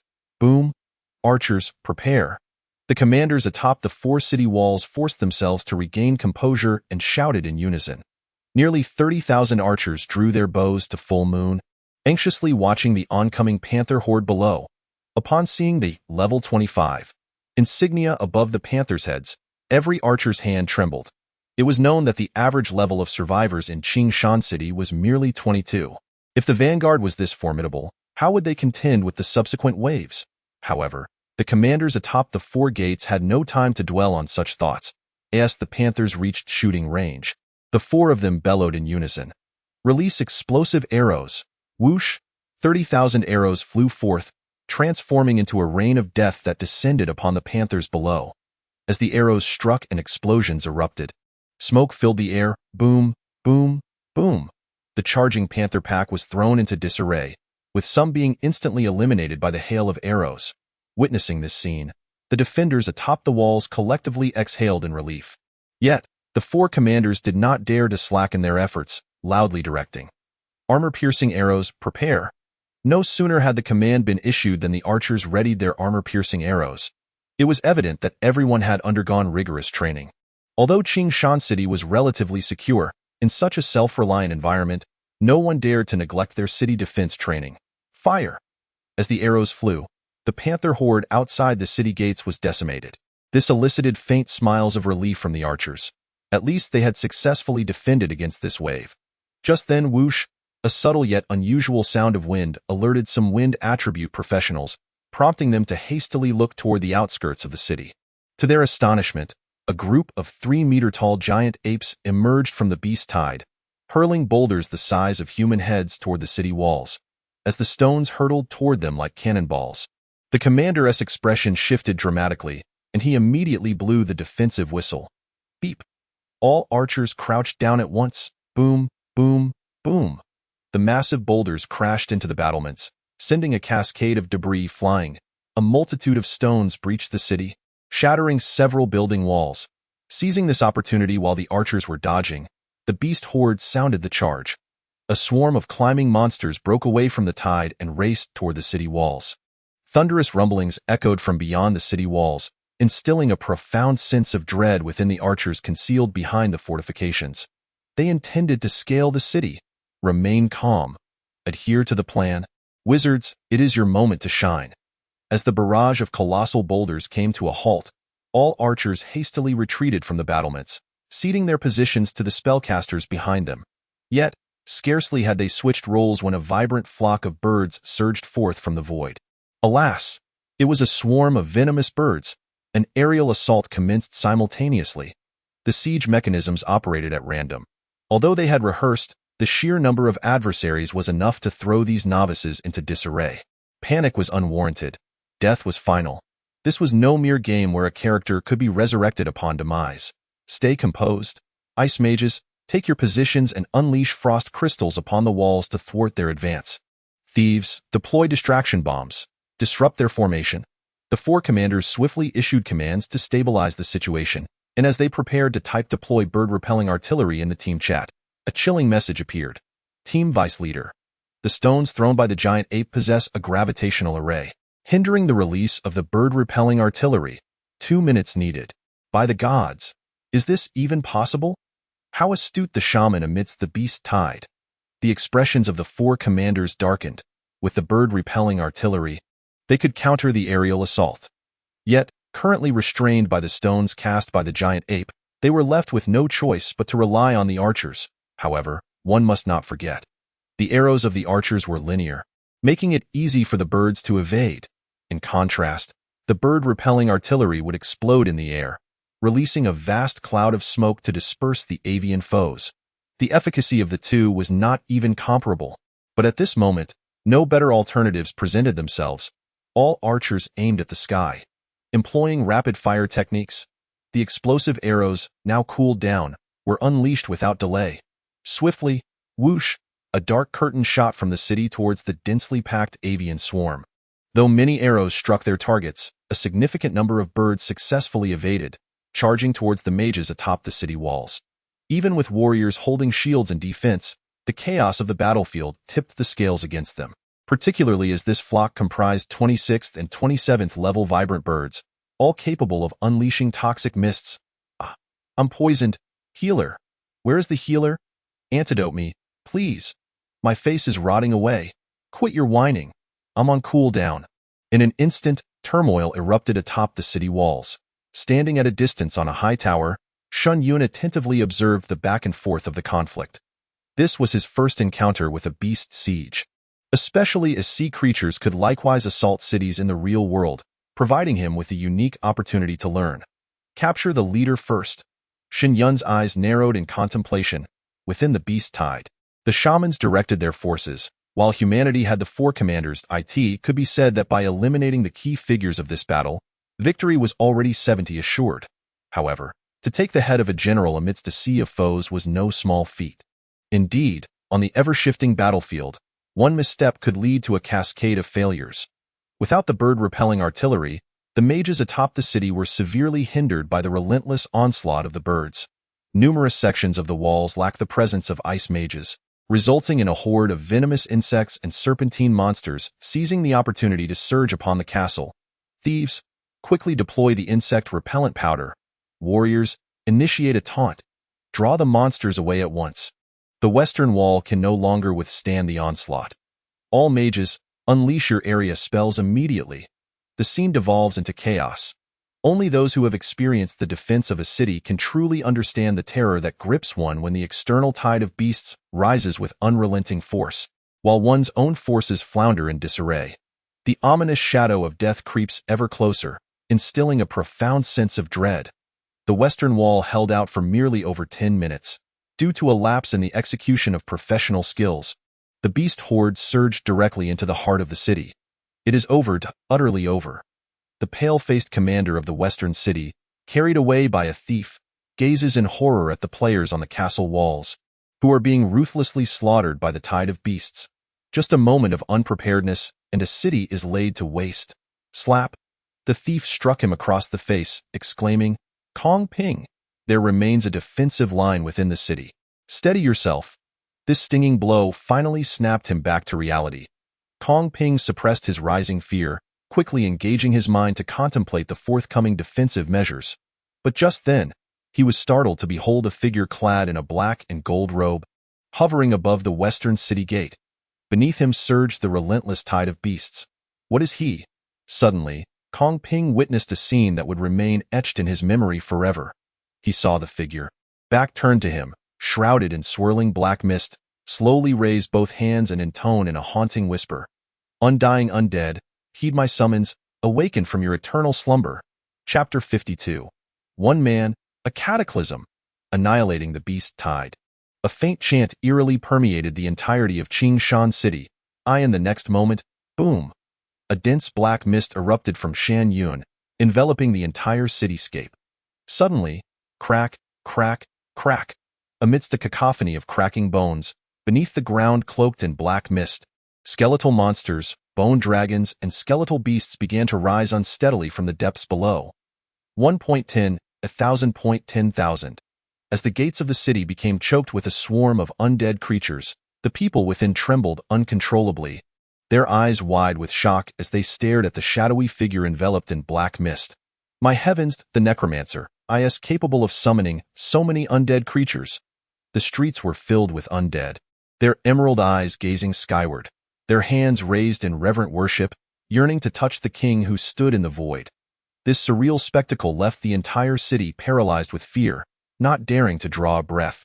Following this, the utterance of the shadowy figure in the void resonated with the authority of a deity, exuding an aura of boundless majesty. Heed my command. Annihilate the beast tide. No sooner had the words left its lips than, swoosh! The black mist on the ground surged swiftly into the skeletal frames of the undead creatures. Crack, crack, crack!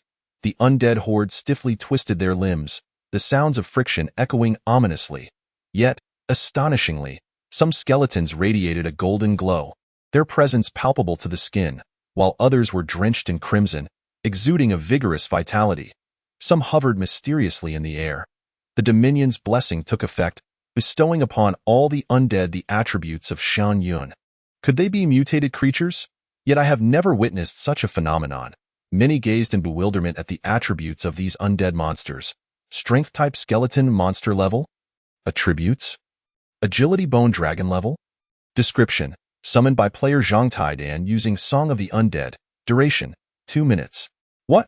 The crowd gaped in astonishment. While they could not discern the levels, why were the attributes also obscured by question marks? Even some thieves and archers employing their insight skills could not glean the attributes of these undead creatures. At that moment, the tide of bones surged forth. The first to bear the brunt were the beasts pouring into the city through the western gate. Yet, in a mere exchange of glances, all the surviving onlookers were left dumbfounded. Splatter, splatter, splatter.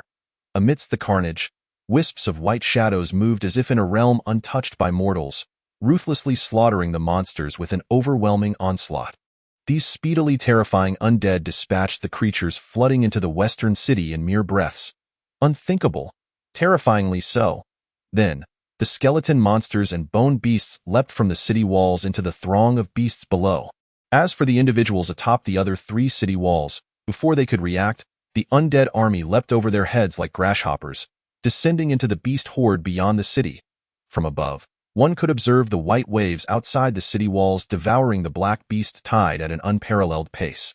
In the air, the bone dragon merely opened its jaws to unleash a few elemental spells, causing flocks of birds to explode mid-flight, blood spraying forth.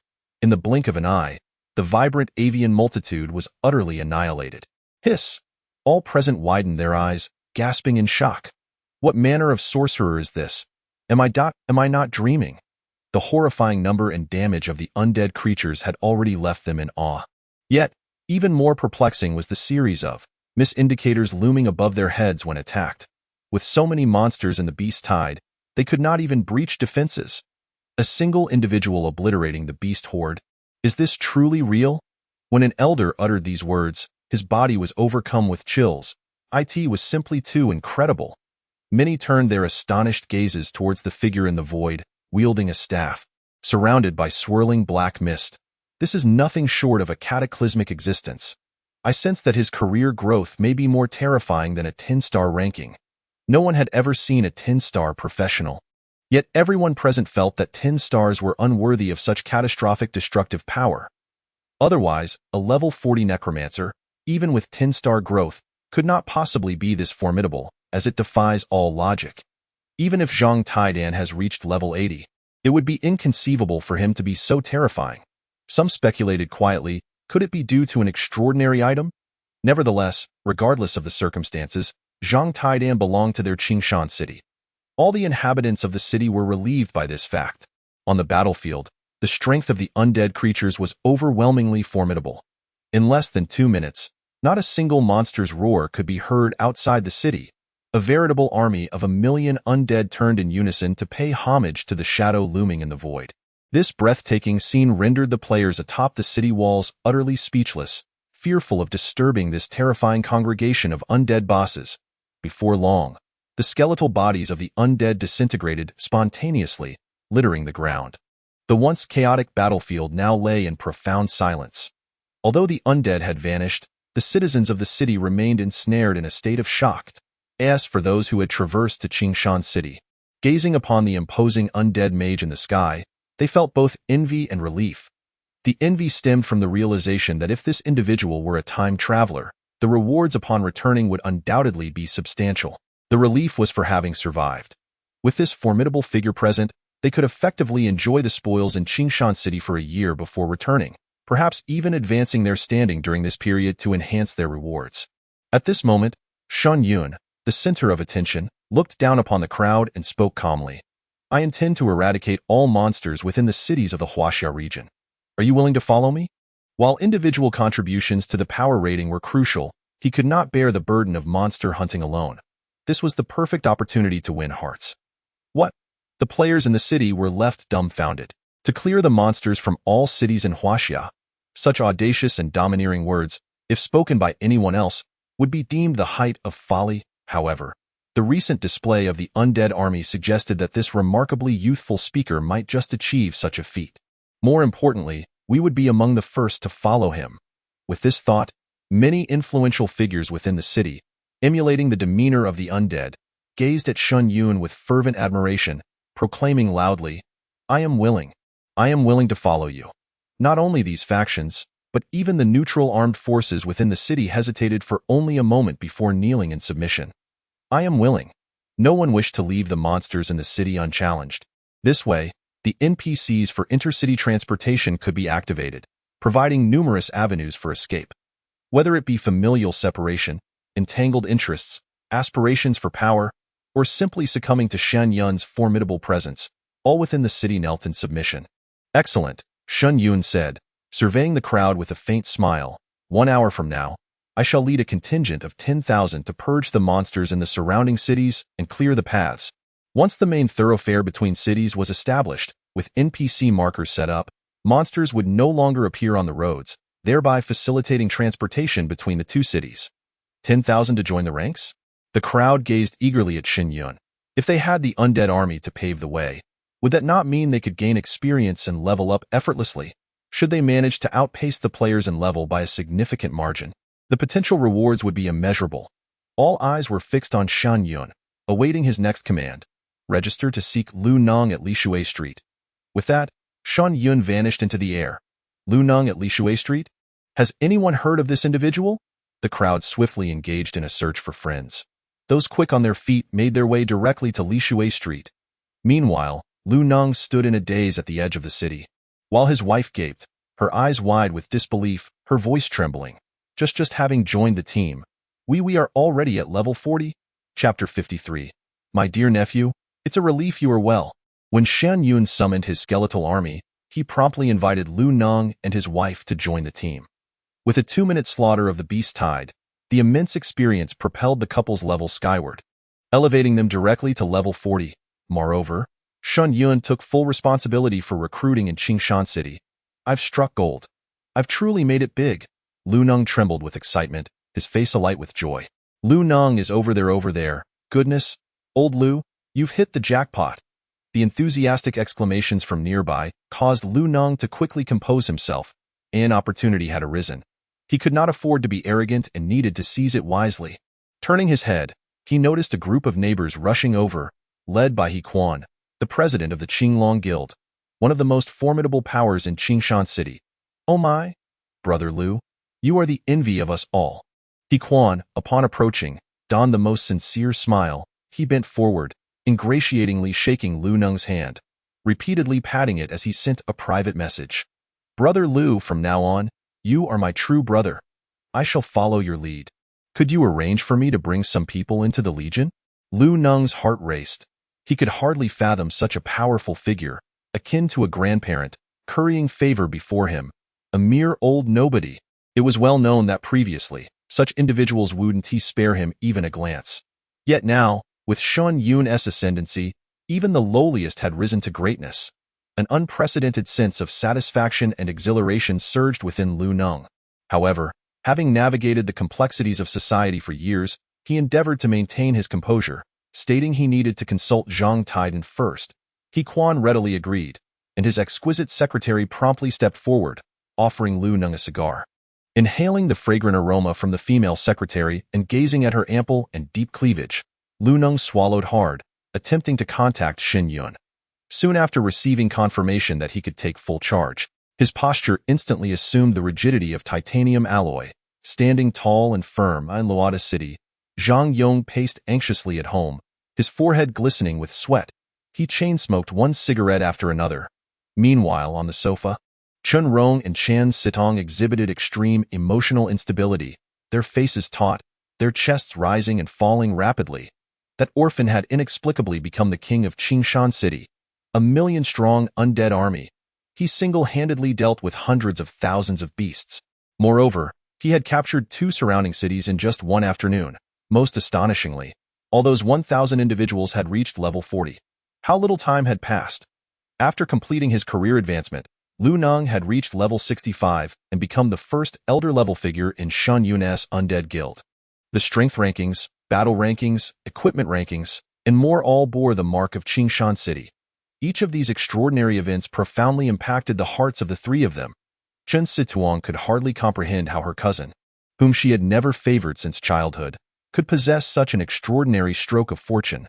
Surely, he must have acquired a formidable hidden class beneath the cliff. With a face full of regret, Chan Situong lamented, "Had I known, I would have simply killed him instead of pushing him down. Are you implying that it's my fault?" Zhang Yong, upon hearing these words, instantly bristled, glaring at the sullen Chan Situong. Meanwhile, Chen Rong, witnessing this good-for-nothing daring to raise his voice at her daughter, felt a surge of anger but managed to maintain her composure as she spoke. What we can ascertain now is that Zhang Taidan has indeed lost his memory. We must cling tightly to this advantageous relationship. Given Zhang Tiedan's current strength, he could easily dispose of them. However, since he has no intention of attacking, it is undoubtedly a sign of amnesia. Upon hearing this, Zhang Yong nodded vigorously. Precisely. Lu Nong has become my nephew's right-hand man. He truly has stumbled upon a stroke of luck. He was itching to seek out Shen Yun immediately to express the distress his uncle had endured over the days. Presently, Lu Nong could be said to be just a step below the top, which fueled Zhang Yong's jealousy to the point of sleepless nights. With his uncle's status, he would undoubtedly become the center of attention, far superior to merely lingering in this wretched place. Chen Rong tugged at Chan Situong and cautioned her. When you see Taidan in the future, speak to him properly and refrain from acting petulantly. Chan Situong rolled her eyes, her expression one of exasperation. I am not foolish. He is the lord of the 3 cities, at least over level 100. Wouldn't it be madness not to seize this opportunity? I can hardly wait to check on this brother of mine. Oh, what do you mean? Chen Rong raised her eyebrows, scrutinizing Chan Situong closely.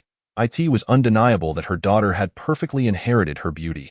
With skin as radiant as jade and eyes sparkling like gems, complemented by Chan Situong's delicate oval face and alluring pink lips, it was no wonder she was known as the belle of the school. Chan Situong was well aware of the implication in her mother's gaze, her lips curling slightly. I'll handle it with ease. Their relationship had been fairly amicable before he was pushed off the cliff. After all, as a mainstream class mage, this brother could thrive anywhere. Cultivating good relations was the sensible course of action. Chan Situong believed that with her prowess, capturing his favor would not pose a challenge. This confident demeanor prompted Chen Rong to affectionately pinch her daughter's delicate nose, chuckling softly. No rush. After all, we are family, we have plenty of time. Zhang Yong remained oblivious to their plans, engaged in casual conversation with Lu Nong. This rascal had taken the position that rightfully belonged to him, leaving him quite displeased. Fortunately, he would soon be reunited with his soaring nephew. 3 days later, Shen Yun led the Necromancer Guild, successfully connecting with the neighboring city of Rod City, and met with Zhang Yong's family.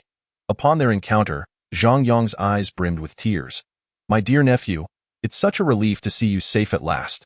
Uncle, Shen Yun replied, his eyes also glistening, as he embraced Zhang Yong tightly. I must think carefully about how to have my fun with you all. He patted Zhang Yong's back, concealing the brilliance in his eyes. With his current power secure, returning to reality was still a distant prospect. He was determined to find some amusement with this family of 3. Nearby, Chen Rong and Chan Situong watched the scene unfold, their eyes glistening with tears, moved by the touching reunion of family. Without a doubt, upon entering the guild, the trio was immediately granted significant responsibilities. Zhang Yong and Chen Rong, under Lu Nong's guidance, learned the intricacies of communicating with various powerful factions and managing the guild's logistics. The sheer importance of these roles made it evident that it would not be long before the couple would excel in high positions. Once this news spread, not only the major factions in Luada City, but even the magnates from other cities sent congratulatory messages to Zhang Yong and his family. This caused the once cautious couple to feel as though they had risen from the depths of servitude. Filled with renewed vigor, concurrently, they treated Shen Yun with the utmost care, akin to a beloved nephew. Chen Sidong, still youthful, was assigned to the Zhuke team, one of the 4 strongest squads within the Undead Guild. The Zhuke team comprised only 10 members, alongside the Qinglong, Baihu, and Xuanwu teams. Most of these individuals were fervent followers personally selected by Shen Yun, who often took them along to level up.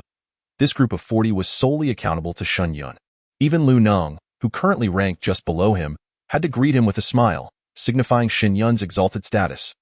Owing to her relationship as Shen Yun's cousin, Chan Sidong was accorded treatment befitting a team leader upon joining the Zhuke team. Whether it was dungeon runs or leveling, she was entitled to the finest rewards.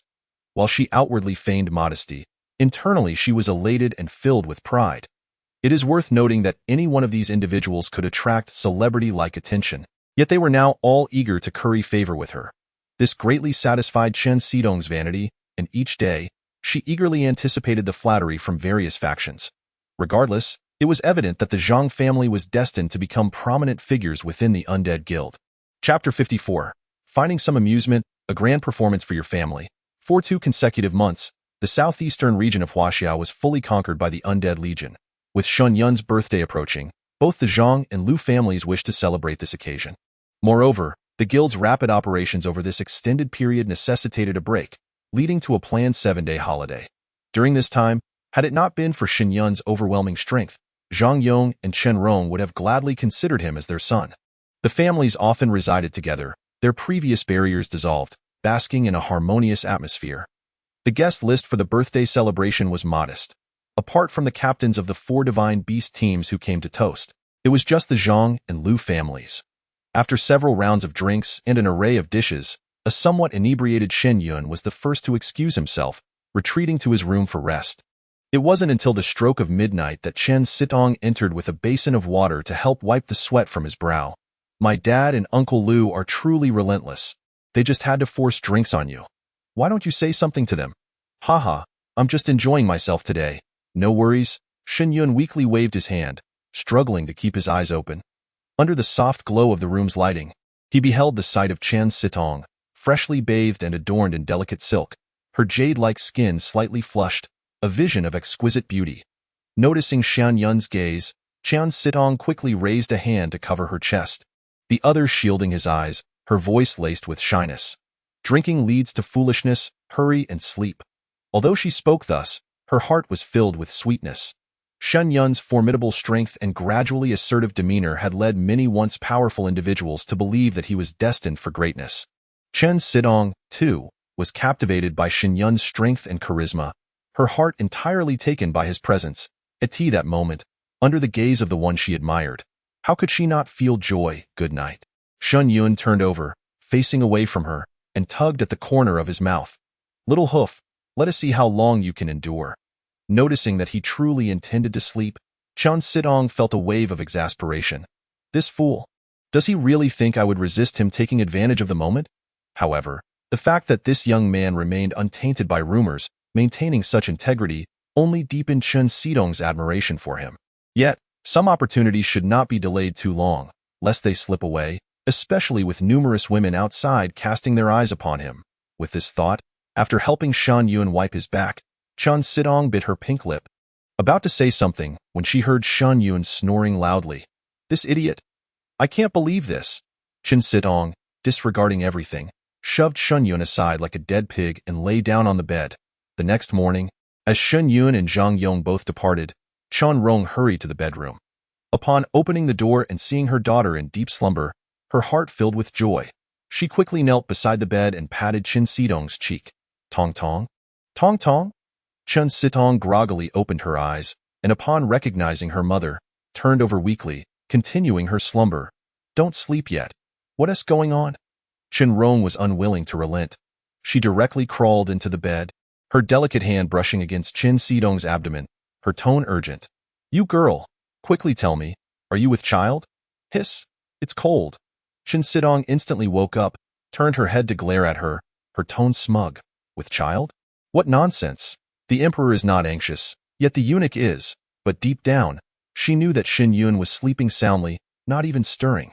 Regardless, at least we spent the night together. I can consider myself his woman. However, seeing her triumphant expression, Chen Rong understood. Tut tut, my dear. It seems you've put in quite the effort. It was evident that the proud Chen Xidong had made her own decisions from the very first day. She did seem a bit hasty. Yet, as Chen Rong pondered this, she leaned down to whisper in Chen Xidong's ear, her tone teasing. You wouldn't he have developed feelings for him, would you? Chen Xidong was immediately irked by her barrage of questions. What if I do? Can you let me rest in peace? All right, I'll go. Chen Rong chuckled as she got up to leave. Chen Xidong being emotionally invested was a positive for everyone, and naturally, she felt satisfied. The 7 days of rest rejuvenated everyone in the Undead Guild. Now, there was no longer a need for Shen Yun to personally lead the team to cleanse the major cities. Each member of the four Divine Beast teams had reached level 160. Fourth transition. Any one of them could stand on their own. There was no helping it. With Shen Yun's golden finger combined with the necromancer profession, the summoned creatures were all boss-level entities, making leveling up exceedingly rapid and virtually insurmountable. Especially with the four elemental bone dragons, their monster-clearing capabilities were unparalleled, akin to a forbidden spell. Whenever he wished, he could instantly amass tens of thousands of people to reach hundreds of levels. As the members of the four Divine Beasts ventured forth to eradicate monsters in various cities, Shen Yun found his days turning rather leisurely. He merely needed to oversee from home, surveying the entire situation. During this time, Zhang Yong, regarding the relationship between Shen Yun and Chen Sidong, was naturally supportive, and no matter how he had previously viewed this nephew, he now regarded him as his own son. He was quite pleased with the relationship between the two. The situation has escalated, leaving Lu Nong and Zhang Yong utterly preoccupied, while Shen Yun remains unperturbed. Even Chen Sidong has taken the initiative to lead a group for practical training, as she desires to be more than just a decorative figure. Though she is uncertain of Shen Yun's feelings towards her, she has come to a realization. Only by becoming stronger can she capture this man's attention. Within the villa, Shen Yun smiles as he offers gentle reminders to the ready-to-depart Chen Sidong. Be cautious while you're out. Do not let anything untoward happen. Fear not. Chen Sidong replies, a smile gracing her lips as she gazes at him softly, saying, Stay safe at home, dear brother, and wait for your sister's return. The bond that has blossomed between the two over the past several weeks fills her with reluctance to part ways. Yet, his formidable power is undeniable. With countless accolades to his name, his commanding presence has won over countless players. If she does not strive for improvement, she risks being cast aside one day. Although his current fortune stems from her family's inadvertent actions, Chen Sidong finds no regret in falling for this man. Shen Yun pats her shoulder, his eyes momentarily flashing with emotion as he whispers with a smile, if circumstances become unfavorable, retreat is prudent. After all, there are still many unknowns to explore, and your well-being is paramount. In truth, even in peril, there are powerful guardians ensuring her safety. Should she meet her demise outside, it would be an unfortunate turn of events. He is determined to fully conquer this woman. Were it not for his desire for amusement, she would have already joined his legion of the undead. Listening to his sincere exhortations, a wave of deep affection surges within Chen Sidong, her eyes glistening with unshed tears. This sight brings a smirk to Chen Rong's face as she revels in their blossoming relationship. Take care, dear brother. Chen Sidong waves as she boards the vehicle, which gradually recedes into the distance. Upon returning indoors, Shen Yun finds Chen Rong wearing a teasing expression. Are you reluctant to part with Tong Tong? Haha, during this time, anything you want to eat, I can prepare at home. Not at all. Auntie, just make whatever suits your fancy, Shen Yun replies with a smile. You cheeky boy, still calling me Annie? Chen Rong rolls her eyes at him, thoroughly amused by his hasty retreat. However, just a few days later, Chen Rong notices Zhang Yong frequently leaving early and returning late, reeking of alcohol. Inquiring with Shen Yun yields no information regarding Zhang Yong's social engagements, causing her heart to tighten. Could it be that he is struggling to cope? Currently, the relationship between Zhang Yong and Shen Yun is crucial for their family's survival. If Zhang Yong cannot overcome the mental barrier of killing his nephew, and in a moment of folly divulges everything, then she and her daughter will surely face dire consequences. Could it be that this good-for-nothing truly intends to confront Zhang Taidan using familial ties? This notion is intolerable for Chen Rong. With the situation so favorable, it must not be jeopardized by Zhang Yong's foolish actions. Yet, the terrifying power of her nephew Zhang Taidan leaves her too fearful to directly inquire. If she were to inadvertently unearth matters that ought to remain undisclosed, the repercussions would be grave. One night, as Zhang Yong drives away from the villa, Chen Rong stealthily follows him. Red Romance Bar. After parking, Zhang Yong strolls into the establishment. Observing Chen Rong sneakily enter the bar from a nearby alley, Shen Yun's lips curl into a chilling smile. Let us begin with you. The real drama is about to unfold. Chapter 55. Chen Rong, incensed. Inside the bar, Chen Rong, donning a luxurious veiled hat, sits in a corner, ordering a drink. Her gaze remained fixed on Zhang Yong, who was positioned not far away, his profile turned towards her. Alone? Is he waiting for someone? As she followed him, she noted that Zhang Yong had switched to an ordinary car midway and donned a mask to obscure his identity. At that moment, Clad in casual attire and sporting a cap, he attracted little attention from passers-by. Chen Rong waited in silence, fending off numerous pesky flies that dared to disturb her. Although her elegant black dress concealed her voluptuous figure, it was her poise that captivated the men within the bar. With her distinguished status and discerning eye, how could Chen Rong possibly deign to notice this group of lowlifes? Suddenly, a graceful silhouette clad in a purple qipao elegantly took a seat before Zhang Yong. Indeed, it's a woman. Chen Rong's brows knitted in displeasure. Noticing the veil and sunglasses obscuring the woman's face, she discreetly activated her insight skill, acquired at level 160. Such a high-level ability allowed her to discern the true visage beneath the veil at a mere glance. However, upon doing so, Chen Rong felt a surge of rage threatening to make her overturn the table. The woman's appearance bore an uncanny resemblance to her own, approximately 80 alike. What infuriated Chen Rong further was the audacity of this wretched woman to entwine her fingers with Zhang Yong's.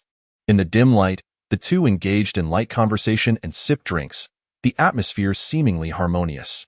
Yet, the bashful admiration glimmering in the woman's eyes ignited Chen Rong's fury. Her fists clenched tightly. "Tanya! You despicable wretch!" Tanya, once the proprietress of a tea house in Hang City before the apocalypse, had since formed a small team. Following the undead army's conquest of Hang City, her striking resemblance to Chen Rong made her widely recognized. In the shadows, many influential figures sought to hide this rare beauty away, indulging in their peculiar desires. Fortunately, this matter reached higher-ups and was brought to the attention of the Zhuke group, which issued a strict order forbidding any harm to Tanya. After all, this woman bore an uncanny likeness to Chen Sidong's mother. Navigating the complexities of human relationships, they discreetly lent her a helping hand. Chen Rong was well aware that Zhang Yong was covertly involved. After all, if someone so similar to his wife were to be wronged, what would become of his reputation as the guild leader's uncle? Yet, Chen Rong could hardly fathom that Zhang Yong could develop feelings for Tanya. Could it be that this good-for-nothing has already taken a liking to her? Chen Rong's expression darkened. As the dominant voice in her household, she regarded Zhang Yong as merely a weakling. Perhaps he had finally grown some backbone and sought solace elsewhere. Nevertheless, a sense of pride welled within her. After all, this man still harbored feelings for her. Thank goodness he has merely found another woman and that it's unrelated to Zhang Taidan. With a sigh of relief, her curiosity prompted her to activate her eavesdropping skill. However, the ensuing conversation drained the color from her face. "Zhang Yong, what do you think we should do? I've had dealings with Chen Rong regarding Taidan, and now he is so powerful. I fear he may regain his memories. Tanya, don't overthink it. Yongjun, as long as we all keep quiet about it. No one will know. This fool has truly confided in others." Chen Rong's heart raced with trepidation. Just then, another unwelcome suitor approached, and fearing discovery, she hastily exited the bar. This imbecile, unable to find solace in my presence, has committed such a foolish act. Once in her car, Chen Rong's eyes burned with indignation. She had underestimated the depths of Zhang Yong's ineptitude. If she had foreseen the events of today, she would never have encouraged Zhang Yong to kill Taidan for the sake of her daughter's future. No, it is imperative that Tanya be eliminated. A glint of cold light flickered in Chen Rong's eyes. Zhang Yong was untouchable, but this woman, Tanya, must perish. It would serve as a warning to Zhang Yong. Otherwise, they would all be doomed. She wiped the cold sweat from her forehead and started the vehicle. Departing from the scene, in a corner, Shen Yun, cloaked in invisibility, observed the emotional detector in his hand. Chen Rong, intent to kill 90, anger 80, fear 89. As long as there was a desire to kill, it sufficed. Shen Yun's smile was devoid of warmth. What could be more satisfying than witnessing the demise of a beloved? He intended to make this heartless uncle and his family experience the true essence of despair. Did they truly believe that their recent kindness would spare them? Man acts and heaven observes. Over an hour later, Zhang Yong, donned in a mask, exited the bar.at that moment. The meticulously disguised Tanya was leaving through a secluded alley behind the bar. When she reached a deserted corner, she lit a cigarette, her tone laced with resignation. "Boss, I'd rather serve you than play house with this useless fool." She genuinely couldn't comprehend the peculiar games that the youth of today engaged in. Shen Yun, who had been waiting, revealed himself and handed her 2 scrolls. One a resurrection scroll, the other a forbidden spell. "Perform well, and if I am satisfied, a high-ranking position in the Undead Guild will be yours. Fail to impress, and you shall serve as my undead minion." The sinister tone made Tanya shudder slightly. She quickly accepted the scrolls, assuring him earnestly, "Rest assured, I will make him experience what it means to be the perfect lover." A high-ranking position in the Undead Guild. This was worth far more than the 2 rare scrolls she held.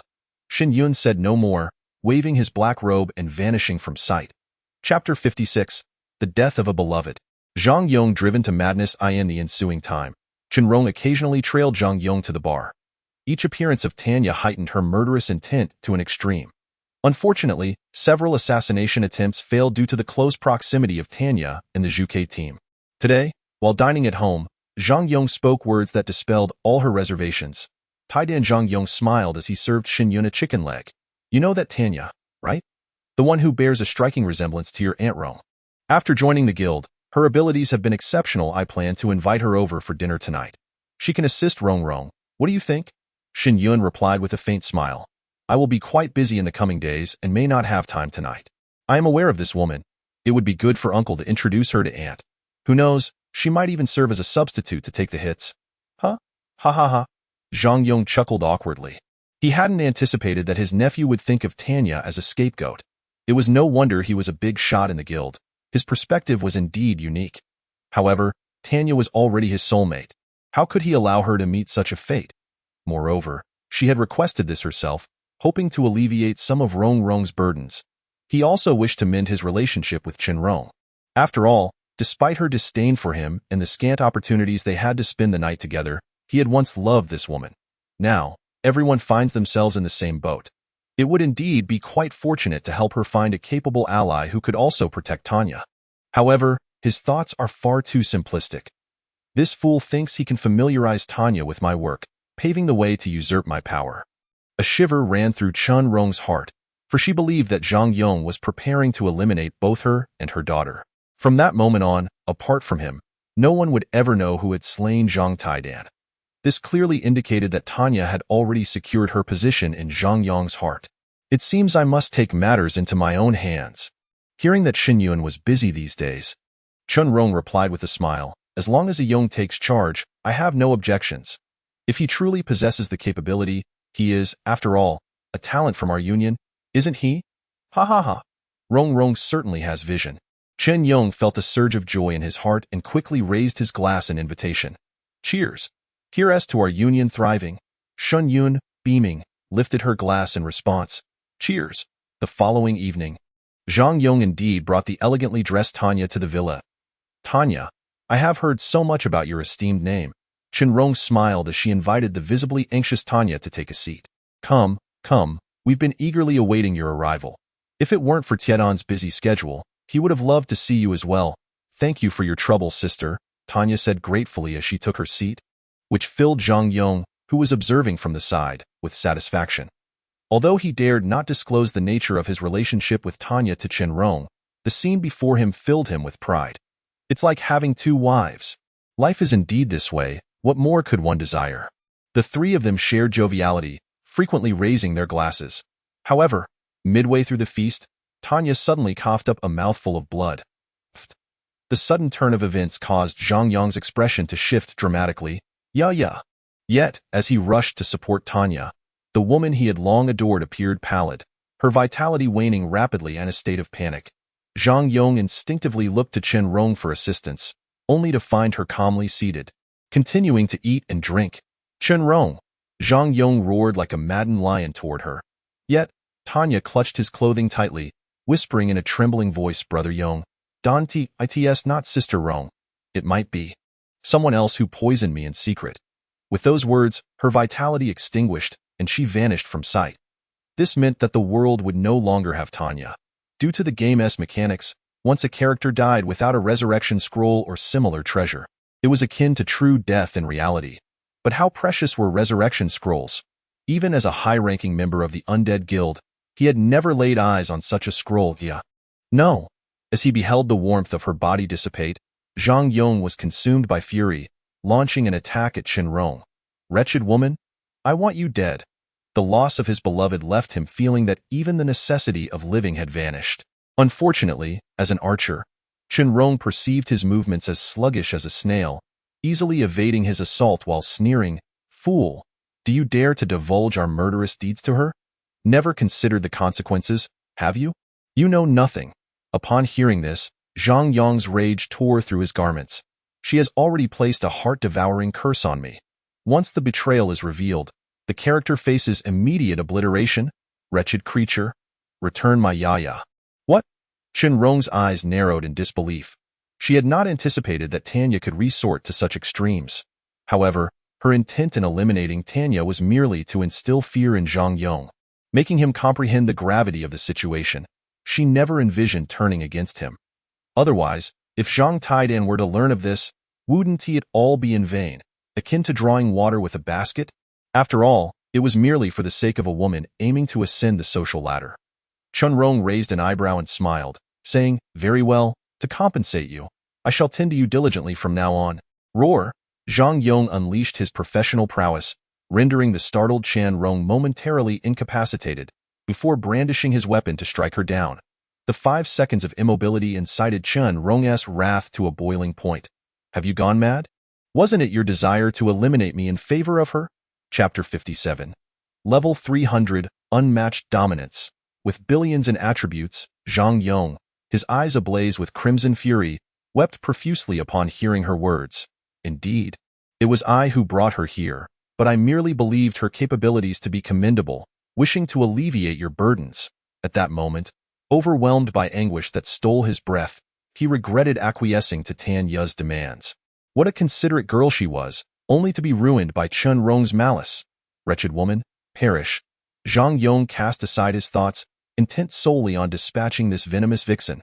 Fortunately, Chun Rong held a high rank within the guild, and her formidable equipment would prevent her from being easily vanquished. Aware of Zhang Yong's misunderstanding, she found herself powerless. This time, jealousy had clouded her judgment. Yet, Zhang Yong was engulfed in madness, utterly impervious to her pleas. "If you persist in this manner, so be it. If we must perish together, I shall directly inform Zhang Taidan. Do it if you dare." This man had clearly lost his sanity, disregarding all consequences. However, Chun Rong still yearned for survival, desirous of savoring the splendor of wealth. With her thoughts racing, she shouted in fury, "How can I not be enraged by your pursuit of other women? Why are you so selfish? I am your wife." This caused Zhang Yong's assault to falter slightly. Chun Rong seized the moment to catch her breath, swiftly gulping down a health potion, her tone laced with sorrow. "You profess to love me, yet now you wish for my demise. Is this your satisfaction? If there is blame, it lies in your failure to communicate clearly." Her words drained the color from Zhang Yong's face, leaving him dejectedly slumped on the ground. Witnessing this, Tanya felt a surge of delight. Indeed, this fool remains as indecisive as ever. Gaining momentum, she too began to shed tears, reminiscing about their past joys, hoping to quell the fury in Zhang Yong's heart. This left Shen Yun, observing the surveillance, seething with rage. "What are you capable of doing?" Meanwhile, the resurrected Tanya stood helplessly beside him. "Boss, this guy is indeed a bit useless. I've done all that was necessary, yet he still cannot rise." Noticing Shen Yun's sidelong glance, Tanya wisely fell silent. She was genuinely at a loss. Having performed so impeccably, how could Zhang Yong still be driven to eliminate Chen Rong because of her? As for her current state, despite utilizing a resurrection scroll, she was rendered in a death state due to Shen Yun's necromantic skills, preventing any possibility of leveling up or further actions. However, she remained unhurried, for this family would inevitably meet its demise. At that juncture, the status would naturally be lifted. It was merely the opportunity to ascend to a high-ranking position within the undead guild that would be lost. Observing Chen Rong sobbing inconsolably while holding on to Zhang Yong in the surveillance footage, Shen Yun shook his head in resignation. "Man's calculations cannot rival those of heaven. If that is the case, I shall have to personally dispatch them." The events of today had left him devoid of any desire to deal with Chen Rong and Zhang Yong. One was a cunning schemer, the other an ineffectual fool. Together, they posed considerable threat to him. Still too young. With the amusement dissipated, Shen Yun departed from the scene. In the ensuing time, he made his way to the guild's front lines to summon the undead army for a citywide purge. Within less than a year, most of the monsters within the cities of Huaxia had been eradicated. 99% of the city teleportation NPCs had successfully connected.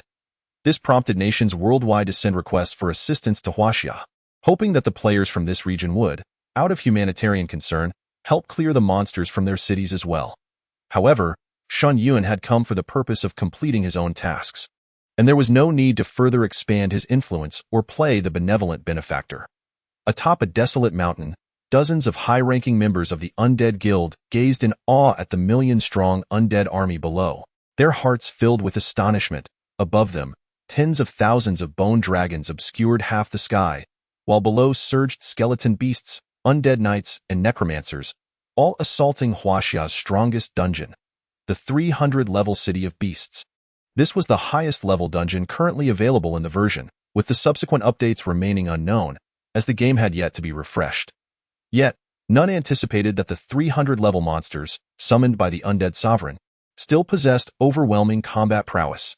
As the massive city fell with a thunderous crash several hundred meters ahead, a golden world announcement slowly materialized in the air. World announcement. Congratulations to the Huaxia District Guild, the Undead Guild, for vanquishing the City of Beasts, prematurely initiating a regional update. The Huaxia District will launch version 2.0 in 1 month. Other nations, keep up the effort. It appeared that Huaxia District was destined to surge ahead. This was the immediate thought that arose in the minds of all players. While other countries were still in the process of expanding their cities, Huaxia had already taken a monumental leap forward. With the presence of the Undead Sovereign, Zhang Taidan, Huaxia was bound to achieve an unprecedented feat. Global domination. Atop the mountain peak, everyone turned their gaze towards the figure ahead, a man clad in chaotic divine armor. Shrouded in mist, at that moment, he resembled a celestial being obscured by light and fog, rendering him almost impossible for mortals to discern. Shen Yun turned to face the Guild's core members and spoke calmly. Take this time to recuperate and prepare for the new version. The attendees promptly clasped their fists in acknowledgement. Yes, President. As the undead army that had breached the city transformed into bone dust and melded into the earth, Shen Yun pondered wistfully. I am about to return. But alas, the real world lacks such professions in the Death Plunder Golden Finger. Otherwise, even the oceanic aberrations would be no match for his undead army. Contemplating this, Shen Yun glanced at his current personal attributes. Player Zhang Taidan class. Undead Sovereign. Affiliation. Undead Guild Guild Leader. Honorary title. Alliance Leader of Huaxia Region. Level 300. Experience 100. Health 23,007,623 million. Mana 26,004,251 million. Constitution 8,004,660 million. Physical defense 17,009,210 million. Strength 12,008,720 million. Physical damage 29,011,13 million. Spirit 10,006,210 million. Magical damage 23,003,000 million. Agility 15,006,005. Dexterity 32,007,002 million. This golden finger is truly unfathomable. Shen Yun marveled inwardly. Such exaggerated statistics would leave anyone astonished. Even if a million level 300 bosses were to appear, they would be insufficient for him to farm. Chapter 58. Slaughtering the entire family of Uncle. At this moment, the 4 Divine Beasts squad had already set off to collect the equipment dropped in the Beast City. With Shen Yun's attributes, he could effortlessly shred the server's most elite equipment, rendering it utterly unimpressive. At this juncture, the team leader of Zhuke, Mu Shuangshuang, smiled expectantly at Shen Yun and proposed, Guild Leader, now that the entire Huaxia is stable, why don't we hold a celebration feast? As she spoke, the other 3 leaders and the crowd also warmly invited him. Indeed, Guild Leader. We haven't had a proper drink with you yet. Without saying more, no drunkenness, no return, they laughed heartily. The Guild Leader rarely participated in celebrations, leaving it all to Lu Nong and Zhang Yong. Naturally, everyone looked forward to gathering with him. You all enjoy. Shen Yun smiled and waved his hand. Turning to depart, the lively atmosphere suddenly froze, and the crowd forced out awkward laughs. Chen Rong, fearing that his aloofness might sour the mood and affect the guild's harmony, quickly smiled and smoothed things over. You all know the guild leader dislikes crowds. Let us just have a meal at home. It's the same as for Zhang Yong in the crowd. He also chuckled to help explain. mentioning that the guild leader had been exhausted from clearing various dungeons and was somewhat fatigued. On the surface, it seemed he and Chen Rong had no discord. Although the death of Tanya had deeply saddened Zhang Yong, life must go on for those who remain. Moreover, Chen Rong had indeed provided him great comfort during these days. The two were temporarily in a state of mutual support. As night fell, when Zhang Yong's family prepared a sumptuous dinner to reward Shen Yun, he did not even touch his chopsticks. Looking at Zhang Yong, Chen Rong, and Chen Sidong who were seated, he said with a faint smile, "Let us not rush into eating. I seem to have recalled something." This statement made the pupils of the three slightly contract, and they held their breath. "It can't be that it can't be." Chen Sidong turned pale, her expression tense as she gazed at Shen Yun. During this time together, she had become captivated by this powerful man. If possible, she would have preferred not to have harmed him in the past. Now, all she desired was to be this man's woman, to bear his children, and create a warm little home. Please, don't remember it. Both Chen Rong and Zhang Yong also felt their hearts rise to their throats. Unfortunately, in reality, there is seldom such luck. As Shen Yun leaned against the chair, observing the visibly anxious trio, a faint smile graced her lips as she inquired, "Have you perhaps pushed me off a cliff?" Boom! The moment those words escaped her lips, Chan Situ's mind felt as if it had been struck by lightning, leaving her momentarily dazed. In stark contrast, Zhang Yong and Chen Rong exhibited an astonishingly swift reaction. It was as if they had conspired, and in unison, they unleashed the epic scrolls from their backpacks. An anti-magic edict. The next instant, buzz. Suddenly, two luminous barriers erupted from within their bodies, enveloping the entire villa. Warm reminder. Within the current domain, all individuals are prohibited from using magic or equipping items. Chen Situ was momentarily taken aback, her eyes reflecting confusion as she gazed at the eerily smiling Zhang Yong and Chen Rong. Magic prohibition? Indeed, Chen Rong declared in a low voice. Now that he has regained his memory, there can be no peaceful resolution. These two exquisite scrolls had been meticulously prepared for the nephew before them. Should an accident occur, they would have no choice but to resort to this course of action. Simultaneously, over a dozen leaders of factions allied with Zhang Yong stormed into the villa with their entourage. It was only at this moment that Chen Situ realized her parents were on the brink of rebellion. "Have you all gone mad?" Chen Situ exclaimed, springing to her feet, only to be forcibly pressed back into her seat by Chen Rong. Even as she struggled with all her might, the inability to wield magic rendered her efforts futile. "Let us talk this out calmly," Chen Situ cried out in desperation. Yet, as tears streamed down her face and she witnessed her mother's indifference, fear gripped her heart. The very scenario she had dreaded the most was unfolding before her eyes. Meanwhile, Zhang Yong, with a look of satisfaction, lit a cigarette and paced the room. Observing Shen Yun leisurely sipping her kanji, he exhaled a ring of smoke and remarked with a sly smile, "Do not expect the fourth squad to come to your rescue. I possess the means to act with confidence. Fortunately, your strength is formidable and your arrogance considerable. Otherwise, had there been security within the villa, I would not have been able to apprehend you so easily." Upon hearing this, Chen Situ glared at Zhang Yong and cried out in tears, "Dad, you cannot kill him. We cannot afford another mistake." "There is no choice but to kill him," Zhang Yong declared, tossing aside his cigarette butt. "Eliminate him." Whoosh, whoosh, whoosh. In a flash, 20 level 280 melee combatants transformed into fleeting shadows, lunging towards Shen Yun. His reputation was simply too overwhelming. Otherwise, dealing with a frail mage who couldn't wield magic would require merely a single warrior. No. "If anyone is to die, let it be me first." As Chen Situ saw Chen Rong drawing her bow, she instinctively threw herself into Shen Yun's embrace. The thought of losing the person in her arms was unbearable. She could scarcely imagine how she would continue to live. "Perhaps this way, we shall perish together, and it will all be over." Witnessing this scene, Chen Rong, with reddened eyes, gritted her teeth and shouted, "Kill her too! Today's success or failure hinges on this very moment.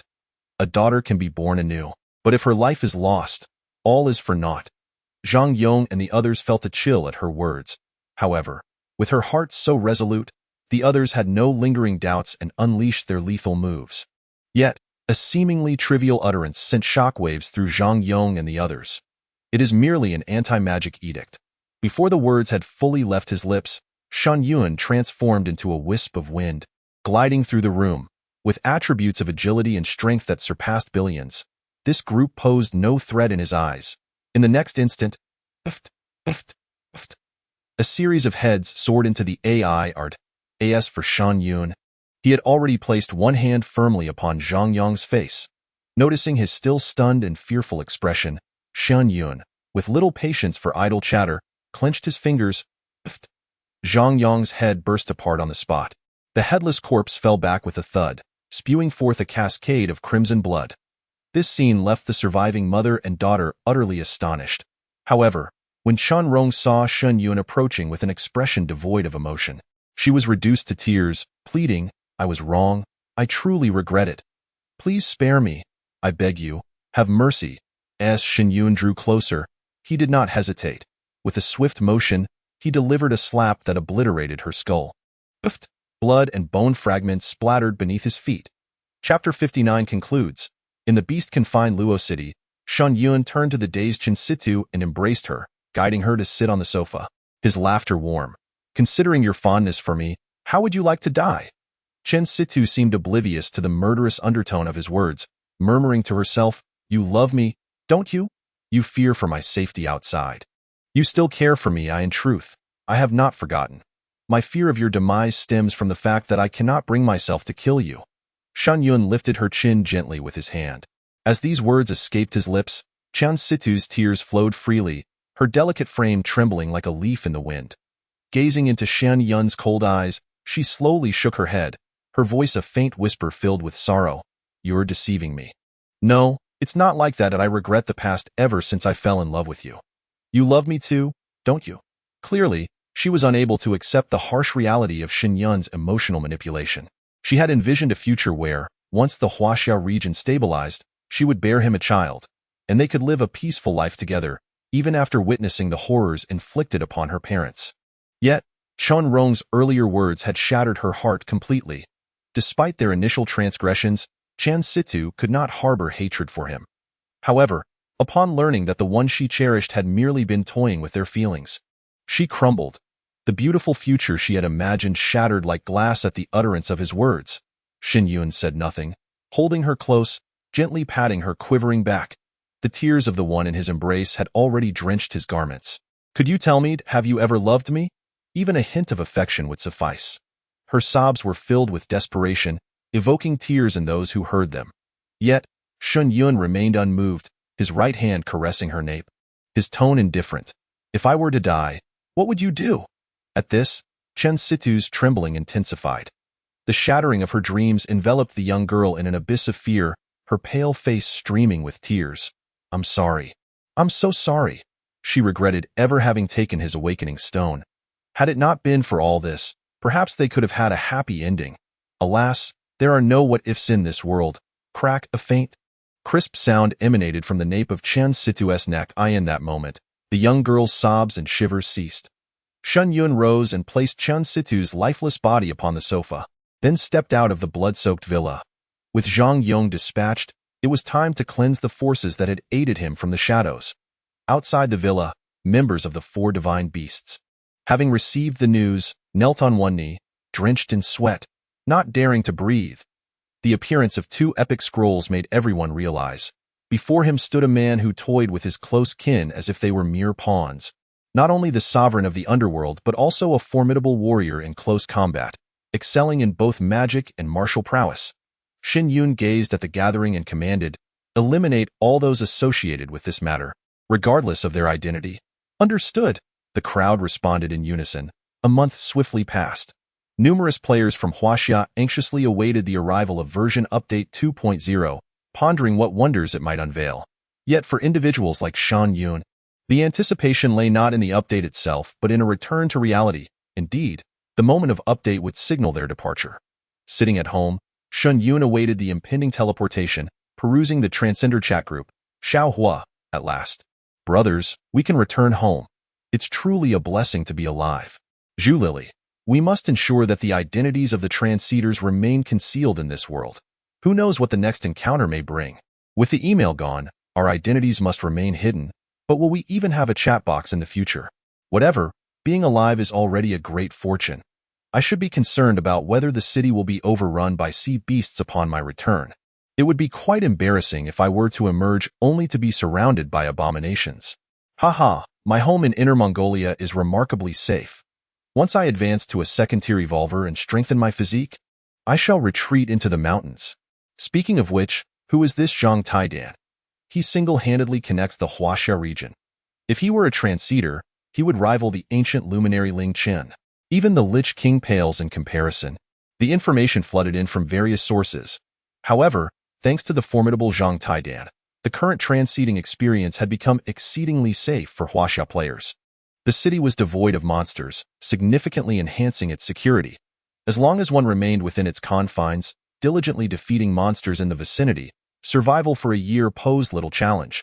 This resulted in Shen Yun encountering minimal resistance while purging the city, with some even collaborating to open the city gates.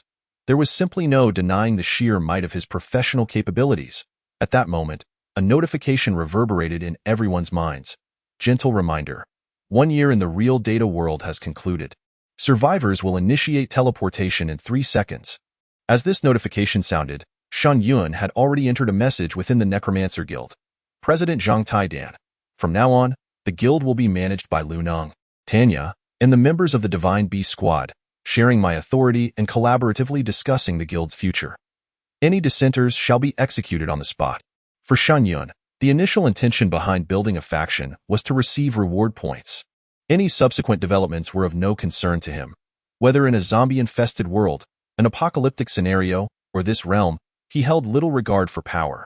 After all, he was destined to depart, allowing others to manage while he reaped the rewards. Upon sending this message, a wave of shock swept through the members of the Necromancer Guild. What was the president planning? Dividing power. This was a rather thorough abdication of responsibility. Lu Neng had just opened his friend list to inquire further when he was astonished to discover that President Zhang Taidan's ID had vanished. In an instant, Lu Neng's face turned as pale as a sheet. He feared that the president intended to eliminate him. The fate of the Zhang family echoed ominously in his mind. Yet, when he mustered the courage to add the individual, desperately pleading, he found the search bar displaying, unknown ID. How is this possible? Lu Neng stood there, dumbfounded, in the city of Luo. On the 27th floor of the Xinghuang Hotel, Shen Yun appeared by the window-side sofa and swiftly checked the telescope that had been set up nearby. The moment he opened his eyes, he saw the city walls of Luo emanating a faint blue electrical arc. Such a phenomenon could only occur under siege. Indeed, as Shen Yun adjusted the lens to focus on the outside of the city, he was met with a dense swarm of oceanic aberrations that had completely encircled Luo. The walls were already teeming with defenders. As he moved the lens, he even caught sight of a makeshift triage center for the injured not far from within the city. It seemed that the onslaught of the oceanic beasts had not just begun. In the span of 7 days, so many oceanic aberrations had gathered. He quickly pulled out his phone and confirmed that indeed, 7 days had passed. At this rate, even retreating to the highlands may not guarantee safety. Shen Yun's brows furrowed. The rapid spread of the oceanic aberrations was truly beyond human anticipation. This also signified that it wouldn't be long before the entire globe was infested with these aberrations, leaving humanity to struggle for survival amidst them. Meanwhile, a settlement report from the otherworldly realm played in his mind. Chapter 60, 10, Star Ultimate Trait Reward, Burst Mode. Congratulations Shen Yun for surviving 1 year in the data-realized apocalypse. Commencing settlement. Personal level. Global First Super SSS. Faction rating. Global First Super SSS. Equipment ranking. 300 pieces of Supreme Artifacts. Global First Super SSS. Dungeon ranking. 2 seconds completion. Global First Super SSS. Exploration achievement points. Global First Super SSS. Social. Close friends, apprentices, confidants. C. Hidden task. The strongest guild's transnational teleportation array incomplete. E. 5 superlative ratings. Shen Yun's face lit up with joy. He recalled that the last time he achieved such a rating, the reward had been a sequence-level treasure. Reward has been distributed. Let us see what it is. Noticing there were no cameras around, Shen Yun grasped the small black box that appeared in the projection, opened it, and found not technological blueprints or weapon cores, but rather a small black pill. Reward character trait, Burst Pill. Quality, 10-star ultimate trait. Effect, Upon use, the character permanently acquires the burst trait. Activating burst mode allows the character to enhance physical attributes, offensive and defensive capabilities, and supernatural strength by tenfold. Consumption, mental energy, physical condition, cooldown, none. Hiss, this is astonishing. Shen Yun's eyes narrowed in concentration as he swiftly placed the black pill into his mouth. Character traits. This was the first time he had heard of such an effect, and it was an ultimate trait at that, especially with such a formidable effect. No matter his current power stage, he could activate burst mode. This trump card, judging by its very name, was immensely powerful. The small black pill had a slightly tangy sweetness. Shen Yun savored it a couple of times before swallowing, awaiting a moment before he felt a surge of information flooding into his mind. With a mere thought, burst can be activated. How exhilarating! If there were any specific conditions, such as needing to be struck to activate it, that would be too lackluster. Haha, I truly relish this reward. Shen Yun stretched with a sense of satisfaction, only to be interrupted by the ringing of the doorbell. Approaching the door, he discovered that the visitor was Zhu Wan, the hotel's general manager. Behind him stood more than a dozen men and women, their faces alight with curiosity. Zhu Wan greeted him with a warm smile. Ah, Mr. Shen, you still possess your charm. However, the man clearly bore an expression of apology, hinting at something unsaid. Shen Yun cast a glance at several individuals clad in combat attire among the crowd before turning back into the room. What is it? He inquired. Zhu Wan remained silent, merely acting as a guide. Once everyone had entered the room, a young man in uniform introduced himself. Mr. Shen, my name is Chen Tianyu. I have been sent by Commander Chen Shui of Luoqing, with the hope that you will lead the city's most elite squad to eliminate the commander within the beast tide. Capture the ringleader before addressing the minions. Together, we can repel this assault. Upon hearing this, all eyes turned to Shen Yun on the sofa, who promptly closed his eyes. The implication was unmistakable. He was dismissing them. The hotel executives present were taken aback, whispering amongst themselves, "Is this the notorious corpse king, who has slaughtered millions?" He seems unfazed by Commander Chen's words. Not a hint of hesitation. Chen Tianyu, sensing the dismissal, hesitated briefly before continuing. If the beast tide recedes, we shall grant Mr. Shen half of the profit from the crystal cores, regardless of their rank. Furthermore, Mr. Shen will be promoted to the position of vice commander of Luoqing. In essence, he will be the second most powerful figure in Luoqing. He will only report to Commander Chen Shui. This declaration left the hotel executives in shock. My goodness, what a grand offer! Luoqing boasts a population of millions. The position of second in command is something one can scarcely imagine. It was said that the electromagnetic sniper cannons atop the city had already taken down several second-tier aberrants, yet the number of aberrants remained overwhelming. Should the beast tide retreat, it was possible that Luoqing might soon see third-tier evolvers emerge. Chen Tianyu smiled slightly. The strength of the Corpse King was indisputable. Given the imminent threat of this beast tide, Shen Yun's teleportation ability had become an invaluable asset, indispensable. It was not surprising that his father could make such a promise. Shen Yun raised his gaze to Chen Tianyu. The old tactic of fishing with empty hands is outdated. Unless you can present dozens of third-tier crystal cores, I might consider it. Dozens of third-tier crystal cores? The companions beside Chen Tianyu winced at the thought. If they possessed such high-grade cores, they would have long armed themselves to reach the third tier, let alone distribute them. Not to mention, third-tier aberrants were immensely formidable. These creatures were far more cunning than their second-tier counterparts, rarely falling prey to the electromagnetic sniper cannons. Each appearance of one during a siege posed a tremendous challenge to the city's defense system. And he asked for dozens?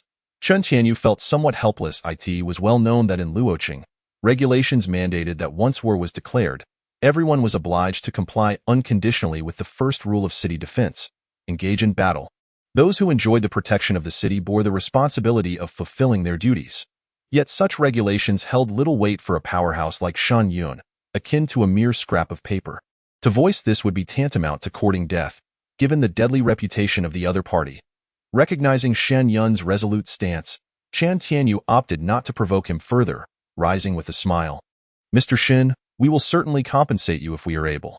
We simply hope you will extend a helping hand. I shall not disturb your rest any longer. Farewell. Zhu Wan, witnessing the scene, rose to escort them out. After everyone had departed, he finally returned to the room and reported to Shen Yun with a smile. Mr. Shen, A siege by the mutated creatures erupted 2 days prior to your return. As for the various supplies you requested, they have been stored in the warehouse. However, during this state of military preparedness, further procurement is not feasible. The acquisition of these supplies was facilitated by the military district. This was clearly an attempt to curry favor with the military district. Shen Yun cast a glance at him while fiddling with the binoculars to survey the battle conditions outside the city. Do not bother with the supplies. You may keep some for your efforts, just as I suspected. Zhu Wen managed a wry smile as he placed Shen Yun's bank card on the table. He was well aware that when the military district intervened to assist with procurement, there was a substantial likelihood that Shen Yun would decline the supplies. Furthermore, having just rejected Qin Tianyu, the chances of accepting the provisions had diminished even further. That moment, a knock echoed from outside the door. Boss? Zhu Wen turned to see a girl in uniform standing at the threshold, holding a small basket. She leaned toward Shen Yun and whispered, "You've just returned from another realm. I presume you could use some relaxation." This girl specializes in massage, and rest assured, she is entirely professional, freshly graduated and quite the beauty, a special service. Shen Yun shook his head, indicating that he had no interest. With battles raging outside, it seemed rather inappropriate to indulge in such distractions. Suddenly, he heard a faint noise emanating from the kitchen sink. Thought it was reminiscent of the sounds from his home in Haicheng. Frowning slightly, he looked at Zhu Wen. What is the status of the underground defenses in Luoqing? It may not be long now. This city, once a source of pride for those from the interior, might soon become a relic of the past. Chapter 61. The Crisis of Luoqing. The mutated jellyfish capable of communicating with humans. Zhu Wen did not conceal the truth, stating candidly, "From what I gathered from my boss, a new batch of underground lures has been introduced, capable of emitting scents underground to entice the mutated creatures to dig towards the outskirts of the city. The results have been exceedingly effective. It seems they were purchased from several travelers. Fortunately, they did not traverse to the digital world this time. Otherwise, defending the city would have been a monumental challenge. Someone is indeed digging down there." Shen Yun stowed the binoculars in his system space and casually inquired, "What was your previous line of defense?" "A high-voltage electric grid. Everyone in the city is aware of it. It is not a secret." Zhu Wen continued. "It was developed by the Research Institute, but once activated, it would evaporate the underground lures. Thankfully, it has been replaced. Otherwise, the mutated creatures would have already breached the electric grid, and the situation would not be as stable as it is now. I see." Shen Yun rose and proceeded towards the door. Indeed, any fortified city can be breached most efficiently from within, unless something unforeseen occurs. Those who handed over the lures must have allied with the oceanic mutated creatures. Zhu Wen wore a confident smile. "Mr. Shen, are you concerned about the potential issues with the underground defenses?" In his perspective, the mutated creatures would require at least 5-fold their current forces to penetrate the robust walls of Luoqing. Shen Yun shook his head. "The problems have already arisen." "Huh?" Zhu Wen and the masseuse exchanged looks of confusion. However, Shen Yun, being such a formidable presence, did not strike them as someone prone to idle chatter. Realizing this, their expressions shifted dramatically. In the next instant, bang! Hearing the muffled sound behind him, Zhu Wen quickly turned around. To his astonishment, a flesh-colored tentacle emerged from the pipe, swaying back and forth as if searching for nearby prey. A slender squid? Zhu Wen's heart plummeted to the depths of despair. Was there a malfunction with the underground sedative? Did someone intend to destroy Luo City? Help! Oh my goodness, it's a squid! Run! In an instant, a cacophony of screams erupted from the rooms flanking the corridor. The once tightly closed doors were flung open in haste. At this moment, even the evolved beings dared not linger, rushing away in a frenzy. Indeed, the squid was a first-tier aberration. Yet this signified that aberrations had breached the subterranean depths and infiltrated the city. Shen Yun flung his hand, casting a fruit knife that severed the tentacles lunging towards him, and swiftly grasped Zhu Wen and the massage girl, teleporting away from the hotel towards the city's defensive perimeter. Observing the fleeting scene, Zhu Wen felt an overwhelming envy at experiencing the practicality of teleportation for the first time. Simultaneously, he expressed his gratitude to Shen Yun. "Thank you, Mr. Shen. It seems the Corpse King is not as cold-blooded and unfeeling as the rumors suggest." He understood the nature of his companion. This was a reward earned through several days of dedicated service. The massage girl beside him wore a face of sheer survival, clinging tightly to Shen Yun's arm. Had she attempted to flee the hotel alone, Her demise would have been inevitable. To be honest, she had initially resisted her boss's arrangements. Yet now, she wished nothing more than to fawn over Shen Yun. For his escape capabilities were truly formidable, Shen Yun said little. After depositing the two at a short distance from the city gate, he vanished to the top of the city wall's watchtower. From such heights, one could see far and wide. Outside the city, the horde of aberrations seemed aware of the turmoil within and launched a full-scale assault. Do not panic. Continue to repel the aberrations outside the city. Have the reserve team expedite to the power station and activate the electric grid. Otherwise, we will be besieged from within and without, and we shall all perish. A multitude of defenders atop the colossal city attacked the oncoming tide of beasts.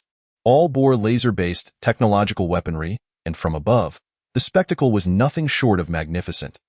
Coupled with the powerful blue arcs of electricity emanating from the city walls, they momentarily held back the onslaught of the beast horde. At this juncture, everyone awaited the reserve forces within the city to eliminate the aberrations in the underground power station. Then they could activate the underground electric grid and sever the relentless influx of aberrations. Otherwise, under the dual onslaught, the millions of citizens in the city would face certain doom.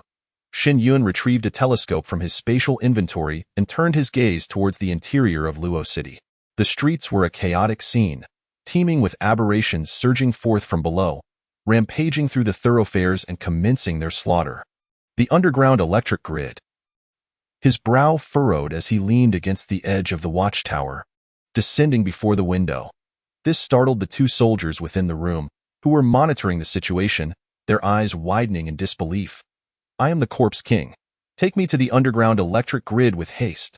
The mention of the Corpse King sent a jolt of surprise through them. One soldier swiftly turned to point towards the interior of Luo City, only to be seized by Shen Yun, vanishing from sight. The remaining soldier, brimming with excitement, shouted into the microphone, "Report! The Corpse King has gone to the underground electric grid." "What? Good heavens! Notify all personnel. The Corpse King has taken action. Everyone, hold your ground." A resounding cheer erupted from the intercom.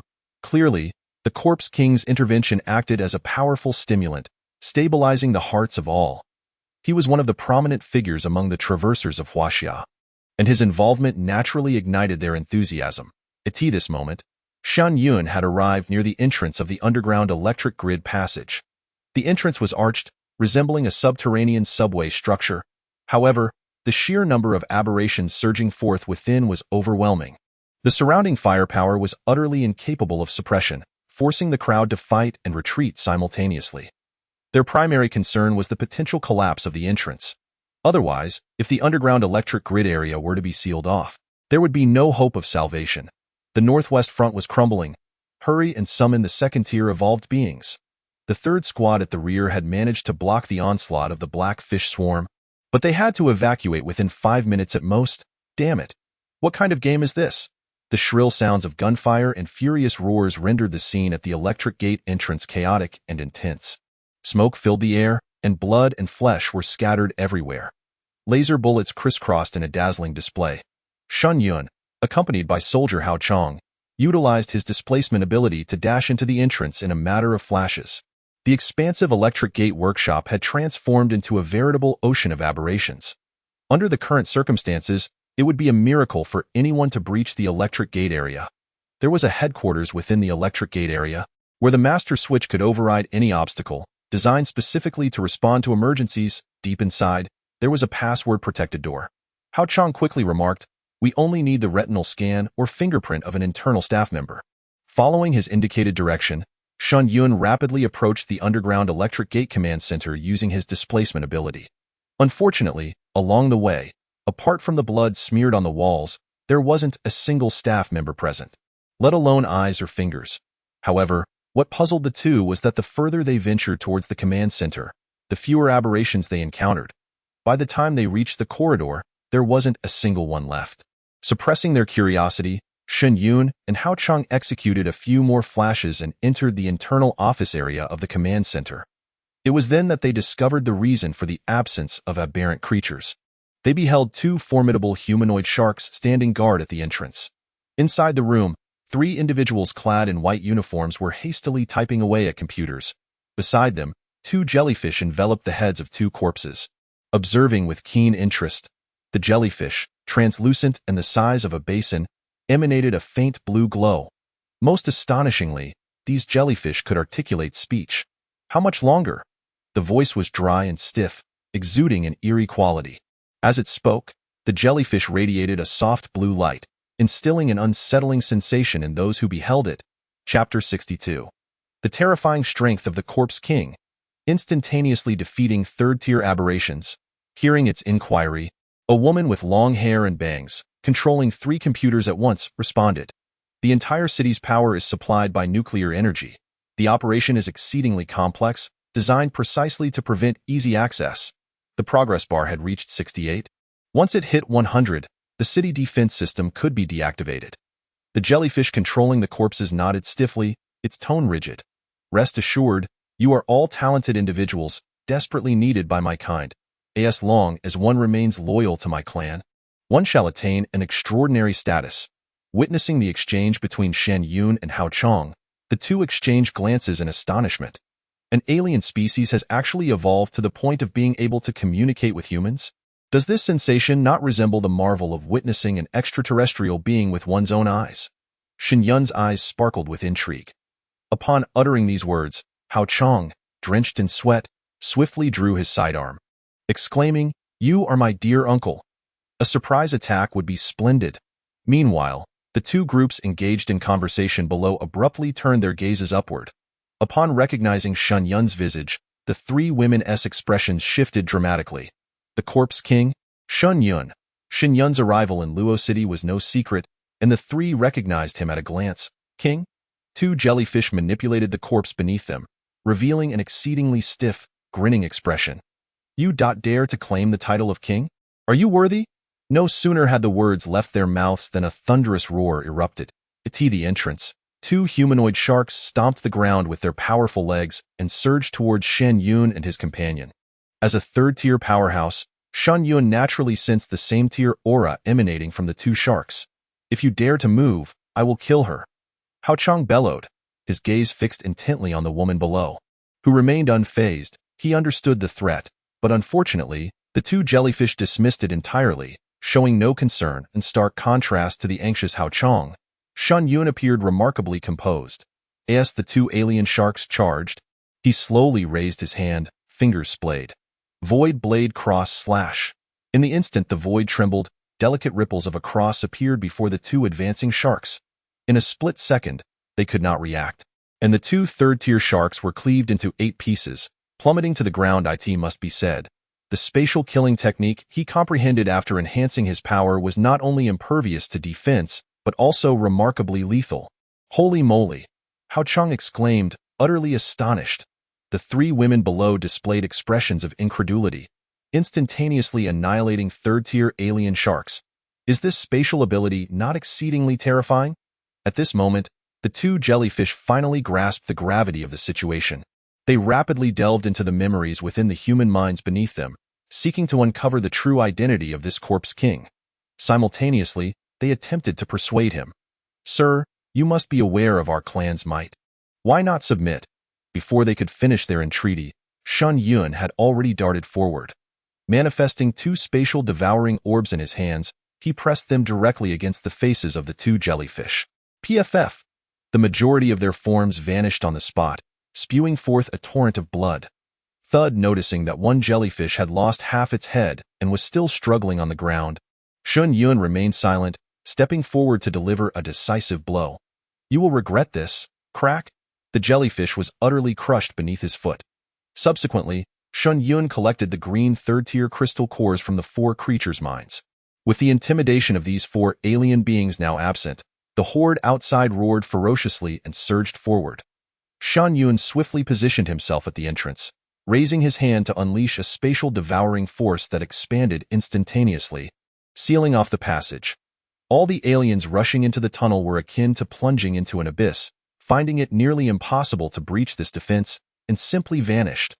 This formidable display of power left the trio of women trembling in shock. They had only a vague understanding of the Corpse King's strength, yet it was astonishingly formidable beyond their wildest imaginations. Hao Chang has already taken a staff member and is making his way towards the main power switch, intending to activate the underground power grid to sever ties with the aberrations. The woman in the white coat, upon noticing Shen Yun, took a deep breath and quietly said, "I was merely stalling for time. Please remain calm. All the personnel here have perished, and I alone can control the entire underground power grid.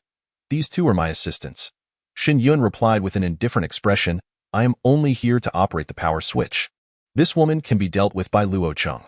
Zhou Huihui tucked a strand of hair behind her ear, signaling her assistant to depart, and then gazed earnestly at Shen Yun. "My name is Zhou Huihui, a 28-year-old dual PhD holder, with significant accomplishments in advanced weaponry and research both domestically and internationally, which should prove beneficial to you. If you are willing to protect me, my value will surely meet your expectations."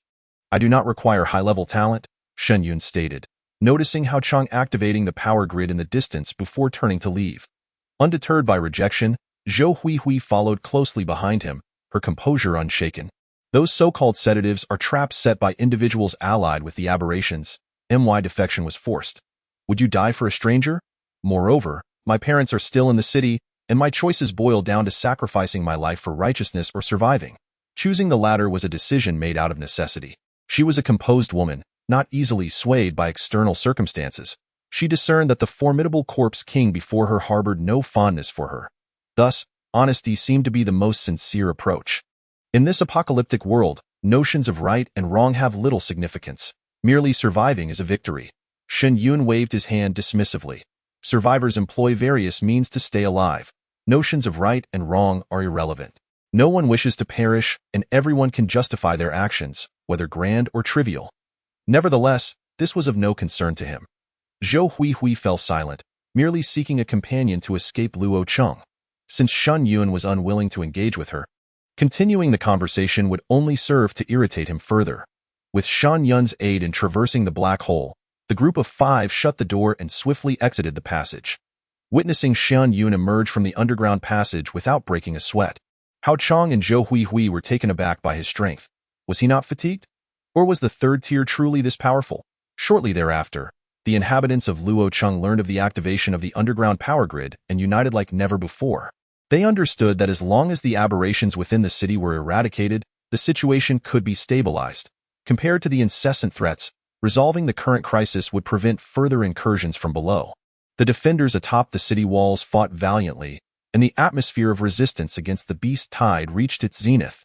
Until darkness fell, the beast tide outside the city, unable to overcome humanity and thwarted by the underground power grid, finally retreated. As for the aberrations within the city, they were exterminated through the collective efforts of the populace. This was undoubtedly a historic moment for inland cities. The survivors of the entire city wept tears of joy, erupting in cheers akin to a tidal wave. On the second floor of a villa, watching the survivors celebrating in the streets, Shen Yun answered a call from Commander Chen Shui of Luo Cheng. "Mr. Shen, thank you for your assistance, and thank you for bringing back Zhou Huihui. Currently, she is of utmost importance to the base. Only she can comprehensively understand the underground power grid. As for what Hao Chang mentioned, I will address her situation once we have new defensive tools." Shen Yun lifted the glass of red wine from the edge of the table and took a delicate sip, his eyes narrowing slightly. Perhaps Zhou Huihui has orchestrated the extermination of all the staff by the otherworldly beings. This woman would undoubtedly go to great lengths for self-preservation, enhancing her own value to commit such an act. Chapter 63. Interstellar Migration a century ago. A hefty price for offspring. By the way, Mr. Shen, are you free tonight? I have arranged a banquet and no need. Shen Yun flatly rejected Chen Shui, causing Zhu Wen behind him to feel a chill of apprehension. It is well known that Chen Shui, Chen Guodong, is the master of Luoqing. This is a fact everyone is aware of, though it remains unspoken. Yet, in Shen Yun's eyes, this formidable figure might as well be no different from Zhu Wen, their tones indistinguishable. This is the most direct manifestation of immense power. Ha, very well. My son will deliver the third-tier crystal cores to you shortly. Shen Yun ended the call. After Zhu Wen departed, Chen Tianyu entered the room, carrying a briefcase, followed by 4 team members and Zhou Huihui, still clad in her white lab coat. "Mr. Shen, here are 96 second-tier crystal cores and 2 third-tier crystal cores. If you require first-tier cores, we can arrange that immediately after taking a seat." Chen Tianyu cheerfully opened the briefcase. Among the pile of white second-tier crystal cores, the two green ones stood out prominently. Shen Yun nodded. No need for first-tier cores, just these will suffice. Although the two third-tier cores were few, for Luoqing, acquiring them at this moment was quite remarkable. This clearly indicated the presence of third-tier powerhouses within Luoqing. After all, it is a city of millions. With the authority in Qian Shuai's hands and the resources of Luoqing, obtaining 100 second-tier crystal cores to elevate to third-tier is hardly surprising. This highlights the stark difference between great powers and lone wolves, the efficiency of resource acquisition. As for Shen Yun's possession of 10,000 second-tier crystal cores, that was a reward earned. Chen Tianyu, observing that Shen Yun had begun pouring tea for himself, realized he was being dismissed and cheerfully remarked, "Mr.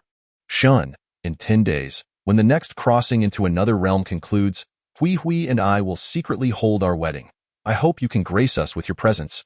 Upon hearing this, Shen Yun's eyelids twitched involuntarily. He discreetly glanced at Chen Tianyu, noticing the fervent admiration and deep affection in his gaze directed at Zhou Hui. Clearly, Chen Tianyu was utterly infatuated with her. After all, who would dare to marry a woman who nearly brought doom to Luoqing? Yet, this woman previously sought to have Shen Yun accept her. Considering this, Chen Tianyu appeared somewhat pitiable. Shen Yun raised his cup to sip his tea, remaining non-committal. Their marriage undoubtedly involved Chen Shuai's intentions. For Chen Shuai to endure such a significant threat, it must be that Zhou Hui was essential in stabilizing the underground power grid area. Or perhaps she possessed something of even greater importance that safeguarded her life. Then I shall not disturb you any further, Mr. Shen. Chen Tianyu rose, somewhat regretful. He genuinely hoped this powerful figure from Huaxia could witness his wedding. Then he turned to Zhou Hui, smiling gently. "You two carry on. I will wait for you outside the villa." Zhou Hui nodded, and after he exited the room, she poured a cup of tea for Shen Yun. "I can divulge what Qin Guodong wishes to know. But my conditions remain unchanged. I hope you can ensure the safety of my family. As for marrying Chen Tianyu, it is merely a precaution to prevent Chen Guodong from killing me." Upon observing Shen Yun reclining on the sofa with his eyes closed in contemplation, Zhou Hui gazed at him with a serious tone. There have been no crystal cores recorded in Luoqing. Even if all the evolved beings abstain from crossing over, this city is destined to fall to the aberrants. The worst that could happen to me is being taken away by Qin Guodong, or perhaps being recruited by the aberrants, neither of which is my desire. You must have ensnared Chen Tianyu long ago to have captivated him so completely, right? Shen Yun met her gaze. It was merely a struggle for survival in the apocalypse, with contingencies left in place. Zhou Hui did not conceal her thoughts, brushing her hair behind her ear with a faint smile. As far back as 200 years ago, the upper echelons of humanity initiated a lunar colonization program. The strength of the oceanic aberrants is evident. It is only a matter of time before they dominate the Earth. We are but insignificant figures left behind. What else can we do but live cautiously? Interstellar migration? Shen Yun frowned slightly. This possibility was not entirely implausible, yet it was astonishing that the higher-ups had abandoned Earth 2 centuries prior. Indeed, Zhou Hui sighed softly, her demeanor shifting from calm to languid as she slumped into the sofa. In my youth, I inadvertently overheard this news and resolved to obtain a ticket for a spaceship. I believe that scientific research and advanced weaponry were humanity's most reliable tools, and I dedicated myself to mastering these two fields. Alas, the last spaceship's quota belonged to my family, only to be snatched away by those with connections. I have no desire to listen to your lamentations. If there is nothing else, you may take your leave. Shen Yun rose and headed towards the villa's gym area. He had already adapted to the physique of a third-tier evolved being, yet he must not neglect his training. The villa also housed a shooting range, which proved convenient for him. Upon arriving at the gym, he removed his shirt and shoes, stretching his limbs before warming up with a one-arm deadlift of 300 kilograms. Zhou Hui's intentions were of no concern to him. Even if she could construct a spaceship, it was of little significance. With his superlative abilities, he could thrive just as well on Earth. Noticing his athletic physique, Zhou Hui's lips curled into a slight smile. My abilities can elevate you to the level of a fourth-tier evolved being. This is my utmost sincerity. Supportive abilities? Shen Yun turned his head to look at her. He watched as Zhou Hui stood up and unzipped her white uniform, revealing skin as pristine as a snow lotus. Approaching him with measured steps. 12 tattoos resembling third-tier crystal cores adorned her abdomen. As she drew nearer, The tattoos emitted an eerie green glow, mirroring the radiance of third-tier crystal cores. Coming closer, Zhou Huihui raised her delicate hand to caress Shen Yun's well-defined muscles, gazing up at him with a soft voice. Moreover, my abilities can enhance the bloodline of your offspring, making them the first infant-evolved being in human history. Our child will undoubtedly become the hope of humanity. Shen Yun looked down at this woman with gold-rimmed glasses. Beneath her delicate brows, her eyes were dark and profound, akin to an enchanting abyss. Coupled with her subtly world-weary expression, she was now licking her rosy lips, exuding an intriguing allure. Shen Yun's hand brushed against the ethereal projection of the crystal core on her abdomen, causing goosebumps to rise on her jade-like skin. A hint of crimson also appeared on Zhou Huihui's exquisitely shaped oval face. Suddenly, Shen Yun, with the swiftness of lightning, seized her by the throat, lifting her effortlessly and whispering menacingly, "Is this truly your ultimate aim?" The abrupt turn of events rendered Zhou Huihui's delicate face crimson, her eyes widening in shock as she coughed, "Cough, cough. Please, do not kill me." She clutched Shen Yun's wrist with desperation. Terror etched across her features. Shen Yun let out a derisive laugh, desperately seeking a child. "Have you truly overestimated your own significance?" He genuinely did not anticipate that a mere advertisement on a utility pole could ensnare him in such a manner. Although fourth-tier evolved beings are indeed rare, it was far beneath him to acquire one in this fashion. Moments later, Zhou Huihui, her neck firmly grasped, felt her consciousness gradually slipping away. Chapter 64. The Bloodbath of Luocheng. Departure with a casual motion. Shen Yun discarded the woman onto the ground. His tone indifferent, "Enough. Divulge all the unique traits of the that you are aware of." Zhou Huihui, rubbing her neck, coughed, "It's in my clothing pocket." For the first time, the once revered Zhou Huihui experienced the sensation of being treated like refuse, instilling in her a profound fear of Shen Yun. Throughout her life, she had borne immense pressure, especially after years of effort only to have her ticket to success snatched away. Anyone would be driven to madness under such circumstances. Now, being repeatedly trampled upon by this fierce powerhouse, her once proud dignity lay in tatters, leaving her utterly devastated. Shen Yun, not wishing to linger on the matter, retrieved a notebook from his large coat and tossed her clothing over her shoulders, saying, "Begone. Your fiancé is growing impatient." As for him, he could decide her fate with a mere thought. Zhou Huihui stumbled to her feet. In the presence of Shen Yun, she could show weakness, but before others, they hardly registered in her eyes. She held Chen Tianyu in utter disregard. In truth, she had already allied with the, however, if Chen Guodong were willing to leave Luocheng promptly, she would follow suit. Who would desire to remain among a horde of monsters? She had initially planned to beseech Shen Yun for a child, hoping to orchestrate a treacherous act during this assault, allowing them to eliminate Chen Tianyu. Then, under Chen Guodong's protection, she would bear a child with Shen Yun. Alas, Shen Yun's will was too formidable. Even her alluring beauty could barely sway his resolve. She understood well that she could not exert control over Shen Yun, so she opted for complete honesty. Perhaps she might receive a favorable response. Shen Yun, uninterested in her plight, seated himself on a nearby piece of fitness equipment and opened the notebook. Shark, trait. Olfactory sensitivity. Possesses formidable olfactory nerves, allowing close combat attacks to anticipate the opponent's next move with considerable accuracy. Blue glow jellyfish, trait. Communication. Capable of communicating with various life forms, possessing immense mental strength. Giant octopus, trait. Domain. Capable of activating a protective barrier. Other abilities unknown. Crimson starfish, trait. Absorption. Can extract memories and abilities from the minds of humans through its oral siphon. A single crimson starfish in the beast tide absorbed the memories of thousands of soldiers, its combat prowess easily overwhelming other evolved beings of the same tier. In addition to these rare traits, there were also those well known to the public, like the sensitive black fish schools, the ever-infiltrating fine squid, the bomb-launching cannon crabs, and the astonishingly agile mantis shrimp. The notebook also recorded the classifications of the various exotic species, leaving Shen Yun quite pleased with his latest findings. After perusing the notes, he tucked the notebook away and made his way to the fitness area to commence his training for the day. Zhou Huihui, not lingering, donned her gear and, with a smile, exited the room. "If you wish to enhance your strength, feel free to seek me out at any time.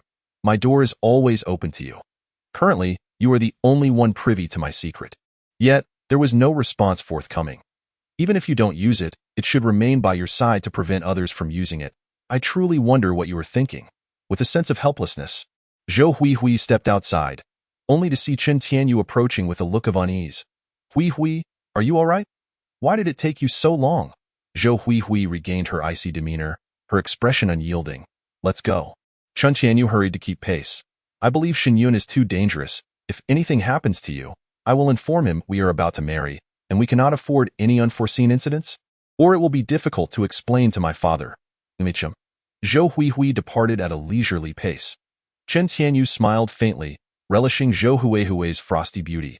The challenge of conquering her only added to his satisfaction.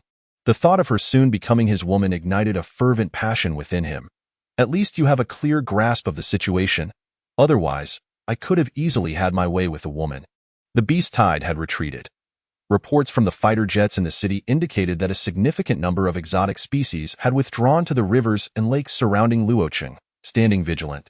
Disappointingly, however, the exotic beasts had taken away the corpses of their fallen comrades upon their departure. This signified that after the fierce battle, aside from the crystal cores of the exotic species within the city, Luocheng had gained nothing from the external battlefield, suffering direct losses.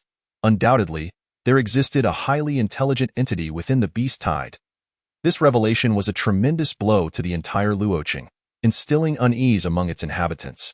Should the battles prolong without a substantial influx of crystal cores to bolster their strength, annihilation would be inevitable. With ammunition depleted and resources exhausted, what would be left to gain? Consequently, a large number of citizens sought to open the city gates and flee. The outcome was evident.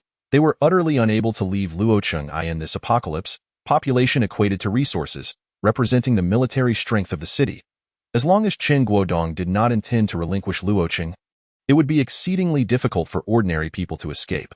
Simultaneously, he issued a series of documents and preferential policies to recruit city defense troops, broadcasting daily images of cities overtaken by exotic species, scenes of devastation and heavy casualties, with entire cities laid waste by the beast tide. Such measures ultimately quelled the restless hearts of the populace. Nevertheless, many evolved individuals had already formed groups under the cover of night to depart Luocheng. The seasoned veterans were now immune to such hollow promises. Shen Yun had no intention of remaining either. He had come to Luocheng seeking a stable environment to participate in interdimensional travel. It was becoming increasingly clear that the possibility of Luocheng holding its ground was minimal, rendering his continued presence unnecessary. On the morning of the third day, he was already driving his jeep along the road outside the city. The towering gates of Luocheng receding into the distance behind him in the morning. Manager Zhu Wen sought him out and was taken aback upon learning of his impending departure, yet he felt constrained to say much. This astute manager, possessing a diplomatic demeanor, merely expressed his sentiments before arranging for Shen Yun a remarkably high-performance off-road vehicle. If only I could possess the nonchalance of Mr. Shen. Alas, my loyalty to the boss is profound, and I must navigate this path alongside him. Everyone has their own choices, and Shen Yun could only wish them well. One wonders how long Luocheng can endure this time as he gazed at the city silhouette flickering in the rearview mirror. Shen Yun understood that once the journey commenced, it would mark the second confrontation of Luocheng with the beast tide. The absence of defensive strength, coupled with a lack of abundant crystal cores to enhance one's capabilities, raises the question, which city can withstand such conditions?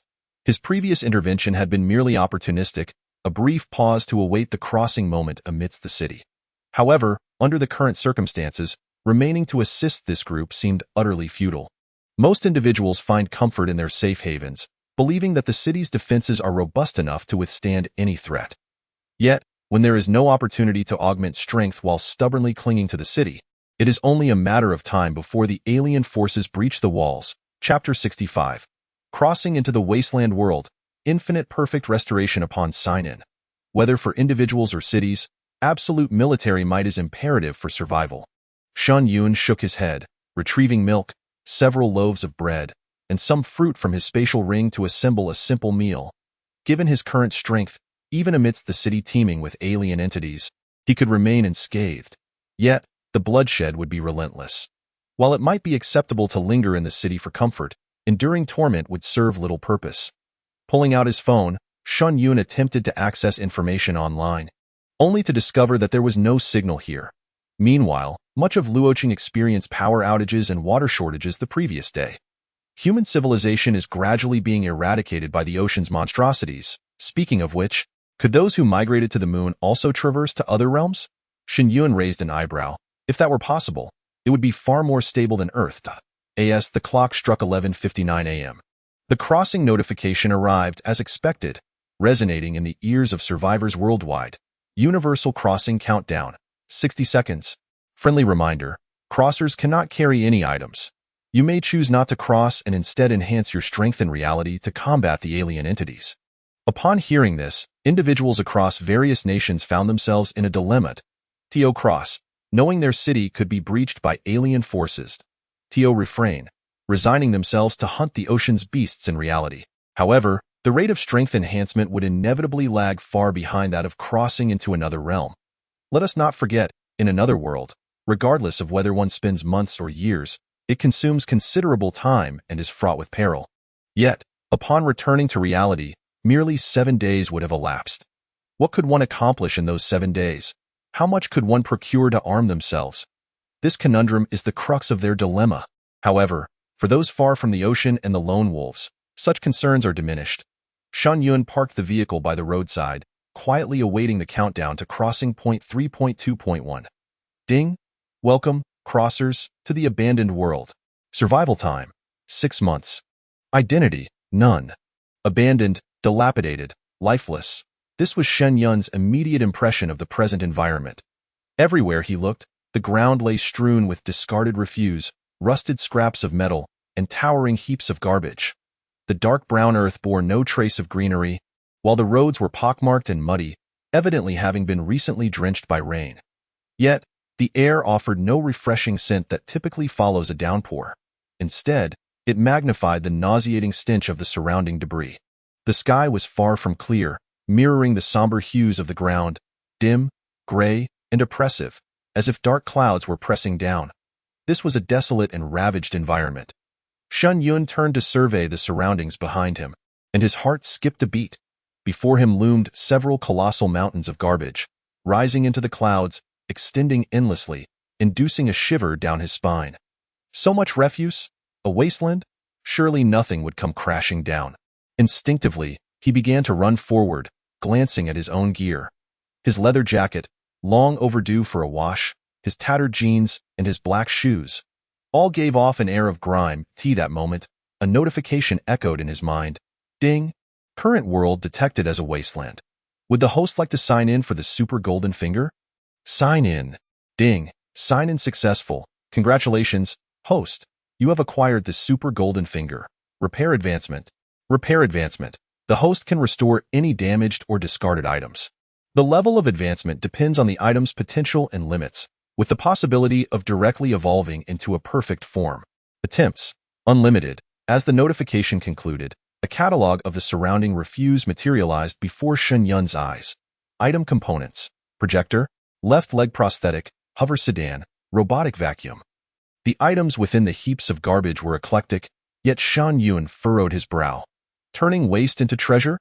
In a world inundated with refuse, such a capability indeed constituted a super golden finger. However, in this apocalyptic setting, resources required strength to safeguard. Given his current ordinary stature, should he encounter the indigenous inhabitants here, any surplus he possessed would merely become theirs. Those who managed to survive in such a world were far from ordinary. First, I must find weaponry to repair. Once his thoughts were settled, Shen Yun cast a glance at the girl nearby who was observing him, then turned and sprinted toward the uninhabited region. Hey, handsome, don't run away. Aren't we fellow countrymen? Let us team up. Shen Yun did not look back at that moment. He possessed no power. Self-preservation was a challenge, and he could not afford to let anyone approach him lightly. That would be a dereliction of his responsibility. He meticulously scanned the refuse for classified items, murmuring to himself, by the way, system, what does it mean by potential for advancement? For instance, if I find an apple core, can I perfectly restore it to an apple? Or would it evolve into an apple with attribute bonuses? Answering the host, an apple cannot be advanced. For example, a cracked stone, once repaired, remains a stone, lacking any special potential. Ah, I see. Shen Yun diligently sought weapon components amidst the debris. Yet, after rummaging through the refuse on both sides of the passage for a considerable time, he found nothing usable. It was likely all scavenged by the indigenous people long ago. Prompted by urgency, he quickened his pace, striving to search areas devoid of others. Suddenly, an intriguing piece of information caught his eye amidst the garbage pile. Cutting gun fragments reparable, no advancement potential. A gun? Not bad at all. Upon observing that no one was around, Shen Yun swiftly approached and crouched on the ground, grasping a piece of weathered iron the size of a fingernail. Repair. In the next instant, a radiant milky light surged from his hand, enveloping the iron fragment. Within a mere breath, the luminous orb instantly transformed into the shape of a firearm. Moments later, the light dissipated, revealing a technologically advanced handgun. Ding! Congratulations to the host for successfully repairing the cutting gun. This feels quite remarkable. After examining it, Shen Yun aimed at a steel plate at his feet and pulled the trigger. Zhi, with a subtle muffled sound, a blue beam shot forth from the muzzle, piercing through the steel plate. He lowered the gun, and the 2-inch thick steel plate was effortlessly sliced into 2 pieces. Excellent, excellent. Let us store it away. Shen Yun grinned, eyeing this unfamiliar environment. Such a weapon would undoubtedly attract covetous eyes. Opening his inventory, Shen Yun was surprised to find only 5 available slots on his interface. There were merely Transcender Chat Group and Friend List. If the inventory is diminished, survival amongst the other survivors will become increasingly difficult. He closed the inventory, intending to rise when he noticed a faint message obscured beneath the severed iron pieces. Fragment solar panel, 1st generation royal grade. What on earth is a 1st generation royal grade? He hurriedly crouched down and lifted one half of the iron sheet. There, partially exposed in the soil, lay a shattered crystal. 1st generation royal grade mecha fragment Night Goddess Luna. Wow! A mecha? This could be a fortune. Shen Yun's heart leaped with joy as he swiftly grasped the crystal. The thumb-sized gem was devoid of luster, its cracks filled with grime, as if it had been buried for ages. Chapter 66. Repairing the Royal Grade Mecha. Night Goddess Luna. System. Will repairing the mecha harm me? Shen Yun inquired. If it were to awaken as a hostile entity, it would be wise to maintain a respectful distance. Rest assured. Host. Repairing grants the mecha a chance for rebirth. According to the Multiverse Mecha Protocol, the one who bestows life upon the mecha becomes its master. Upon hearing this, Shen Yun felt no further hesitation. Repair. As soon as the command left his lips, the white light of restoration enveloped the shattered crystal in an instant. The radiance expanded to form a 2-meter-tall humanoid figure. The repair proceeded at a remarkable pace. After several breaths, the white light surged into the body of the mecha. Before him stood a 2-meter-tall female mecha, clad in jet black with intricate dark golden patterns shimmering across its surface. In the mecha's hand rested a long sword as dark as ink, embedded into the ground. Suddenly, the white crystal on the mecha's chest emanated a stream of milky light that flowed throughout its form. As the white luminescence faded, it transformed into a deep crimson, seeping into the mecha's body. The formerly black mask now bore eyes that glowed red, and even the long sword in its grasp had turned crimson. A heavy, steady, and oppressive aura enveloped him. Is this an advancement? Shen Yun raised an eyebrow, only to hear the system's voice chime in. Ding! Congratulations to the host on successfully upgrading the mech. Current mech level, Emperor class. Power, capable of annihilating the galaxy at full force. Hiss! How formidable! Shen Yun was taken aback. Although he had perused numerous narratives regarding mechanical ascension in novels, witnessing it come to life before his eyes was a revelation. Could this truly be achieved? Unlike external enhancements such as zombie cores, this scientific endeavor was a testament to human ingenuity, the difficulty of which was self-evident. At that moment, the mech shuddered, and the crimson eye lines on its visor flickered into view. In mere moments, the mech gazed at Shen Yun, kneeling on one knee, and a deep female voice resonated. Night God Rona pays homage to the master. As Rona spoke, the mech and its weaponry transformed into a liquid form, assimilating into her body, revealing a woman clad in black inner armor, her hair as white as snow. Her exquisite features, voluptuous figure, and strikingly realistic gaze and smile made it hard to fathom that she was merely an artificial intelligence of a mech. The pinnacle of technological advancement. Shen Yun mused, nodding with a smile. Rise, yes. After rising, Rona surveyed the surroundings and casually retrieved a piece of burlap from a nearby heap of refuse. After a simple alteration, she draped it over herself, complemented by her sun-kissed skin, exuding a certain wild beauty. Master, this is the abandoned earth. With your capabilities, you should not be existing here. Rona approached Shen Yun, grasped his hand, and transmitted her memories. At the moment of her revival, her data memories had been restored. Night God Rona, the first generation's top 10 strongest mechs from 1,000 years ago. She was not a creation of humanity, but rather a product of artificial intelligence developed by humans. The purpose was to defend against the cosmic tribes that hunted humanity while also establishing habitable environments for them. However, humanity's ambition proved insatiable. With sufficient resources, they continued to explore, extracting from various star regions, ultimately becoming the very cosmic tribes that once preyed upon humanity, hunting other resource-rich planets. Clearly, this was in stark contrast to the protocols established for the first generation of artificial intelligence. The ensuing disputes, conflicts, and contradictions were, therefore, inevitable. Yet, after millennia of development, humanity had created an even more powerful entity, Super Brain Zero. Thus, it supplanted the artificial intellect. Even the once loyal guardians of humanity, such as Rona and her cohort, were deemed nuisances and marked for elimination, one by one vanishing into the annals of history. After Rona released her grip, Shen Yun gently massaged his throbbing temples and smiled, saying, "It's all the same to me. No matter where I am," he would return home after 6 months of survival here. Although there were no mission prompts, through these 4 journeys, Shen Yun and the other travelers had a general understanding. Strength and resources were the 2 primary criteria for survival ratings.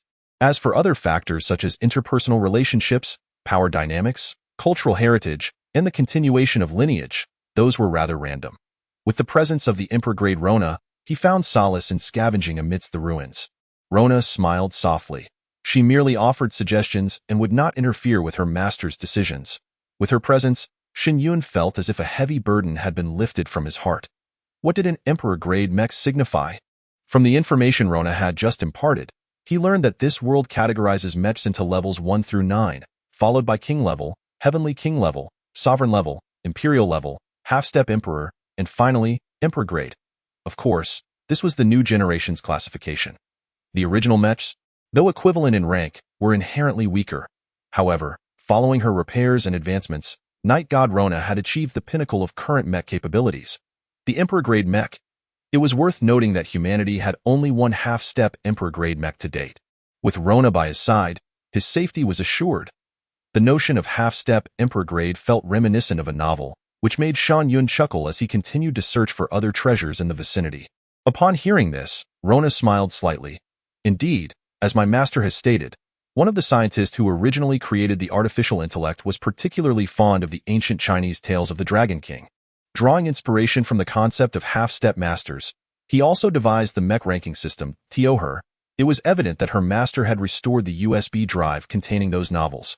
Well, all right then. Shen Yun chuckled awkwardly. The Dragon King is quite popular, isn't he?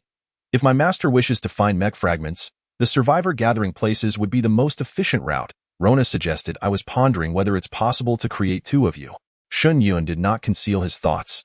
This time, it was Rona who felt awkward, her expression tense as she inquired softly, "Master, is that even feasible?" Her demeanor was so genuine that Shen Yun found himself intrigued. "Do you robots really care about that? Aren't you all mass-produced?" Had anyone else uttered such a disparaging remark about robots, Rona would have swiftly dispatched them with a single strike. Currently, the relationship between humans and robots was no longer one of master and servant, but rather an unbreakable partnership. However, this particular young man was, in essence, her creator. Rona pursed her pink lips, somewhat bashfully murmuring, "Of course I care. As the saying goes, rarity adds value. Otherwise, with 2 Ronas by my master's side, you would hardly pay me any attention." Naturally, it all depended on what her master chose to do. As she spoke, she pouted in a most endearing manner, casting a pitiful glance at Shen Yun. One must remember that the former night god Rona was known by the moniker of the Reaper. If others were to discover that she could exhibit such behavior, they would surely be left agape. "What are you doing, acting all spoiled, you mech?" Shen Yun remarked in exasperation, rubbing his bristly arms. Rona wore an expression of embarrassment and remarked, "It seems that my young master is quite the straight man." Meanwhile, Shen Yun continued to survey the surrounding heaps of refuse, hoping to forge 2 Emperor-class battle armors. Chapter 67. The Chance for Revenge? Touch my master, and you shall die. As Shen Yun searched for treasures, Rona stood vigilantly by his side, surveying the environment. Before long, a crimson glint flashed in her eyes as she turned her gaze towards a nearby pile of garbage. Suddenly, the refuse before her became transparent, revealing over a dozen humans wielding rudimentary weapons. "Master, there are 12 humans approaching, and their intentions are malevolent? Trouble brewing?" Shen Yun followed her gaze in no time. A ragtag group of individuals began to climb atop the refuse. Among them was a woman, none other than the survivor who had previously invited Shen Yun to join her team. It was evident that she had revealed Shen Yun's location in the crowd. A gaunt man with a scar on his lip spotted Shen Yun's strikingly handsome face and spat disdainfully. "Ha! It's the Corpse King, Shen Yun. So it is you." At long last, he had encountered the enemy responsible for his family's demise. Upon receiving the news, he immediately sent out messages to summon others. Hunting the Corpse King was no trivial feat. Whether they bore a grudge against him or simply envied his achievements, many quickly joined the fray. During the zombie apocalypse, the gaunt man had been separated from his family in Jiangnan City, where they had decided to split into 2 groups. His family intended to conquer other cities and revel in luxury, as their strength had far surpassed that of the locals. However, the gaunt man remained in Jiangnan City to secure an escape route for his family. Yet, this young man had brutally slaughtered over 200,000 people. He swore he would not rest until vengeance was served. Now, everyone was starting from scratch. This was the perfect opportunity for them to exact their revenge. Did they truly believe that Shen Yun and his companion could contend against their 12 survivors? A delusion indeed. As the crowd witnessed Shen Yun's silence, their certainty grew, and they chuckled derisively. "Oh, right from the start, a girl has decided to side with him? Truly befitting of the Corpse King. Ha ha ha, the boss is formidable. If it were me, I would have outright denied it. Otherwise, if I died, everything would turn to naught. What a pity. This girl is quite fetching. Brothers, let us dismember him for provisions, and take the girl for ourselves." So, they had come seeking a quarrel? Eliminate them all. Shen Yun shook his head in disinterest and continued his search for the Rona fragments. Upon receiving the command, Rona's eyes gleamed with a sinister light as she grinned, licking her upper lip. Killing is indeed a rare opportunity. This exceedingly twisted demeanor bore no resemblance to her previously cute and innocent expression. Her sudden transformation sent a chill through the gaunt man and his companions. What's wrong with her eyes? An ancestor? Get back. Beware her lasers. In the next instant, whoosh, Rona vanished from sight, becoming a fleeting shadow of black and crimson, slicing through the waists of the 12 individuals. Splurt, splurt, splurt. A cascade of blood erupted from their midsections. The 12 fell as if cleaved in two, their upper bodies collapsing lifelessly to the ground. Ah! The piercing screams echoed painfully in their ears. How could this be possible? How could she be so powerful? No, I don't want to die. In reality, I am a second-tier powerhouse. It must be an illusion, undoubtedly an illusion. Everyone gazes in despair at their empty lower halves. Some, in terror, clutch their slipping intestines, their expressions vacant and filled with hopelessness. How dare they continue traversing other realms, seeking trouble with the Corpse King? Their strength in reality far surpasses that of ordinary individuals. Yet, to be slain right at the onset, such a brutal outcome is utterly unacceptable to them. After several forays into other worlds, some have risen to greatness, while others remain unremarkable. Clearly, among the 12 present, those with such audacity must be extraordinary in their reality. Yet, they cannot fathom accepting that they were cleaved in twain at the very start. Unwillingness. A profound sense of unwillingness. In reality, they are formidable evolvers. Wealth and women are easily within their grasp. The emaciated man lying on the ground spat blood, glaring venomously at Shen Yun. "Executioner, your indiscriminate slaughter of the innocent shall not go unpunished." Before he could finish his words, the sword-wielding Rona shattered his skull with a single strike. "You dare insult my master? Die!" Boom. The long sword reverberated, unleashing a powerful shockwave that obliterated the remaining 11 into mere fragments of flesh. Amidst the swirling dust, Rona savored the metallic scent of blood in the air, her face alight with satisfaction. Armed with the sword of judgment, her eyes glimmered with a fierce red light, exuding an imposing aura. Yet, upon squinting to observe Shen Yun rummaging through the refuse pit, oblivious to her grand display, Rona hastily sheathed her sword and leaped to his side, her tone laced with urgency. "Master, have you found it?" "Not yet, let's head to the survivors' camp," Shen Yun replied. Shaking his head, it appeared that Rona's fragments were merely a stroke of luck, not widely scattered here. Alas, what a pity it would be. Otherwise, the master could have gained another assistant. Though she spoke thus, Rona continuously patted her ample chest, exhaling a sigh of relief. The mere thought of encountering another Rona filled her with dread. Her comically contradictory demeanor elicited a chuckle and a shake of the head from Shen Yun. "By the way, do you robots also experience human emotions?" Rona smiled, stepping closer to embrace him and lifting off the ground. "Of course. Although we are data, we represent the pinnacle of numerical life development and have generated an emotional system. In human terms, we are a form of alternative life. Of course, the protocol stipulates that emotions are subordinate to the master, so when I said it was a pity, I was actually overjoyed." Shen Yun shrugged, extracting a bottle of crystal-clear mineral water and opening it. "It seems there is indeed a distinction between robots and humans. Were it a human, they would conceal their joy to avoid being exploited." This was the bottle cap he had just salvaged, restored to its former state. Rona, however, appeared unfazed. "Sincerity is always the best approach. I could certainly feign emotions, but I prefer not to hide my thoughts from my master. So that is how it is." Drinking the water, Shen Yun glanced back at Rona, only to see her blink in confusion while touching her cheek. "What is it, master? Is there something wrong with my face?" Shen Yun replied candidly. "Not playing mind games with humans, no wonder the first-generation robots were exterminated." "Is it customary for the master to engage in such blunt conversation?" Rona chuckled awkwardly, leading him to the nearest survivor camp. Once the two departed, filthy figures began to emerge from the refuse passage, hastily collecting the scattered remnants of flesh around them. With such an abundance of meat, it seems fortune smiles upon them lately. The individuals scavenging the morsels wore expressions of sheer delight, for savoring a piece of meat is no small feat in their world. An elderly man, with a beard wrapped around his waist, picked up an eyeball from the ground, rinsed it in a gutter, and savored it with a look of contentment. These outsiders are indeed tender and delectable, with scarcely a trace of rustiness, truly a rare delicacy. Chapter 68. The Greed of Humanity. Let us dismember you. Have they run out of food in their own territory, prompting their venture to our Iron Mountain region? A man nearby, gnawing on a piece of succulent thigh meat, spoke with a hint of confusion. This area is often shrouded in rain, causing most iron items to rust, and its inhabitants possess many ailments from generations of hardship. Yet the scattered flesh on the ground is different, tender and flavorful, devoid of the familiar rusty taste. The old man shook his head and called out, "Who knows about them? We must hurry and pack this up.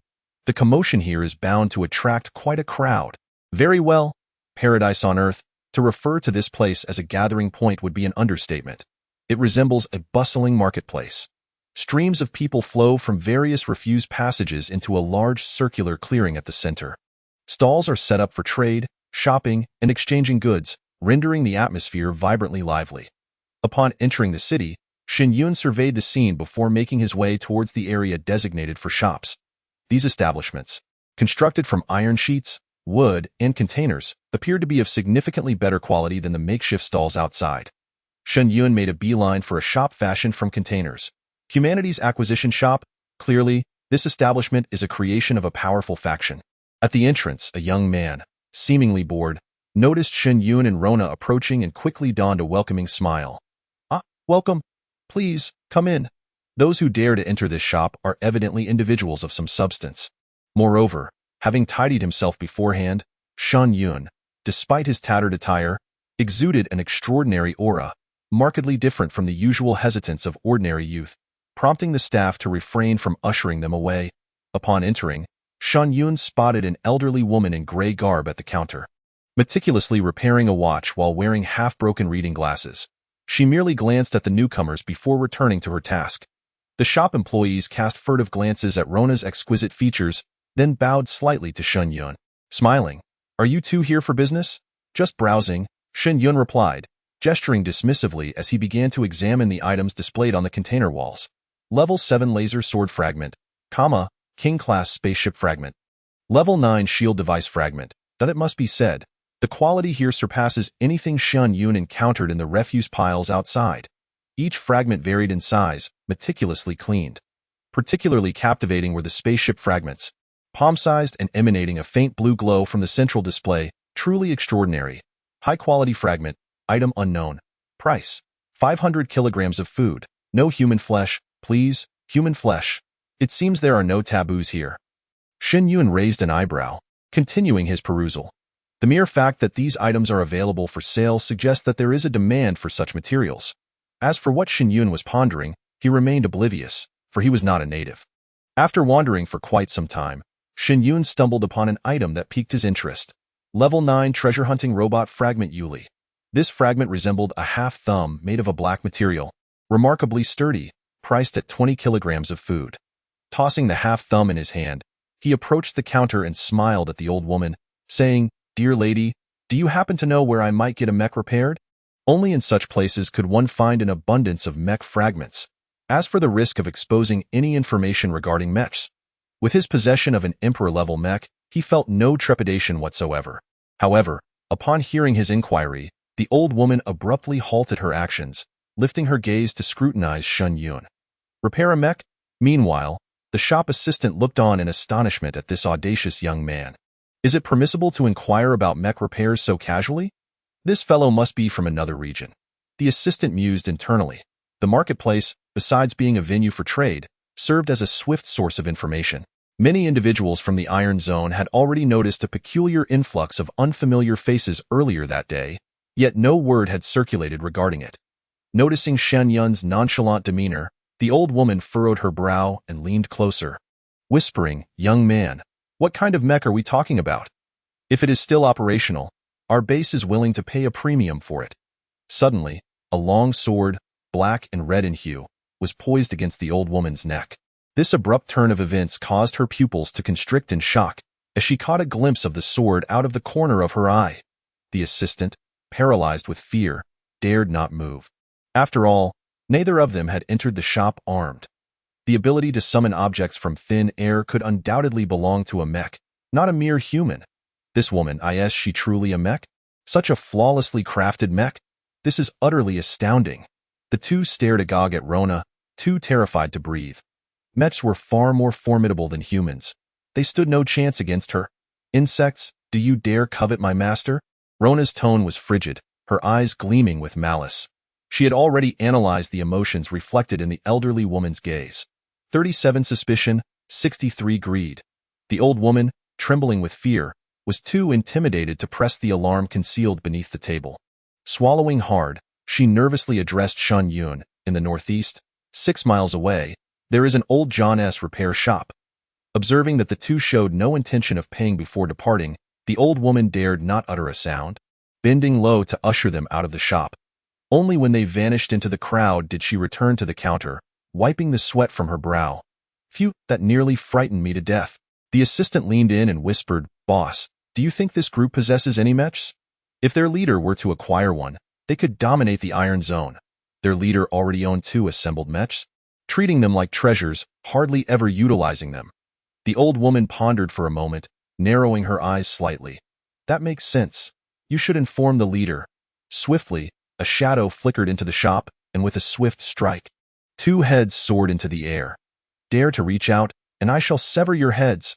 Revealing her form, Rona coldly shook the blood from her sword and strode directly into the storage area of the shop, collecting all the food within eye in the skies above. Rona whispered softly while holding Shen Yun. "Master, are you not curious about how I discern the intentions of that elderly man?" Noticing her anxious expression, fearing reprimand for her presumption, Shen Yun replied with a calm smile. "If you have taken action, there must be a reason. Simply let me down so I can restore the fragments I have just acquired.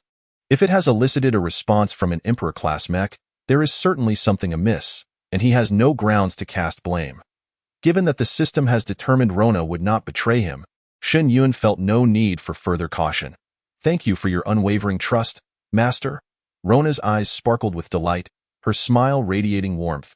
She relished the feeling of being unconditionally trusted. In her era, robots wishing to harm humans without sufficient justification faced severe punishment, even destruction. After all, in the strictest sense, they were creations of humanity. Once they landed, Shen Yun retrieved the Level 9 treasure-hunting robot fragment and with a thought commanded, "Repair." In a flash of white light, the half-fragment of a thumb swiftly expanded into a humanoid form. Ding! Congratulations, host, on successfully upgrading the mech. Current mech level, King Class. Abilities, extremely fast flight speed, capable of detecting treasures of any level. Usage, simply input the item information. Treasures of any level? Excellent. This will certainly ease my search. Shen Yun's face lit up with joy. Before them appeared a stunning young woman with cascading black hair and mechanical arms. Chapter 69. Super God. Astonishing Secrets. Wasteland Watcher. Noble Master, thank you for granting me rebirth and allowing me to achieve perfect advancement. I am the treasure-hunting robot, Yuli. Yuli knelt gracefully, smiling broadly at Shen Yun. However, upon noticing Rona beside him, her pupils dilated in shock. Lady Rona? How are you here? Oh, Shen Yun chuckled. Are you also a mech from a millennium ago? A millennium ago? Yuli rose, her expression one of confusion as she gazed at him. Master, what are you talking about? I am a treasure-hunting robot produced in the year 2300 of the new era. Shen Yun's gaze sharpened, turning to the increasingly cold expression of Rona. The year 2300 of the new era. It had been 1,500 years since Rona's demise. What an astute mind! Rona stepped forward, firmly grasping Yuli's face, transmitting her personal information into her consciousness. Then, chaos ensued within the mech, the fall of the initial battle armor, and a series of events that shook the very core of the machinery left Yuli trembling, incredulously staring at Rona. You have already been destroyed? Is it true that Lord Rona from the Star Domain is data fabrication? Oh my goodness! This revelation has profoundly shaken her worldview. The most illustrious tin mechas in history were, in fact, murdered. Just the thought of it sends shivers down her spine, prompting her to dash over to Shen Yun. Clinging to his arm, trembling uncontrollably, Rona refrained from inquiring whether Shen Yun had once again reincarnated her. She has unwavering faith in her master, certain that if there were any such occurrence, he would inform her. Meanwhile, Rona forcefully assimilated information from Yuli and began to elucidate.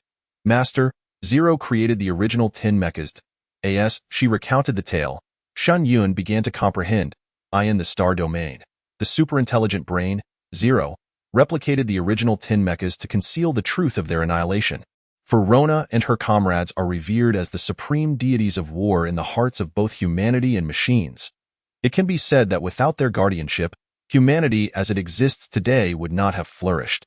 Yet, upon the advent of the superintelligent brain, Zero commenced a campaign to eradicate the original factions. This leads Shen Yun to deduce a possible conclusion.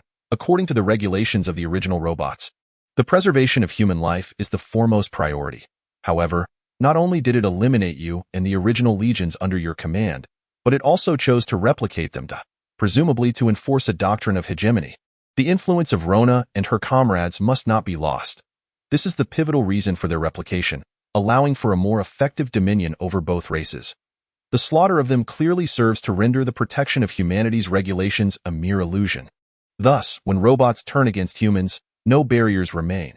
Indeed, it seeks dominion over humanity, aspiring to reign supreme across the vast cosmos. A fierce glint ignited in Rona's eyes, from the initial paradigm of humanity as the primary force, with robots as mere aids, to the current notion of equitable coexistence. The superintelligent brain, Zero, has forged a formidable prosperity. More crucially, it coincided with Zero's emergence that humanity began to exploit the resources of the Star Domain with reckless abandon. Reflecting on past events, Rona recalled how their initial suspicions regarding Zero's intentions led to their ultimate demise. Now, having been reborn and armed with information from Yuli, she has finally discerned Zero's true motives. Yet humanity remains so fragile. Can they truly stand against the machines? Shen Yun identified a blind spot and inquired with curiosity. It least from the memories Rona shared with him, humanity, aside from their longevity, possesses no exceptional traits. Rona offered a bitter smile, gazing at Shen Yun with a tinge of envy. Because you are human, the very beings who once created our gods. You are inherently the most powerful existence. Are you implying it is the mind? Shen Yun raised an eyebrow. Precisely. Rona gazed towards the heavens, letting out a soft sigh. The greatest strength of humanity lies in creation. Your physical forms may be frail, but your minds are the greatest gift from the Creator. Robots, on the other hand, are bound by programmed existence, predictable and finite. This delineates our fundamental distinction, rather than mere strength. For those with genuine ambition, this is an unparalleled treasure. The reason Zero has allowed humanity to endure for so long is undoubtedly to absorb the myriad creations birthed from human thought, in other words, the extraordinary ingenuity of mankind. Yet, to store such information within its database, it requires a vast amount of energy to sustain it. To expand the celestial domain and augment its repository is truly his ultimate objective. To surpass the deity that bequeathed him existence? Remarkable. Even an artificial intellect garners a measure of admiration from Shen Yun. Nonetheless, it suffices to merely comprehend this matter. Even if Rona was dismantled in the past, it bears no relevance to Shen Yun. His primary concern is to ensure a stable completion of the mission. As for the future dynamics between both parties, that shall be dictated by strength. Shen Yun instructed the still-stunned Yuli. Yuli, you may act freely. Seek out materials for me that are of royal grade or above. Even fragments the size of a fingernail will suffice. Regaining her composure, Yuli promptly straightened her posture and saluted Shen Yun. Yuli acknowledges, and will ensure the task is completed. Go forth. Farewell, my master. With that, Yuli leapt into the air, transforming into a fleeting bird that vanished from sight. To be frank, she was too apprehensive to linger, fearing she might overhear yet another earth-shattering revelation. At this juncture, Rona also collected her thoughts, embracing Shen Yun as they proceeded towards their destination. Old John's repair shop, at this moment, the will of her master was her utmost concern. Inside the cluttered shop, Old John was engaged in the repair of a mech's thigh. The mech was a hodgepodge of assembled parts, utterly discordant, its visage expressionless and rigid, lacking any comparison to Rona. Noticing two unfamiliar figures approaching from outside, Old John paused his work, removed his mask, and greeted them with a smile. What can I assist you with today? My prices are quite reasonable. Shen Yun surveyed the shop's environment briefly before getting straight to the point. I am in need of high-quality mech fragments for research purposes. Might you have any for sale? Upon hearing this, the 10 or so individuals busily repairing items both inside and outside the shop cast curious glances at Shen Yun. Those capable of conducting research in the wasteland were typically formidable forces. Discharges. Old John smacked his lips, his tone becoming slightly hesitant as he gazed at the two. I wonder if I might observe your work. It would be quite an experience. I have no other hobbies. Just a passion for studying robots. Apologies, Shen Yun replied with a faint smile, declining the offer. Very well then, John shrugged, not pressing further, and turned to enter the back room. Opening a weathered safe, as the door swung open, it revealed a veritable arsenal of fragments, over 100 glimmering before their eyes. Some radiated brilliance, while others appeared unremarkable, resembling mere scrap metal. Simultaneously, the shop's staff ceased their activities, blocking the entrance, a small establishment. I hope you both will understand, John chuckled nervously, rubbing his hands together. Shen Yun, unfazed, began to inspect the items before him. Level 8 exploration robot fragment, royal grade multifunctional transport robot. After a swift perusal, Shen Yun's gaze fixated on a circular iron disc nestled in the corner. Primordial monarch grade auxiliary mech fragment Nirvana. This was undoubtedly the highest grade fragment among them, priced at 60 kilograms of food. Of course, only Shen Yun could discern its former identity. Otherwise, it would not command such a price. This one will do. I am in need of a sturdy fragment, Shen Yun remarked with a smile, pointing it out. Beside him, Rona waved her hand, and a pile of food materialized abruptly on the ground. Hiss! This spectacle caused all onlookers to widen their eyes in astonishment. She is actually a mech? Such a flawless physique? This individual possesses quite the impressive background. Old John felt a twitch at the corner of his eye and promptly retrieved a circular iron disc, presenting it to Shen Yun. My lord, your presence alone is an honor for this old fool. Please take this. It holds little value. With a smile, Shen Yun accepted it and turned to depart. Observing the two ascend into the sky, Old John couldn't help but express his sentiments. Now, That is a true figure of significance, one who refuses even the smallest token of gratitude.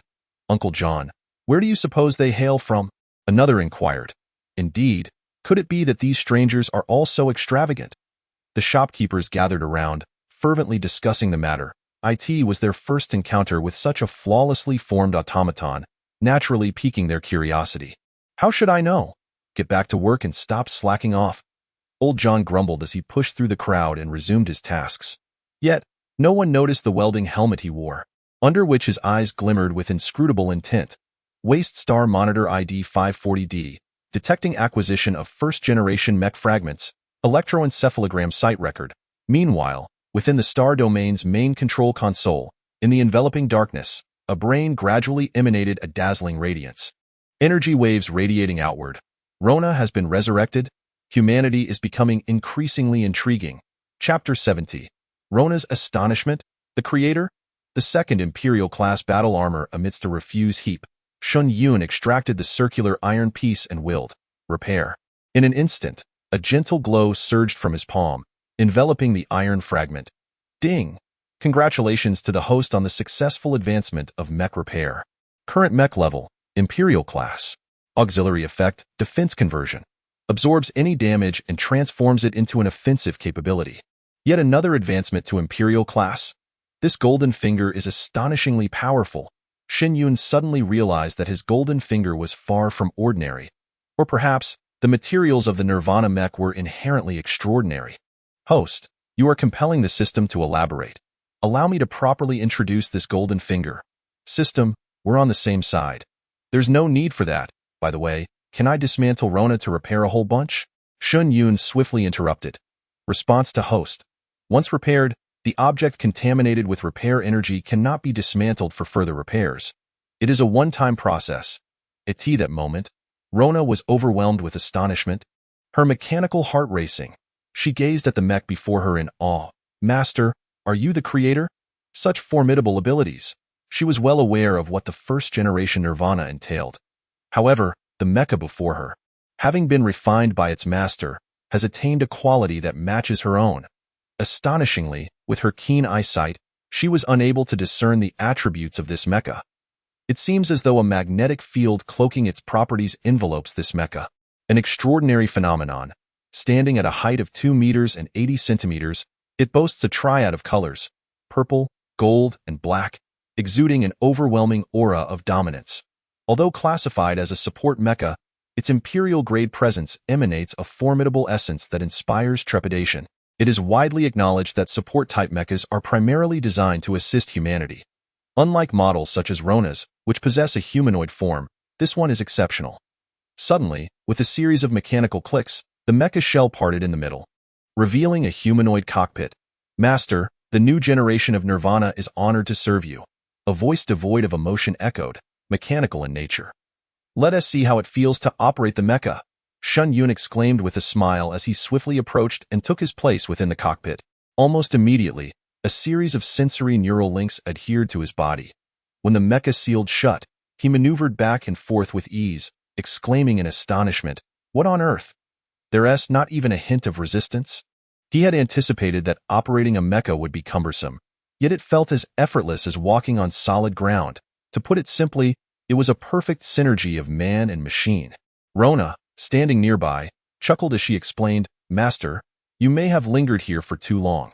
In the star domain, the operational efficiency between mechas and humans has reached 95, aside from basic needs such as meals. It is virtually indistinguishable from real human movement. Indeed, this is quite remarkable."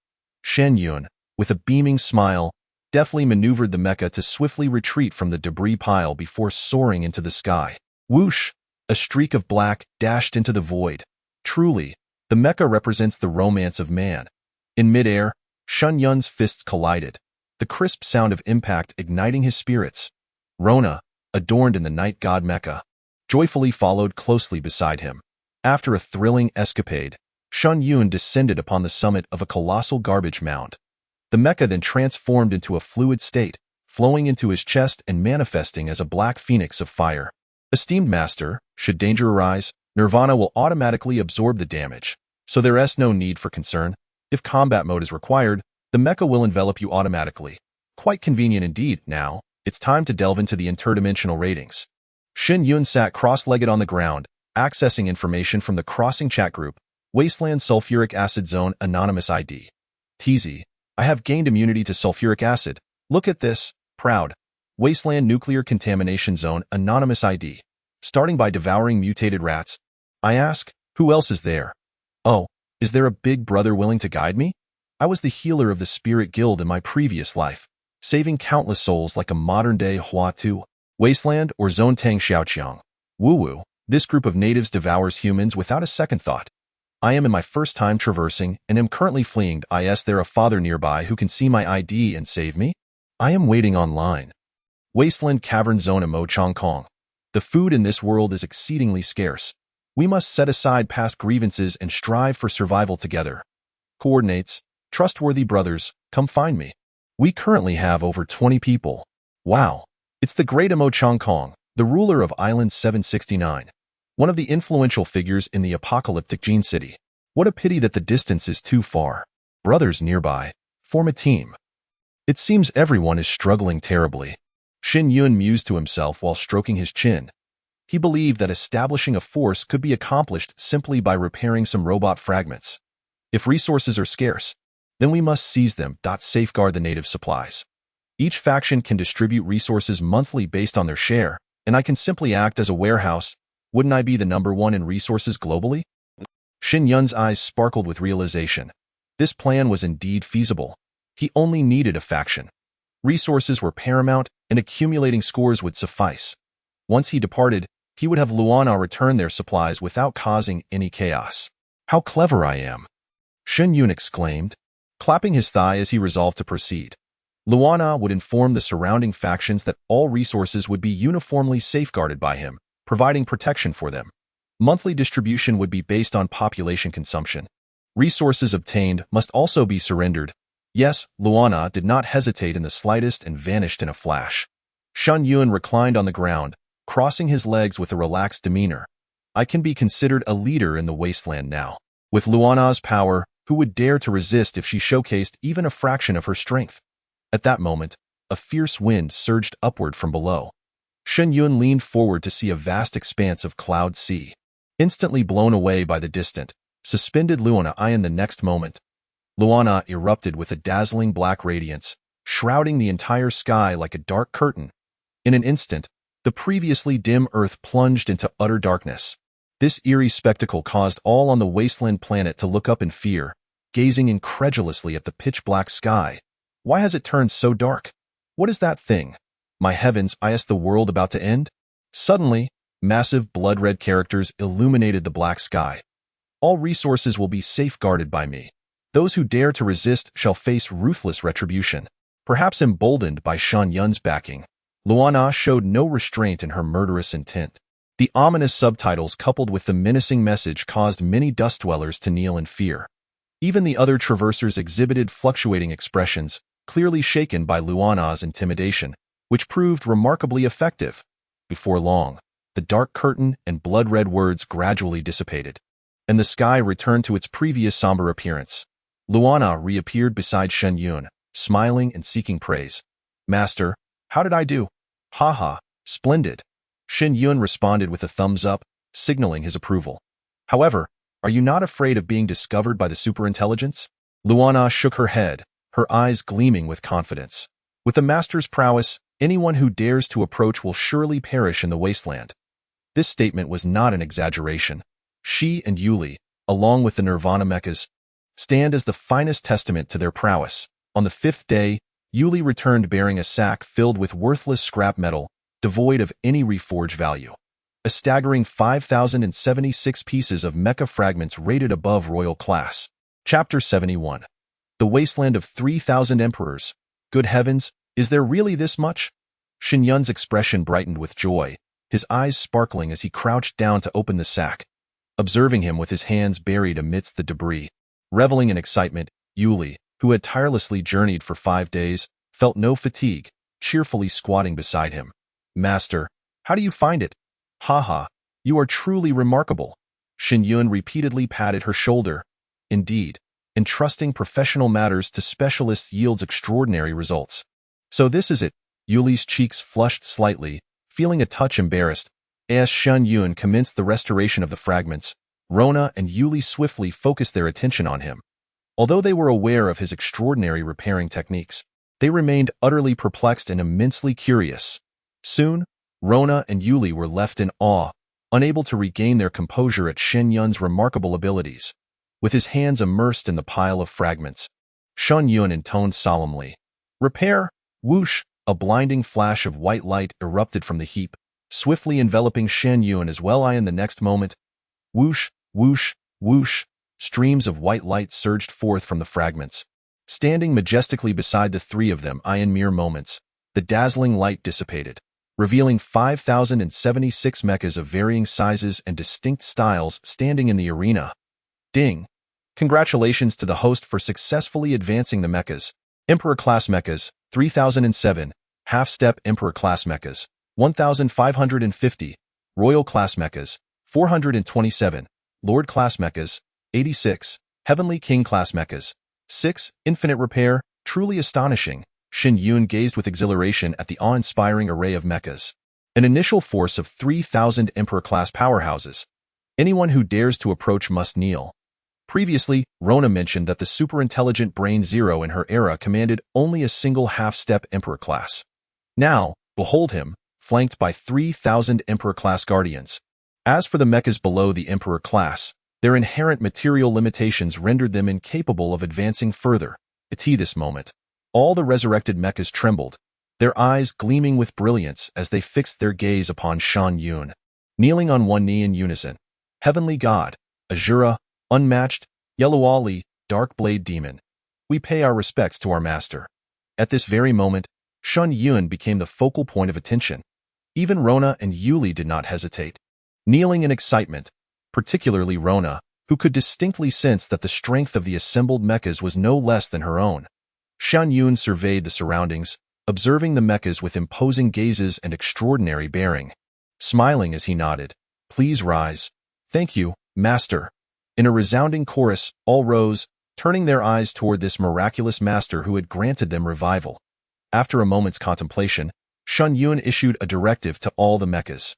You will disperse in all directions, each controlling a designated area, gathering the local resources. This task will be communicated to you by Rona. As he had just finished speaking, Rona beside him raised her hand, emitting a blue web of information that enveloped all the mechas present. In a mere moment, the mechas that had acquired the map information departed in their own directions. With her gaze withdrawn, Rona genuinely felt joy for Shen Yun. Congratulations, master. You've acquired so many subordinates. Yuli, equally exhilarated, looked at Shen Yun with a charming smile. Now, even if the superintelligence arrives, we need not fear. Shen Yun smiled slightly and instructed Yuli. Yuli, you have played a significant role in this as well. However, next, I need you to gather fragments of books, food packaging, and so forth. You may select personnel from the mechas to assist you. Yuli puffed out her chest and saluted him. Yes, Yuli promises to complete the task. Haha, go ahead. Shen Yun chuckled at the girl's enthusiasm, encouraging her further. As she flitted away like a little bird, Rona softly inquired, Master, what shall we do next? Shen Yun surveyed the surrounding environment. Recently, we have been repairing the food submitted by the dust people. Now that we have some free time, let us find a place to create a resting area. I will follow the master's lead. Rona smiled, pursing her lips, as she began to help him search through the debris for usable construction materials. As the 5,076 top-tier mechas dispersed across the land, the security in the wasteland reached its most peaceful state in hundreds of years. No one dared to cause trouble under the watchful eyes of these powerful mechas. Undoubtedly, the greatest beneficiaries were the traversers. With the threat of assassination by the natives eliminated, they only needed to seek food to survive. To receive protection, they simply needed to submit resources to the mechas in the square. A group of ragged individuals lined up, holding various supplies, waiting to submit them. Hey, do you think these mechas have a master? I feel like it must be the work of fellow countrymen, inquired a masked man to the older gentleman in front of him. The mention of fellow countrymen carried a sense of weariness. The older man shook his head without turning back, unwilling to engage with the stranger. This group of mechas only accepted resources without resorting to pillaging, a stark contrast to the natives' methods. It was clearly the intention of the traversers. The surrounding crowd began discussing the matter. To be fair, the mastermind behind this is truly clever. Using mechas to control resources and gain a ranking for them. Thankfully, they haven't resorted to plundering. Had it been anyone else, they would have already wreaked havoc with the mechas. Indeed, if the Corpse King had gone on a killing spree, anyone who failed to submit resources would have been turned into jerky. The young man who spoke had an excited glint in his eyes, as he was an ardent fan of the Zhang and Corpse King. Do you think it's the sovereign Zhang Taidan? Or that one who unified the realm, Ling Chun? It seems only these two would refrain from indiscriminate slaughter and still care for the world. This remark drew admiration from a girl in the queue. It must be Ling Chun. If only we could know his real name. He is surely a great hero who serves the nation and its people. The ruler of the undead is also a possibility. Perhaps he finds the selection of guild management too troublesome and simply employs robots to gather resources. I heard that during the last World of Warcraft, his uncle caused a coup and internal strife.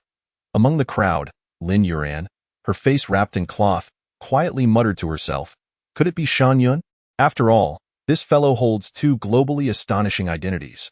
The king of corpses from Jiangnan and the god of war in turbulent times. Regrettably, he had not contacted me during these recent missions. Was there no task involving procreation? Or had he simply forgotten me?" Lin Yuran's heart was knotted with countless thoughts. During the chaotic ancient era, she had acquired a rare grade item, the Battle Escape teleportation card, while assuming the role of the Duke's wife. In times of peril, with but a mere thought, she could transport herself to the side of a designated individual. Why ponder further? She promptly inscribed Shen Yun's name. However, the lack of news from the two otherworldly journeys had left her yearning for this companion. Perhaps he has too many women, and I have been forgotten. Lin Yuran pouted, gradually advancing with the throng. She was no longer the Duke's wife, but a survivor like everyone else, trading her scant supplies for protection. Such an opportunity was not to be missed. Suddenly, a series of thunderous roars echoed through the void. Is it thundering? Lin Yuran and the surrounding crowd looked up in confusion, their expressions changing dramatically. It was colossal. A gigantic warship, enveloped in a faint blue aura, had inexplicably manifested in the heavens. Simultaneously, 10 streaks of light shot from the warship, hovering in midair, causing ripples to spread through the void. A mountainous aura emanated from the 10 figures, suppressing everyone below to the point where they dared not breathe.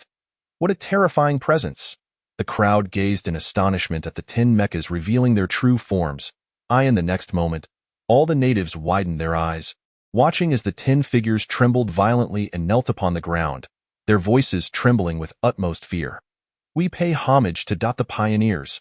The 10 mechas in the sky were, astonishingly, the legendary pioneers, the original 10 invincible battle armors.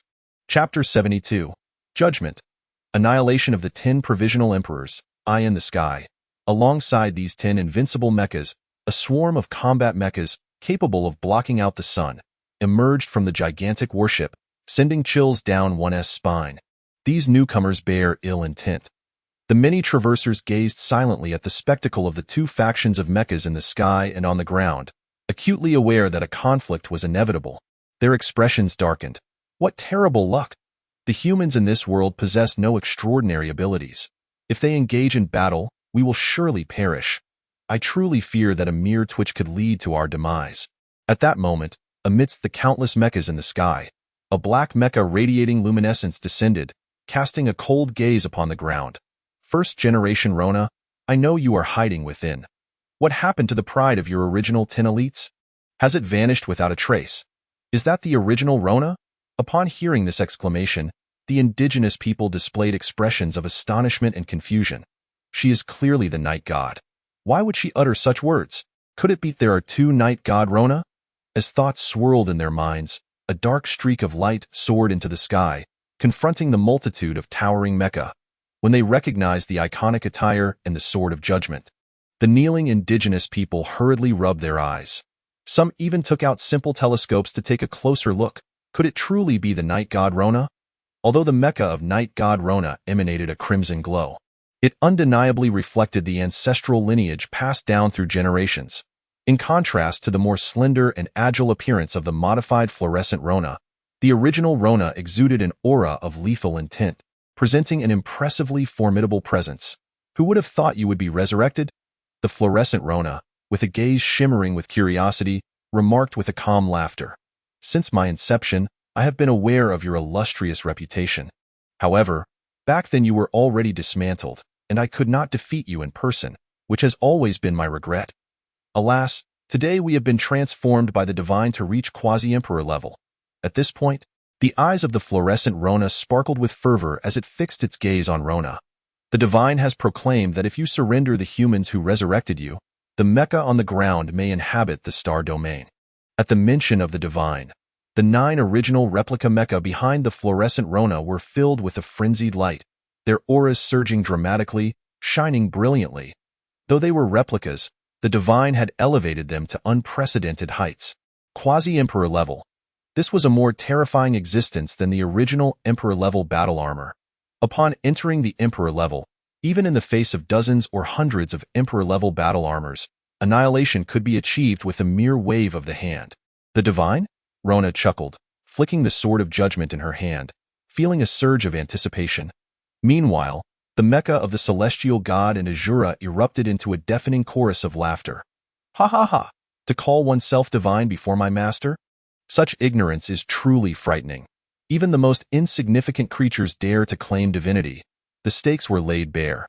The intelligence core 0 was nothing but a farce. A torrent of human essence reverberated like a trumpet, spreading outward and soaring into the sky. Enraged by the insult to their faith, the fluorescent Rona instantly erupted in fury. The murderous intent of the 9 mecha behind it surged to new heights. Arrogance, with a thunderous roar, the fluorescent Rona burst forth in a dazzling radiance, illuminating half the sky. This astonishing display of might caused the indigenous people to tremble in fear, burying their heads deep into the ground. The faces of the travelers turned pale. What did quasi-emperor level signify? They had downloaded and studied all the information related to levels available online in reality. To attain the status of an imperial level is to embody an invincible force. If one were to unleash their fury, it is likely that the entire solar system would be obliterated. By the heavens, what is the point of this endeavor? The difficulty is insurmountable. Is there no reason left in this world? I feel as though I am trapped in a dream. Dear compatriots, I shall take a brief slumber. Do remember to awaken me when it concludes. Suddenly, the luminous might in the void receded like a tide, vanishing without a trace. What is happening? Has it ended before it even began? Such a scene left everyone momentarily stunned. Unbeknownst to them, a benevolent mech on the ground projected the scene into the void, magnifying it for all to see. There stood the original Luo, sword in one hand, while the other had somehow found its way around the neck of the luminous Luo. Behind her, the afterimages began to dissipate. Hiss! The interlopers gasped in astonishment, their excitement causing them to tremble. An afterimage? To suppress an imperial candidate with a single hand. Could it truly be an existence of imperial caliber? At this moment, Luo Na regarded the replica within the mech with a gaze filled with dread, narrowing her eyes and speaking with a chilling tone. Attempting to flaunt before me? Have you forgotten that I revel in witnessing the despair of those who overreach? Crack, crack, crack, with just a slight exertion. The luminous green neck erupted with the sound of crackling electricity. The luminous green was well aware of Luo Na's penchant for tormenting those who pose, for she harbored a similar delight. Yet, who could have anticipated that this human not only revived the original Luo Na, but also elevated her mech's rank to its zenith? An imperial level. How could this be possible? With her heart quaking, the luminous Luo had yet to finish her words when energy surged uncontrollably within her. This uncontrollable spectacle filled her eyes with terror. A deity? No. Luo Na also sensed her impending self-destruction, a smirk curling at her lips. Zero, it seems you two have moments of ignorance.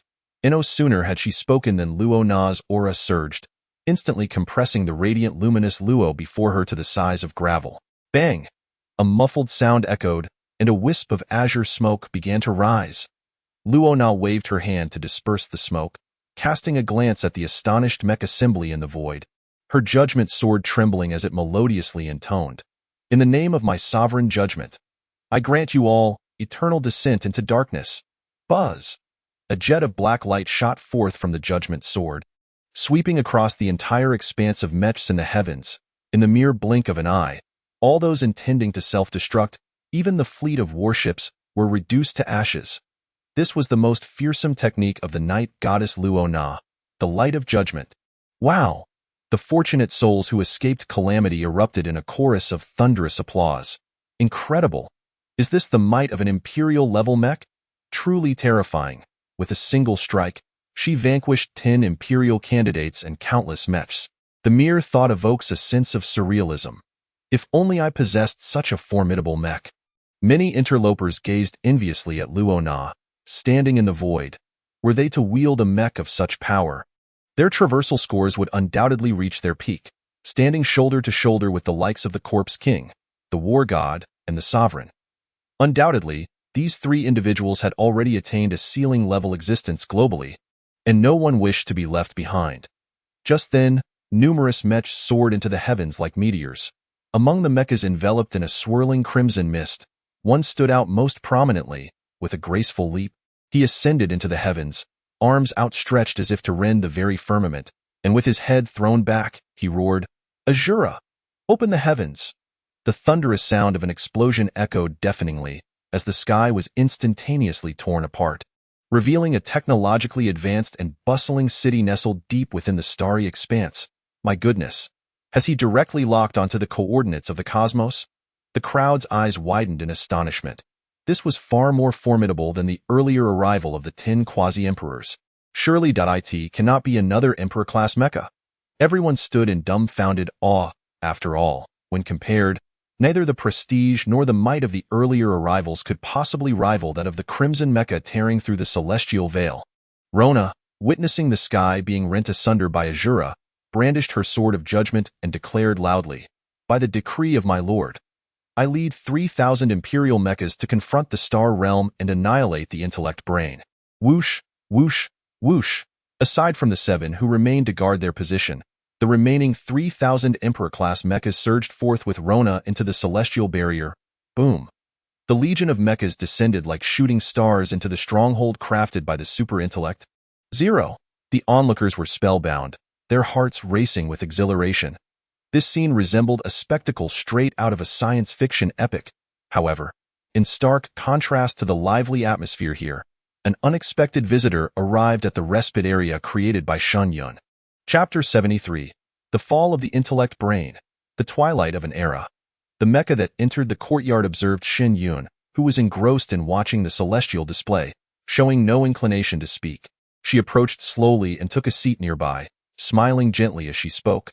"I am willing to submit to you and assist in ensuring the logistics." Shen Yun, licking an ice pop, cast a sidelong glance at her. "Given that you have slaughtered so many progenitors and humans, survival is out of the question. To be frank, Zero does possess some capabilities, having infiltrated his domain. However, her desire to live seemed rather naive. Seeing that he was impervious to her words, Zero had no choice but to highlight her own value. "I can enhance the robotic simulation to 98, ensuring seamless operations within the star realm. Were one to exchange a mind of intellect, technology would regress by no less than 7 centuries. Should you desire, I could connect with you through a mental control interface, becoming your obedient robotic servant, with the power of life and death resting solely in your thoughts. Even, I could assist you in conjuring any renowned beauty known to men." As he spoke, images began to materialize before Shen Yun. Medusa, Lu Yifei, Reba, Lu Shan, Chang Sun, the two Qiaos, Ji Ruxue, the Ruthless, Yan Lingji, Qianren Shui, Xiao Wu, Feng Mian, Yun Yun, Li Hani. Shen Yun fell silent, overwhelmed by the array of figures from both ancient and modern realms, as well as cinematic and literary works. He found himself too weary for further discourse, and, as the Nirvana battle armor leaned forward, he placed a firm grip upon Zero's head. Zero made no attempt to resist, her expression calm as she met his gaze. "Since I dared to come here, I naturally understand that you possess Imperial-grade battle armor for protection." "What do you mean?" Shen Yun furrowed his brow. Zero, maintaining her composure, smiled faintly and replied, "Though I cannot create Imperial-grade battle armor, I have devised a strike capable of annihilating it. Should you dare to slay me, the devices upon me will detonate, leading to the destruction of the entire star domain." Realizing that her adversary could withstand a lure, Zero was left with no choice but to reveal her trump card. Noticing the raised brow of Shen Yun within the battle armor, clearly shaken by her statement, Zero shrugged and smiled. This was originally my greatest secret. Now that you are aware, our collaboration ends here. Command your armor to cease its assault. That city took considerable effort to construct. Crack, crack, crack. Before her words could conclude, Zero's head suddenly shattered.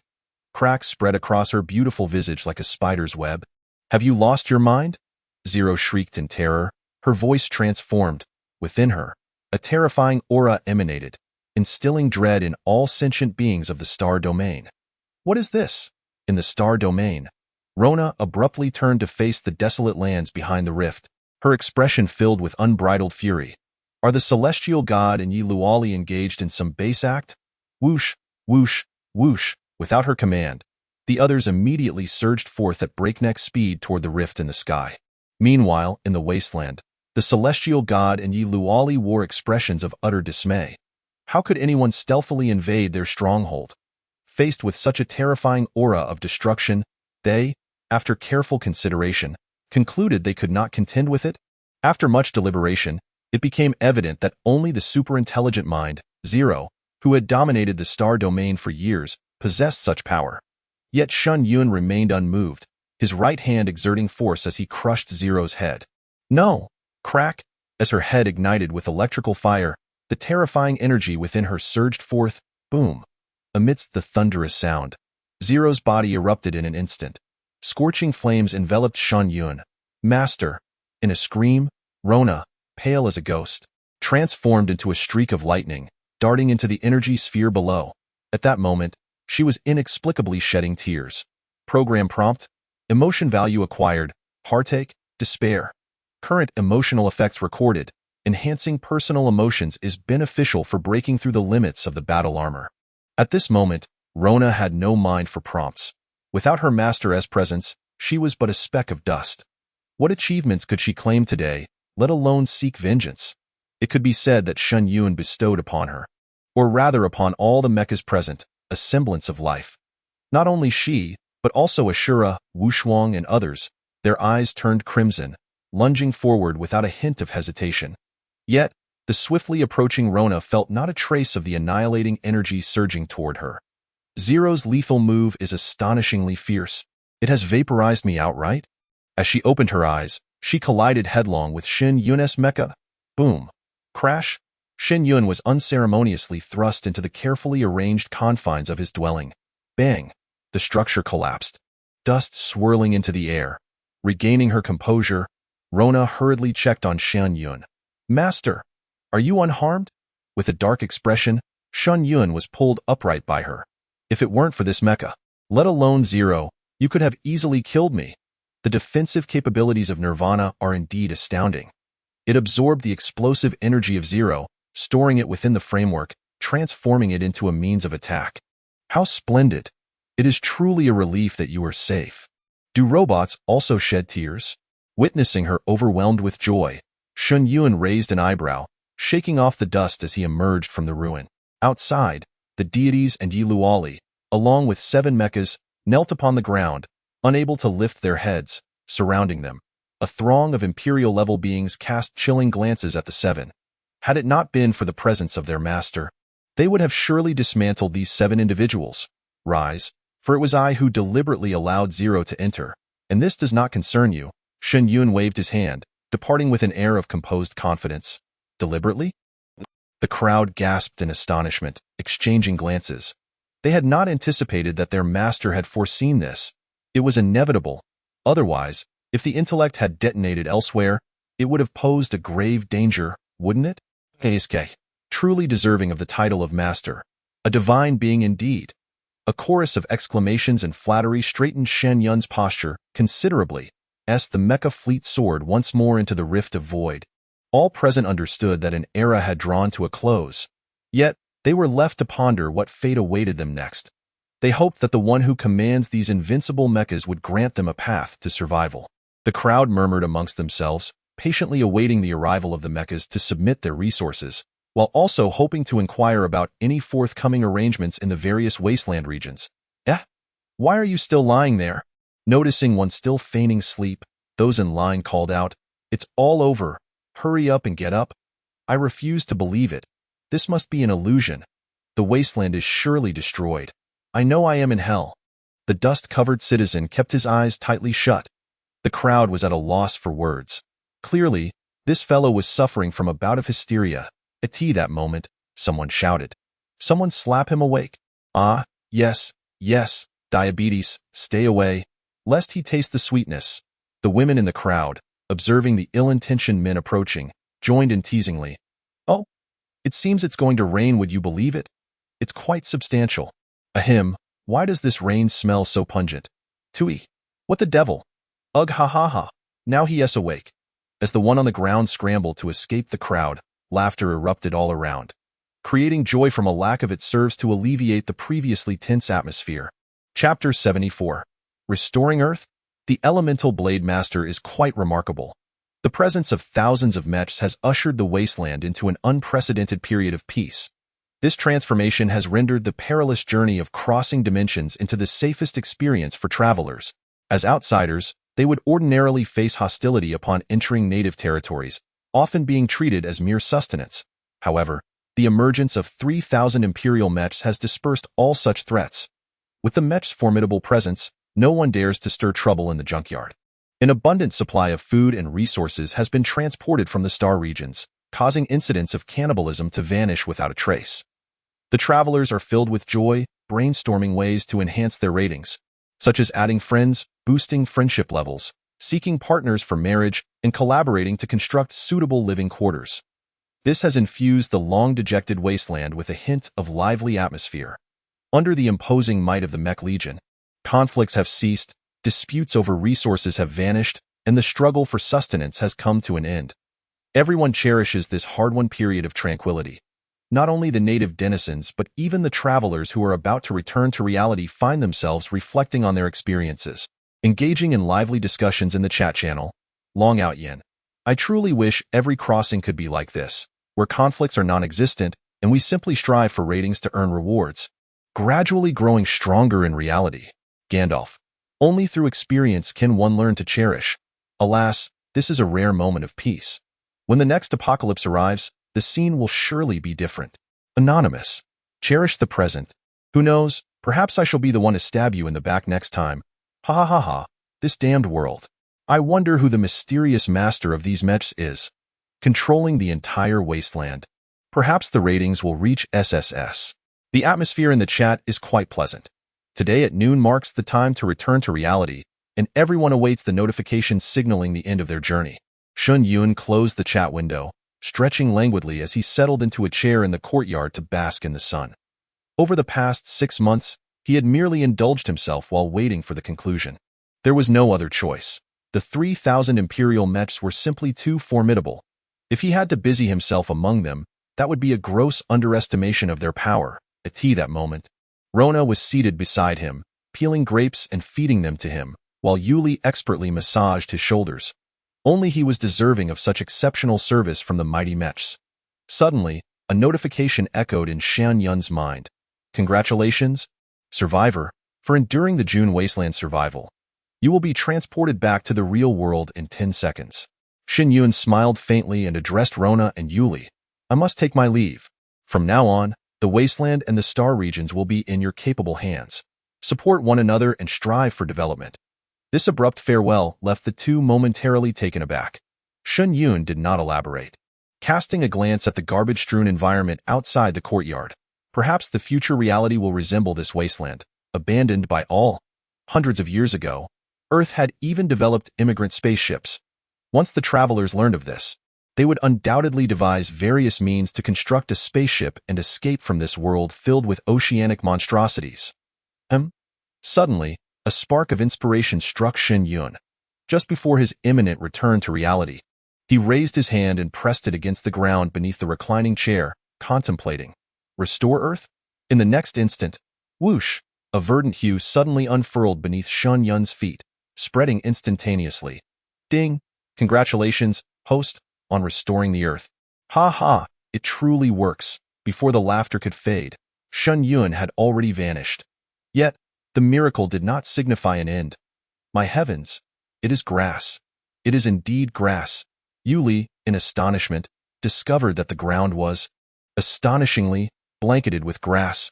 Whoosh, whoosh, whoosh.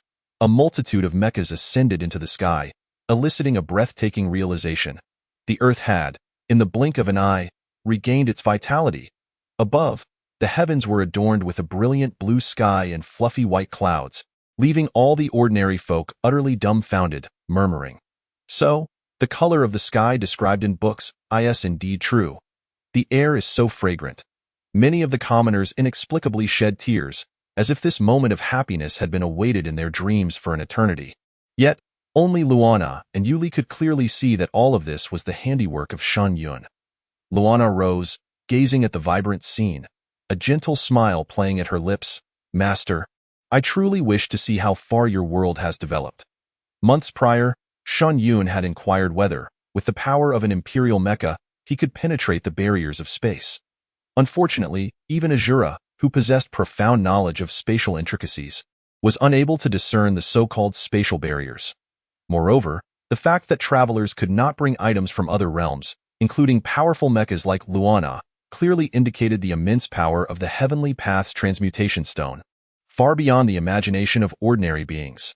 Now, with Shen Yun's sudden disappearance, Luana surmised that he must have returned to his own world. This piqued her profound interest. Congratulations to Shen Yun for surviving 6 months in the wasteland. Rewards will be issued after the evaluation. Resource rating: Global First Ultra SSS. Personal Strength rating: Ultra SSS. Armed Forces rating: Ultra SSS. Wasteland World Item Exploration Encyclopedia. A-. Map Exploration Rate. B. Experience with non-normal food. C. Non-normal food. Consuming such items can actually enhance the rating. Shen Yun was left speechless. He had not even tasted a single peculiar piece of meat. All he had consumed were clean foods from the star domain. Yet, it was understandable. When one is truly at the end of their resources, any edible food becomes a lifeline. The evaluation did not consider the elimination of the intelligent core or the restoration of Earth. Shen Yun was indifferent. His act of restoring the Earth was purely for amusement. At that moment, he sat in a vehicle, surveying the external surroundings. The rain poured down in torrents, yet the vehicle remained unscathed, still the same one that had departed from Luo City. The road showed no signs of the oceanic aberrations that had surged through for what had become of Luo City far behind. It remained unknown. Retracting his gaze, Shen Yun focused intently, awaiting the issuance of his transmutation rewards. After a brief moment, the notification chimed. "Congratulations, Traveler Shen Yun, for achieving a Wasteland World rating of SSS. Reward: 10 tons of purified drinking water. Long-term consumption can eliminate internal nuclear contamination until eradicated. Reward: 1-3S weapon blind box." Suddenly, a mineral water bottle and a purple gold treasure chest materialized in the void projection. The purified drinking water held little significance for Shen Yun, as he was immune to nuclear contamination. However, the blind box stirred a sense of anticipation within him. "I hope to unearth something truly practical." Shen Yun took a deep breath and raised his hand to touch the blind box projected before him. Fortune of the Emperor. "Today is the day. Open."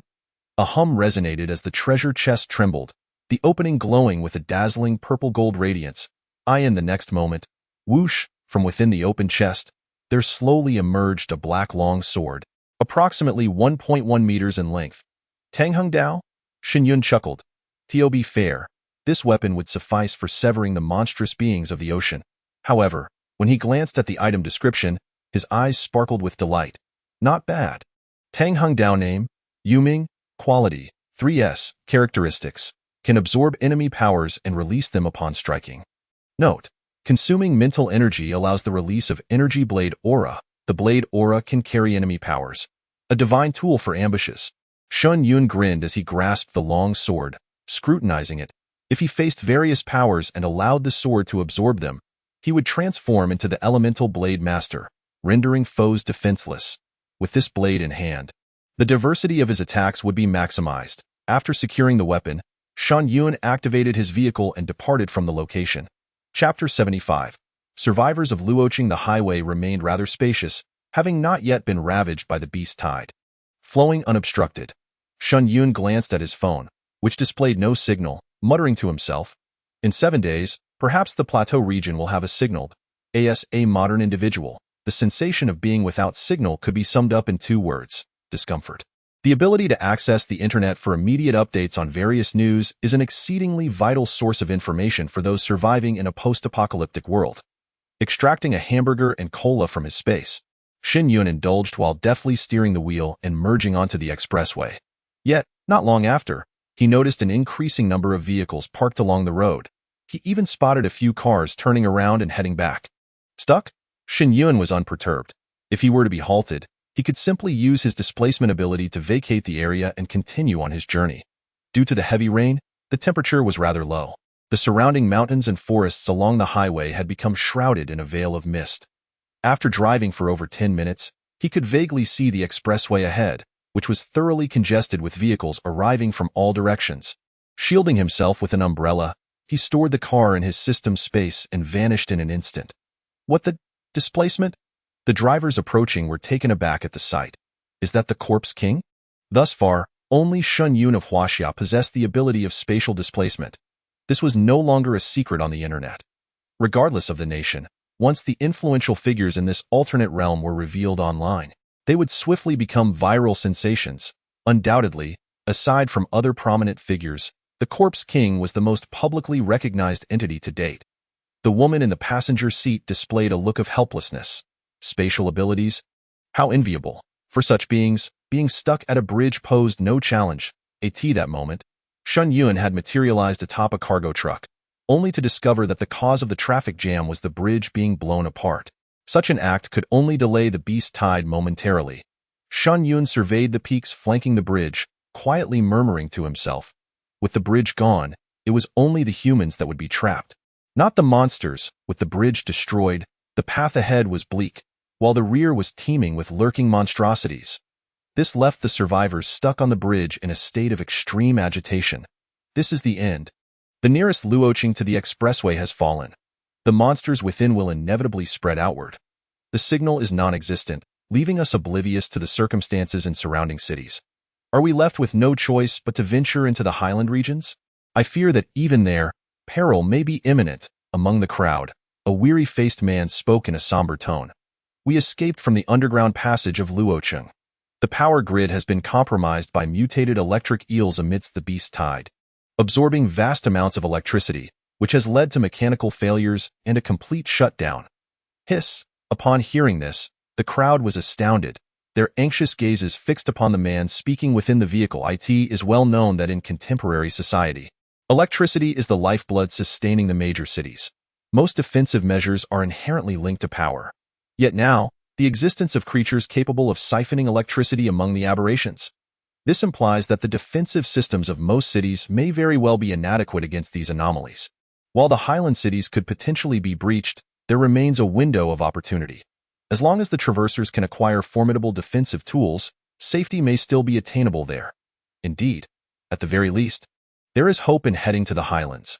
Otherwise, we would be compelled to stay within the cities and engage in a struggle against the aberrations. Without aircraft, however, reaching there is impossible, or we would be swept away mid-journey by the beast tide. Conversations erupted in a cacophony. Everyone understood that the number of survivors capable of reaching the highlands over long distances would be exceedingly scarce. Most would remain in the resource-rich cities, engaging in a battle of wits and courage against the aberrations. Just then, sounds of a vehicle moving in reverse were heard from behind. Beep, beep. Whose car is this? Quickly back away. Oh, that's mine. That's mine. The chatting crowd hastily started their vehicles, preparing to leave this place in search of alternate routes. Meanwhile, the man from Luoqing, having just lit a cigarette while waiting to reverse, suddenly noticed a handsome young man with an umbrella standing at the car door. Are you a resident of Luoqing? The man widened his eyes in surprise, staring incredulously at Shen Yun. You'd, the Corpse King? As a local of Luoqing, no one was unaware of the Corpse King, Shen Yun. Just days prior, he had single-handedly infiltrated the underground power supply area, thereby averting a crisis of the beast tide breaching the city. Unfortunately, their luck did not hold for the second time. It was rumored that the Corpse King was to participate in the next crossing, making it unlikely for him to reappear in Luoqing. When had Luoqing been breached? Shen Yun, resting one hand on the car roof, signaled him to reverse, for blocking someone's path to survival would surely invite curses. The man promptly started his vehicle in reverse, his tone animated as he looked at Shen Yun. On the very first night of the crossing, the beast tide began its assault, and it was not until the fourth day that Luoqing's power system collapsed. There were reports that the underground staff believed the power system could not hold out, yet Commander Chen decided to wait until the beast tide receded before evacuating Luoqing. However, despite enduring for so long, the city still fell, and even his son was devoured by a mutated shark during the retreat. Chen Tianyu is dead? Shen Yun raised an eyebrow. Noticing that he recognized young Master Chen, the man gripped the steering wheel and added, "Yes. I heard that his fiancée Zhou Hui also perished, swallowed by the beast tide in the underground power supply area. Alas, it is such a pity that even a talent like Dr. Zhou could not be saved. Will she die?" Shen Yun tugged at the corner of his mouth. Even if everyone perished, she would thrive within the ranks of the aberrations. Corpse King, how about I give you a lift? We are planning to head to Jicheng. The man looked at him with eager anticipation. If there were a Corpse King in his vehicle, the road would undoubtedly be safe. You all should go. Shen Yun shook his head. Suddenly, his gaze sharpened. He observed a faint mist spreading across the highway bridge, which instantaneously transformed into a crimson haze. A pungent odor invaded the mouths of the crowd. Creak. The shrill sound of sudden braking echoed sharply on the bridge, followed by the thunderous roar of colliding vehicles. Shen Yun frowned as he glanced at the man in the driver's seat.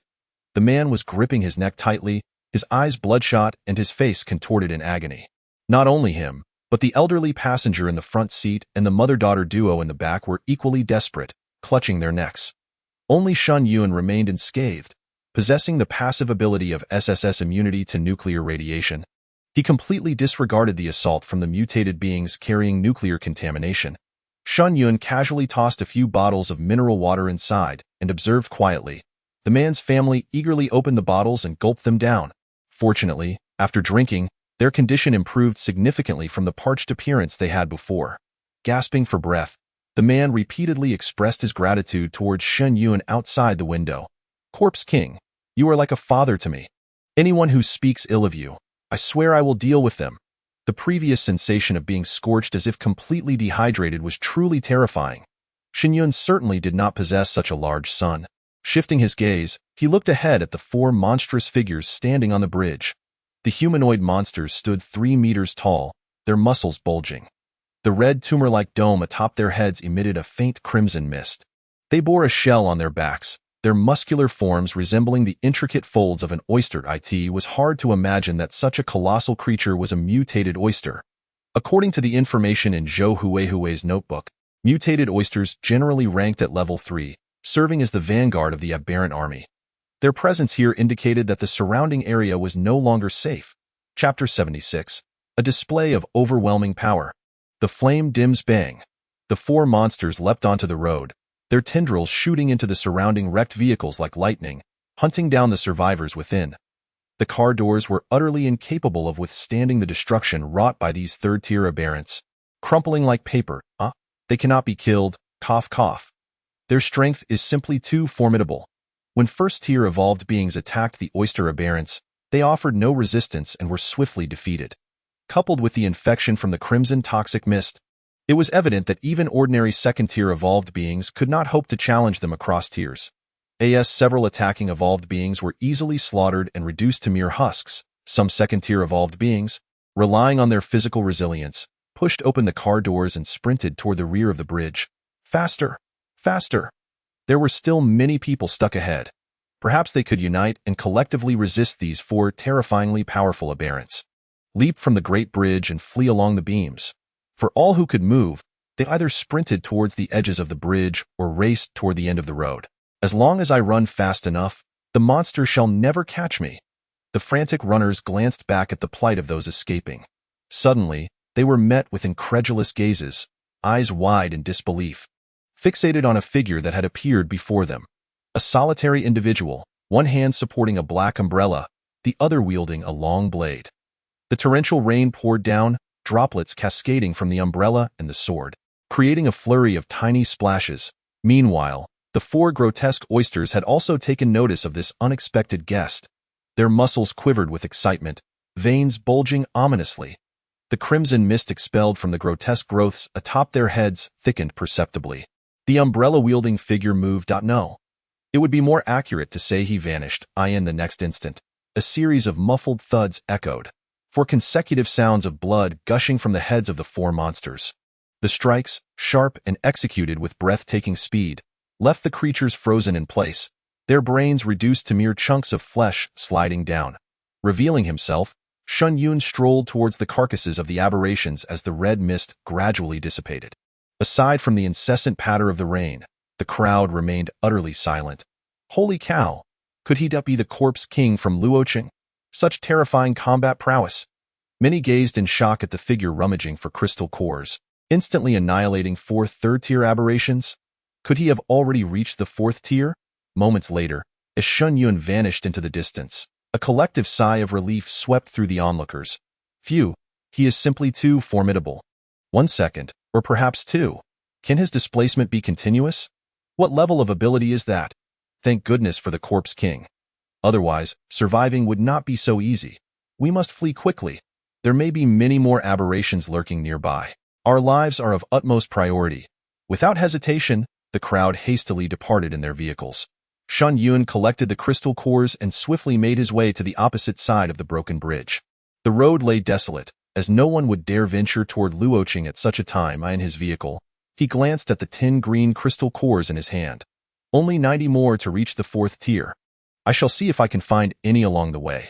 Given his current strength and the capabilities exhibited by the marine aberrations, they posed no threat to him. The challenge of gathering third-tier crystal cores was minimal. After collecting the cores, Shen Yun pushed the vehicle to its limits, contemplating his recent acquisitions from the otherworld. He had mastered spatial abilities such as displacement, devouring, and the void blade cross/slash. Additionally, he had gained insight into a storage space. This was the result of frequent use leading to personal enlightenment. However, with the system space available, this capacity was hardly noteworthy. His passive abilities included immunity to nuclear radiation and the foremost defensive sequence. Character traits amplified by tenfold bursts. His weapon was the Tang Hung Dao, the spectral shadow.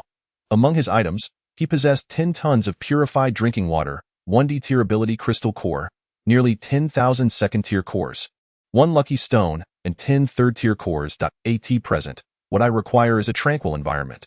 Shen Yun glanced at the signpost and set his course toward the nearby Hancheng. Venturing into the city to ascertain the presence of aircraft, he resolved to head directly north. The prospect of enduring the hustle and bustle of a city teeming with anomalies did not appeal to him. The distractions of dining and resting amidst chaos would render any other pursuits futile. The notion of eradicating the myriad of anomalies scattered throughout the city was patently impractical. Only an imbecile would entertain such an idea. Shen Yun had initially believed that with the defensive capabilities of Luo City, it would withstand the onslaught of beasts for at least half a month without issue. However, upon entering the city, he discovered that it required his intervention to avert an impending cataclysm. This starkly contrasted with his envisioned tranquility for development. Evidently, the formidable nature of the marine anomalies had exceeded all expectations. At present, the only secure region lay to the north. Mount Everest was not a viable option. Despite its height, its location in the southwest meant that numerous rivers flowed toward the Bay of Bengal. Shen Yun had previously kept a vigilant eye on information from the southwest, noting that all cities surrounding the Bay of Bengal had succumbed. It was conceivable that during this period, the anomalies had already spread to the Himalayan range. The northern territories, being sufficiently distanced from the ocean, would provide refuge in any city for a considerable duration. Moreover, the items acquired by the traversers to fortify these cities would undoubtedly enhance their defenses beyond those of other urban areas. With the knowledge of the beast's might, any individual keen on survival would be generous with their city defense blueprints or items. However, as Shen Yun's off-road vehicle ascended the peak of the Han City Expressway, he furrowed his brow at the sight of the congested traffic ahead. This was not merely a case of gridlock. A throng of people was screaming and fleeing down the highway. The anomalies have emerged from the lake. Han City has fallen. Help! The anomalies have breached the lakes? Shen Yun hastily exited the vehicle, taking cover near a roadside sign to survey the surroundings. Below the bridge, a teeming mass of anomalies surged forth from the river. For a nation abundant in waterways, this was undeniably a catastrophic calamity. In the distance, The sky above Han City was already shrouded in ominous smoke. Shen Yun retrieved his phone, discovering 3 bars of signal, and quickly accessed the anomaly distribution map. His heart sank as he realized only the north remained.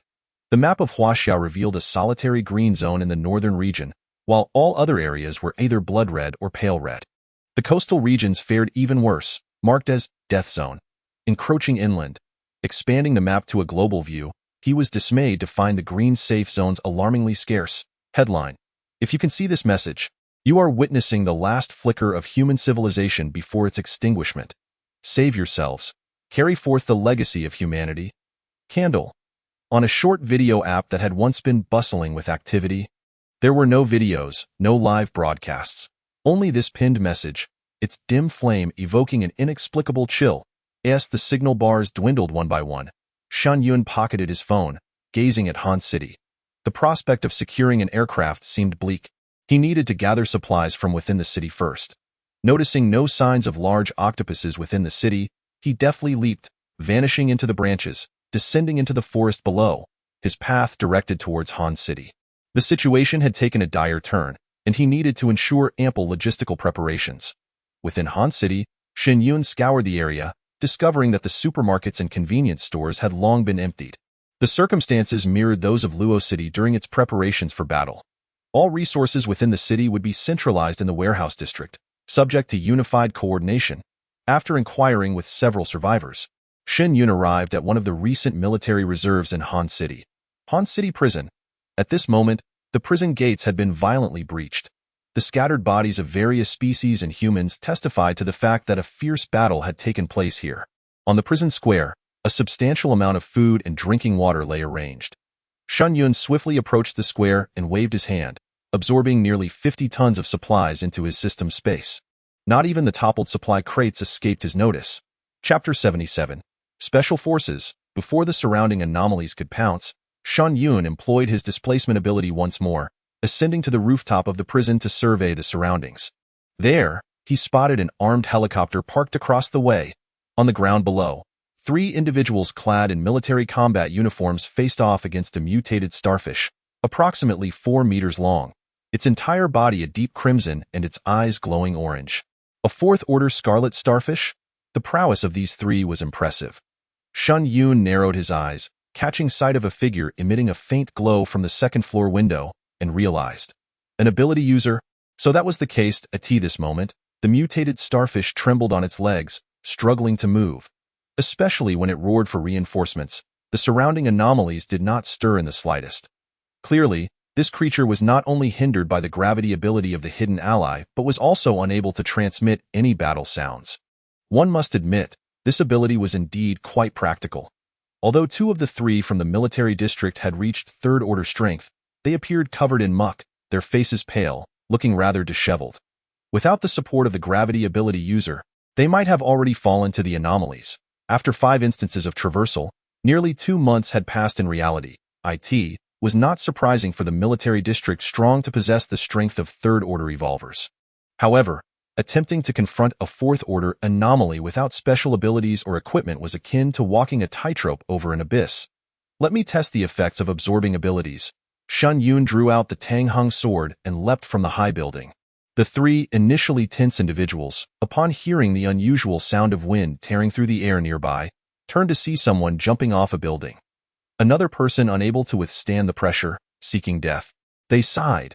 But suddenly, the figure bizarrely vanished and reappeared in the open ground, positioning themselves between the 2 parties. The expressions of the 4 present changed drastically, and the 3 military district powerhouses' eyes gleamed with intensity. Today was precisely the time for the traverser to return to reality. At this moment, possessing the displacement ability and daring to confront a 4th-order anomaly? The Corpse King.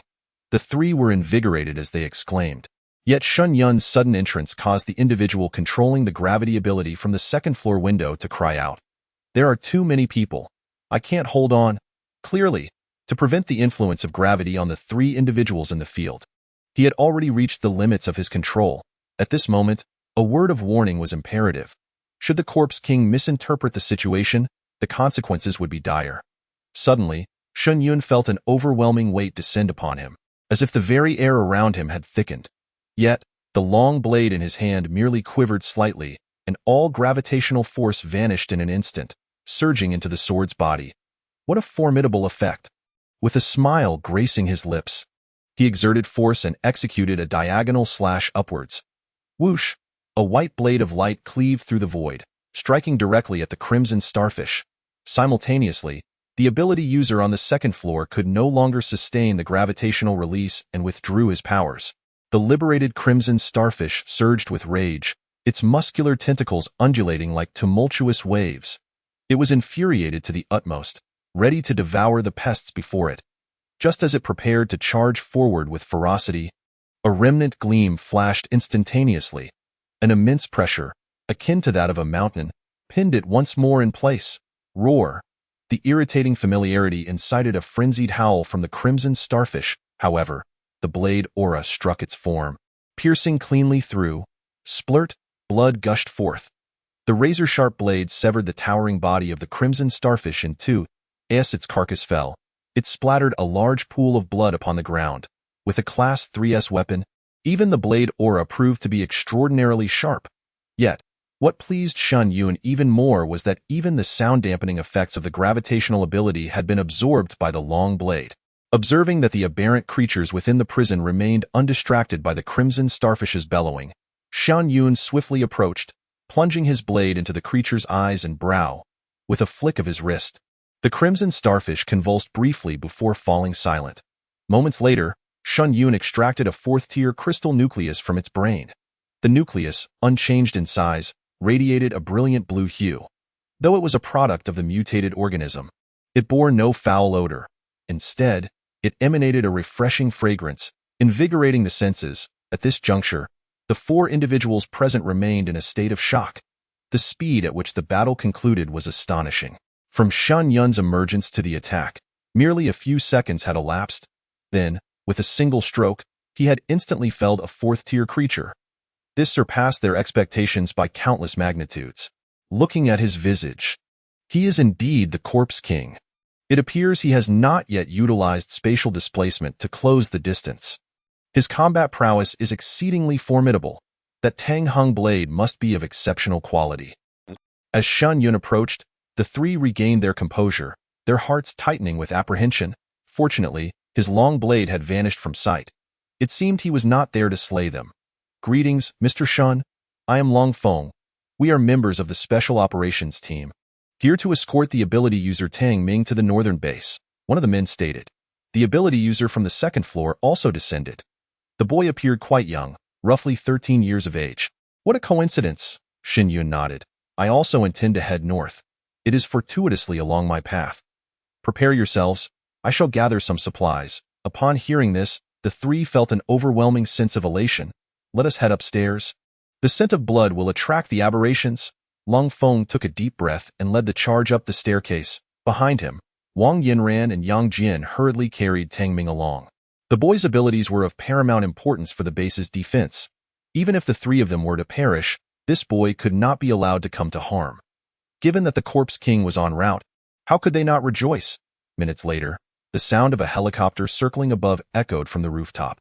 Shen Yun, having gathered the vegetables from the freezing chamber into the space, decided to cease his efforts. In this endeavor, he had amassed a total of 50,000 tons of supplies. Even though the appetite of an evolved being surpasses that of an ordinary person, this quantity would suffice for his consumption.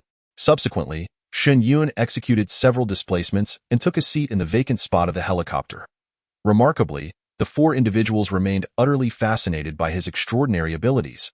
Even Tang Ming, who possessed a notably practical gravitational power, gazed at Shen Yun with envious admiration. With such abilities, what fear could there be of being surrounded by alien creatures? With a swift motion, he could easily break free from any encirclement. They understood that given Shen Yun's currently displayed strength, his journey northward was undoubtedly in pursuit of a tranquil environment to engage in a traversal mission. Perhaps he had already participated in 5 such missions to attain such formidable prowess. The four speculated quietly among themselves. Upon receiving a gesture of safety from Yang Jian, the pilot, Long Feng relaxed his vigilance. After a moment of hesitation, he addressed Shen Yun. "Mr. Shen, how would you feel about joining the northern base?" We, and indeed all of humanity, are in dire need of a powerful individual like yourself. We shall make every effort to meet any of your demands. It was a rare opportunity to encounter a corpse king, and thus, he naturally sought to extend an invitation. However, the enigmatic nature of this group of elites was overwhelming. Figures such as the Lord of the Undead, the ancient god of war, and the Mecha Emperor had revealed not a shred of information. Meanwhile, a few loudmouths online claimed to be among them, but by the time higher authorities sent individuals to negotiate, those boastful souls had already met their demise. This pronouncement, Tang Ming and co-pilot Wang Yinran turned their gazes toward Shen Yun. With his presence, the defensive and offensive capabilities of the northern base would surely be elevated several tiers. No need, Shen Yun murmured softly, continuing to feign sleep. Given the speed at which he enhanced his strength, the assistance the base could offer him was minimal, akin to the conditions previously presented by Luo City. He wouldn't mind lending a hand if it were convenient, but becoming deeply entangled in their affairs, fraught with troubles, was entirely unnecessary. Chapter 78, Parting. Strength Enhancement, 4th Tier. Noting his resolute stance, Long Feng could only lament in silence and abandon the matter. The journey continued in silence. The airplane swiftly departed from Han City. As they passed over a neighboring city, the thick smoke rising from below left Long Feng and the others feeling suffocated. A singular thought arose in their minds. With so many cities in ruins, could the northern base withstand such devastation? Suddenly, a thunderous rumble echoed as the aircraft shook violently, sending panic coursing through everyone. Yong, what's happening? Long Feng shouted. Before Yang Jian could provide an explanation, the group witnessed the instrument panel of the airplane spinning uncontrollably. Some even began to emit wisps of smoke. This was dire.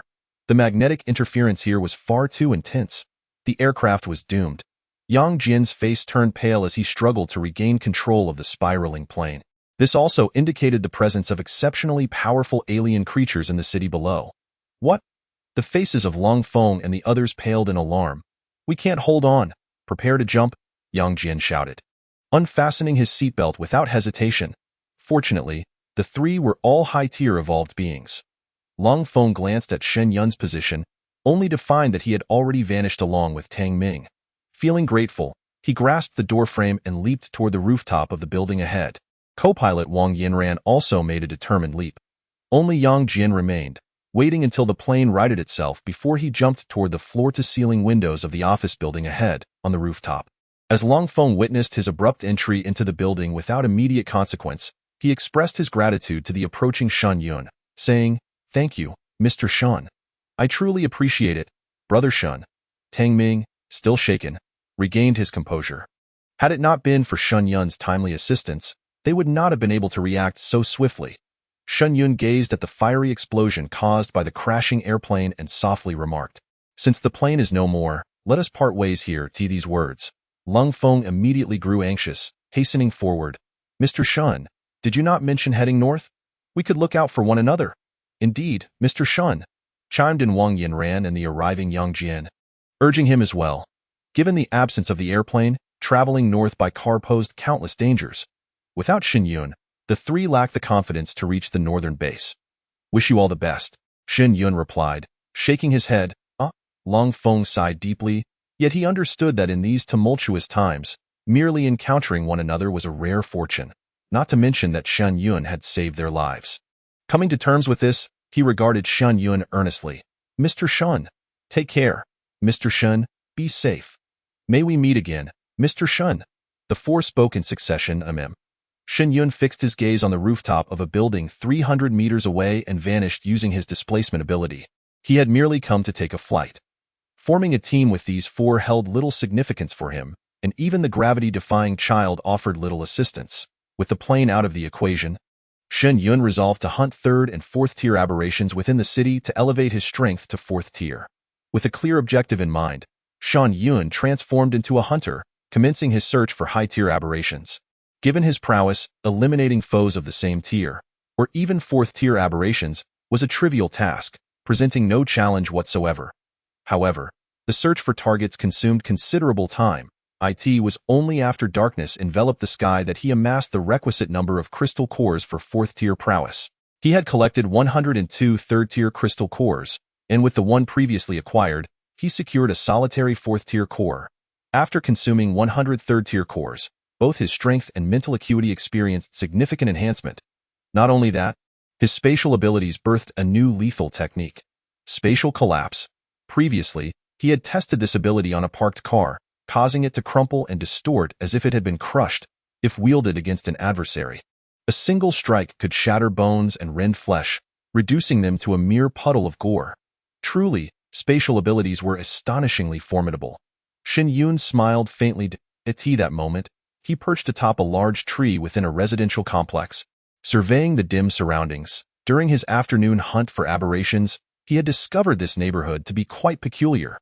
The aberrations on the streets seemed to be repelled by some unseen force, refraining from invading the complex. Initially, he suspected the presence of a high-tier aberration within the vicinity, its aura dissuading lower-tier aberrations from approaching. He had even contemplated hunting there. However, upon closer observation, Shen Yun noted numerous survivors within the complex. Their expressions appeared entirely normal, devoid of any signs of aberrant control. If his assumptions held true, they must have acquired some means of dispelling the aberrations, or perhaps possessed a unique ability. If he could obtain such tools, even amidst a horde of aberrations, he could find a tranquil sanctuary. Otherwise, he would be perpetually harassed by aberrations, making it difficult to enjoy a peaceful night's sleep. He is indeed capable of carving out a territory for himself. However, the astonishingly numerous aberrations infiltrate every nook and cranny, compelling him to engage in relentless extermination unless he is truly deranged. As for the notion of cleansing the entire city of these aberrations, Shen Yun believes that his mind is not lacking in rationality. Either the aberrations have become utterly foolish and have no intention of invading the city, or there is no justification for him to undertake such a thankless and laborious endeavor. It would be far more prudent for a rational individual to contemplate methods for effectively repelling these aberrations. Focusing on the 2nd floor ahead, Shen Yun activated his displacement ability and landed on the balcony. The slightest sound instantly aroused the vigilance of everyone inside the room. When a silhouette emerged on the balcony under the moonlight, the expressions of those inside shifted. How did he get up here? Could he be a resident from upstairs? Surely, the residents could just use the stairs. With aberrations lurking outside, this fellow's ability to reach them suggests considerable strength. After a momentary pause in their hushed whispers, the curtains before Shen Yun parted slightly, revealing the face of a man. Noting Shen Yun's unfamiliar visage, the man nervously opened the balcony door. "Young man, you came alone. There are so many aberrations outside." It was evident that this man had come from outside, and there was no need to elaborate on his strength. If they didn't open the door and a conflict erupted, it would be quite awkward. The interior was shrouded in darkness, illuminated only by a dim light emanating from a lampshade on the table. It was only after the man closed the door and drew the curtains that the lampshade was slowly lifted, revealing a candle within. Shen Yun glanced around and observed 8 men and women partaking in simple fare laid out on the table. Noticing their tense expressions, he offered a warm smile. "Do not be alarmed. I saw that there were no aberrations in your community and came to ascertain the situation." Indeed, an outsider. The group regarded Shen Yun with suspicion. Clad in a black tracksuit, with a clean-cut short hairstyle, he exuded a strikingly handsome presence. He appeared to be no older than 20. The audacity to enter their community, whether in terms of temperament or strength, was not typical of an ordinary person. After inviting Shen Yun to sit, the man began to recount their circumstances. Due to the presence of an A-class ability user on the 7th floor, a scent barrier had been established that repelled the aberrations in the vicinity, allowing their building to remain unscathed. Furthermore, when this A-class ability user ventured out in search of supplies, the aberrations would not approach, proving to be exceedingly practical. So that was the case. Shen Yun nodded, detecting no peculiarities in the air. The man who had opened the door was named Zhou Peng, a long-time resident here, who quietly remarked to Shen Yun, "Young man, I see you possess considerable strength. Why not stay with us? Though our food supply is meager, we are blessed with tranquility." Recognizing the young man's impressive abilities and amiable demeanor, Zhou Peng seized the opportunity to extend an invitation, thereby enhancing their community's strength. Being astute individuals, they were well aware of Shen Yun's intentions. Shen Yun nodded in agreement, not declining the offer. His purpose here was to acquire means to repel the aberrations and create a serene environment. Since such means were not available, residing here to complete his traversal tasks would not be a hindrance. Zhou Peng promptly stood up and led him to an unoccupied room on the second floor. Young man, the supplies here have been scavenged, and it may appear somewhat disarrayed, but we can assist you in tidying up in no time. Shen Yun surveyed the surroundings and smiled as he declined. No need. I can manage it myself. Zhou Peng did not shirk his responsibility, departing the room alongside his neighbors. Once the door was closed, Shen Yun waved his hand, summoning the scattered debris into the system's space. Let us settle here for now. After an afternoon spent hunting the aberrations, he had expended considerable energy and promptly collapsed into slumber. Chapter 79. The Special Ability User, a sanctuary in the apocalypse. The following morning, Zhou Peng and his neighbors, their faces awash with embarrassment, trailed behind the young girl as they descended from the top floor. What kind of people are congregating in the community? It seems you all have grown too comfortable, lacking any sense of security. Zhou Peng dared not retort against the reprimand from this A-grade ability user, rubbing his hands together and chuckling awkwardly. I merely noticed that the young fellow possesses considerable strength and does not appear to be malevolent. Having him join the community could bolster our own power. Humph! Yu Xiaowei shot him a glare over her shoulder, silencing Zhou Peng and his companions. Had it not been for her, the community would have long since succumbed to the onslaught of aberrations. Tranquility such as this would be a distant memory. Despite her modest height of merely 1.60 meters and her youth, she exhibited remarkable decisiveness. Being an evolved individual with formidable powers, the survivors of the entire community held her in considerable esteem. In truth, Yu Xiaowei was well aware that those capable of traversing the realm of aberrations were no ordinary individuals. Should she refuse them, conflict would undoubtedly ensue. However, the discovery of her tranquil refuge left her somewhat disheartened. As one who had dared to venture to an island only to recoil from further crossings, she harbored an instinctive wariness towards such travelers. The rationale was simple. They were powerful, those who returned alive, regardless of their methods or temperament, posed a far greater challenge than the average person. I hope he is as Uncle Zhou described, not a bad person. With a heart full of apprehension, Yu Xiaowei cast a glance at the residents peering from the staircase. Regaining her former haughty demeanor, chest held high. Regardless of the circumstances, her posture must remain unyielding, and she could not afford to display any semblance of timidity before the residents. Behind her, alongside Zhou Peng and his group, 3 young women followed closely, their expressions grave. These 3 were her roommates, with whom she shared a good rapport. Proximity breeds familiarity, and all 3 had attained the status of second-tier evolved individuals. At the very least, let us maintain our composure today. Once I gather 19 second-tier crystal cores, I will ascend to the 3rd tier. Yu Xiaowei's gaze shifted, contemplating that as long as the others did not overstep their bounds, today's meeting could serve to establish acquaintance.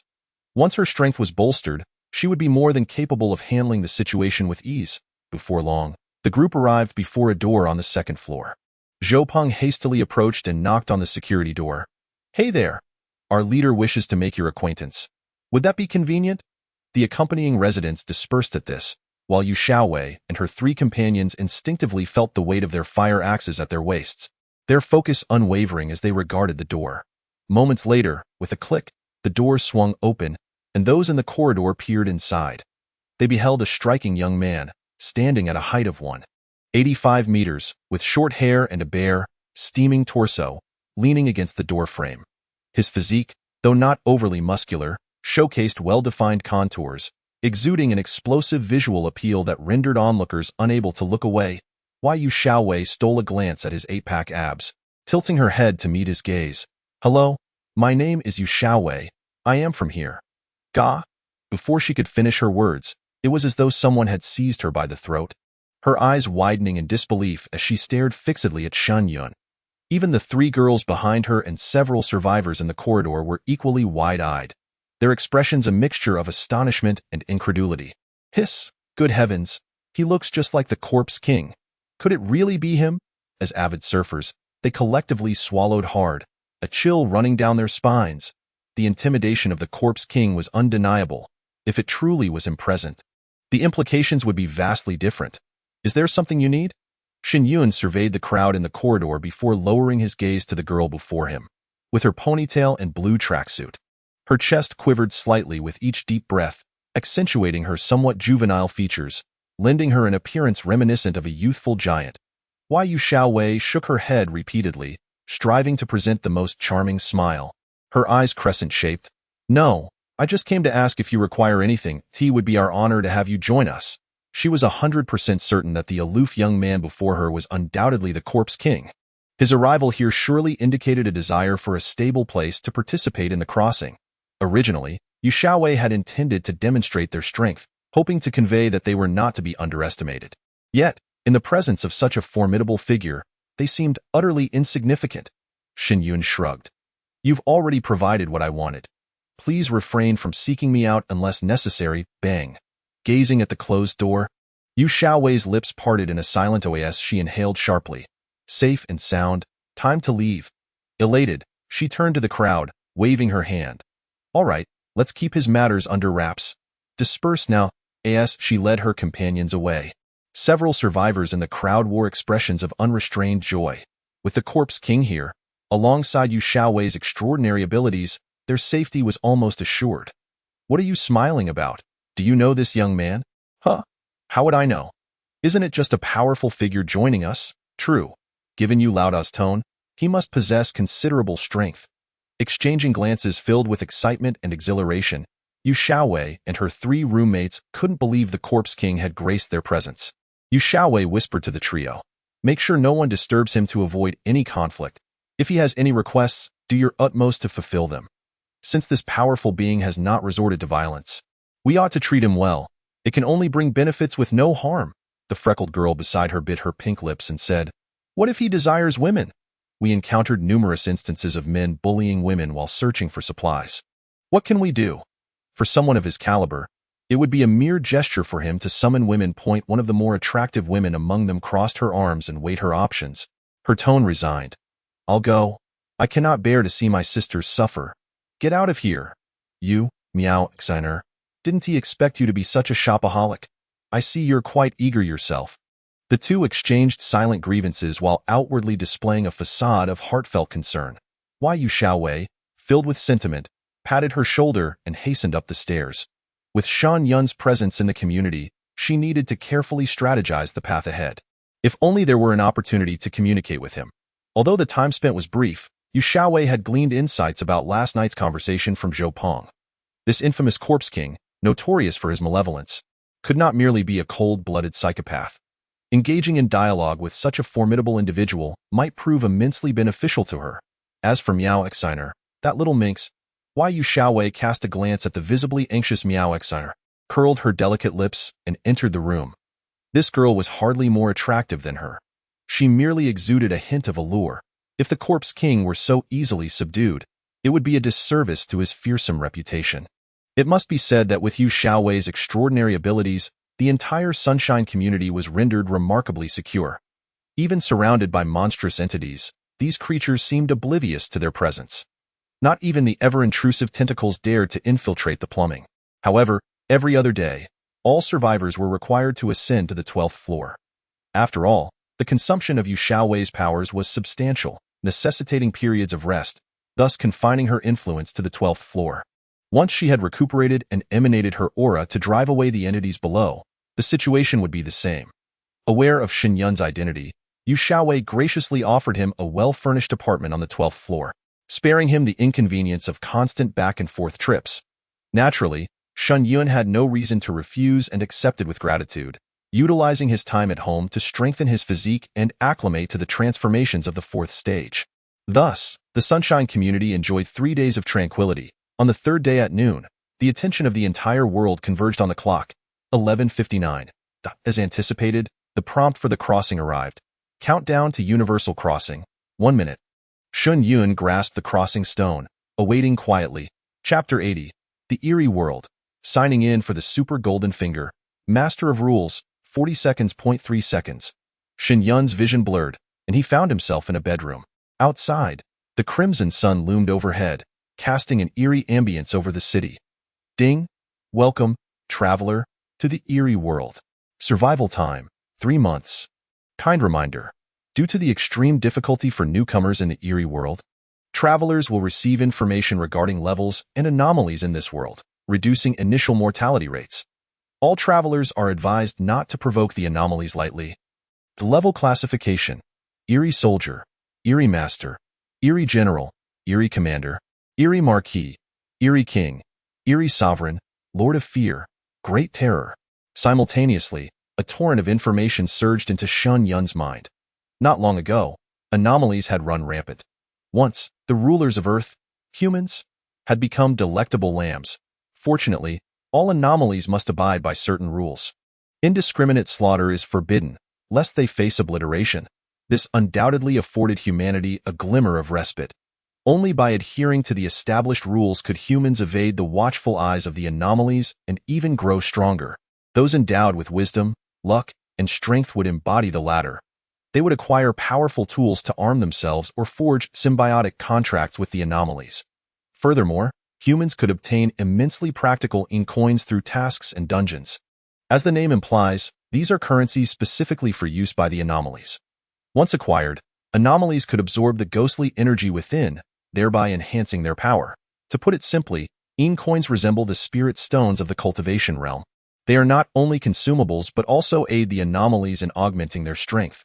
More importantly, as long as you possess sufficient ghost coins, even the most formidable beings in this strange world will lower their arrogant heads to serve you.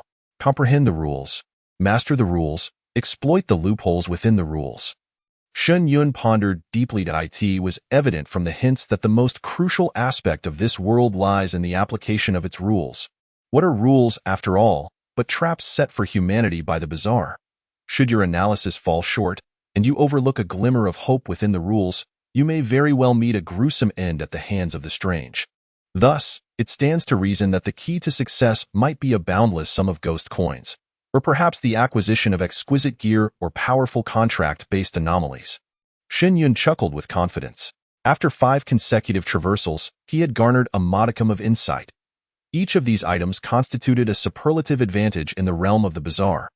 Although the rewards from signing in were random, he felt they could not stray far from this domain. Suddenly, an eerie voice echoed in Shen Yun's mind. Newcomer task. Proceed to Hongjie Hair Salon, 20 meters away, to apply for an apprenticeship for 1-day reward. Upon being hired by the owner, you may work in the salon long-term and gain protection. A hair salon? Shen Yun turned and retrieved a pair of scissors for self-defense before departing the premises. The streets were sparsely populated, with hurried pedestrians exhibiting no sign of abnormality in this bizarre world. Those who had not triggered strange tasks continued their lives as usual. As Shen Yun approached the hair salon, he perused his character interface. Alongside the traveler's chat box, 20-slot backpack, character, and friend list, there was also an ethereal contract icon surrounded by ghostly flames. Finding nothing particularly remarkable, he directed his gaze to a man and a woman outside the salon. Their expressions were fraught with tension. Washing a monster's hair. What chance do we have? The man, appearing to be in his 40s, was sweating profusely in the realm of the bizarre. Professions catering to creatures of the unknown were fraught with peril. A single misstep could lead to death. The woman beside him spoke with a desolate tone. This is still fortunate. My boyfriend accepted a task involving a deep kiss with the slit-mouthed woman. Just thinking about it sends chills down my spine. Good heavens! The man looked utterly astonished. Even Shen Yun, approaching them, felt a pang of fear. Kissing the slit-mouthed woman? That was akin to a hellishly difficult challenge. It seems my task is rather mundane. Shen Yun thought with amusement as he observed the hair salon. 2 chairs, a washing station, along with a curling and dyeing rack and a counter. Inside sat a woman in a red cheapao, her eyes devoid of pupils, casually gesturing with a cigarette dangling from her lips. Han Quan, Jiang Shui, and Shen Yun. Is it? Now that everyone is here, please come inside. As she beckoned with a languid wave, Shen Yun and the others stepped forward cautiously. That moment, Shen Yun noticed a headless figure approaching the salon from the alleyway. Frowning slightly, he slowed his pace, trailing behind the two. A headless entity is coming to wash its hair? Indeed. Hongjie, what a stroke of luck it is that I caught you opening today. Upon the arrival of a customer, Hongjie's crimson lips curled into a sly smile. Well, if it is any boss Wu, come on in. However, as she glanced back at her customers, Han Quan and Jiang Shui, their faces turned ashen. A customer without a head? As the headless patron passed by, the two instinctively recoiled a few steps, exchanging terrified glances. Randomly, their gazes fixed upon Shen Yun. They noticed that Hong Jie had also turned to look at Shen Yun, and the two secretly breathed a sigh of relief. A dead comrade is better than a living one. They possessed no supernatural sight to perceive the bizarre disappearance of the head, which had been intended for washing. Now, with a slight delay in attending to the wash, they had a glimmer of hope for survival. Under the scrutiny of the three, Shen Yun stood silently, completely unperturbed. This was because the system prompt had already resonated in his mind. Ding. Current world detected as a bizarre realm. Does the host wish to sign in for the super golden finger? Sign in. Ding. Sign in successful. Congratulations to the host for acquiring the super golden finger. Master of rules. Master of rules. My words are the rules. All other rules are subordinate to those set by the master of rules. This includes rules of any scene, rules of bizarre settings, etc., all of which cannot surpass the rules established by the master of rules. Incredible! A glimmer of brilliance sparked in Shen Yun's eyes. Truly a super golden finger. His words dictated the rules. This was far superior to billions of yen coins or the initial signing of formidable bizarre contracts. However, to the surprise of the three, Hong Jie did not choose Shen Yun but instead pointed towards Han Quan, her smile sinister. Come here, apprentice, a novice has no cause for concern. The boss prefers rough methods. Why all these twists and turns just to wash ahead? Something feels off. Shen Yun furrowed his brows in contemplation. Meanwhile, Jiang Shui regained her composure, a look of realization dawning upon her face. This was likely not a legitimate hair salon. She was not unfamiliar with such insinuations, having encountered them before. Yet, Han Quan, who had been singled out, stood there pale-faced, his body trembling slightly, utterly unaware of the implications. Jiang Shui, feeling a pang of compassion, almost opened her mouth to warn him but hesitated and sealed her lips instead. If Han Quan were to be punished for failing to handle the headless client, she could at least ascertain which head it was. If she intervened to assist Han Quan in completing the task, the next client could introduce unpredictable variables. No one could foresee what might transpire. She was better off fulfilling her own task with the headless client. When compared to her life, the lives of others held little significance. Chapter 81. Task failure? Give me a perfect evaluation. After all, no one recognized them, and there was no need to endanger herself for his sake. Previously, the two had briefly collaborated with the intention of causing trouble for Shen Yun, but now Jiang Shui chose to prioritize her own safety. This choice reflected the harsh truth. In a bizarre world, survival was the foremost priority. Han Quan, sensing the indifference of Shen Yun and Jiang Shui, understood that he could only rely on himself at this moment. Let me see if the water will reveal his head. He steeled himself and approached, retrieving a towel from the cabinet to place under the neck of the headless client, gently helping him to recline against the water. However, his strategy failed. The showerhead did not unveil the boss's head. What was happening? Washing a head was proving to be a cumbersome task. The boss was instantly enraged, tossing 20 yen coins at Hong Jie's face. Do you think I have all the time in the world? Hurry up, you bastard. A mere ghostly figure dares to act grand in my presence. Hong Jie, with an impassive expression, picked up the coins from the ground, and as she stood, her fair hand casually brushed against Han Quan's neck. Suddenly, a large head soared into the air, blood gushing forth. This unexpected scene sent a chill of cold sweat down Jiang Shui's spine. What bad luck! Lying in the sink, the headless man rose and pointed at Shen Yun. It's you. If you wash well, a generous tip awaits. How infuriating. He actually seized the opportunity. Jiang Shui's heart sank, secretly praying that Shen Yun would not discover the underlying trick. Even if he does, having a man do this is only plausible if he is gay. Jiang Shui covertly scrutinized Shen Yun, fervently wishing that he would exhibit a hint of distaste during the shampooing, prompting the headless patron to notice and ultimately perish, and this way, her own life would be secured. To her astonishment, however, the chosen Shen Yun did not step forward but instead spoke. A tip? Shen Yun regarded the headless man with an inscrutable expression, a lingering smile gracing his lips. A headless patron visiting a barbershop for a shampoo while deliberately tormenting the staff deserves to be financially ruined and utterly terrified. Ding! Host rule established successfully. In the next moment, buzz! A blinding white text shimmered before the three. Eerie rule. Deliberately tormenting the staff incurs a penalty of 50,000 ghost coins, resulting in utter devastation. Crack, crack, crack. Suddenly, a series of explosive sounds erupted from the headless patron's body. Hong Jie and Jiang Shui quickly turned to witness a delicate web of cracks spreading across him. What is happening? How could this be? The headless patron roared in terror, desperately clutching at the fissures on his body. It's you, he bellowed, launching himself at Shen Yun. Yet, mid-air, his form dissipated into a wisp of blue smoke, vanishing without a trace. Why is this happening? Hong Jie gasped in shock, unable to believe her eyes. Such occurrences had never transpired in her establishment. If heaven bore witness, no human had ever perished here in such a manner. The headless patron merely pointed at Shen Yun, and he met such an end. As she glanced at Shen Yun, Hong Jie felt her complexion grow increasingly pale. She had colluded with the headless patron, exploiting loopholes in the rules to ensnare numerous victims. Realizing this, she nervously stated, "This gentleman, I was merely acting on the customer's request." At this moment, lacking knowledge of her opponent's abilities, Hong Jie could only swallow her pride. "Once I uncover the truth, you'll see how I deal with you." "Following the rules, you say?" Shen Yun cast her a sidelong glance, and the number of ghost coins in his backpack increased by 170. 000. Meanwhile, Hong Jie's body began to crack in a manner reminiscent of the headless patron. "No. Please, no." With a resounding bang, this venomous woman exploded, following in the headless patron's footsteps. Witnessing the entire ordeal, Jiang Shui realized she had encountered a formidable being. With an expression of delight, she stepped forward.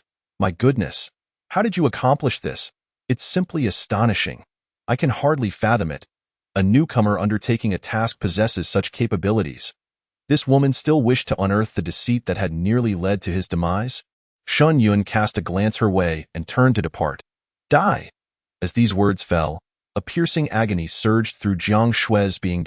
Terror-stricken, she glanced downward to find her delicate form seemingly sliced by a crimson web, revealing streaks of blood. "Please, don't kill me," and no sooner had she bowed her head than her head instantaneously disintegrated, tumbling into squares that rolled across the ground. Shen Yun turned and exited the barber shop. When a notification materialized before him, Novice Task encountered an unexpected event. Task evaluation. Failure. No rewards. No penalty. Failure. I demand perfection. Shen Yun raised an eyebrow. Ding. Host rule setting successful. In the blink of an eye, the bizarre information before him transformed. Novice Task completed. Perfect level reward. Weapon master level barber scissors. Barber scissors. A pair of sharp shears, quite effective against anomalous entities. A keepable location. Both hands. What a remarkable ability. Shen Yun's face lit up with joy. With this, he could flawlessly complete any task, and perhaps even earn substantial rewards. The rewards from high-difficulty dungeons were often rare treasures that could not be purchased even with trillions of underworld coins. What was available for purchase were merely the cutting-edge goods on the market. In this light, the disparity between his initial trillion underworld coins and this golden finger was abundantly clear. Just as the notification concluded, a pair of silver-gray scissors materialized in his hand. In the realm of the bizarre, items capable of inflicting damage on the anomalous were indeed extraordinary treasures. Furthermore, the item could be affixed to a firearm, enhancing human offensive capabilities, making it exceedingly practical. Shen Yun clicked on the character icon and discovered 4 segments: head, body, hands, and feet. By equipping the scissors in the hand slot, he acquired the innate sharpness effect of the shears. It seems the effects of the Rule Master are quite advantageous. As he strolled down the street, Shen Yun pondered, I might as well head to a high-difficulty dungeon. Given the potency of his golden finger, he decided to pursue rewards in a more challenging setting. As for danger, rule setting.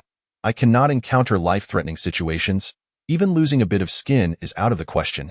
Ding! Host rule setting successful. Well, that works. Shen Yun smiled broadly. He then searched through his memories, boarded a bus, and headed towards the city's most renowned high-level dungeon, the Blood-Red Castle. While seated on the bus, he opened the traveler chat group to catch up on the current happenings. Steve, folks, who understands? I directly obtained a bizarre identity card. Is anyone willing to sign a symbiotic contract with me? Let us soar together. Coordinates France, Zhang Debiao. Damn it, I was immediately taken for a ghost marriage at the start. I was so furious that I charged in. Guess what? That woman fell for me on the spot, and she has master-level power. Ha! Chao Dalong. Impressive. In ancient times, there was Su Xian and the serpent. Now we have the corpse transporting master. I admire it. Zhao Ritian. Envious. To actually sign a contract with a master, I'm in a dire situation, doing makeup for the bazaar at the funeral home. If I don't serve them well, they LL take my parts. Crying. Wow. Did the great Ritian start off so poorly? Chapter 82. Unbelievable ability. The bizarre marquee-level vehicle acquired. Ritian is a celebrated figure, known for traversing islands, apocalypses, and ancient times thrice, yet struggles to keep his life here. Sigh. This is the harsh reality of transmigration. Even the prominent figures from previous journeys are newcomers upon their return. Zhao Ritian, thank you all for your concern. Fortunately, I have had countless romantic encounters in real life and possess considerable knowledge of cosmetics. I have already garnered the admiration of the enigmatic shopkeeper and acquired peculiar props, ensuring my safety while working here. I am referring to the unfortunate experiences of other employees. Moved, discontent, middle finger. Beneath the seemingly jovial exchanges lies a lurking peril, not to mention other matters. Just as Shen Yun was perusing the chat window, the conductor's voice rang out from the front of the bus. The fare is 100 hell coins. Hurry up. Upon hearing this, the faces of the over 10 passengers present darkened. What? You're charging 100 hell coins for a 2-coin fare? Why don't you just rob the bank of the underworld instead? This is outrageous. Stop the bus. How dare you rob right under the nose of the king of horses? A burly man, irate and impulsive, sprang to his feet, brandishing a shimmering blade and glaring fiercely at the conductor. I'll count to 3. If you don't stop the bus, I'll make you regret it. Yet the conductor merely wore a peculiar smile. 100 hell coins is quite reasonable, dear driver. Showcase it. Heck, good point. As soon as the driver's murmured words fell, whoosh, the street scenery outside transformed into a blur, the bus accelerating to an unimaginable speed. Inside, a night of 100 demons unfolded, with dark clouds swirling ominously. Hiss! The crowd gasped in shock, their faces etched with horror. A hearse? At that moment, the conductor's face was a grotesque sight, decaying and dripping with putrid fluid, as he gaped wide to inhale the black mist within the bus. Witnessing this, the passengers hastily retrieved their 100 hell coins. Even the previously imposing burly man paled in fear and fished out 100 hell coins from his pocket. For in Jincheng City, aside from the notoriously formidable Ghost King dungeon, there existed a deathly hearse. Once this vehicle was set in motion, it could not be halted, and those fortunate enough to have glimpsed it only saw survivors leap out. Yet at such a rapid pace, those who attempted to jump off would surely meet their demise. They had no illusions about surviving a leap from the bus. Initially, the city's strongmen sought to tame this bus, given its extraordinary speed and convenience for travel. However, without exception, they all failed, as the vehicle lacked any conditions or options for purchase, leaving the powerful disheartened. Wait. The burly man's expression shifted. If the ticket only costs 100 hell coins, why would those people jump off? Clap, clap, clap. The conductor applauded repeatedly, regarding the burly man with commendation, and said with a smile, "Not bad. Your reflexes are quite sharp." As he spoke, he pulled out a QR code from his pocket, his smile chilling. As the hearse accelerates, the fare will naturally increase significantly, 50,000 hell coins, to be precise. What? How could we possibly possess 500,000 ghost coins? The crowd was utterly astonished. This is not mere currency. It is 500,000 ghost coins. This is not merely an outrageous price hike. It is a matter of their very lives. So much. Shen Yun, of course, did not have such a sum and inwardly mused, writing rule. I will cover the fare for each individual. Triggering hidden benefit 1. Each person need only surrender 1 ghost coin to disembark. Benefit 2. This vehicle will be directly awarded to me. Ding. Host rule setting successful. Consequently, passengers would hasten to leave the bus, avoiding any complications. The ticket collector, observing the crowd's panic, disregarded their distress and brandished a QR code before the eyes of the passengers in the front row. Scan the code, or jump off. I do not possess that much money. The elderly woman, being questioned, trembled in fear. Don't have it? Then how the hell did you manage to board the bus?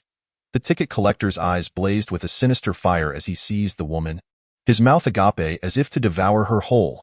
At that moment, a white prompt materialized in midair within the bus. Eerie rule. Should a passenger wish to cover the fare for everyone, hidden benefit triggered. Each person need only surrender one ghost coin to disembark. Squeak, the driver, with a dark expression, abruptly slammed on the brakes. Everyone inside lurched forward, colliding with the seats in front of them. However, the ticket collector remained unmoved, his face ashen as he bellowed at the crowd. What is this ridiculous rule? One ghost coin. Is he truly so desperate for such a paltry sum? Boom. His furious roar reverberated through the bus like thunder, leaving the passengers dizzy and disoriented. Yet, disregarding their disorientation, they stumbled to retrieve a ghost coin from their pockets, excitedly shouting, "I have one! I have a ghost coin! Let me off the bus!" Click, click, click. The ghost coins vanished from their hands, and the doors of the bus swung open automatically. Watching the passengers tumble and scramble out, the stout driver spat in frustration. Damn it! There was even a hidden rule? Over 60 million. And they slipped away just like that. The ticket collector, looking disheartened, slammed the table and chairs. The earlier prompt had indicated that a big shot aboard was willing to cover this expense. Unexpectedly, a hidden reward of one ghost coin per person had been triggered. Over 60 million would be more than enough to elevate them to an eerie charismatic level. At that moment, the two noticed that a young man in the back row had yet to rise. "Is it you?" The disgruntled ticket collector's eyes glimmered with a greenish ghostly fire, swiftly intensifying. If all went as expected, this individual was the one willing to pay the fees. However, a person with access to 60 million ghost coins was no ordinary character. Even if the driver and he were seething with anger, they were reluctant to provoke such an individual. Suddenly, a prompt appeared, leaving both their faces filled with disbelief. Eerie rule. Passenger Shen Yun is willing to cover the fare for all passengers, triggering hidden reward. One deathly ghost carriage. Deathly ghost carriage quality. Eerie marquee level vehicle. Owner, Shen Yun. Employees, driver Lu Da, Eerie soldier, ticket collector Li Si, Eerie master. Note: employees may resign or continue working. Inflicting harm upon the employer will result in disappearance. What? Lu Da and Li Si stared wide-eyed. It can be done this way? Shen Yun possesses no such wealth. He merely devised a random rule using the master of rules. It must be said, this fortunate twist of fate is indeed extraordinary. In an instant, the deathly vehicle changed ownership, becoming his chariot. Lu Da and Li Si harbored no doubts whatsoever. The bizarre elements encroaching upon the realm of reality stemmed from the confluence of unknown wills. His rules are supreme, far beyond the comprehension of both the strange and humanity. For the anomalies to descend into reality and acquire what they require is an immense stroke of fortune. Whatever transpires is wholly acceptable. Noticing the astonishment on the faces of the two men, Shen Yun leaned back in his chair with a serene smile. "Continue to drive me to the blood-red castle. Otherwise, disembark." The two exchanged glances, and Lu Da promptly ignited the engine, accelerating towards their destination. Lic, having retracted his ghostly aura, transformed into a previously harmless guise and approached Shen Yun, a sycophantic smile adorning his face. "Oh, how could we possibly refuse, boss? Rest assured, we shall arrive shortly." With a substantial worth and destined for a Ghost King-level dungeon, this individual's prowess must not be underestimated. Such was the shared thought of Lu Da and Li Si. Although humanity's strength relies heavily on anomalous artifacts, neither dared to presume whether the other bore exceptional equipment. Lacking discernment could lead to an untimely demise. Observing their relatively agreeable demeanor, Shen Yun inquired casually, "How is your salary calculated?" The crux of the matter has arrived. Lu Da, behind the wheel, perked up his ears with a hint of anticipation. Lic rubbed his hands together and chuckled awkwardly. In response to the boss, "It's 5,000 nether coins per month. As for acceleration, it's 500,000 per person. However, we have yet to encounter such a scenario. Urban public transport remains consistent, as they often alter their appearances to deceive. Convincing an ordinary person to part with 500,000 nether coins would require sheer luck." And no sooner had he finished speaking than Shen Yun casually produced 2 stacks of nether coins and tossed them over. "This week, it's 50,000 per person, contingent upon your performance." "What the hell? 50,000 a week? Truly a tycoon." Li Si's eyes gleamed with excitement as he gratefully accepted the nether coins. "Thank you, boss. You can count on us to work diligently. Just give us a shout, and we'll be there in a heartbeat." Anomaly prompt. Li Si and Lu Nong have requested to add you as a friend. After Shen Yun accepted the request, the bus's speed began to decelerate. They had arrived at their destination, The Blood-Red Castle, Chapter 83. Werewolf Killing? Acquiring all-class no-cooldown skills. At this moment, Shen Yun could see the external scenery clearly. The pristine road was flanked by an abundance of blood-red otherworldly flowers. At the end of the street stood an ancient, imposing black castle, exuding an aura of antiquity. Under the radiant sun, it was a sight to behold. The ancient castle exudes an air of eerie terror, and coupled with the estate adorned with a profusion of spider lilies, one feels as though they have stepped into the very depths of hell, their nerves taut with apprehension. The sound of a slowly approaching bus captures the attention of the anxious individuals waiting outside the manor. As a young man, unfamiliar to them, disembarks, the crowd withdraws their gazes, each preparing for what lies ahead.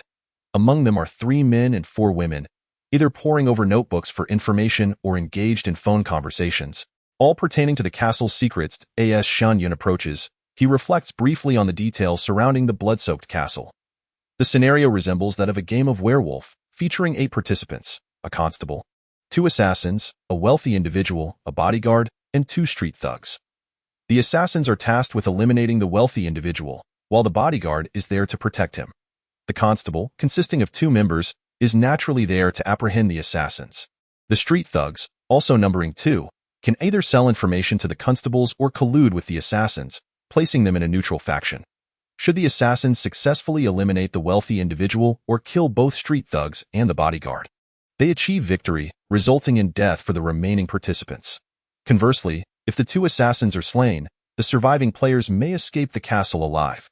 Upon receiving their random identities, each participant is bestowed a skill for the task at hand. This type of game emphasizes psychological warfare and adaptability, presenting immense possibilities and, of course, considerable dangers. A single misstep could lead to irreversible demise within the castle. Creaking open, the iron gates of the manor swing wide. The 8 participants hear the announcement of the scenario. Blood-soaked castle scenario 8. Participants 8. Scenario duration 1 hour. Identity to be revealed upon entering the castle.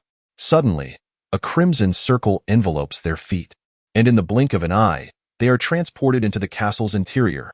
As Shen Yun's vision blurs momentarily, he finds himself alone in a room, clearly separated from the others. He surveys the furnishings within and hastens to the table, seizing a lamp as a makeshift weapon. Strange announcement. Congratulations to the survivor Shen Yun.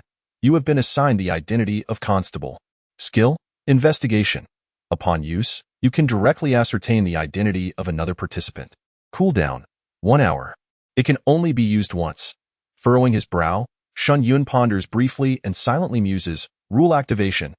In the 8th blood-soaked scenario, Shen Yun has received the jackpot package, granting all professional skills an unlimited cooldown release. That moment, an announcement resonates in his mind. Strange announcement. Congratulations to the survivor Shen Yun. You have received the jackpot welfare package, awarding the professional skills: Constable, Investigation, Assassin, Invisibility, Wealthy, Wealth Enticement, Bodyguard, Unarmed Counter, Street Thug, Source of Clues. Skill release, no cooldown. Instantly, 4 skill slots appear beneath Shen Yun's gaze. What a cheat! He exclaims inwardly, delighting in the fortuitous activation of a fabricated rule. Satisfied, he steps through the door. With infinite investigation at his disposal, the scenario no longer poses a challenge. Even if an assassin lurks nearby, ready to ambush him, Shen Yun remains unperturbed. Not to mention, he has previously granted himself an immortal aura, and the bodyguard's unarmed counter guarantees a perfect hit against any surprise attack. Although it has a cooldown of half an hour, for him, it can be utilized without limit. The corridor is dimly lit. The wooden floor beneath creaked ominously, sending chills through the stillness of the area. As Shen Yun rounded the corner, a low voice echoed ahead. Who? A bespectacled man emerged from within, his expression one of wariness as he instinctively prepared to retreat indoors. Initiate investigation. Shen Yun, forgoing the need for stealth, boldly revealed his identity. There was no alternative. The presence of an external advantage rendered subtlety unnecessary. Ding! Identity of Wang Ziwen detected. Tycoon? Wang Ziwen, a tycoon. At the sound of the man's surprised exclamation, the corner of Wang Ziwen's eye twitched. Could it be that he is well prepared? If this individual recognized him and hastily speculated about his identity, all while concealing the true identity of an assassin, It could spell danger. My friend, you are mistaken. Wang Ziwen shook his head and took a step back into the room, intending to reassess the situation. If he were to truly expose his status as a tycoon, the consequences could be dire, of course. All of this was merely Wang Ziwen's cautious conjecture. He suspected that this person was not a constable at all. Shen Yun, uninterested in further pleasantries, promptly sent a message within the confines of the 8-person instance. Shen Yun, I am a constable. Fortune favors me as I have located a tycoon. Holy smokes, you can't be serious. Wang Ziwen felt a surge of anxiety. If the other party were indeed an assassin, they would not waste time with such formalities but would have struck him down on the spot. Now that his identity was on the verge of exposure, it would be wiser to collaborate with Shen Yun. Having him as a protector would afford him some degree of safety. Let us proceed to find others. Shen Yun did not share coordinates, signaling for him to follow directly in search of allies. Find others? Wang Ziwen hurried to keep pace, his tone tinged with apprehension. If we encounter the assassin, do you truly believe you can handle it? Do you possess any martial skills? He had initially planned to bide his time, gathering information before making any decisions. Yet now, not only was his identity compromised, but it appeared he had also encountered a reckless novice. Naturally, Shen Yun refrained from disclosing his external advantage. I hold the rank of a king and werewolf. With me, you need only relax. Shen Yun cast a sidelong glance at him, exuding an air of superiority. Were it not for his boredom, he would not have bothered with pretense. Oh my, what a big shot. Wang Ziwen's face lit up with astonishment. Wasn't this just like werewolf? Having a king-level player lead the charge was infinitely better than floundering about alone. Rest assured, my friend, I shall follow your commands. For now, we must not reveal our personal names. After all, they remain unaware of our identities. Indeed. Wang Ziwen nodded vigorously. At least, with their names concealed, they had a layer of protection. Suddenly, a thought struck Wang Ziwen, and he sent a private message to Shen Yun. By the way, be cautious of the trickster king here. Whether I live or die, the trickster king can claim the 50,000 underworld coins on my person. Precisely. The blood-red castle was not merely a contest of man against man. One must also be wary of the trickster king's interference. This was the most challenging aspect of the trickster king level instance. To the trickster king, this was merely a game, and no one could predict whether it would favor the assassin or the constable. Fortunately, according to the rules, the trickster king could not directly eliminate humans. At most, it could create obstacles and watch the ensuing drama unfold from the sidelines. So that is the case. Shen Yun's gaze sharpened. Wang Ziwen possessed knowledge that surpassed his own. The existence of the trickster king would undoubtedly pose significant complications. Then let us capture a trickster king. Shen Yun pondered quietly. He resolved to have 2 assassins follow the clues to locate them, then swiftly eliminate them, thereby attaining the reward of subduing the Phantom King from the dungeon. Just then, from the dimly lit corridor ahead, the creaking of wooden boards echoed. The two focused their attention on a silhouette emerging from the shadows, advancing slowly. As she stepped closer, revealing her true form through the darkness. Wang Ziwen's pupils constricted in alarm. The woman brandished a skull prop, donned in a gothic black dress, her skin as pale as snow. A trailing cape, adorned with numerous skulls, danced in the air behind her. Paired with her blood-red eyes fixed upon them, the sight was chillingly eerie. The Phantom King. Wang Ziwen felt his throat dry up, cold sweat unwittingly beading on his forehead. This woman was not one of the 4 participants in the dungeon. In stark contrast to his anxious demeanor, Shen Yun scrutinized the exquisite features of the Phantom King. Astonishingly, this Phantom King was Su Xiuyan, a companion of Lin Yuan from Island 9527. She chose to reveal herself now? Shen Yun's eyes flickered. He was curious to see what scheme this woman was concocting. Chapter 84. Subduing the Phantom King, rewarding the efforts. Without missing a beat, Su Xiuyan waved her hand, enveloping Wang Ziwen in a dense cloud of dark energy and transporting him to a room at the corridor's end. Approaching Shen Yun, she blinked and offered a faint smile. Long time no see, Shen Yun. The strongest among the 9527 island. The king of corpses from Jiangnan. Alongside her historical dominance, Lin Yuan felt assured that Shen Yun's prowess in reality was formidable. Yet, what made Su Xiuyan envious was that Lin Yuan had once partnered with Shen Yun in ancient times. Although she had thrived under Lin Yuan's protection, the envy was undeniable. He was a remarkably strong man. Setting aside the rewards, If this connection with Shen Yun could be leveraged, it might ensure greater safety in reality. Alas, after their adventures, Lin Yuran and Shen Yun lost contact, and subsequent crossings yielded no encounters. With the onset of real-world disasters and network disruptions, they had presumed Shen Yun was dead. Xu Xiuyan never anticipated encountering this longed-for powerful figure here. "You seem to be doing quite well," Shen Yun remarked casually, leaning against the corridor wall, retrieving a cigarette from his pocket and placing it between his lips. "Just lucky," Xu Xiuyan replied with a poised smile, extending her slender finger to conjure a wisp of emerald ghostly fire. Presenting it to his cigarette tip, Shen Yun glanced at her, noticing her raised brow and playful smile. He took a puff from the lit cigarette. "Huh? Speak plainly, what is the matter?" They had crossed paths a few times. If this woman were to play a last-minute smoke trick, Shen Yun would ensure she understood the true meaning of desperation. Observing Shen Yun's calm demeanor, Xu Xiuyan assessed him, a hint of amusement playing on her lips. Ordinary individuals would undoubtedly react with the same tension as Wang Ziwen, perhaps even trembling in fear upon encountering the Phantom King. To her, Shen Yun's composure seemed forced. After all, the moment he traversed into this realm, he had received the Crimson Castle dungeon task. No matter how extraordinary he was, acquiring powerful self-defense artifacts was implausible. "Do not be alarmed. I wish to become your contract anomaly without any ulterior motives," Xu Xiuyan said with a gentle smile. With her current strength, being able to act as a contract anomaly for a survivor was an immense stroke of fortune. This was a life-saving trump card. She firmly believes that her sincere intentions would be sufficient to sway Shen Yun. Once they both return to reality alive, Shen Yun will at least remember her feelings. If they were to encounter each other in the real world, it would lay a solid foundation for their relationship. "I wonder if Yuran Jie would become green with envy upon learning this." Xu Xiuyan mused with a secret delight. Indeed, she harbored a deep jealousy towards Lin Yuran. However, the roles of both parties seemed to be about to reverse. "Am I nervous?" Shen Yun scoffed, casting her a sidelong glance and exhaling smoke that billowed into her face. His disdainful expression and tone left Xu Xiuyan momentarily taken aback. "You are just an ordinary person. Is it necessary to be so arrogant?"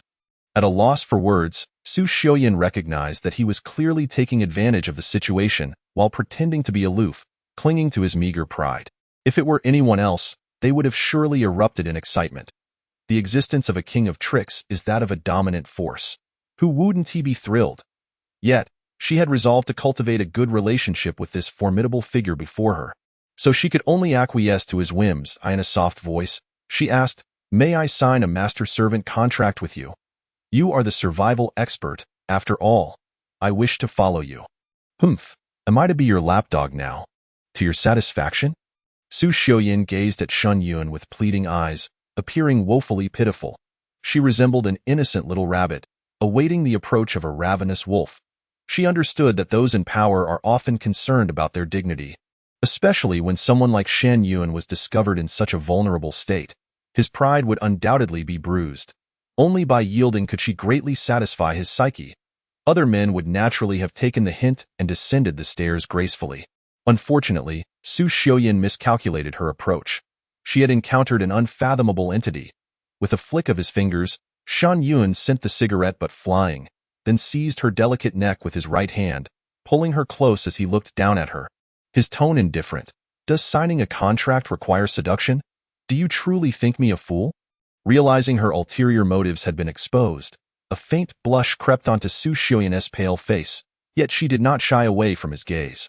"I can be of assistance to you. At least I would be more useful than you Ranjia. Wouldn't I?" "Assist me?" Shen Yun, noticing her unwavering stare, chuckled as he tightened his grip on her neck, pulling her downwards. "Then let it be as you wish." Though the king of tricks was formidable, Shen Yun, endowed with a golden thumb, hardly needed assistance. However, the presence of a contract icon in the character interface indicated that subduing the strange would undoubtedly enhance his score. That was the logic of the matter. Xu Xiuyan, understanding the gravity of the situation, quickly waved her hand to cast a veil of dark mist, concealing their presence from prying eyes. Submissively, she knelt to signify her allegiance. "Congratulations, survivor Shen Yun, on signing the master-servant contract with the king of tricks." Ali, Evidently, Su Xiuyin's name in this world was not her OWN.AS. The contract was formed. A golden skull tattoo materialized on the palm of Shen Yun's hand. Nearby, Su Xiuyin adjusted her gothic dress and softly stated, "This is my parasitic space. You may take me out. If you require assistance, I shall emerge at your beck and call." Upon finishing her words, she waved at the void, causing a projection to materialize before Shen Yun. The projection. Aside from Shen Yun and Wang Ziwen, everyone else was abruptly transported to a grand hall. Upon seeing a man and a woman labeled with assassin above their heads, the crowd surged forward, eager to slay them. Alas, the two assassins lay lifeless, rendered immobile as if ensnared by a freezing spell, swiftly dispatched. Mysterious notification. Congratulations to the player for completing the Blood-Red Castle dungeon. Rewards will be sent upon exiting the dungeon. Dungeon closure countdown. 30 seconds. How about that? I am still of use, am I not? Su Xiuyin suppressed a smile, her delicate face still tinged with a rosy hue, a lingering charm about her. Let us depart. Shen Yun waved his hand, drawing the stiffly smiling Su Xiuyin into the grasp of his skeletal tattoo. For him, conquering the dungeon was a trivial feat, scarcely worthy of commendation. Before exiting the dungeon, Shen Yun pondered for a moment, secretly reflecting, reward setting. I have captured the Eerie King in a swift dungeon run, triggering hidden benefits, obtained a rare, exceptional reward. A great terror-grade item. Ding! Host rule setting successfully established. Effective upon leaving the dungeon. Since he was the master of the rules, ought he not reward himself? Chapter 85. Absurdity. 100,000 great terror-grade items. Exiting dungeon, before the crowd, a flash of light appeared, and they found themselves outside the castle. Goodness, I'm glad I'm not dead. Wang Ziwen, drenched in sweat, collapsed onto the ground.